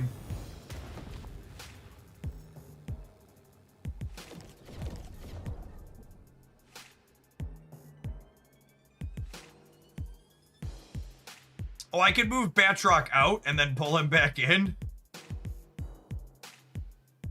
They also have priority and can dictate where my Batroc ends up at, though. That probably means we're dead. Yeah, I'm not into this. Jace tagged me in one that looks all right here. Well, mostly.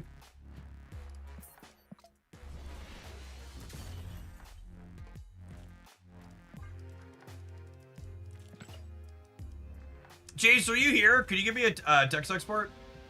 So I don't have to build this by hand. Like some type of caveman.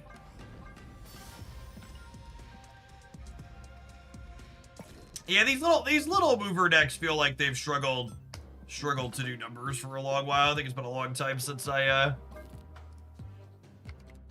played one of those and felt good about it.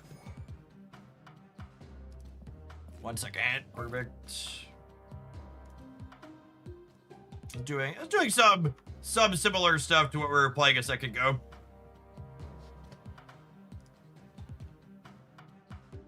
A little bit more top end. It's got Iron Man as a payoff.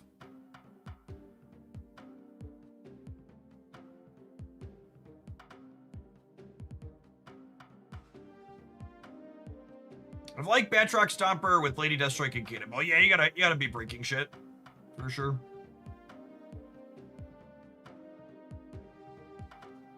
It's absolutely the case. DM'd, thank you.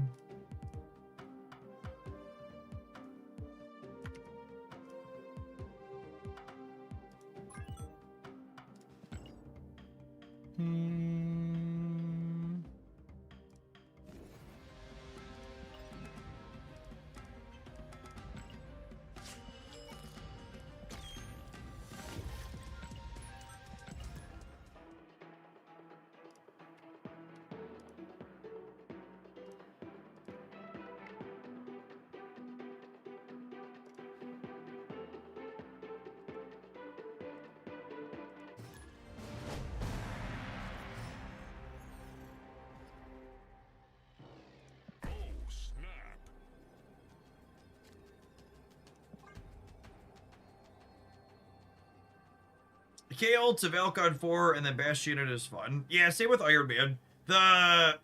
KL to let you Valk earlier, something we did. We played a Cerebro 3 activate build. That was doing that and felt quite good. Turns out 2 energy Valk for turn 6 is quite correct. Who'da thunk? Opponent snapped.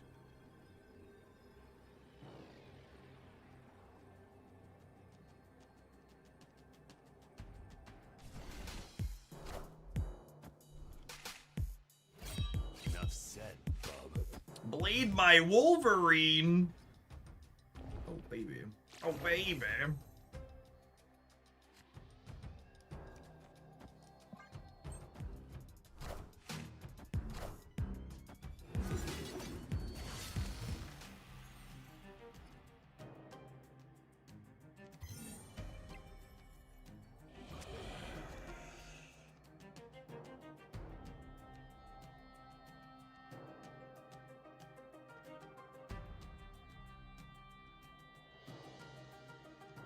So many choices here.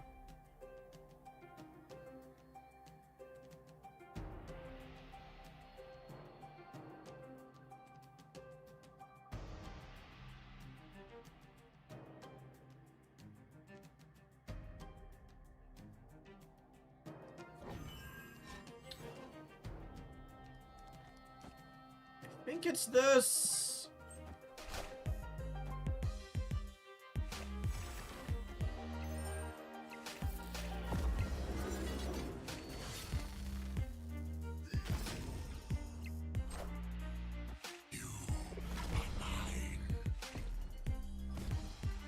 Enough said, bub.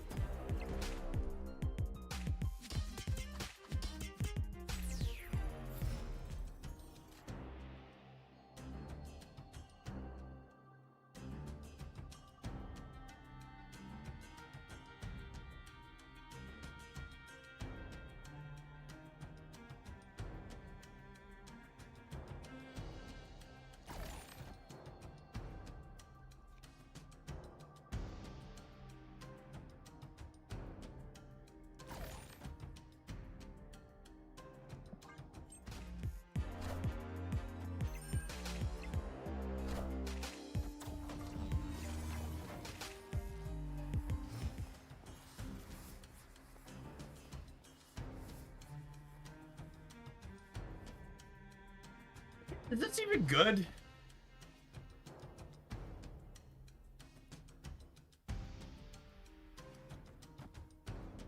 I think they're gonna re-roll Strange Academy with the Sword Seer. Well, they might not now that I copied them. Okay, got me.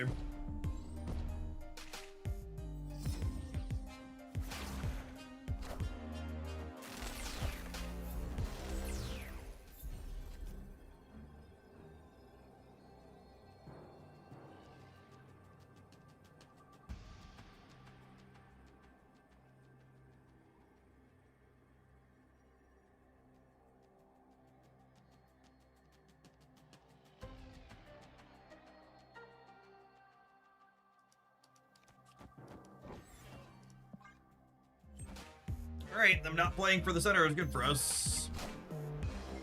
Was Iron Man better than playing a second thing into Carter? Yeah, maybe? I didn't actually do math. We can count it in a second. Let's just let Brood sort it out here.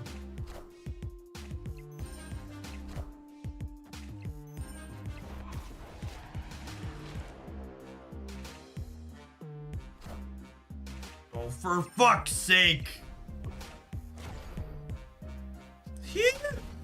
Thanks, Gambit. Fuck you too, bud. This guy. Okay, so Carter into Iron Man would have been Iron Man would have been 3, 4, so it would have been 4, 9, and then 3 is 12. Would have been 24 here. So we're one less with the Iron Man line here.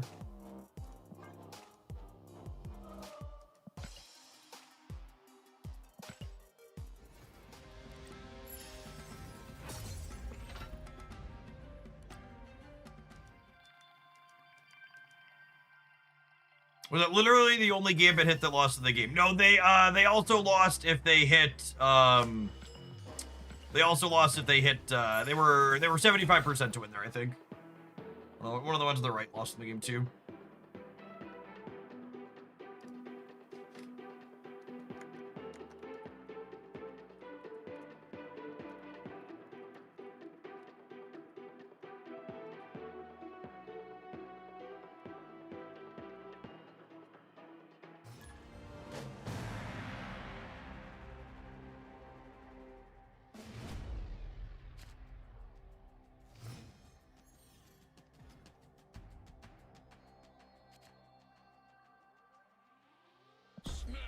Oh, you know, looking at this deck got actual zero ways to... This deck's got actual zero ways to get Lindley over to his sword, right? I guess Grandmaster, kinda? Grandmaster, kinda? Generally, not really. He goes 1 in 14, something like that.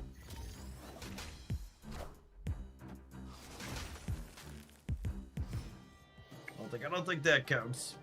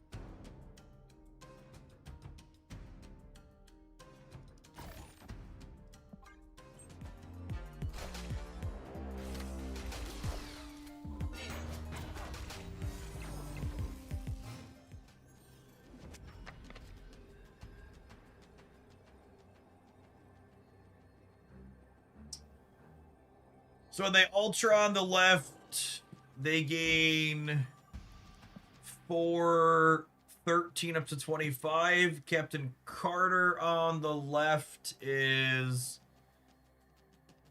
5, 10, so it's not enough. Victory.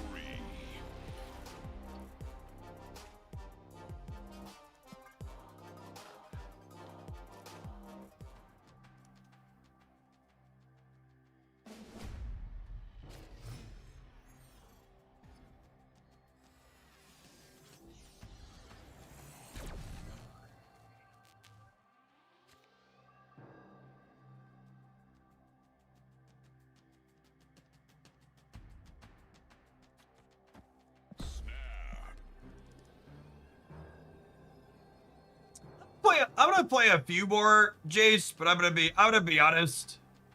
Iron could be speed. I was just about to say, this seems like a neat deck idea, but it feels like a content creator special. It feels like you took Lin and shoved him in a deck that doesn't really want him. I don't know, there's some bits of this works okay for us here, but it feels like the noteworthy parts of what this is doing are not Lindley.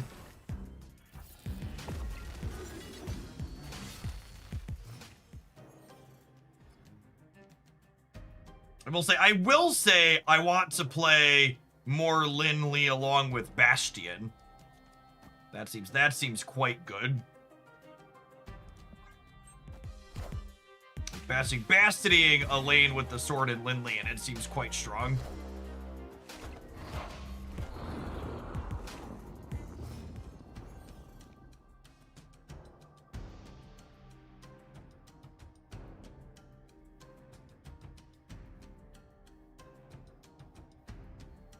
Yeah, that was my plan, is just Hood Tau Center, because it's just so many points you, like, undo Hood's penalty, yeah?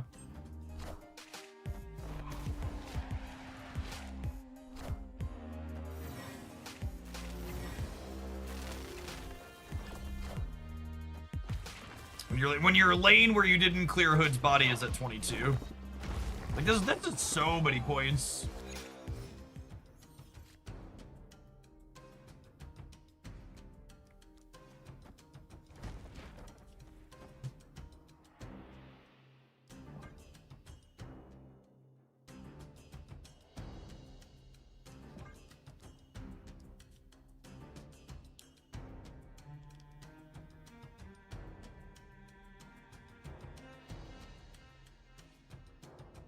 How big are these? The bots are 6. They're going to 24 center.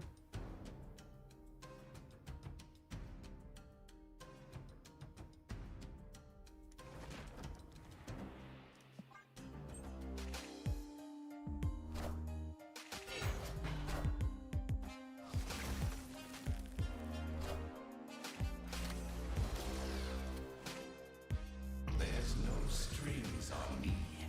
All right, we know they have Kazar in their hands.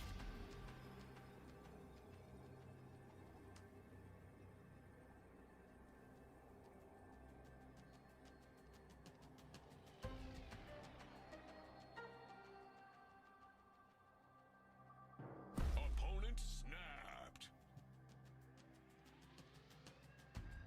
I want to stay because that's what we do.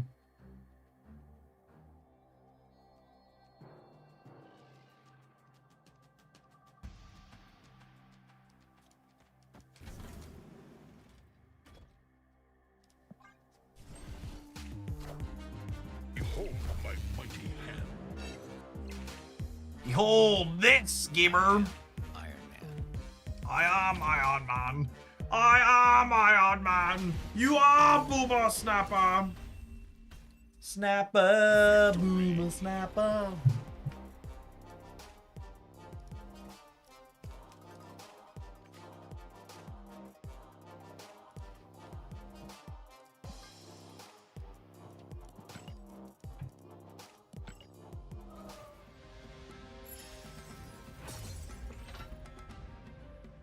I'm not sure I've ever seen a -3 power hood lane where Iron Man was good at it. Yeah, I just doesn't feel like a Lindley deck. Isn't cute. We might revisit something close at some point in the future, but he just doesn't belong here. I will say I will say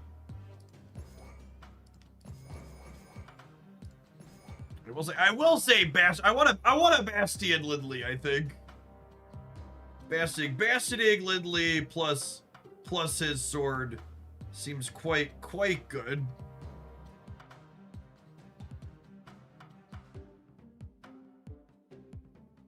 Frigga's okay as well.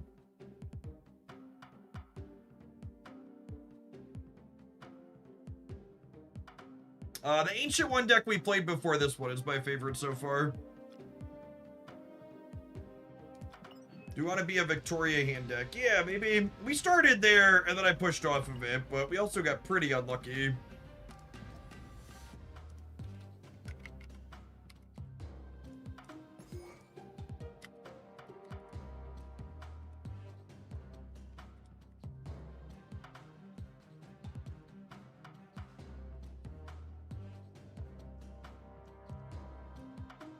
Do we still want to be a Carter deck? Maybe. We started with Bounce, and I really just don't think you have the bandwidth to you don't have the room to play Disruption with move Bounce, and your raw points aren't enough. It's like what it comes down to. Nico's not a bad idea. Nico's copy is randomly very useful. She occasionally moves things.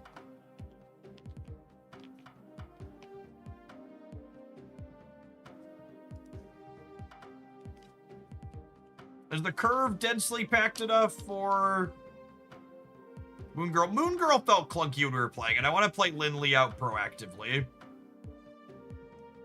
I think is part of my takeaway.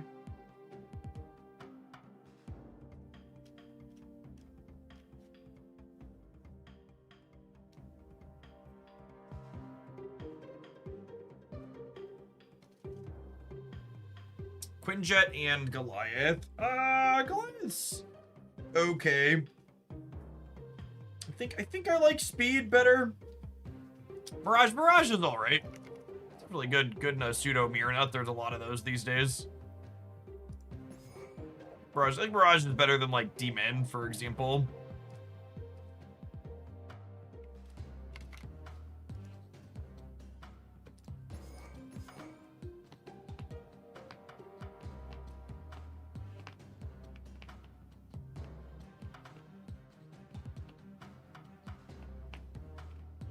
Makari can set up a tower lane nicely. It's also decent with Bastion. See, I disagree that it's good with Bastion in a deck like this. When you really need to be meticulous about where you're placing your cards, Makari running to the board's likely to screw you in a lot of spots.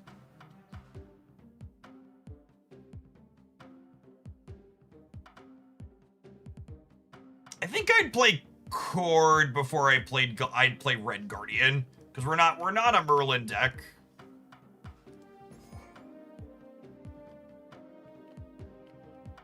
Cord's okay.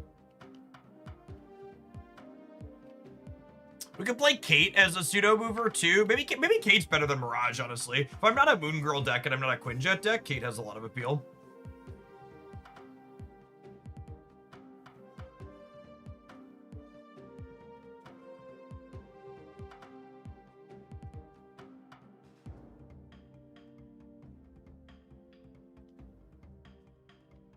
I think the way things have lined up, I prefer the idea of web slinging to Ghost Spider, just so we don't have spots filled up on the board for it.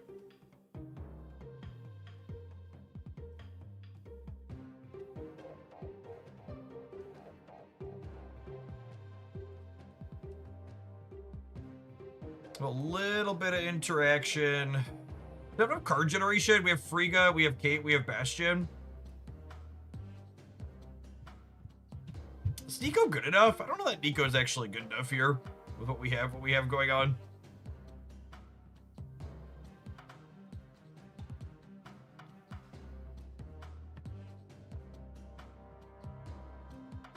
Valk's not too negative for you. Playing a 5 energy card is just like approximately 1 million energy.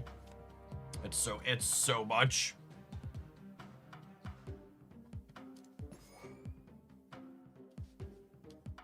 I'm gonna go look at past Jeff's decks and look at what other Victoria hand stuff's playing.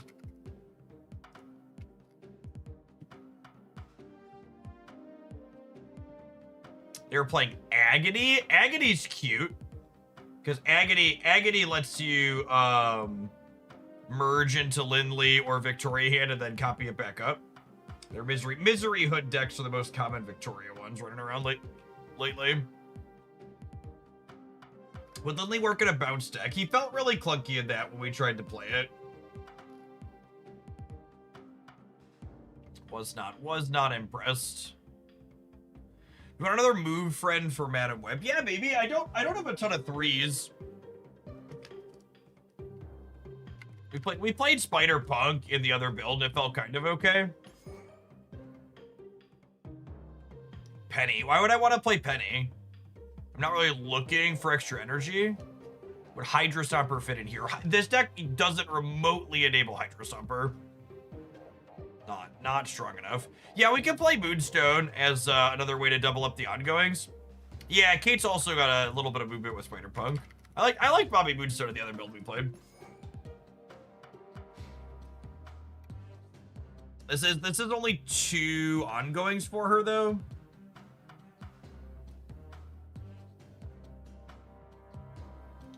I don't know that only 2 ongoings is actually enough is the problem.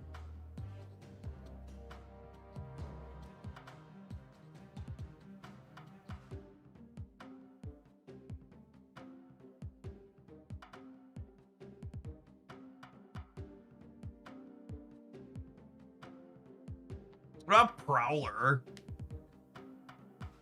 Prowler's interesting. I don't know that we ever make Prowler free, but that might also be okay. Prowler needs to be cast on like the same turn as Bastion. We can play Carter over Spider Punk. I don't hate that.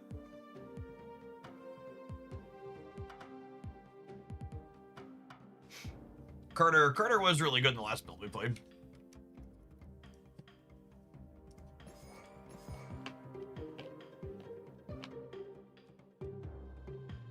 We want a proactive 1 cost for curve purposes. Maybe. Like play Ham instead of Cord. Is there enough for Werewolf by Night? Absolutely not. All right, we've officially entered the Ben and the Deck Editor for too long stage. So I think I'm gonna hit an add roll, and then we're gonna put a couple of cards in here. We'll play this. We'll play some more when we get back. Thanks everybody for hanging out. Don't go anywhere, gamers. BRB.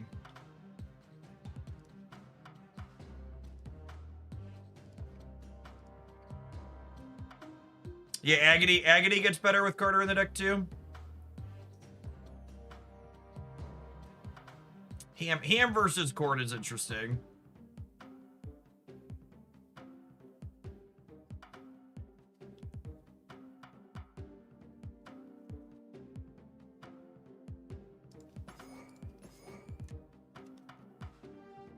I like Agony, but she definitely makes us super linear.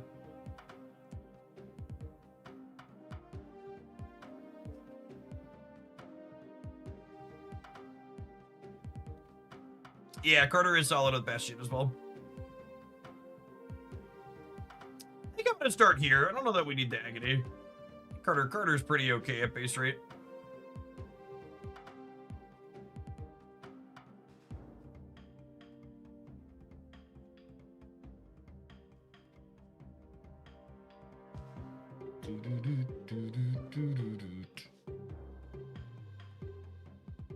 Gosh, we're live for 8 hours today already? It's flown by. Good time to be snap-a-lapping, gamers.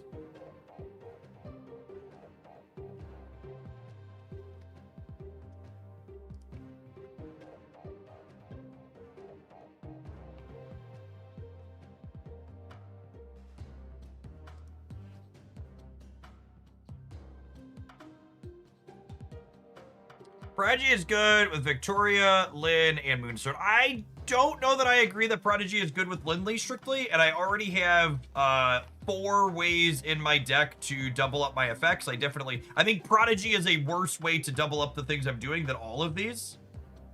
I'm not in the market for a 5th, I don't think.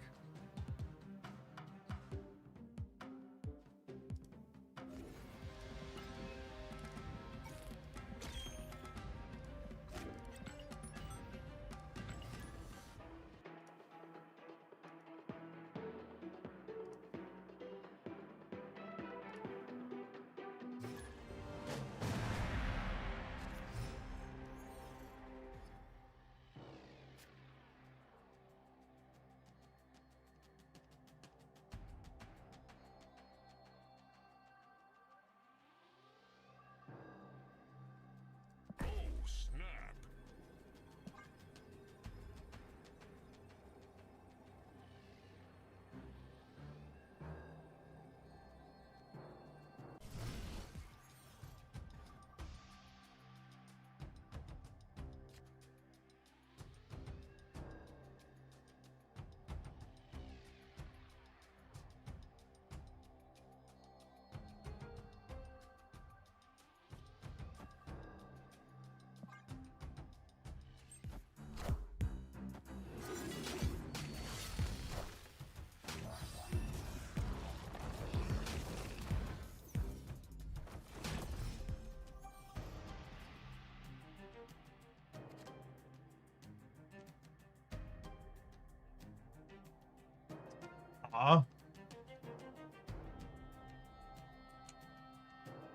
Man, I got a lot of choices here.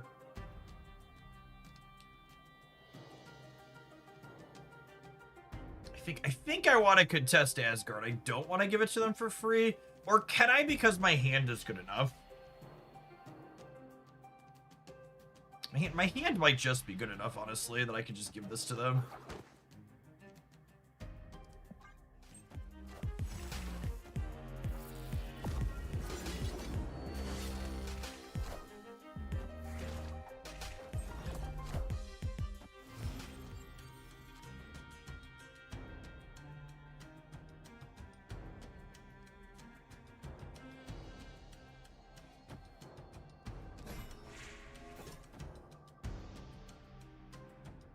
Only a couple more weeks until my daughter is born. Any tips for a first-time dad, Jeff? They grow up really fast. They're really easy when they're first born. Once they start rolling over, the difficulty scales very quickly. From the moment a baby can like crawl, you need to essentially understand that these things are tiny suicide machines, and your job as a parent is to make sure that they fail. Like they are gonna run head fucking first at every single thing that could potentially be dangerous and hurt them. You gotta just make sure you round all those corners off, and you're ready. The dad reflexes meme. The dad reflexes meme is real. You gotta develop those infant power creep. Yeah, there's just a scaling power level as they go.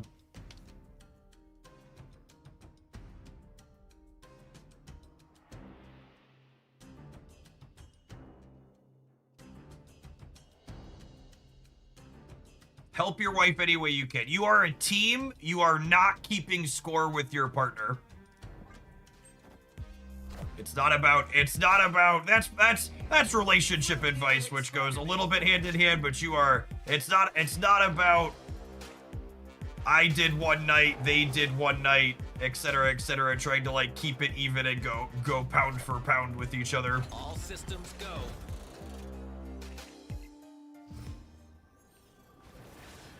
Well, Pete didn't break up Carter and Moonstone, but that's still not stellar for us. I guess we're probably winning here. Each of these are plus 8. That's probably still a win.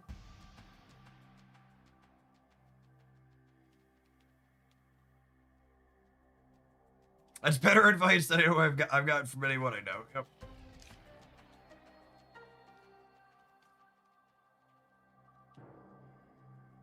I definitely fell into the spectrum of had like literally never held a child before I held my own, so definitely a bit of a learning curve, but it's not too bad.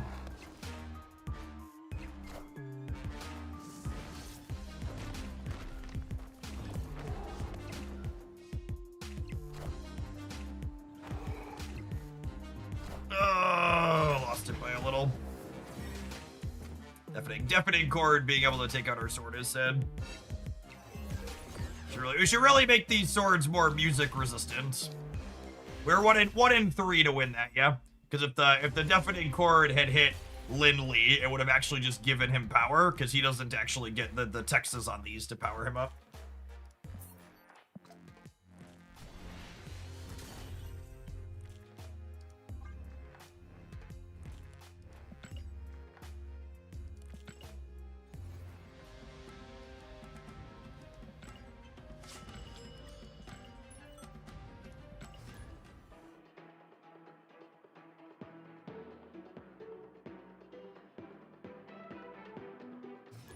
Oh, my other genuinely good piece of advice for a new parent: you're gonna have a lot of really pushy people tell you that, I guess not guaranteed, but in all instances, I experienced, my wife and I had a lot of really pushy people try and tell her that we shouldn't formula feed our kids. And you should figure out what works best for you and your family, and don't let other people pressure you into decisions like that or feel bad about whatever choice you end up making in that realm. The most important thing is that they're fed with something.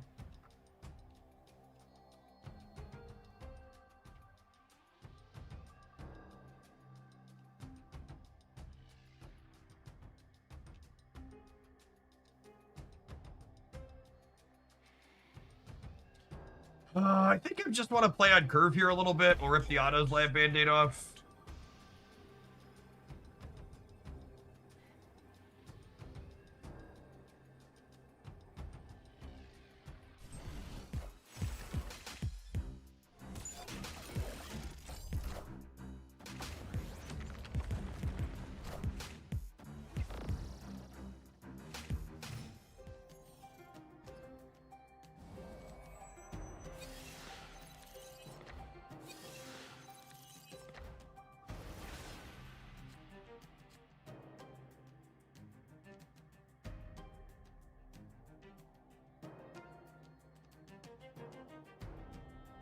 It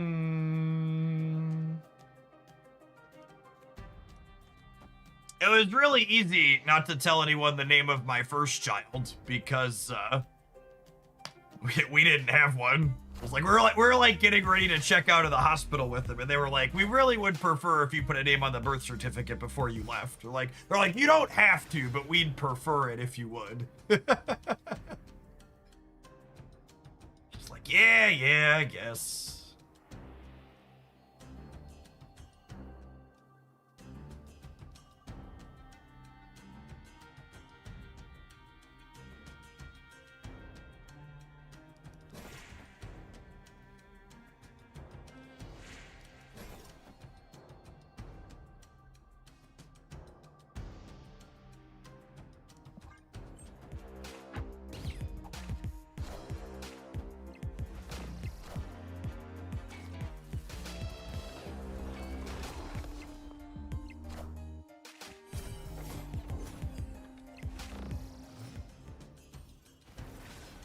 We'll shoot.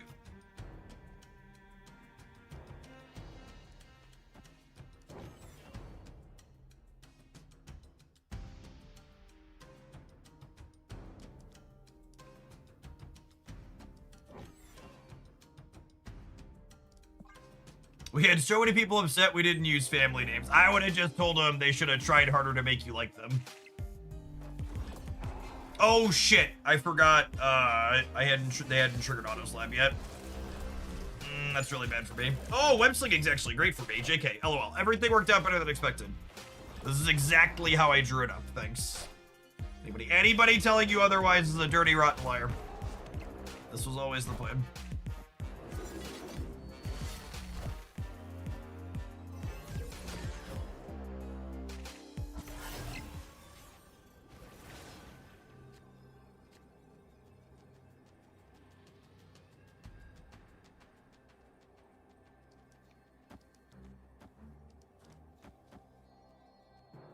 So this guarantees that the other sword goes here.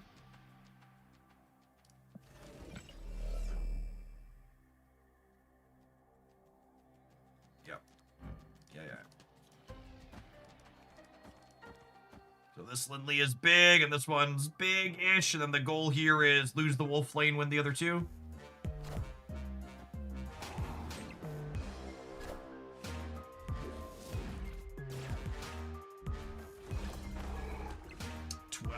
We're tying the center, and then I think I win the breaker, yeah?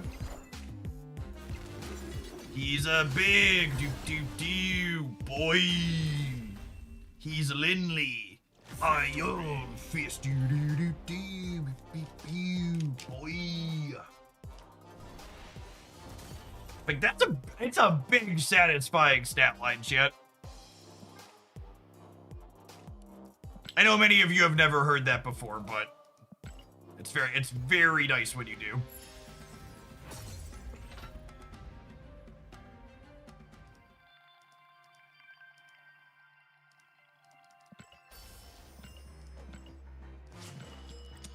I'm glad I have a reason to play Moonstone again. She's one of my favorite cards I hadn't touched in a long time.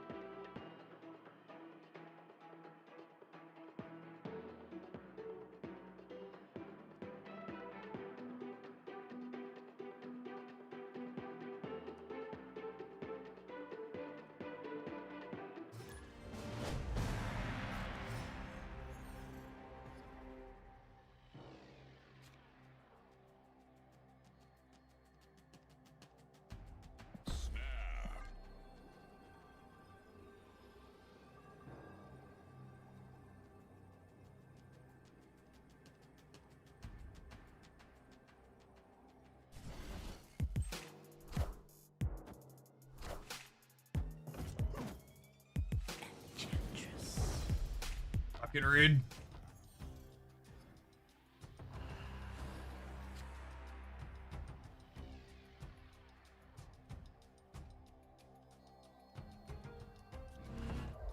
For a chuckle, take a look at Lin Lee's social media opinions. I mean, I assume people don't like Lin Lee because he's not a auto plug into existing decks and do well with them. Anytime you gotta rub two brain cells together to play the card, there tends to not be a very positive opinion of it to start.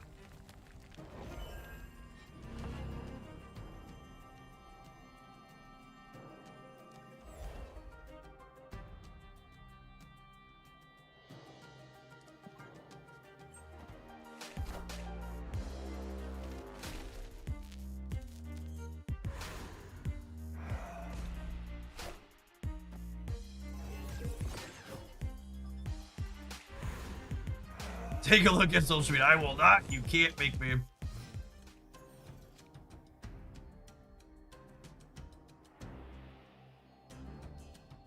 For lack of a better term, I actually, I gave the keys to my Twitter account to my wife, like the midway through December last year. I forget exactly when. I think it was midway through December. And believe it or not, my life has been significantly better not engaging with all that.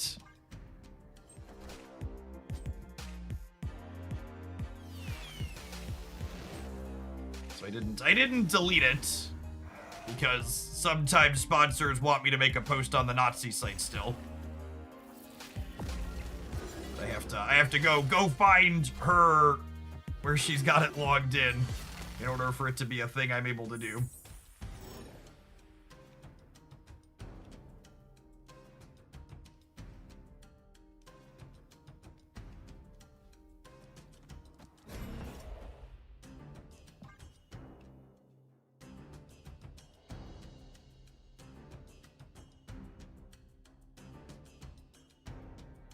And if you're someone who wants to get out of it but doesn't want to fully delete the accounts, like past giving the keys to a significant other that you trust, like another good piece of advice: one, take it off your fucking cell phone.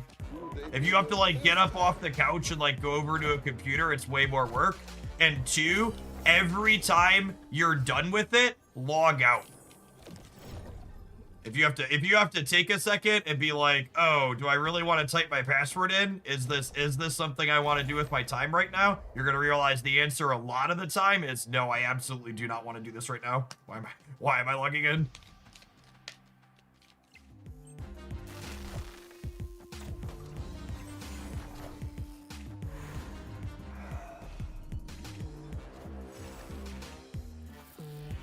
Squad's still a little light.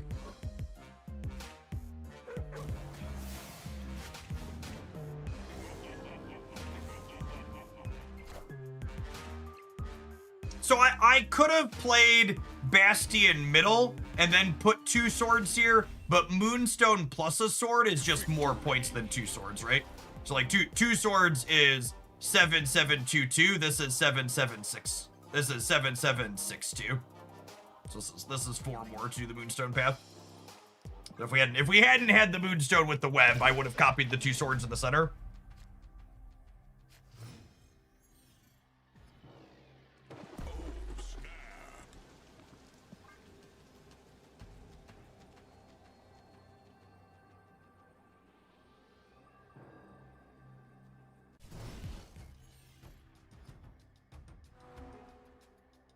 I would have given you another Lindley to get another sword middle. I didn't need another sword middle though.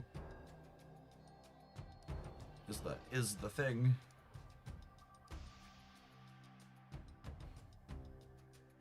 If I draw 3, I'm sad I played the Kate. 3/7 to draw 3.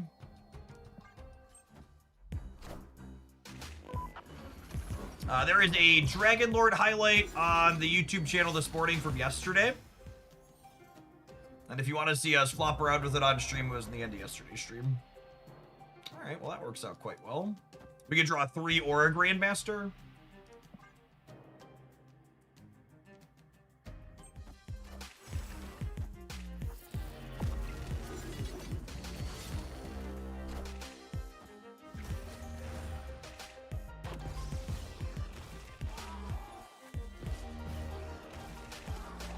Lin Lee Grandmaster is fun.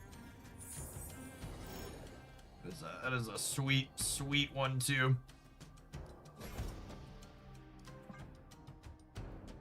Now, unfortunately, they're an Enchantress deck and often a Cosmic Ghost Rider deck, so, like...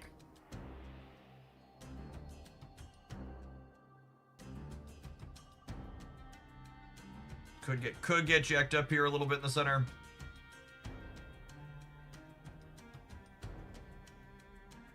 But if they wipe the text off of this one, I can move this one over after the fact.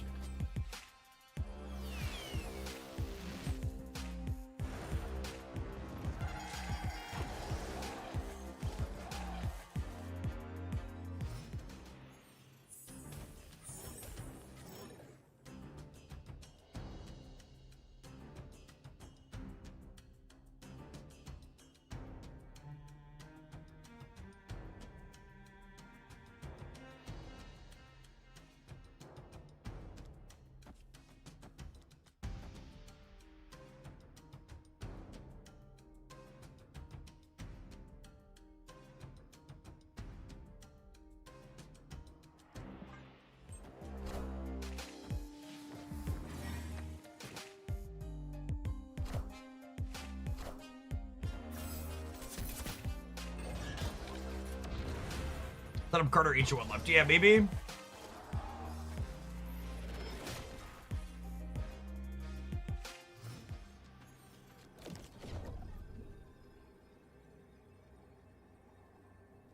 Still soft to Enchantress Center, but winning through Cosmic Ghost Rider by moving this here.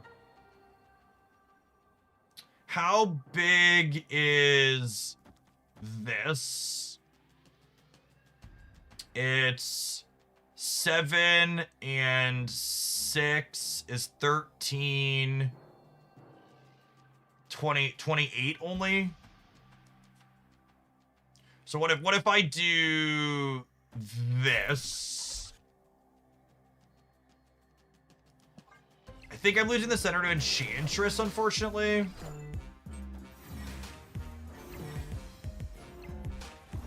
So maybe I'm supposed to play for the left because of that. Yeah. It's...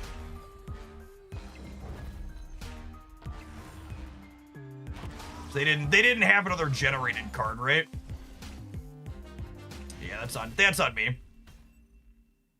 I think because we know they're on Enchantress, I think I have to play for all three because we know they're on Enchantress.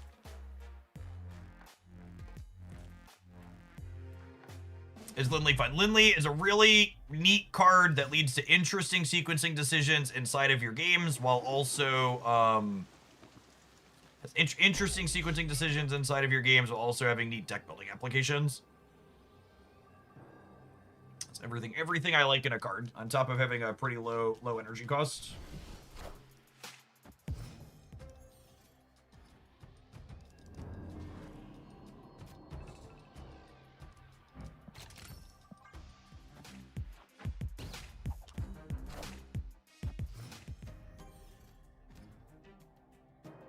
Their last card here could be War Machine.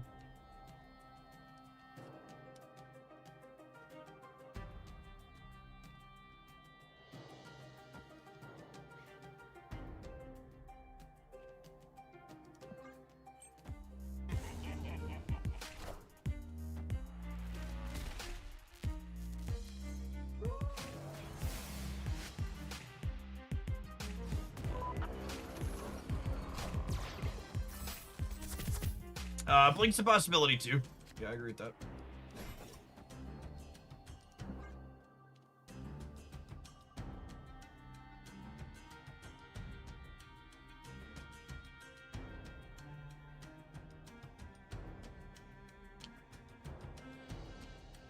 I have liked Ancient One and Lindley decks so far, yes.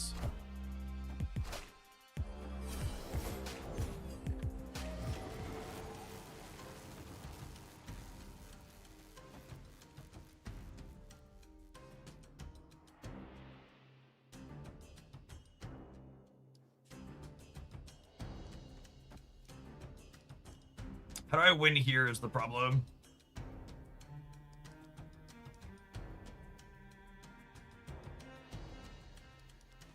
I don't know that I can.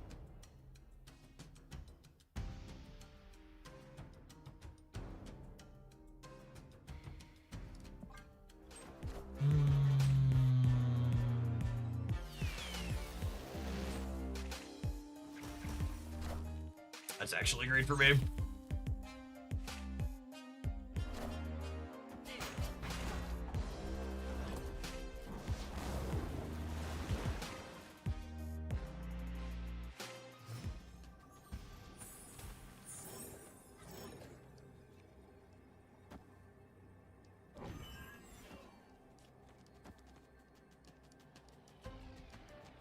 Do this just in case they have a random Red Hulk. Actually, do we think they can put more points on the right? They probably can't, yeah. So I should put Kate here, and then that gives me more points over here.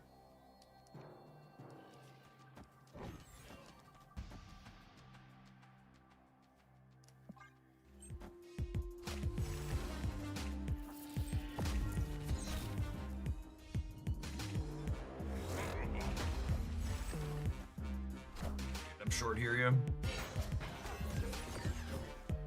Close but no cigar.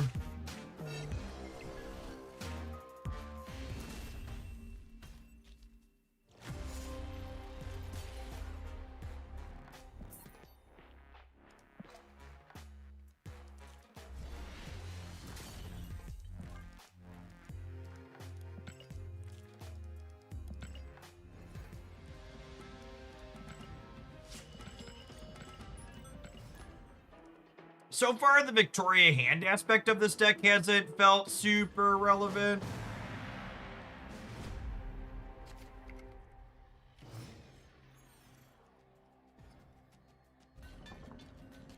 Opponent snapped.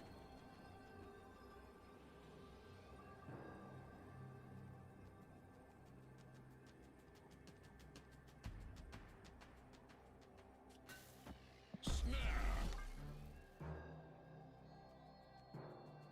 Ancient One Carter on Nidavellir. Looking nice and spicy.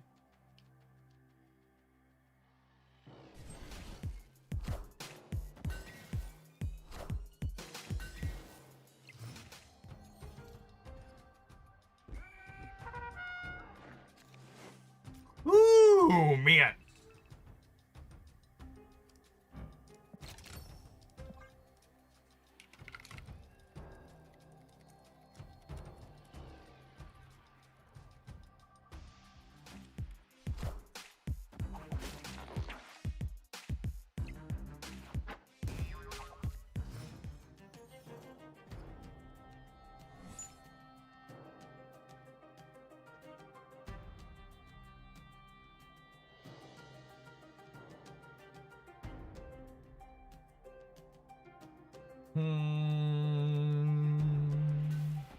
I think I'm just playing this on curve.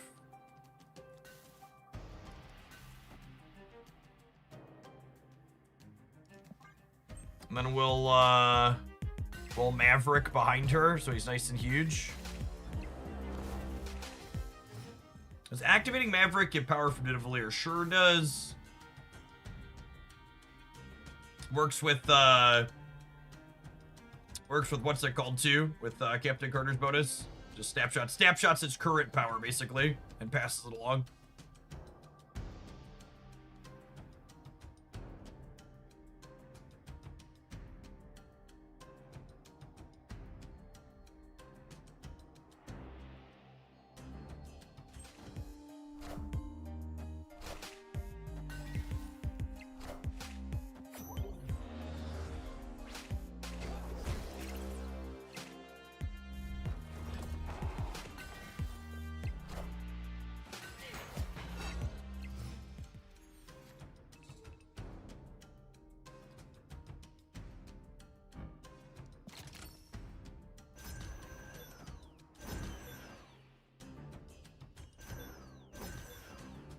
Holy crap.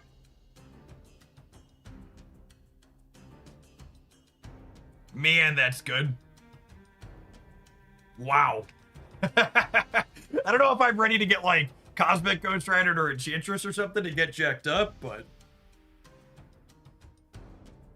Maverick's like, you dodge a deafening chord, we can dodge a ball here.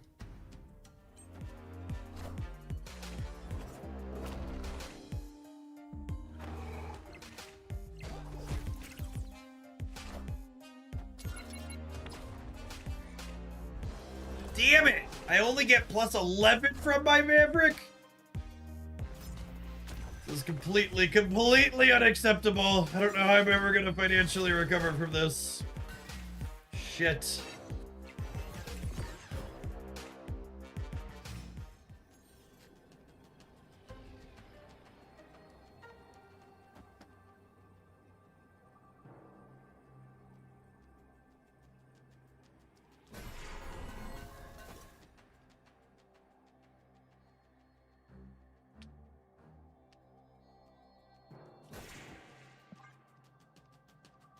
I get my like Grandmaster and Victoria hand to spread points a little bit more evenly, but I think I just want to like put a bunch of points in one of these lanes, hope for the best.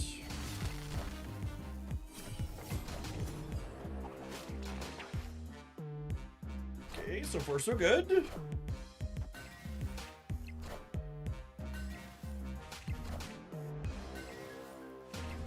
Was this just the show you I bricked on a bunch of rock slide? I think so. Victory.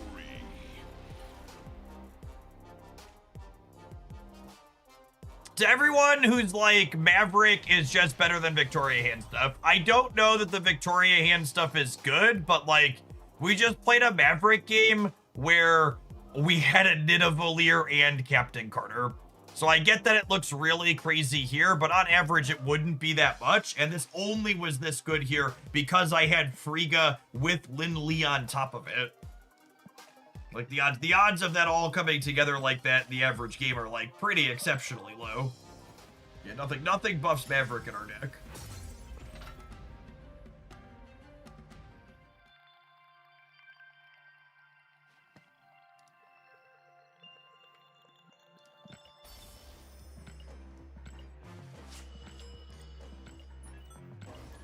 Try one or two more, but I think I like the non-hand build better. It's gonna be the highlight tonight.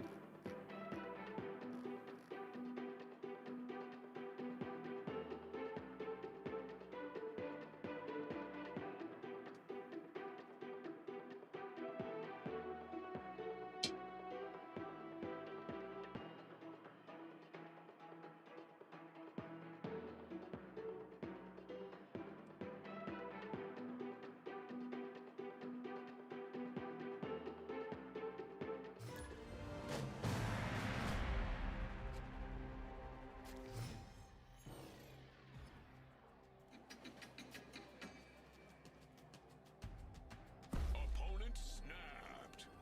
Oh, snap. Has Bastion been good here? Wondering if Prodigy can be, but I really don't understand why people keep suggesting Prodigy. Can you articulate a particular line that you think makes Prodigy look good compared to Bastion?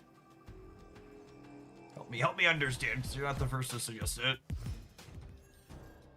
Is Lin worth 6,000 tokens? No cards are worth 6,000 tokens.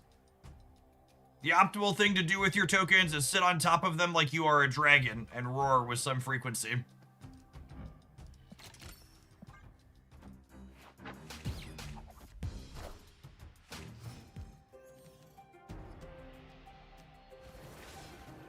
Behind Carter and Swords. I mean, Bastion's really good behind the Carter and Swords too, yeah?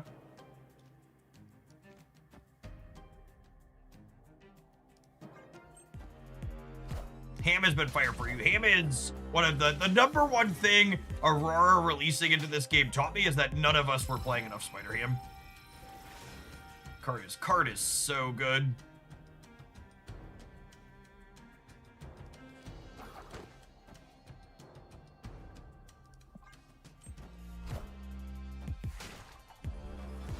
We have not played an Aurora build. I don't think we're gonna get to that till tomorrow. Well, that's rude. I wanted my Victoria hand to be bigger before I got her.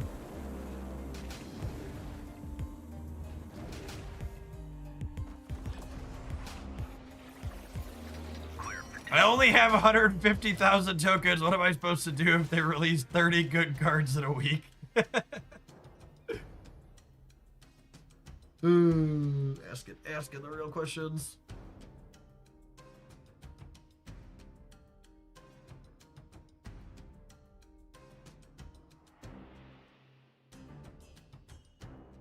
Yeah, I think I'm over the Victoria angle here.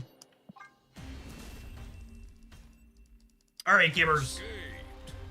I have somewhere to be in less than an hour, and I gotta cut a YouTube video together before we do. I'll throw up the one that I liked here real quick for people that are just joining us. I've got more to explore with Lindley. I feel like Lindley's one of the first cards in a minute where I don't know fully what to expect with the data tomorrow morning, but this was my favorite build that we played. I think we played 5 or maybe even 6 different things, or a number of things we tried. Specifically, bounce and like dedicated smaller movement decks felt clunky. It didn't feel like I quite had enough stats to keep up. This build with Moonstone and Ancient One with the ongoing things let us generate some really impressively big numbers with Lindley occasionally as well. And then Iceman and Ham, like someone talking about Ham just like being an aces card, like really consistently, strongly disruptive effects. I like them both a lot. All right, I am heading out for the evening, gamers. We'll be back bright and early tomorrow morning. I think we're going to kick off.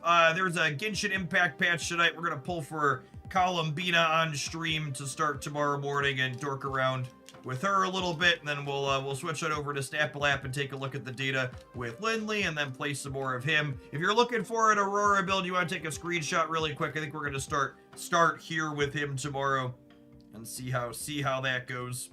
Because he is just this build won't like be going crazy with Lindley in particular. Like you're not going to make a massive number with him, but he is just like good efficient body that like gives you +4 points on the board for Aurora, which is nice. Peace, gamers. Enjoy your Tuesday.